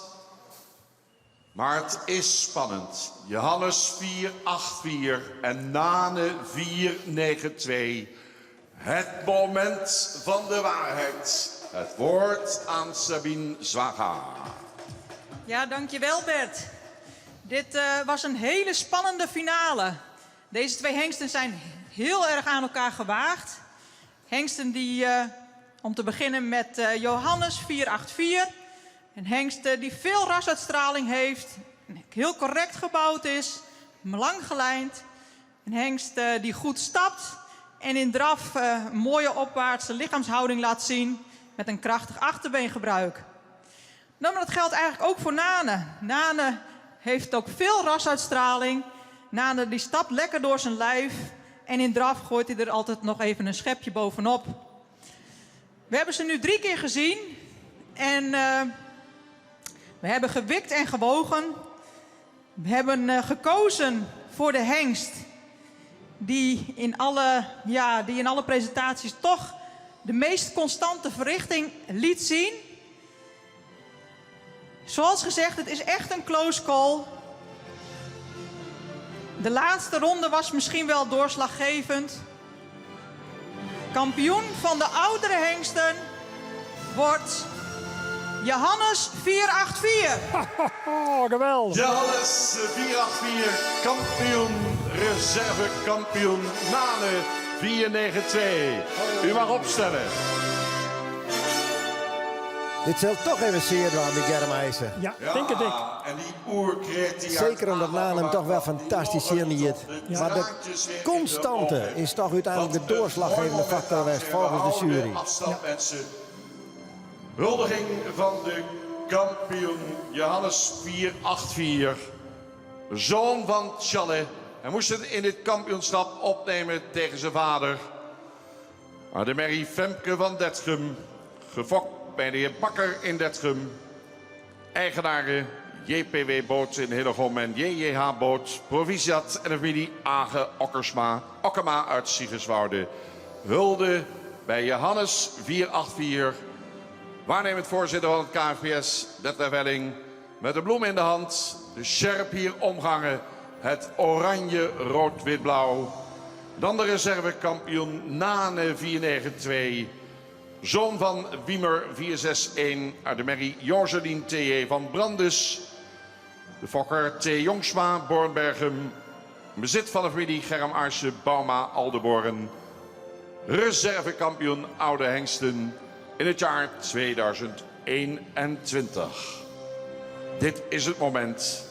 Hier hebben we naartoe gewerkt. Weer een mijlpaal in de carrière van de hengsten Johannes en Nane.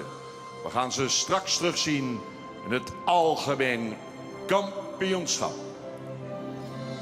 Ja, ze mij ze nog een keer vanzelf als de algemeen kampioen en de reservekampioen kiezen worden. En dan, dan is het nog steeds net onmogelijk dat het omgekeerd is. Maar dat Mooie plaatjes gemaakt lijkt net voor de hand.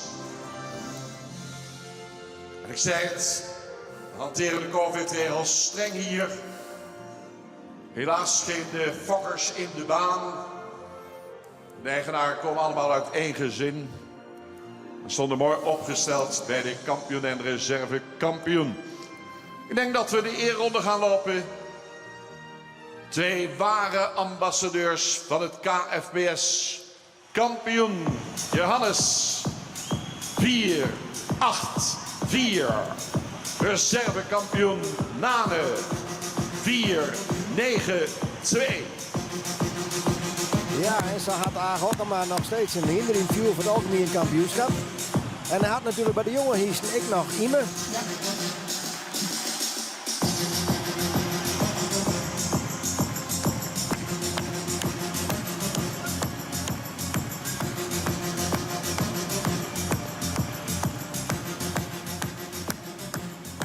En dan gaan we naar het kampioenschap jonge hengsten. De eerste Grutske in de ervaring del Age Okkema blied. Maar zien Johannes die toch al weer kampioen worden is in de categorie jonge hiesten. Krek als of ouder hiesten. Krek als Fellini hier. Ja. Hij bloot maar presteren. We gaan de procedure weer herhalen. Ja, heel knap. Lopen we eens even naar de in-uitgang. Zo dadelijk komen dan de jonge hengsten binnen. Heel Dat verrassend. zijn er iets meer dan bij de oude hengsten. Dat Vertwarde hier oprijdt. Te zien. En ook 10 jongere hiesten. Dit in de 6.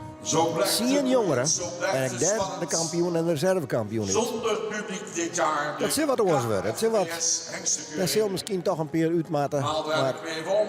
Die zijde van de tribune waar die vele duizenden fans zaten van de hengsten hier in de baan.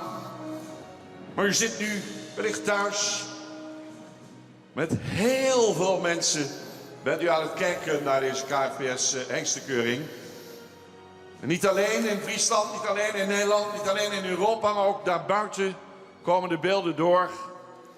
Compliment aan Omroep Friesland. 10 jaar de samenwerking. Ook dit jaar is het weer geweldig. Ik moet al een beetje schaven aan mijn Friese taal, want dat Friesland, daar komt er niet goed uit, maar dat doet Henk wel. Of Gerrit. Het zal ook niet beter worden. Ja, we kunnen al je Nederlands verstaan, hè. Ik zie de eerste hengst alweer. Gaan ze binnenhalen, mensen. Championship nou, Young Stallions, kampioenschap, jonge hengsten. We gaan door. Daar komen ze weer aan. Tiemen, Tjebbe. Teun, Ime, Boet, Arend, Detmer, Beent uit die allerjongste richting en dan nog Jurre en Menne. Zien hiesten met er werd 2 van Oerbloven matten. En die met dan kampioen en de reservekampioen worden in de jongste klasse. Nou, Henk, er rint wat om. Eigenlijk op voorhand al verschrikkelijk sneu dat er ja, de grootste heldje straks... nou, ik zal net zeggen van roemloos weer verdwijnen kan. Maar ja, als je hier tussen rent, dan wordt het natuurlijk op het heegste treedje komen. Maar ja, dat doet Sven Kramer ik. En dat houdt ik een keer op. Met alle respect, wat mij onbelangrijk. Voor zijn imponerende loopbaan. Maar dat is mijn hiesten natuurlijk net oors. Ja, Jurre rint je nog vanzelf. 3 keer kampioen was verleden die je net weer net helemaal lekker. Ja, anders had Don zei van hij stiert er weer fantastisch voor. Ja. Ja, 4 keer is natuurlijk wel iets wat... Ja. Ik zit nog even in mijn listje te zien. Het is nog ook nog nooit gebeurd, 4 keer. Nou, net op Riegen in elk geval. Nee, maar dat ken ik net meer. Nee.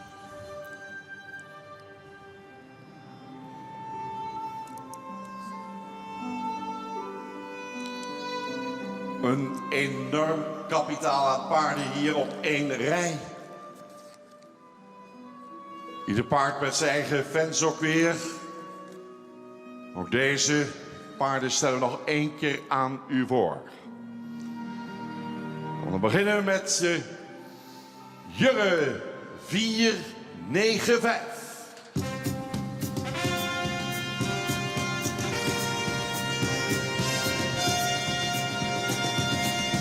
Menne 496.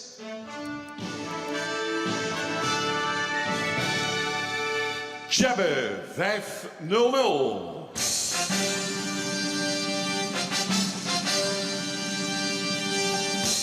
Tiemen 503.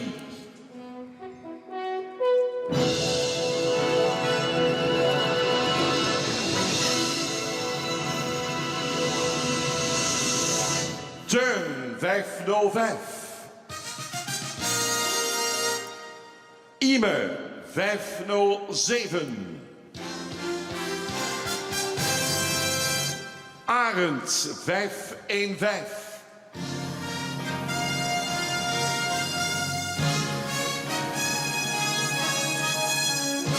Boets 516.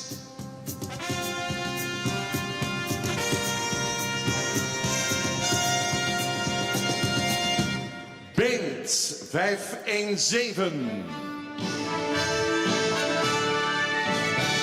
En Detmer 519.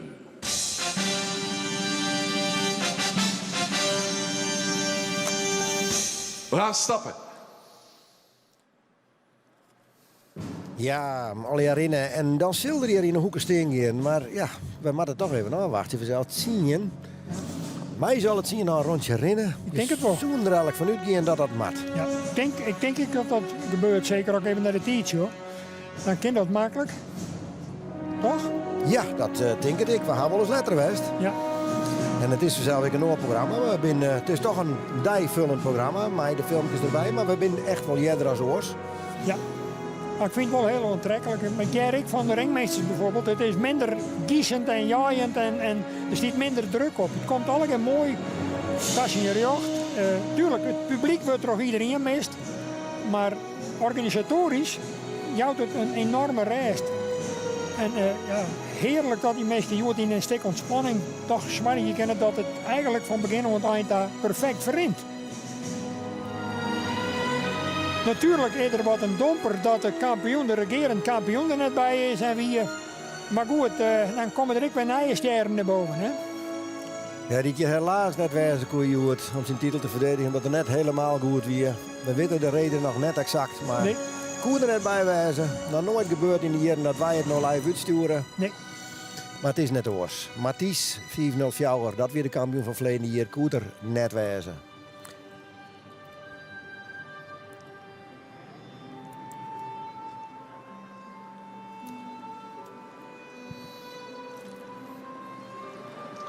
Mogen ze zich allemaal nog een keer laten zien. De jury is in overleg.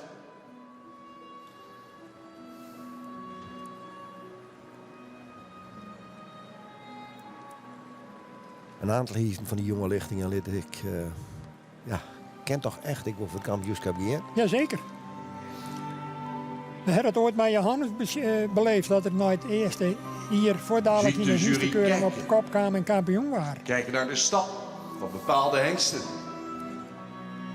Nogmaals.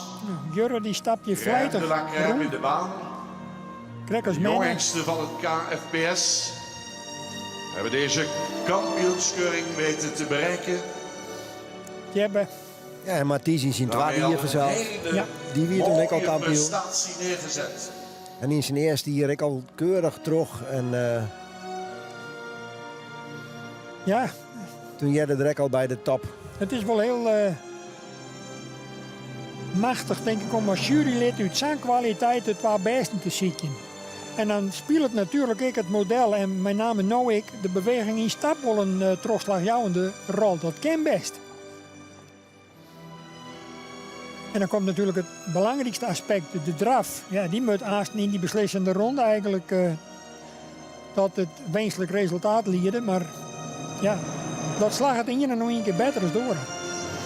De spanning ik bij een voorbrenger neemt natuurlijk tijd. Houden. Want niet alle hengsten moeten zich nog een keer laten zien. Aha. Gaan direct deze eerste ronde al selecteren. Ja. Toch. En ik tel tot 3. Want al 3 keer was hij kampioen. Jurre 495. Excellent. Je kunt niet altijd kampioen zijn. Je kunt niet altijd deelnemen aan de laatste ronde van de kampioenskeuring. Maar Jurre 495 gaat toch nog een ronde verder. Wie weet voor zijn 4e titel. Zo maak van nu gaat iedere gang, want die liet hem echt geweldig zien. Heel goed. Ik denk dat Henk Dijnem in Schraten fokken ervan nou al bij de Kamer doen ze. Mooi statuur. Dit zich prima zien. Nou, het is, zo'n moment is wel heel spannend. Hè? Van jou, gaat voor Mike Bluwe of Mike Net. De eindstreep behaald worden. Of gaat hij nog een ronde mee?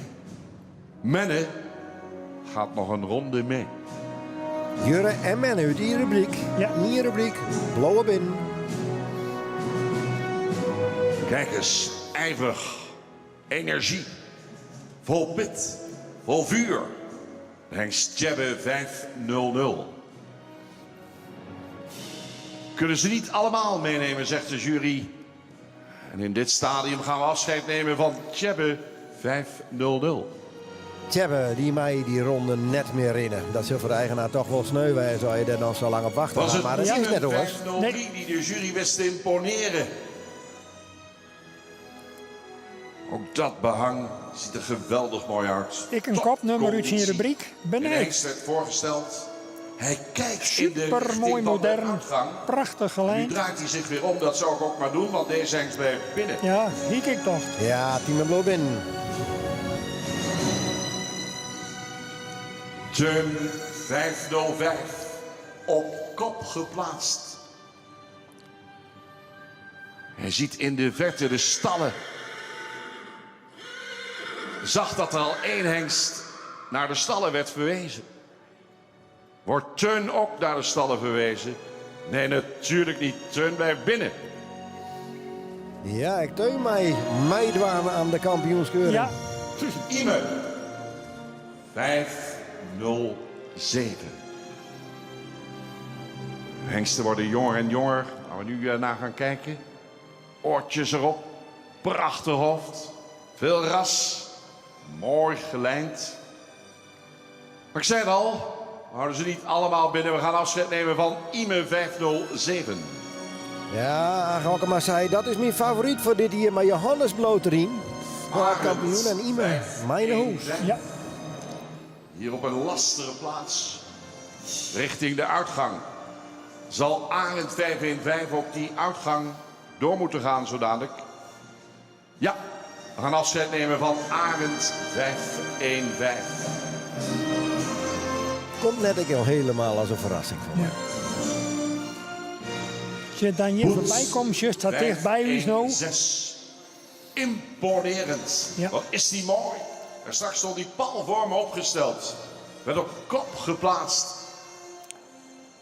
En deze hengst Boet 516 gaat al een ronde mee in het kampioenschap. Ja. Ja, Boet mij nog een keer binnen. Ja. Beent 517. Nieuwe naam. Moet er nog even aan wennen. Lijkt veel op Beert, die naam. Beert bleef ook vaak binnen. Maar is er dit jaar niet bij geweest. Maar deze Beent 517 gaat de doek nu vallen. Nogmaals, de jury zei het al. We kunnen niet alles binnenhouden. Maar deze hengst blijft binnen. Nou, dat verrast dezelfde voorbrenger mij. Ja. Goed opletten, hè? 519. Detmar. Ik denk dat er toch veel mensen achter het scherm stiekem van hun stoel bij zijn gekomen toen Detmar zich liet zien. En dat u stiekem die handen op elkaar hebt gebracht voor de kwaliteit in beweging. Dus Detmar 519 blijft binnen. We gaan in stap. En dan gaan we de baan verlaten. De treien die net bij mij, daar hadden we er nog zo'n uur. En die zo'n mij alleen nog een ronde rennen. Ja. Begonnen met 10. We hebben er nog 7 in de strijd. Dan ben je toch ik bijvoorbeeld heel benijd wat Beent nou chillet. Want die hier wat onrustig, maar zeg er wel prachtig uit.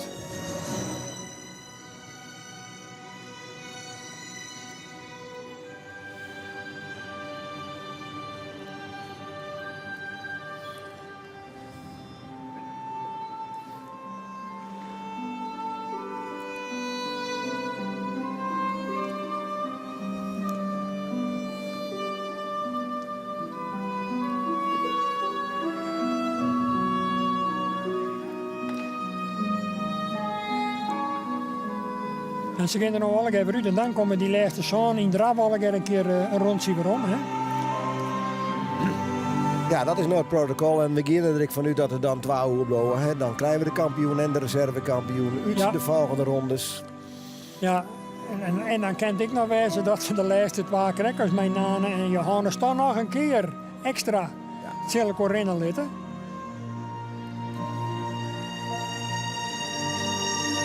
Wat een mooie groep jonge hengsten.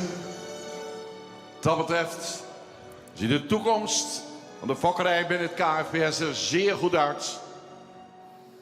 Nog 7 hengsten in de strijd. En dus de sneeuwboeten valt en het hier onder de tafel terugziet. En wij staan gewoon naar het hichtepunt. Het warmste punt van de Even in dij. stap binnenkomen, opstellen. Ja, heel benieuwd. Stappen. En is kierig. Dan de draf. Goed het oor in de sil. Ja, Jurre, Hier is- dadelijk de kampioen. Trein hier op Riegen. Verleden die net, maar de trein hier daarvoor wordt Jelma Chardon stiert in het midden van de ring. En zien Jurre, ja. Kan hij het toch nog een keer flikken? Dat is natuurlijk de vraag.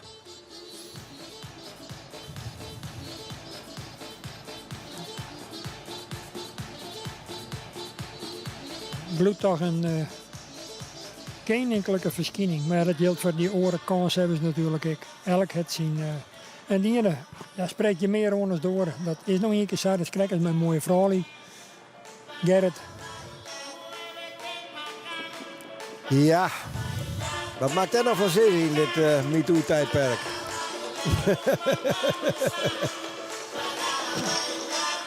Ik beperk me maar even aan de behang me maar even aan de hinders. Het is helemaal gelijk. Dat Jurre. denk ik.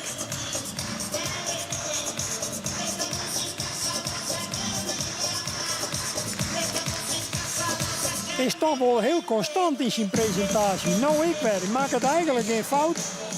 Heel opvallend. Klimt erin.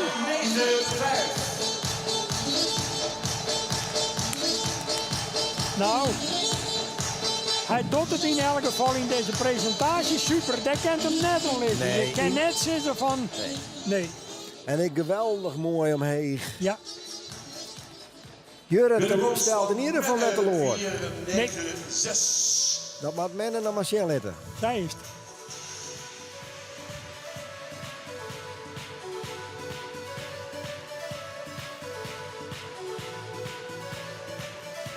Ja, Jasper van Manen die had het druk in deze ronde. Die maakt natuurlijk ik 12 jaar litten. Deze mannen en straks team en ik nog. Maar goed, hij kan morgen de hele dag bekomen.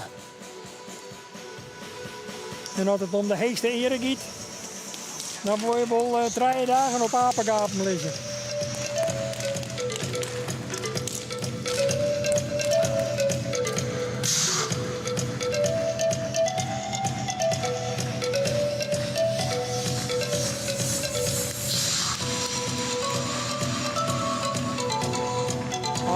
Hele beste ronde, hè? Kampioenschap Johannesten Mannen.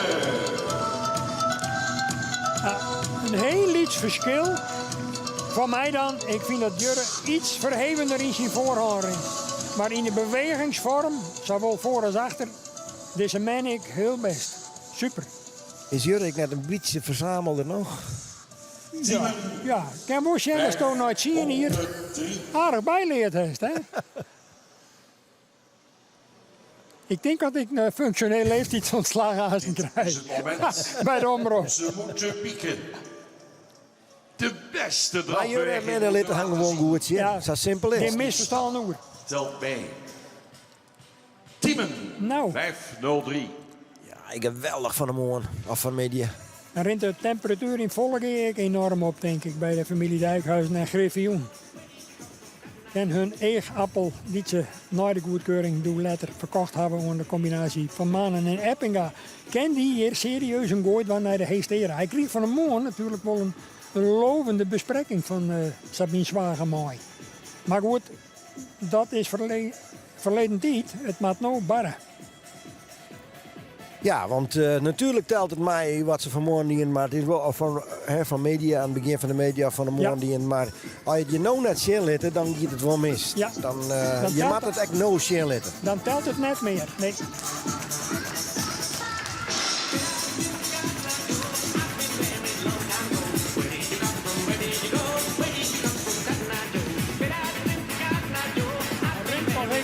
Oh, daar kom je voor je eten. Even te kennen. Ja. 503. Te.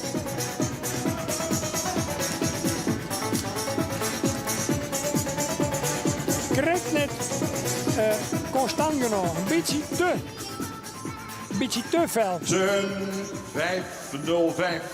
Koen net helemaal brengen wat we jeder op het dij Nee. zongen. Dan zijn binnen. De constante factor wie er wat minder dan jij op het dag. En toch wel opvallend, want ik ga nou weet ik net, dat ik geen draaiboek naar mij kreeg. Maar ik geloof net dat nou op dit moment de boarding nog verhoort. Ik zou al een heel skoft het Fries stamboek stingen. Dus dat die flitsen die verdwijnen wat. Ja. Kan wezen dat er rekening mee houden wordt om de omstandigheden, ik voor elke kandidaat kampioen, de omstandigheden zo vol mogelijk gelijk te houden. Dat ze net nog een flikkerende boarding uitleiden worden kennen. Nou, Jalling de Boer. Maar ik 2 keer in de bak, onder bak. Eerst is machine Teun, die er geweldig ingroeid is. Wat een startje. Hij zet uiteindelijk Komt samen mooi omheen. Ja, een koninklijke presentatie ontnota. Een eenheid werkelijk tussen voorbringer en Hiest. Ja. Ik een serieuze kandidaat. 5-0. Jammer dat het der springt, want wat mooi.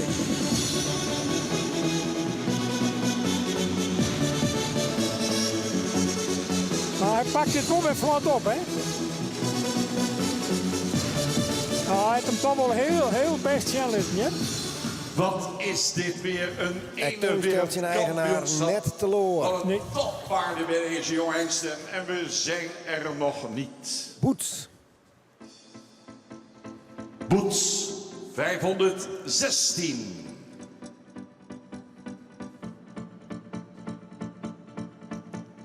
Een schitterende koppositie in zijn rubriek. Ik ben benieuwd dat er dat Jirik herhel je kan, hè? Ja, qua voorkomen is er helemaal niks mis mee, hè? Nee.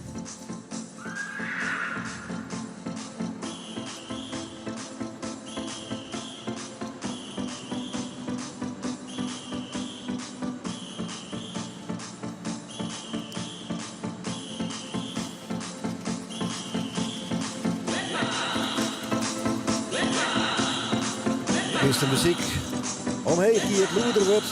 Begin Boetas in een ronde. Edwin Gotter probeert de rust erin te krijgen en van daaruit te vertrekken. Ja, het zal wezen. Het gaat on. Prachtig waaien de maan. Ja. Je hebt toch wat moeite om in de cadans in het balans te komen. 1-6.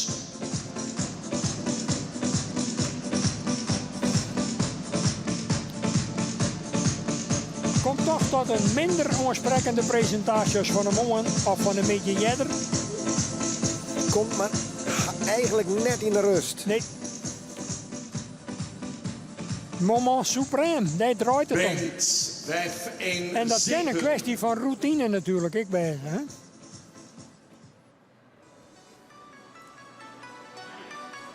Nou, dan krijg je nog 2.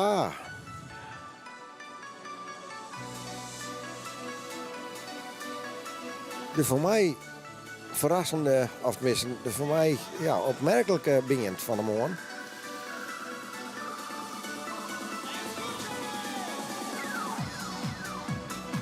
Alweer er toen wat onrustig bij mij wat hij nou zien laten kennen.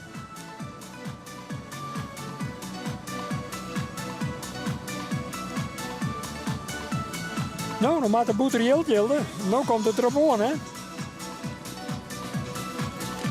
Band van de lege geen. Want Ties Votma.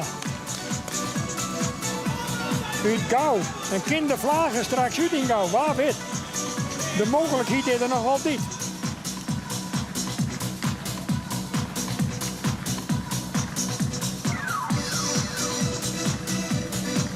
In de kampioensing Beent 5-1-7. Ja, vol opvallend dat deze kandidaten eigenlijk alle keer wat minder uitzoekend binnen als jeder in haar rubriek. Komt er net optimaal uit, moet ik constateren. Je zorgt dat het erin zit, maar het komt nooit ter rust. Nee. Nou. Gepresenteerd wordt Detmer 5-1-9. Als je dat van die jongste in Detmer de zenuwen onder controle houden kan. Ja. En uiteraard... Nou, met name natuurlijk als ze de rust vinden kennen. Ja.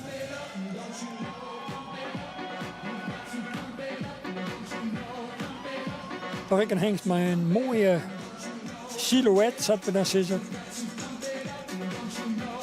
Prachtig lang voorvoet. Een hele actieve stap ik.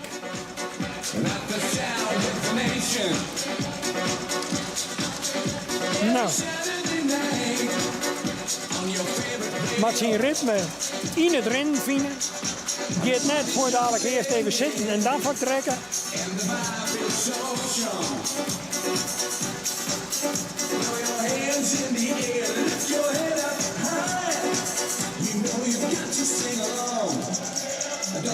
In het kampioenschap Detmer 5-1-9.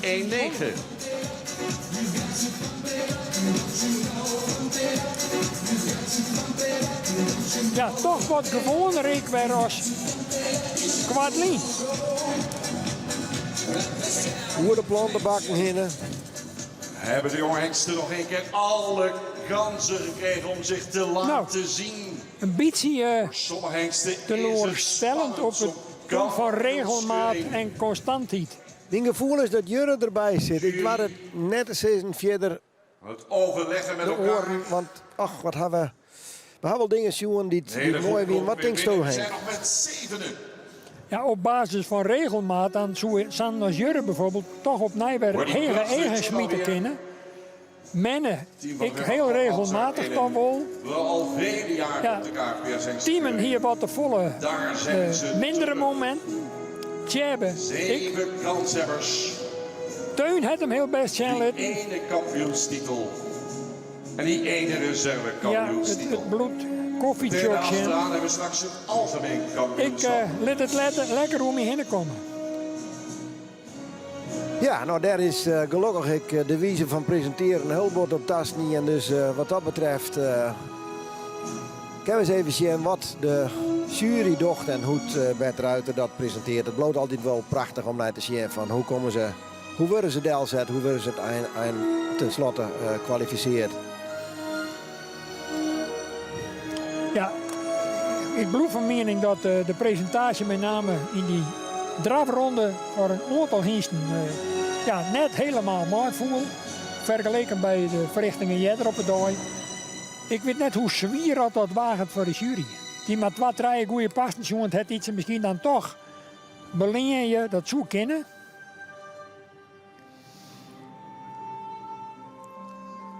We gaan hand houden. Verdere selectie gaat volgen. Nou. De oortjes erop. De temperatuur die stiert. Met die drievoudig kampioen Jurre 495. 3 titels veroverd. Dan kun je toch niet meer verliezen als je nu de baan uit zou worden gestuurd. Nee, dat is ik zo. Maar Jurre behoort tot de top ook vandaag.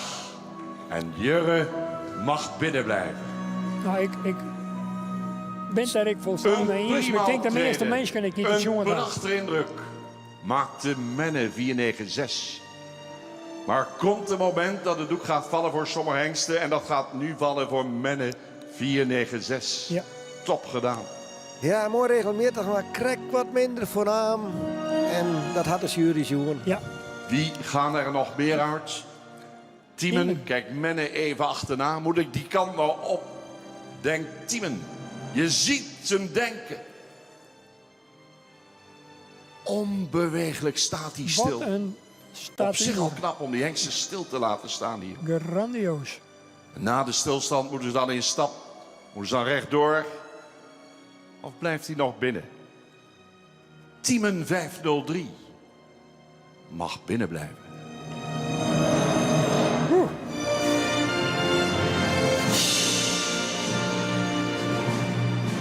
Je hebt hier zo'n mooi beeld van die hengsten. Een plaatje om te zien. Teun 505. Verraste vandaag in zijn eerste optreden. Kijk hem maar stoer staan, zo zegt hij van... ik trek me er niks van aan als ik eruit moet of als ik binnen mag blijven. Ik heb toch zo mijn best gedaan. En dat vond de jury ook, dus Teun blijft nog een ronde binnen. We krijgen in ieder geval nog een keer een ronde te zien. Ja. Boets 516. Kracht, energie straalt hij uit. Schitterende hengst. Aan het begin van de carrière. Maar in dit kampioenschap mogen niet alle hengsten binnen blijven. We nemen afscheid van Boets 516.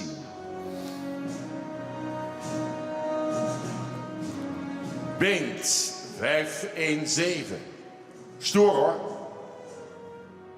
Mooi statuur. Sterk gebouwd. Hoort ook tot de allerbeste als je in deze kampioenskeuring komt. Maar in deze ronde gaat hij niet verder. Neem afscheid van Beent 517. Beent gaat er uit. Ja. Zo gaan we eerst nog draaien hoor. Tot slot. Komt er nog één bij? Ja. Of niet? Detmer 519. Als je Olympische Spelen hebt, als het goed is, gaan die Olympische Spelen door. We hebben altijd 3 keer een medaille. Ja. Het brons, het zilver en het goud. Wie dan 4e wordt, krijgt blik. We hebben al 3 hengsten door. Je zou zeggen, we hebben toch al brons, zilver en goud. Moet die er dan ook nog bij? Of gaat hij eruit? Detmer 519 imponeerde vandaag. En blijft binnen. Ja. En we hebben er nog 4 in deze finale. Van het kampioenschap jonge hengsten. Toch opmerkelijk, Fjouwer niet binnenblowen. Ja. Maar ik ken er wel mijn leven. Ik snap de keuze ik wel. Heel begrijpelijk. Er ben een peer bij die misschien in die eerste drafronde wat te onstuimig en net constant genoeg waren.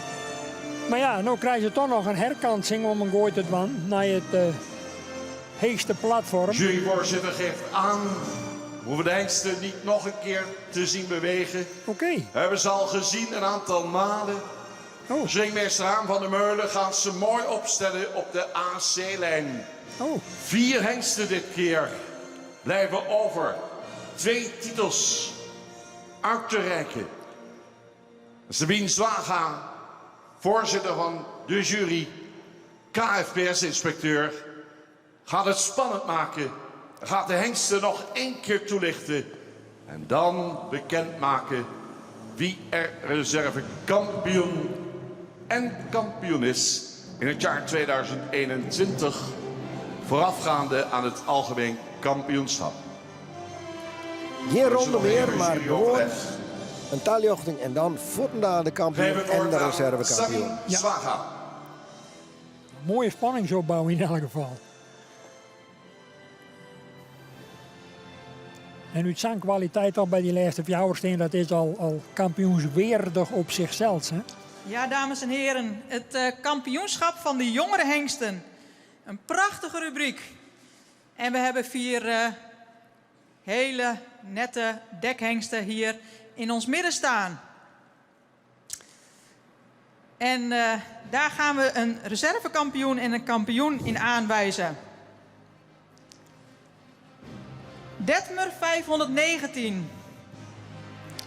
Een hengst die hier in deze kampioensring loopt. Met name vanwege zijn excellente stap, keer op keer.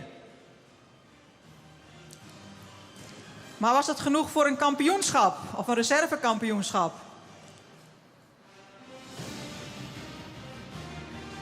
Jurre 495. Fenomenaal in draf. Tiemen 503. Rastypisch met snel achterbeen. En dan hebben we Teun 505. Fraai gemodelleerd. We hebben gewikt en gewogen. Ik ga zo meteen de reservekampioen bekendmaken en daarna de kampioen. Reservekampioen bij de jongere hengsten is geworden Jurre 495.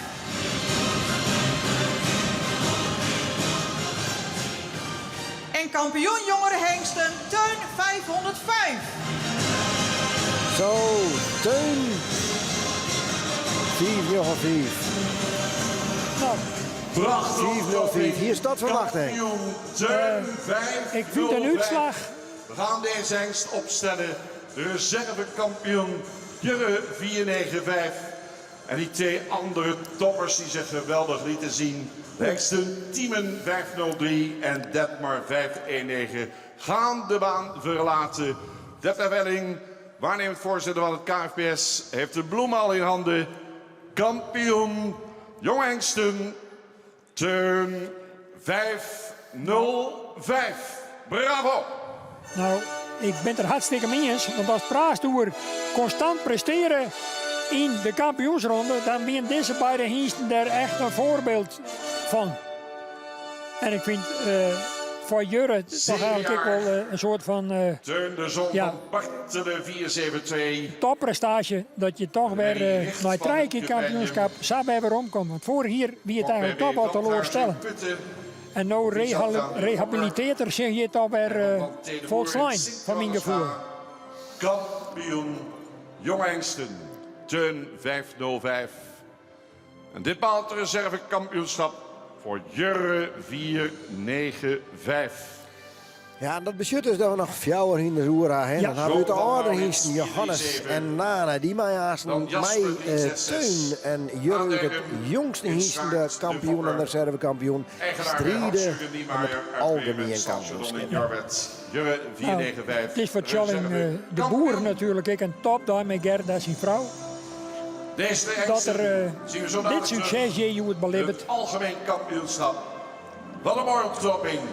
Wat een spanning. En Janjo die maakt nog even een paar fraaie plaatjes. De première is straks natuurlijk ik de kampioen van deze dag, Jong Oud en ik de algemene titel straks. Ik voor de microfoon te herinneren, zal mijn collega Johanna Brinkman alle moeite verdwaan. En dan denk ik dat het moment daar is om nog 1 keer te genieten van de number 1 en de number 2 in this championship. Kampioen, Kersfest kampioen. Hij is nog maar 7 jaar. Teun 505. Music please. Voor de fokker bij Veldhuizen in Putten natuurlijk ook een topdag. Dat zien hier uit die fokkerij. Uit die fantastische stand 50 in dit geweld als winnaar uit de strijd komt.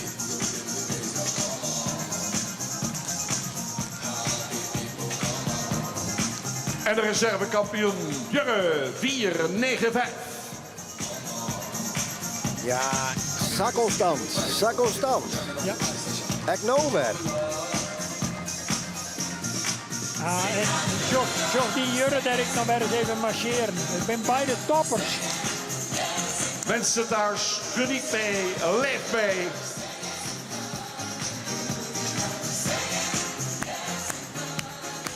Jurgen Teun Teunbloot er nog even naar rond zien. De kampioen. De kampioen van dit hier bij de jonge hingsten. En wordt er de algemeen kampioen? Dat is dezelfde grote vraag dadelijk. Wat een hengst. Wat een toekomst voor Teun 505.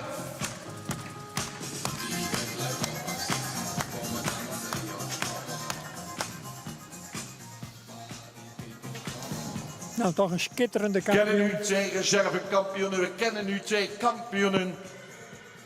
De AKW Dalma bokaal stond de hele dag al bij mij op het tafeltje. En die gaat straks uitgereikt worden. Word je algemeen kampioen bij het KFPS op de hengstenkeuring, dan verwerf je ook eeuwige roem. En wie wil dat niet hebben? Agen die staat al klaar. En ziet al uit naar de binnenkomst van de eerste hengst zo dadelijk in het slotstuk. Voor welke hengst staat straks het Wilhelmus klinken?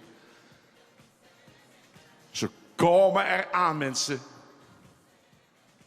Het gaat nog 1 keer gebeuren. Dit jaar gaat het dak er niet af. Ook wel eens fijn. Mooi rustig. Maar in de huizen schudt het zo nu en dan. Ja, en soms denk je dat je in Groningen woont. En zeker ik bij de fokkers en eigenaren. Want die spanning zal echt net minder wezen dan wanneer het een Jochen Toers meestal op de tribune zit. Dat moest net op rekening. Zawichtig. Ja. Best hier het Hagen vlak voor de camera. Te wachten op zien. Johannes neem ik Algemeen op. kampioenschap KFPS 2021. 4 hengsten te verwachten.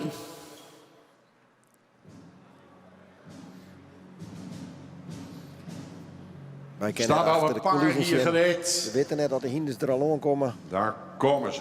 Binnen. Ja. Daar komt de eerste hoorn. Laatste optreden vandaag.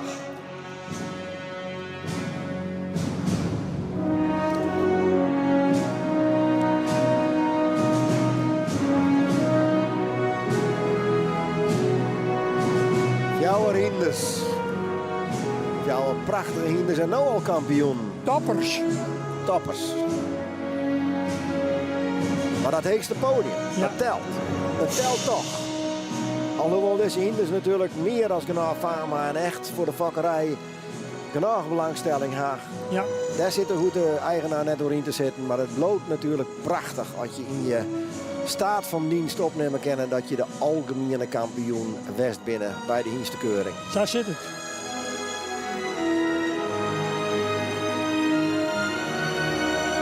Het jouwt ere en glans aan jouw bestaan als hienstehouder. En het brengt klanten binnen. En dat draait het natuurlijk in een commerciële business als de hienstehouderij. Uiteindelijk ik om. Keer langs. Zat ik eerder al zei, een Fries hinder wordt dan Fries, Nederlands en De wereldkampioen. slotonderdeel. De beste van alle jaar. Eigenlijk Algemeen kunnen we straks zien kampioenschap. dat de wereldkampioen, die Opgesteld stiert in hier de baan. binnen. Ja. Johannes 484. En neem maar aan dat Nane de hele wereld zit te zien. 492.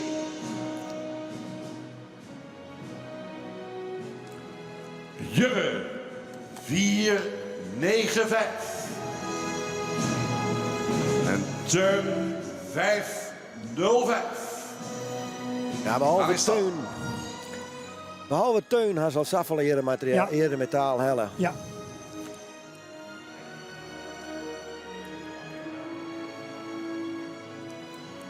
Nou ja, en heel vaak leert de praktijk is toch dat een jury op zondag dan uiteindelijk in de eindfase toch vaak bij kiest voor een jongen.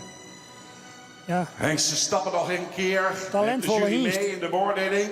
En daar zo'n je zitten, dan leidt Teun misschien op een lichte Gaan ze de voorsprong. baan uit. Maar hij moet het nog wel even weer Dus manchen. nog één keer een draf zien. Hoeven niet meer te stappen straks. We krijgen ze dus toch nog een keer in draf te zien.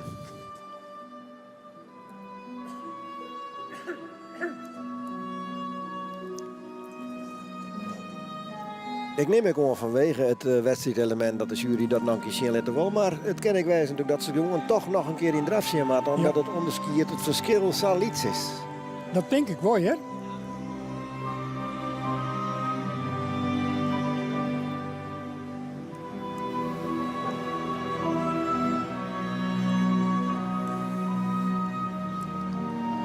Ze gaan eruit. It's En now or achterom zal de eerste weer Nu moet het binnenkomen. gebeuren.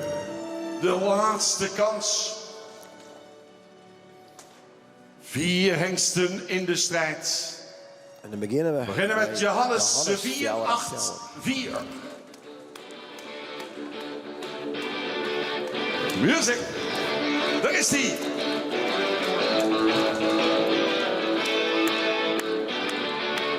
En thuis die handjes omhoog. Johannes, dit is even zin. Dus kan al dat muzikale geweld van steeds gewoon terug. Nou, Johannes, let hem je toch. Best genoeg zin nog. Op het eind van een lange dag. Dank u wel. Strak en goed. Ja. Regelmatig. Nane 4-9-2. Ik ga er bestaan. De spanning rent op, Gerrit. De spanning wordt mij oermaas geschoven. Daar gaat het bij Nanning Lemstra. En kinderen zijn nou rehabiliteren. Voor Safira dat nodig wijzen mocht. Ze hebben het natuurlijk super dienst, jongen. We staan erbij, maar een heel leeg op de monitor. Want dan kan je soms toch de draf met wat Pettersjen. Ja. Nane, maar zijn karakteristieke voorbenen. Ja.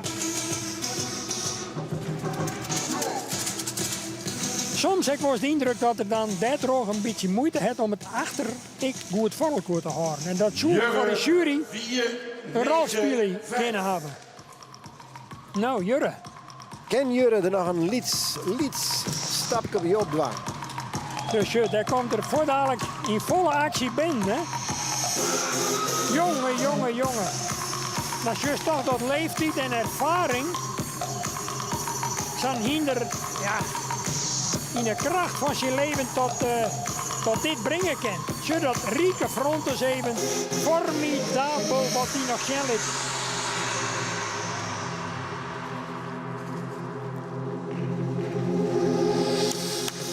Nou, een keurige presentatie. Wetter Joert geëindigd. Ik denk dat Jelmer Chardon tevreden is. Ja. En de laatste, Teun. En de kampioen komt wel uit Friesland, hè? Jouw kans hebben ze dit keer alle keer in Friesland staan. Al hier in Friesland op het stal. Ja. Nou, Teun.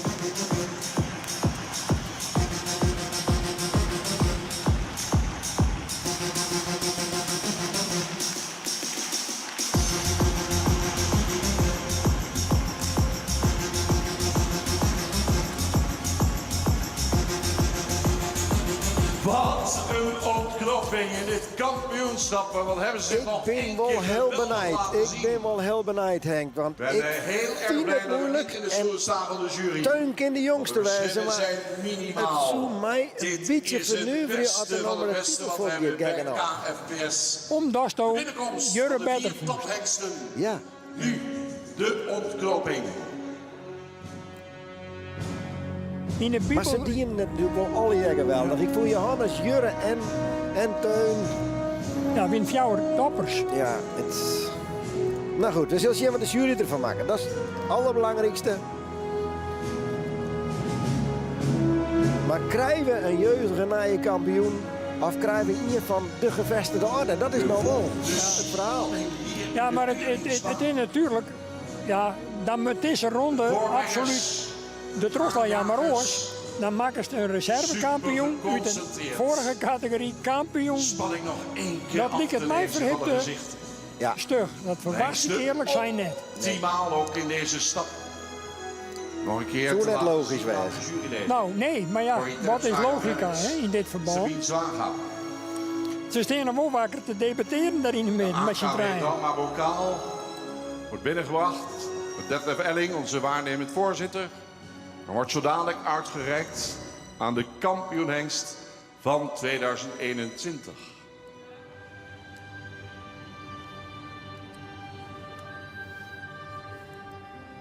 En ik zei het, concentratie te zien op de gezichten van de voorbrengers. Dan moet je de gezichten zien van de juryleden. Je kent een logica broeken, maar als je puur op je emotie ageert, dan weet ik het net, hè? Voor de eerste maal in deze samenstelling bij elkaar. En heel vaak is in dit vermidden de emotie toch wel die te oerhand krijgen. Maar... Corrie kijkt zeer ernstig. Kijk Sabine nog eens een keer recht in de ogen. België houdt zich wat afzijdig. Maar bemoeit zich er nu toch mee. Ja. Zoen ze er al uit. Eigenlijk zoen je daar een microfoon bovenheen je kennen maken. Rillingen van op de rug. Griezelig nieuwsgierig. Ja.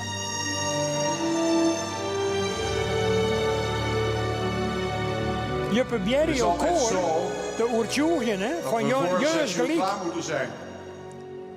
Nou, wat dat betreft kunnen we nog wel 5 keer rondstappen. Ja. Ze is eigenlijk net meer naar de hinder. Ze zijn gewoon aan het discussiëren. Ja. Dat zul je net zo vaak, hè? Nou zitten wij dichterbij als ook... Ze pakt de microfoon. In jou het zitten, Gerrit, hè? We kunnen dat nou ik beter waarnemen. Van uw Ik denk dat ze opgesteld kunnen worden zo dadelijk. Harm van der Meulen doet dat al vele jaren. Nou. Harm gaat ze op de denkbeeldige AC-lijn nog 1 keer met z'n vieren achter elkaar opstellen. De 2 reservekampioenen. 2 kampioenen. Nu strijdend om het algemeen kampioenschap. Geen taskogers, maar hartstikke spannend. Ja.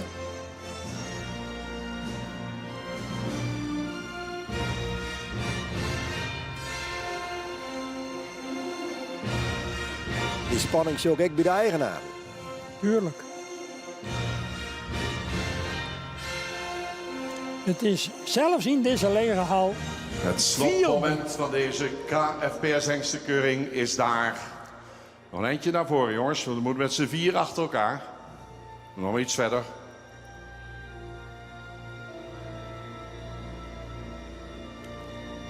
Dan gaan we het woord geven aan Sabine, voorzitter van de jury, Sabine Zwaga. Zij gaat ons vertellen wie de algemeen kampioen dit jaar gaat worden. Zit het u mee thuis? Ja, beste mensen. We komen aan het eind van deze online hengstenkeuring. Met de kampioen en reservekampioenen van de jonge en oudere hengsten. Stuk voor stuk hele kwaliteitsvolle hengsten.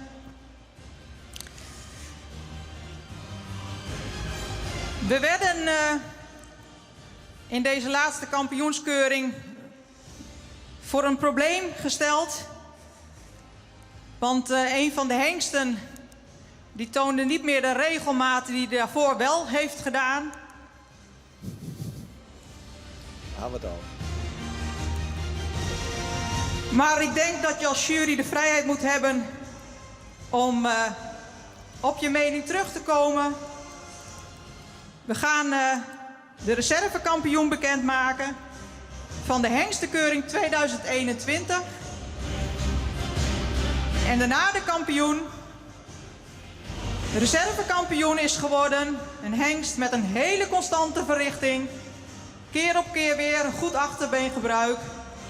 Reservekampioen van de hengstenkeuring 2021 is Johannes 484.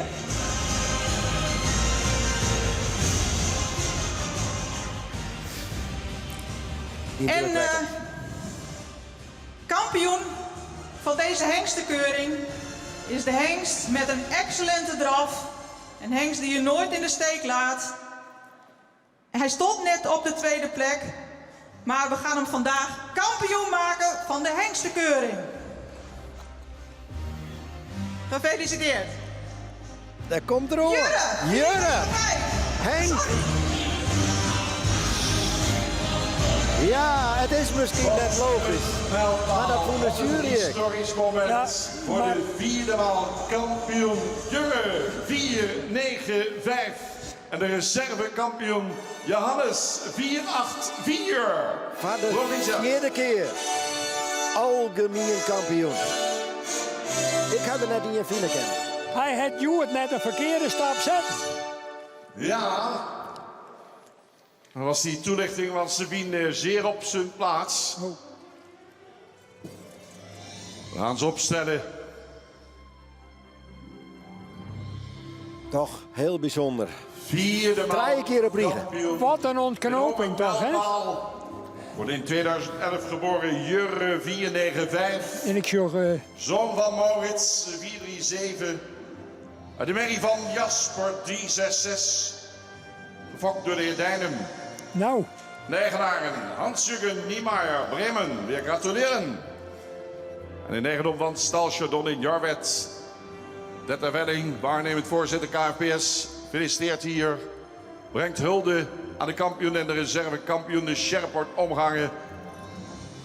Ja, Henk. Prachtige Ja, dus zei dus het. Hè. Het zoer net helemaal lopen, maar die constante wie er net meer en de constante prestaties van Joert binnen toch zichtbaar was. En ook in die finale ronde. Hij liet eigenlijk helemaal net een stekje vallen.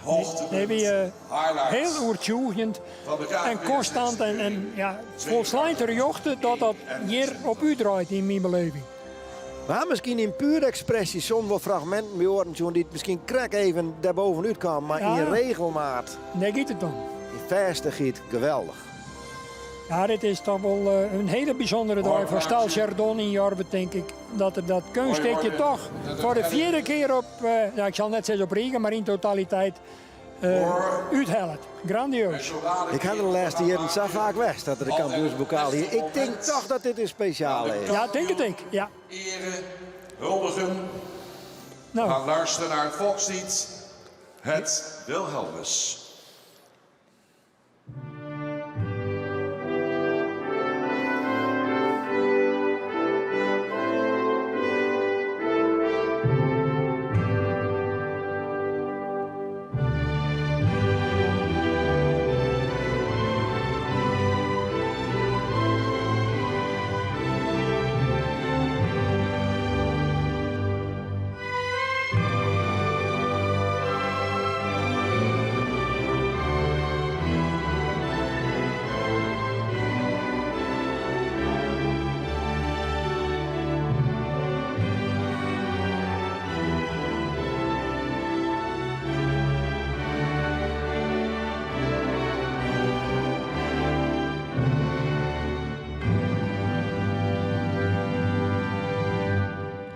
Voor de vierde maal kampioen Jurre 495. Mensen, wat een prachtige dag. We gaan afscheid nemen van Henk, dat stiert wat. Als je nou zegt, deze beide man, maar hun beide stal, wat had hij de laatste jaren een protégé litten. Ja. Maar Johannes, maar Jurre. En Tjalla. En Tjalla. Ja.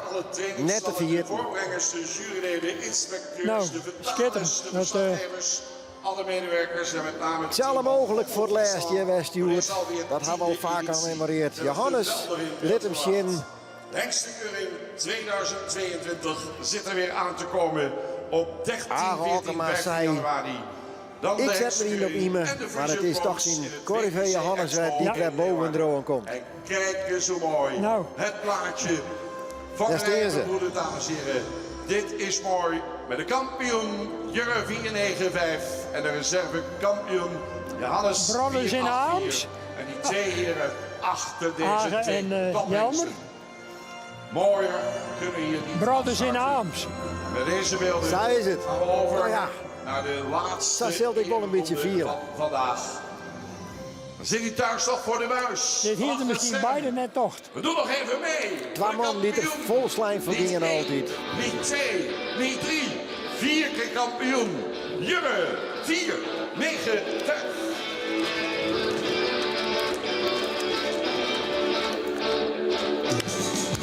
Genieten van Jurre voor de vierde keer. Voor de vierde keer. Ik zeg het mijn nadruk. Kampioen. Algemeen kampioen op de Hingstekeur. Ja, nou weer de spanning voor en nou spot er ik voor.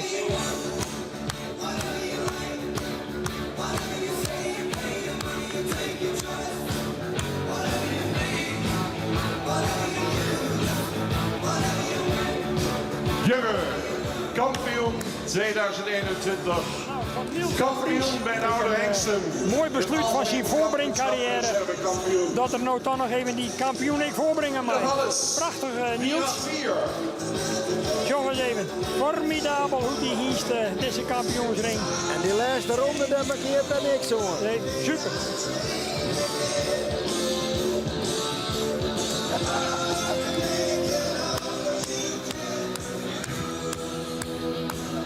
Toch top Arend.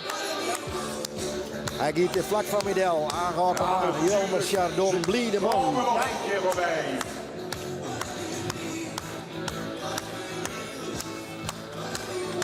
Ze kunnen er geen af voor krijgen voor een derde keer in Droen. 13 tot en met 15 januari 2022 in het WTC Expo Leeuwarden. De volgende editie van de Hengstenkeuring en de Frisian Bronx. Net het applaus van die Jochen Toesen, maar wel het applaus van een Lidse groep de meesten hier. En ik denk toch het applaus van de meesten thuis. Want we hebben een formidabele kampioen, hoe je het ook bent dat keren. Fijn dat u bij ons was, mensen. Het is al bijzonder dat de keuring met teruggang dit hier. En mooi dat het uiteindelijk toch weer tas aan slot komt. Een goed jaar nog, blijf gezond en tot 2022. Dank u wel. Voor u zit het er dadelijk. Ik haast op maar nog net vanzelf. Want wij zieken je nou eerst nog om interviews met de kampioen. Nee, ik wil daar nog even ook wensen, want het is wel het ziende keer dat we dit een keer oprijden, Gerrit. Dan is dat zijn, dan mag ik daar direct bij feliciteren. Laat dat duidelijk wijzen, Henk. Dank u wel. We zullen eens even zien, want ik zag Jelmer Chardon op dit moment bij de Helco Broersmas die in de radioverslagjouwer. Daar komt ook Johanne Brinkman. Die komt nou in de ring. Die docht hier de televisie-interviews. We zullen zien hoe gauw hij nou dadelijk naar de microfoon takken. Ik daar van de regie wil dat wij dan even oerskakelen. Maar we zoeken nog even naar de kampioen Henk Jerre. Even nog in de slow motion. Ja, prachtig dat beeld met Niels de Vries. Die hier mij zien voorbrengen loopbaan. Ik besluit. En wat kan er dan mooier wijzen om maar de kampioen aan touw de piste te verlitten. Marijn Zwart nog even met die imponerende Johannes. Die keer toch ik weer een nieuwe kroon om zijn rieke loopbaan te jekken. En Aangehokkema natuurlijk uit de schroeven. Ik denk dat beide man, zowel Jelmer Chardon als Aangehokkema, net dreamen kunnen dat dit joert op deze wijze dat de absolute hoogtepunt van de dag leren zoeken. Hey, ze weten dat ze de toppers in de huis hebben. Jelmer zei van tevoren, wat mag ik eerlijk zeggen, ze had heel duidelijk ongejoen van Jurre stiert er weer fantastisch voor. Weer vleen die er net helemaal in vorm, weer net helemaal op en top. En pakt het dan dit hier inderdaad weer op en wordt voor die vierde keer kampioen. En dat mij, wat dat betreft, had Jelmer het wel een beetje onkondig, maar dat het gebeuren zou. Ik vreeg me af dat daar echt leeuwde. Nou, dat is de vraag even. Maar dat het verzin is, daar ben wij het beide in elk geval wel oeriens.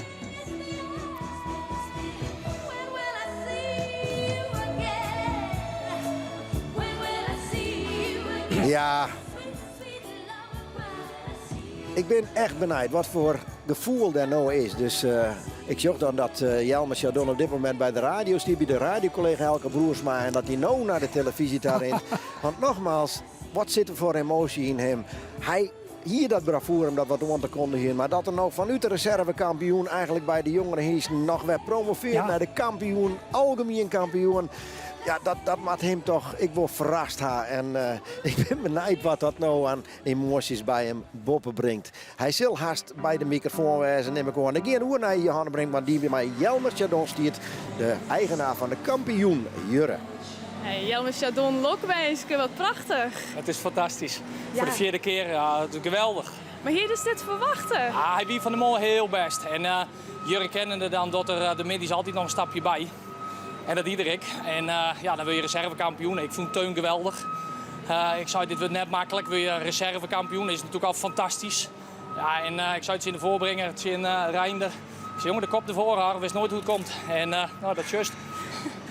Ja, hoe blied bist? Ja, fantastisch. Het is natuurlijk al een hele aparte beleving om sowieso onder deze omstandigheden een hienstekeuring te organiseren. Eerst met de voorrondes hebben we super succes gehad. Vervolgens hebben we deze keuring. Ja, het is natuurlijk geweldig van het stamboek van Omroep Friesland dat ze dit zou doorgaan. En dan heb ik nog een kampioen. Ah, dat is fantastisch. En wat verklaart het dan? Want Arun en hier, dan komt het wat minder goed, maar Jurre, nou is hij er dus weg. Ja, Jurre is er weg. Hij wie de volgende die ik wil. Maar het is soms zo moeilijk om correct dat tijd te krijgen. En het is echt, ja, je weet er soms net werkt dan luid. Het zijn hinders, wij zijn mensen. De druk wie natuurlijk altijd wel vrij heeg op Jurre. Hij wie 3 keer kampioen west. Ja, we hebben een super team om ons heen. De vrouw die op stal. We hebben een super groep voorbrengers. Ja, en alles mooi akkoord leidt tot de kampioen. Ja, we kunnen wel zeggen dat het gewoon de comeback is van jullie. Ja, geweldig. Ja, geweldig. En had het feit dat er geen publiek bij is, had dat misschien nog wat mooi? Jurre is heel cool. Ik denk dat Jurre net uitmaakt. Het is voor jezelf, natuurlijk is het jammer. Je wil dat, voor alle mensen wil je de show stelen. Ik vind wel dat het om deze omstandigheden trok is. Alle mensen zitten thuis op de bank. Ik ben hartstikke blij dat we deze hier een presentatie schenken lid en dat de mensen thuis toch kunnen genieten van het mooie Fries hinder. Nou, Lokwijske dan mooi. Dankjewel. Ja, en terug en begrijpelijk heel blij de Jelmer Chardon vanzelf. Die het inderdaad, zoals ik al zei, een beetje onkondig hier. Maar tegelijkertijd zelf, ik wel weer verrast is. Maar hij wist dat het goed weer met Jurre, dat Jurre er goed voor stond. En dat er dan uiteindelijk vanuit die reserve titel bij de jongeren teruggeeft naar het algemeen kampioenschap, ja, dan kan je net blieder wezen. Ja, ik ben wel benieuwd in hoeverre had de man die nou dit joert maar tweede plakken van teruggeeft, maar zijn Johannes Age Okkema, in hoeverre die ik krijg stabiel is. Ja, Age Okkema, hoe blied bestow? Ja, hartstikke blied natuurlijk, kampioen van de oude hengsten. Hele dag goede zaken die in fjouwer in de kampioensring, dus wij zijn hartstikke blied. En met het hele team weer mooi dieren. En het einde wie misschien iets apart. Daar hiek ik net op rekenen op deze switching. Maar Claire, ik vind het super voor Jelmer en ik vond Jurk heel best. Dus ik ken het voor mijn leven. Maar hier is dan een beetje stiekem hopen op de winst? Nou ja, ik denk eigenlijk toch. Ze pakken de 2 ouderen. Maar ja, je kent altijd een beetje oorsteken als de jury. En die ene stap bij de jury op bij Bron kwam, dat hiek wel een beetje zoen. Ik denk, nou ja, dan zit het toch wel voor de ouderen in. Maar ja, ze die in de oosten pakken de reserve erbij en die vonden ze dan toch beter als de ouderen. En dat is hun keuze. En je kunt er alles van denken, van zijn keuze. Maar je krijgt wat de jury zei. Ze komen op hun beslissing bij waarom. En dat mooie zij de jury dwan en dat heb je maar te respecteren. Dat viel net als een teleurstelling? Nee, natuurlijk niet. Wij zijn kampioen van de ouderen. En de jongeren maakt eigenlijk weer beter wijzen dan de ouderen. En wij zijn een soort fans van deze hengst. Hij vak goed. En zijn heid zie je in de ring en nog een zoon. En ja, wij hebben gewoon een hele mooie dag en een hele goede weekend. En we zijn heel blij dat deze keuring terug komt. Dus zeer tevreden. En hier is het een beetje verwachten dat ze 4 komen zo dus mooi Johannes Joert. Nou, wij vonden wel dat Johannes er altijd heel best voor stier. Hij wordt een oude hengst. Wat is een oude hengst? Maar hij zit in de categorie oude hengsten. Maar hij toont nog heel jeugdig. En hij stiert er hier strak voor. En zonder publiek is het misschien iets rustiger. En dat komt hem wel te goede. Dus ik hier heb een goede hoop op. En dat zie ik me hier merk. Hier met wat waren. Die had ik nog nooit zo toen. Dus ja, wij kennen gewoon bij waarom zijn op een tevreden dag. En de tjallen, daar geniet ik dan altijd nog van in de lange lijnen. Dus ik ben heel, heel tevreden, man. Dank u wel. Alsjeblieft. Doei, hè. Ja, kom maar. Nee, hij zei het precies dat het is, denk ik. Tegelijkertijd weet ik kennen dat hij in zijn hart toch uiteindelijk dat in het reetje nog wel meer hebben. Maar hij had een fantastische dag gewoon. Maar hij zien drie hinders die geweldig presteren. Tjalle, Ime en Ek Johannes die uiteindelijk hier met het reservekampioenschap voortgeeft. En het kampioenschap bij de oude hingsten. Een fantastische dag. En dat geldt dan voor hem en dat geldt voor Jelmer Chardon. Met Jurre die het voor de 4e keer hier kampioen wordt. Ja, ze hebben toch een fantastische dag gewoon. Een dag die het eigenlijk net zou verwachten in deze coronatijd, maar die er toch kwam. Tot op het laatste moment hebben we wel eens gedacht, zo het wel terug in kennen, maar het ging al hier terug. En we hadden de hiesten hier in de een van de dag jongen. We hebben hier een vrij volledig programma proberen aan te bieden, ondanks dat hier geen shownummers wijzen konden. We hopen dat we daarin slagen binnen. We zijn in ieder geval in slagen om een keuringsje te laten met een mooie kampioen. En ja, met die woorden denk ik dat we afsluiten kennen dit hier. Mijn dank aan alle mensen die achter de schermen dit al hier mogelijk maken, die hier oren en dagen keihard werken gaan. Mijn dank is aan Henk Dijkstra, mijn compaan die hier together met mij voor het 10e keer ziet. Nemen we afscheid van jou en hopen we jou takom hier. En dan hopelijk weer in het WTC met die 9.000 mensen op de tribune waarom te zien voor de buis. Maar voor nu, dank voor het zien en dan takom hier.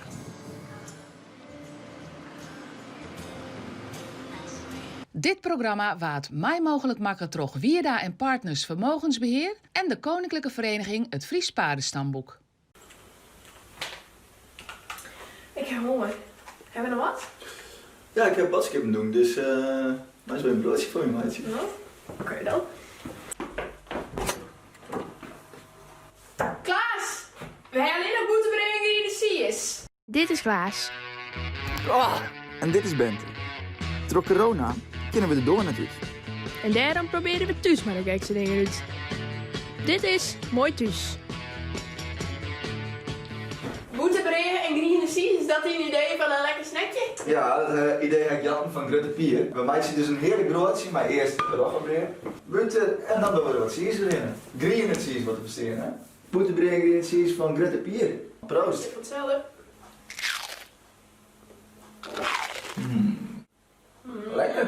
Ik denk wel dat het beter kan. Ik wil wel iets meer exquise eigenlijk. Dus dat denk dat het beter is dan Grutte Pier.